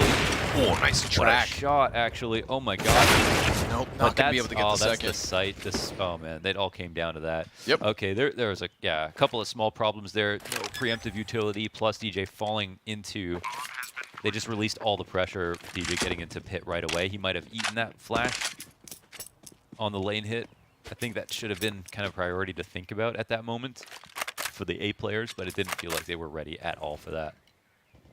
Normally those positions are not bad. It did also just kind of like come out of nowhere. There was not, yes, there that was no a quick crank of the dial. They also didn't molly pit from lane. I don't know if that was ever coming, but leaving it open, I think it is all kind of this shock factor. The element of surprise. Yeah, maybe they did do something tricky there to. So it's 14. Probably have tried it in a more telegraphed way past. That allowed the astronauts to come through with some defensive utility, and in this situation said, hell no, you're not going to do that. A strong call. 14-6. And that just kind of feels like, you know, it's not the most inspiring of rounds. It's just a quick little pop, a quick little burst. That was good. A little surprise. That was good. The kind of round that, you know, you've only got to do that 2 more times and you're good because of the first half and the dominance that EG offered us. Mm-hmm. It's actually pretty brutal to lose in that way just because, you know, that's always hanging over your head now on this huge comeback that you have to make. You thought you had the ball rolling 4 rounds in a row, consistent retakes. You know, you've got flash. You've got a little bit of something in every round, even if they're coming close, even if EG also have bits of success. But that one, I mean, that's just over. Pone alone blinks, gets 1 kill, and 14 is suddenly, you know, 1 step closer to that coveted victory for EG. And he hit a redonkulous shot just to even slow down that exact. Sick tracking. Yeah, really nasty. Nice.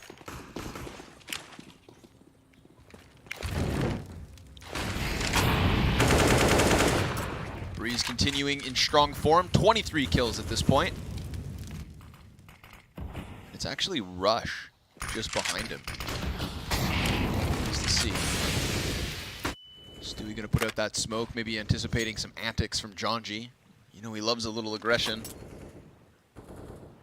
But instead, Ben's gonna give him his smoke grenade and then take the boost.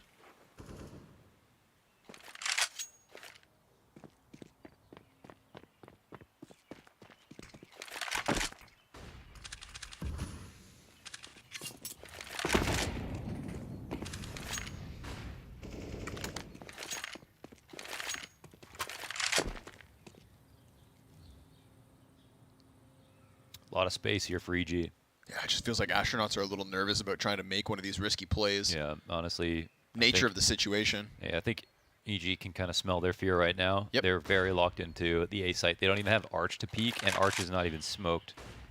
This will need to be rock solid from Jonji. He only has this smoke to work with, and Ben has no other utility. That smoke is the only thing between him and Evil Geniuses, and he puts it up at the right time, sprays into one, but then the gun goes dry. Ben's position can offer a response, and I don't know if EG know where he is. That player was shot in the back, so he gets away with a second. The offer rotates, kills Cirque, and then Breeze, it's his chance to play his hand. He knows there's a player back site, but he barely has enough time to just hold W, get this kill, and then stick that plant.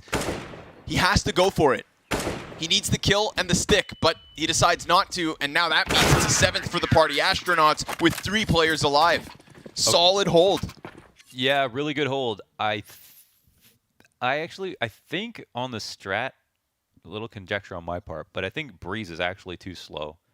Because I'm trying to figure out why they didn't smoke CT spawn, and I'm not sure if their smoke got interrupted by Molly, but it seems like they were waiting to peek together to trade out for the site, but they really wanted to have that lurk come in from spawn to put pressure on all the site players as well. Yep. And he was kind of running it.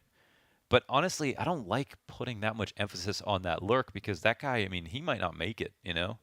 He could get killed from the Arch Opper if he's not going to throw nades himself. Plus, he has to kind of wait for some audio cue to get through, and he's got so much ground to gain.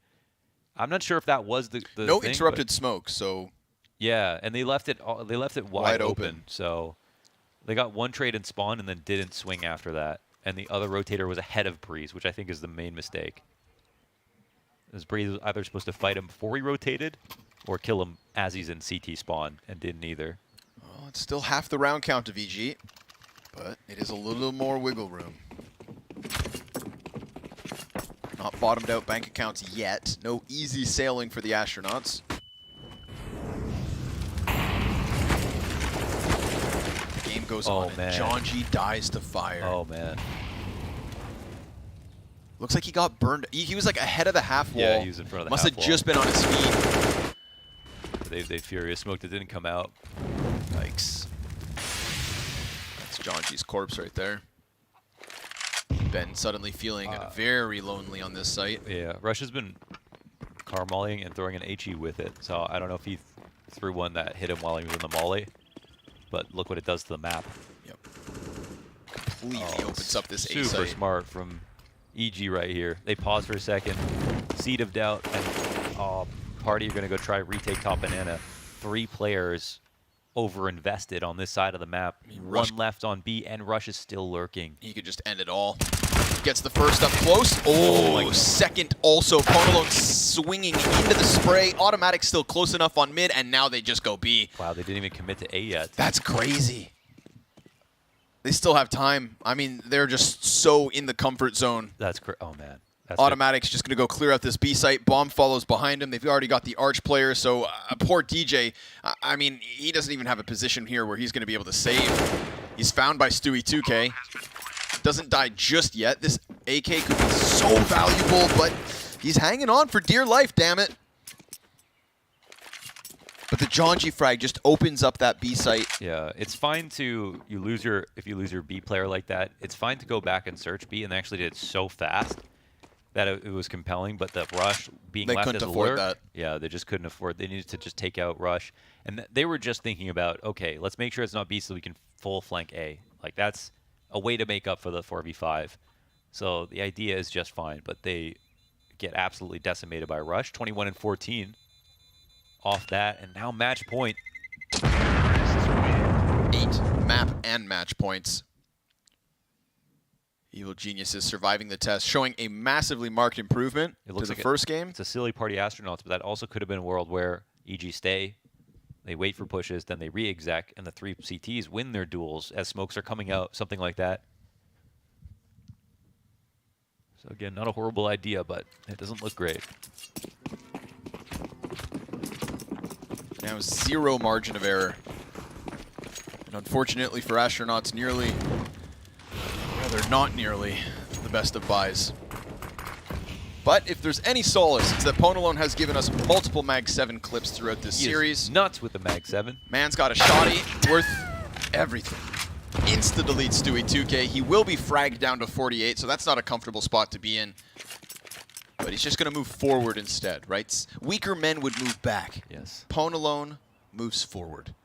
And on top of that, Ben moves to the other side of the map. He was starting to rotate through the CT spawn. Pwn alone burned back into the cubby, draws Ben into the situation. We do have a FAMAS next to the half wall. If ever Ben's given a chance to come from sight and grab that. No, that's grief. Just come stretch your arms. Come get it. See how Shotty moves they do ahead it. again. They don't have a flash from far back. Let's see if they call. Good damage. Pressure on him. Rush wastes no time. Ben leads Deagle. That is all that this B site has to offer. And Evil Genius is going to hit the brakes once more. Breeze surprised by Jonji. Well timed on that mid peek. He would have seen even more. He's going to go back at it. All peaks ahead. It's He's not a a decoy. flash. He's a decoy. Oh man, that's well done. Quick thinking. Why not? You don't have the money for a flash? Then buy that $50 decoy. Now how do they get across? Smokes to the CT spawn. Jonji just grabs that up and chases them. And the smoke's not even here. So I mean a dead cross. Astronauts still with a little fight. I'm talking Mag 7, decoy fake flash, and Jonji's FAMAS top mid peak with 2 kills, just catching EG, transitioning back and forth in uncertainty as to where to go. Yeah, man, that one stings a little. He took a risk where he knew he had to, and it was a really good one. Breeze got caught off in the lurk. I mean, the call to go back to A was really great. Of course, Breeze is waiting for that re-aggression. Doesn't find it from Boiler's side. He knew he was exposing himself to a risk of that arch peak, you know, potentially, but...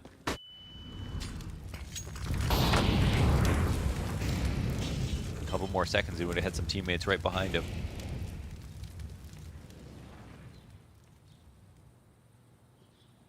Pwn alone now posted. Just don't lose to the pistols, party astronauts.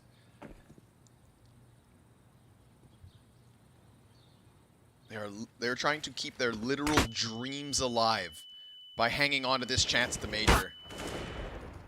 3 kills immediately from the AK-47s. Brackets is closed for business. Rush, he's just going to have to limp in the 1v4 to give party astronauts their 9th. And the poor guy gets hit by a nade before he can peek, so no clutch attempt is even possible. 6 rounds. That is all that's needed here from the party astronauts CT side. 6 more rounds, and we go OT. Yeah, they're pretty dignified territory. Of course, they've won more rounds in this half already than they did in the first. Definitely still some pressure on EG. We've had a couple of good calls that actually came close for EG, despite losing so many others. 6 rounds in total to the astronauts.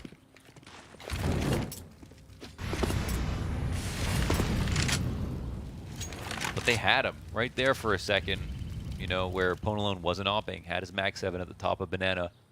Couldn't pull that off.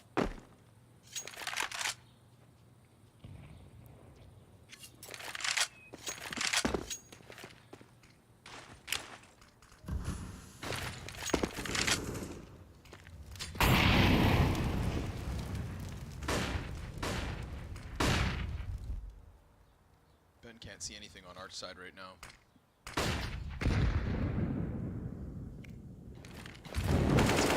Mid's given up. Yeah, this is okay. I mean, there's a player at the bottom mid. There's still so much time. That doesn't necessarily mean they're going to commit A here. They're at least taking brackets control. They're looking for a reaction, yeah. And they are setting up some further nades. They might look for an arch wrap. I'm not sure exactly. But, like, Pwn alone is still opping. They need to at least... I assume they're going to try to flash him off the top of Banana because this is, like, the very minimum. So, yeah, they'll throw one out. They push through the smoke knowing he'll fall back. This is quite smart from Rush. And they can actually put further pressure, and this will secure a rotate. And now I think they could commit back to A if they'd want to. Yeah, so that they've really done their due diligence on this one, and you're kind of forced to leave the site. Yep.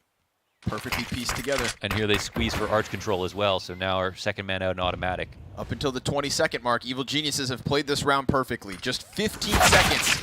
And now the entry also comes through. It's a dire situation. Ben's going to be tested. Pitfalls, and so does the A site. Evil Geniuses with a next level, a professional level play to get this 16th in the bag. Pwn alone, all alone.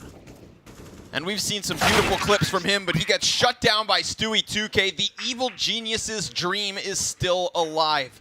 That one final major spot could be theirs.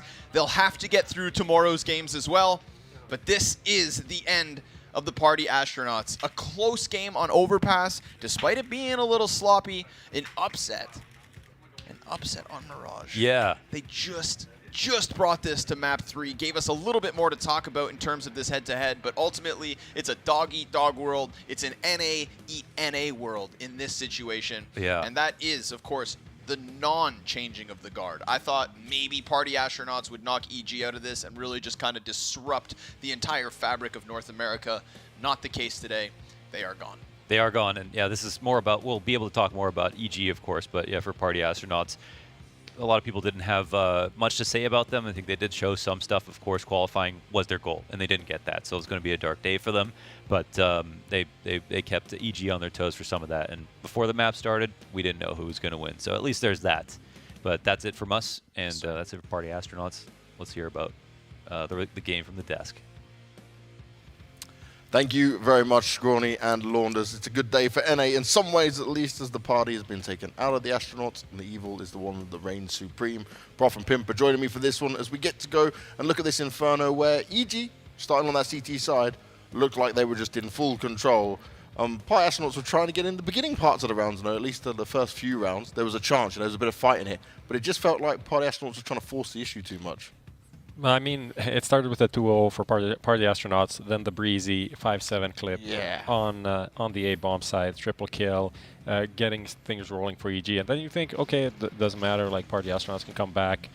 Their T-sides have been okay. Ben Lee has some like good ideas, good calling, but it was so flat. I did some math just to check it out.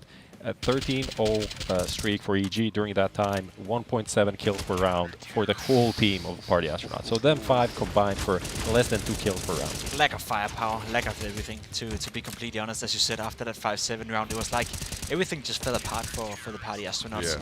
We also talked about, EG being a poor CT-sided team in terms of getting opening kills. They ended up winning 11 in the first half on their CT side, so they kind of changed that around. We saw Automatic, we saw Cirque, we saw Breeze in particular as well, seeking the duels, being aggressive, being assertive on the server. So positive sign coming out of EG, I'm not gonna lie. Whereas for Party Astronauts, sure thing, they pushed this to a third map, but it was never really close here in Inferno, unfortunately.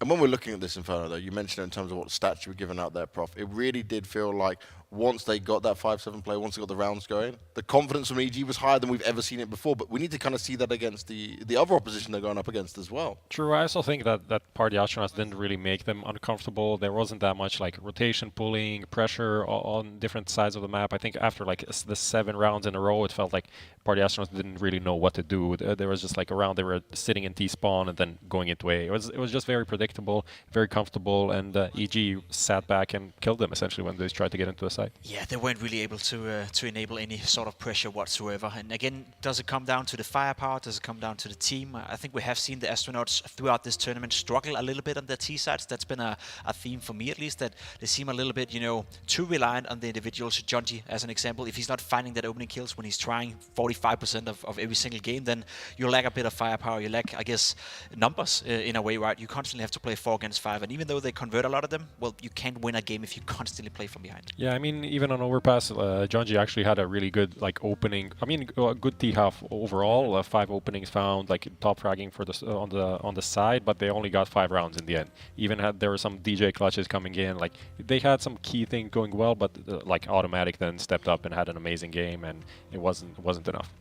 Now, from what you saw here today from EG, certainly looking better, right? They get the win, but is this filling you with some confidence for them to grab that last major slot from all these teams we've seen today? Do you think they're that step above, really? Not for me, to be completely honest. I think I got the performance I kind of expected from EG. It wasn't too good. It wasn't in full control, as you said. Overpass could have gone the way of Party Astronauts. There's at least a conversation to be had there. So we could have been in a scenario where EG would have gone down 2-0. And sure, they win the game, and that's by far the most important thing. Slowly but surely showing signs of life as well. I'm starting to really like Automatic. I think he deserves some praises for his performance, not only in this game, but the tournament so far. So, no, I got what I expected from EG, but it's not up where where I think, okay, now they're a sure contender to qualify. Yeah, I think between them, Pain, and 9Z, I don't see like clear favorite there. I think all of the three teams are quite close. All of them show some potential, have some stars to shine. But in the end, it's not like super clean CS. It's not super innovative CS. It will just be, you know, it will be a brawl in that gauntlet. Now for Party Astronauts, okay, they're eliminated now, but obviously they came in and did shine at times brighter than we would have expected them to do so. Yeah, I think they can be proud, you know, they can be happy. I don't think anyone expected them to qualify, you know, to qualify for the major. And they came relatively close. The game against Imperial, I think that's the one they look back to and think, that was our chance, right? That's where we should have won, especially that Inferno game. There were so many rounds, so many instances where you thought, with a little bit more quality on the server, they could have won that game. They could have booked a spot at the major. So they got close. But again, managing your expectations, I don't think anyone really expected them to qualify. So overall, okay. Kind of on par. I don't think they should be happy. They're probably like going to the major. That would be what you are happy with. But the experience that they got is going to be helpful going back to NA. And yeah, they showed kind of a decent game, but just not enough. I will say though, we saw them at Pro League as well, given it was Wizard Standing. But it's a team that is much better now than they were first time they came into Europe. So obviously not happy about not making the major, but in terms of individual progress and as a team, they're a much better version now. So I expect them to go back to NA now and establish a bit of a presence over there, maybe fight for some titles, maybe fight for some qualifiers and go back to Europe whenever they can. Now when we're talking about EG though and looking at progress this team needs to make, what things are still missing for you guys? And is there a quick fix on this? Because obviously we're putting them in such high regard because of the names, you know, and because of what on paper they're supposed to be able to do. But obviously there's still some key components not here.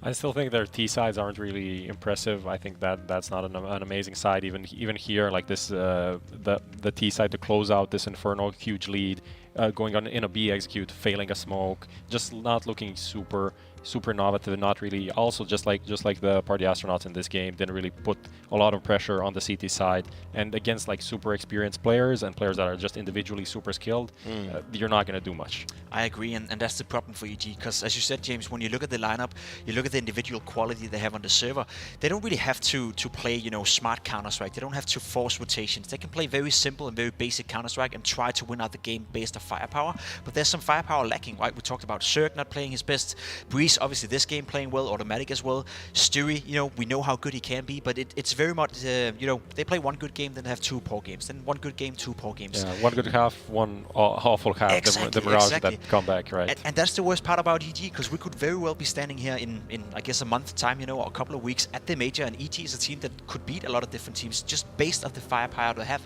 Whether or not they can find a combination of actually having a decent, I guess, team chemistry and also enabling the individuals, I'm not too sure about it, but it's one of those teams you can never count out sheer quality on the server. Do you think, though, Pim, especially from your perspective as being an ex-player in this side of things, do you think they're feeling that pressure a bit? Because we'd say, like, on LAN and stuff like that, yes, they feel comfortable. But do you think they're feeling pressure because they know they should be doing better than this right now? Do you think that could be getting into their heads? I think they feel embarrassed, to be completely honest. And yes, maybe a bit of pressure, but I think they're embarrassed more so in their own performance and in their own state of mind. The interview you brought up coming into the game with Rush saying that it feels like they've already lost the game more or less before they joined the server. At least that's the sense you get of it. I think they should be embarrassed by that. The players have so much quality, there's so much experience, they're getting paid a shit ton of money to play Counter-Strike, so obviously they should be performing better than they are right now. But as I said, given a couple of weeks from now, if they find the groove, if they find the individual level, you can never really count them out, and that's the problem with EG. There's still too much quality to really say that that's never going to work out.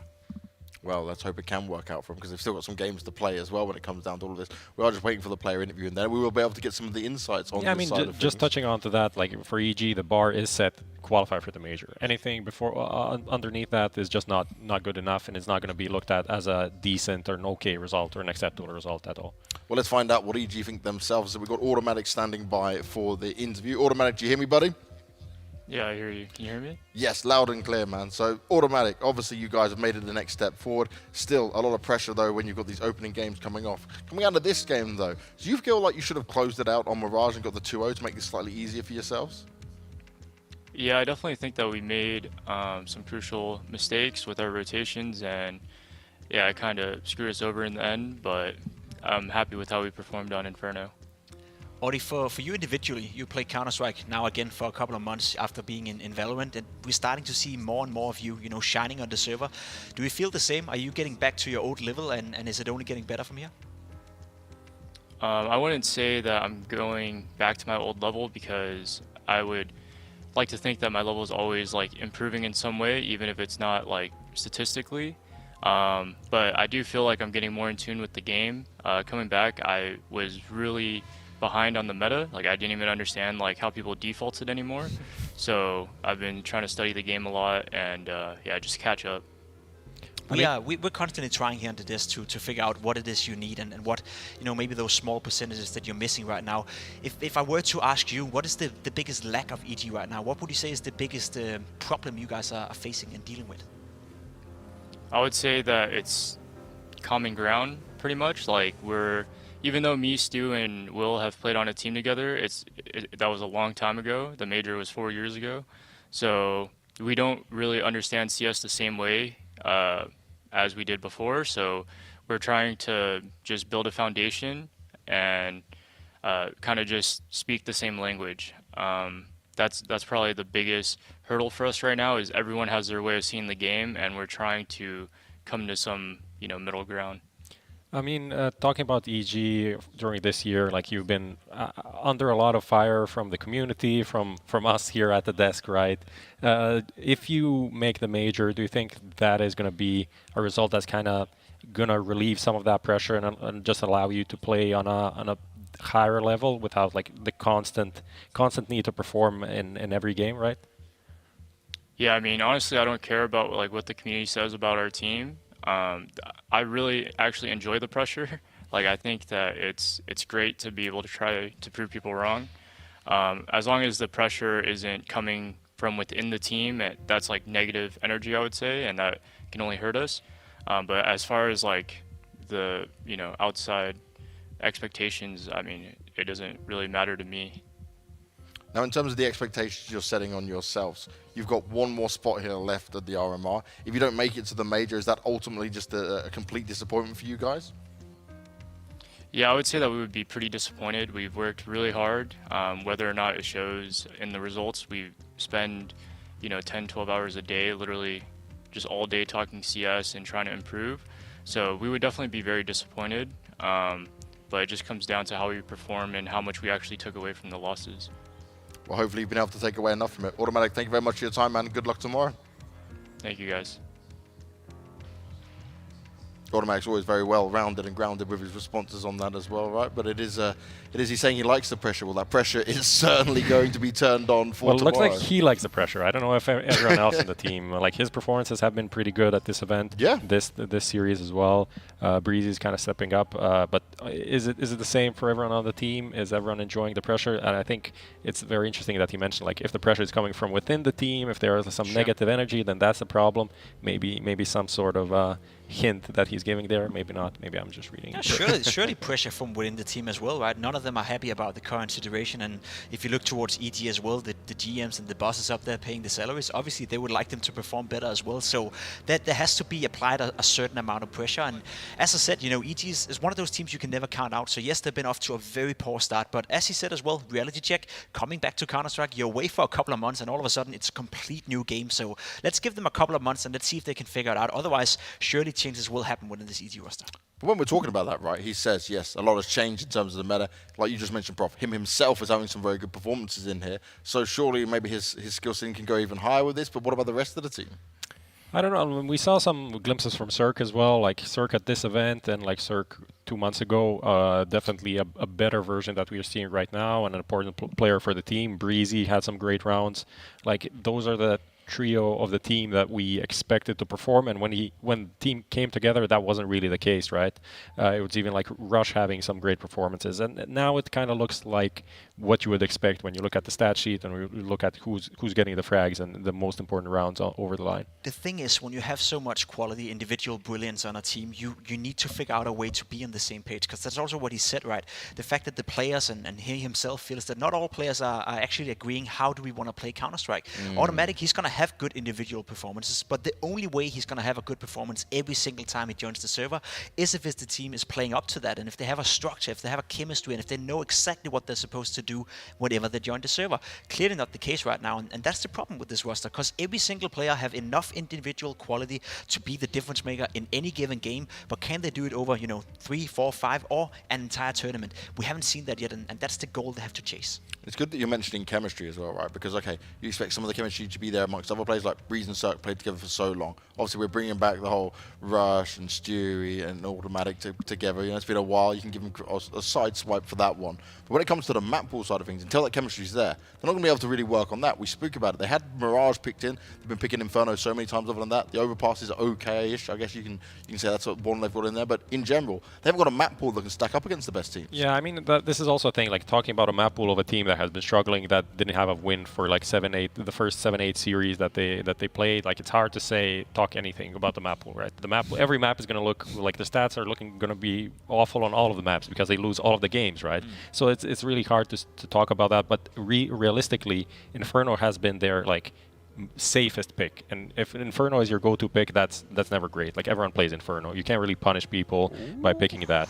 Look how it is going to go down. So how this works out within the system is that we have our teams starting off here in the lower side of it, right? This will be on Stream B tomorrow, as we do start the Asia RMR tomorrow, to be clear. So EG taking on 9Z will be the first one we have here, and then the winner of that will face Pain, which means Pain was the higher seeded team out of all of them in this, which means EG has 2 best of 3s they need to win if they want to go to that major. So more games, more practice, more chances, maybe? Or is it just Pain waiting to steal it away? It is a massive advantage for Pain to be in that position. Obviously, only having to win 1 best of 3 is a golden scenario for them, but the fact that they can look at the other game while it's being played and soak up all information possible, and then that game, whenever who's winning of EG and 9C, they have, half an hour, maybe an hour, and then they start another best of 3, which could be the most important best of 3. And I'm not going to say their careers, right, when you look towards EG, but at least for 9C. So to be Pain Gaming, you have all the balls in your hands right now.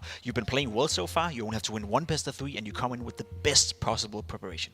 Yeah, I mean, it's the gauntlet run from EG. If they want to make it, then they should be making it. If we talk about the players, if we talk about the org, the backing, everything that they have, the experience, they are the team that needs that the most out of the 2 teams, the 3 teams that are left. So if they do it, then it's definitely going to be a deserved spot at the major. Well, luckily for EG, they already beat 9Z, so, it was just the best of 1, but maybe there'll be something that works. This is the schedule we're rolling with, though, for tomorrow. We kick things off with our Asia RMR Tyloo going up against IHC in there, then Renegades looking for Org, so a bit of fair rivalry to bring the day off. On Stream B, you've just seen it already, EG taking on 9Z to start off with, and the winner of that will face Pain Gaming for the final slot of the Americas RMR. Quick predictions on the Americas RMR, boys? Who's going to be going all the way? I think it's tough. I think Pain really have a great advantage right here. I think 9C have been playing well. They're doing the real gauntlet. They started 0-2 and are now in a position where they're 3-2 and can potentially qualify. But I think EG have enough quality in order to make it tomorrow. But it's kind of like a ballsy pick, I feel. I mean, it makes sense since you didn't actually make a pick, by the way, there. Yeah. EG is going to qualify for the major.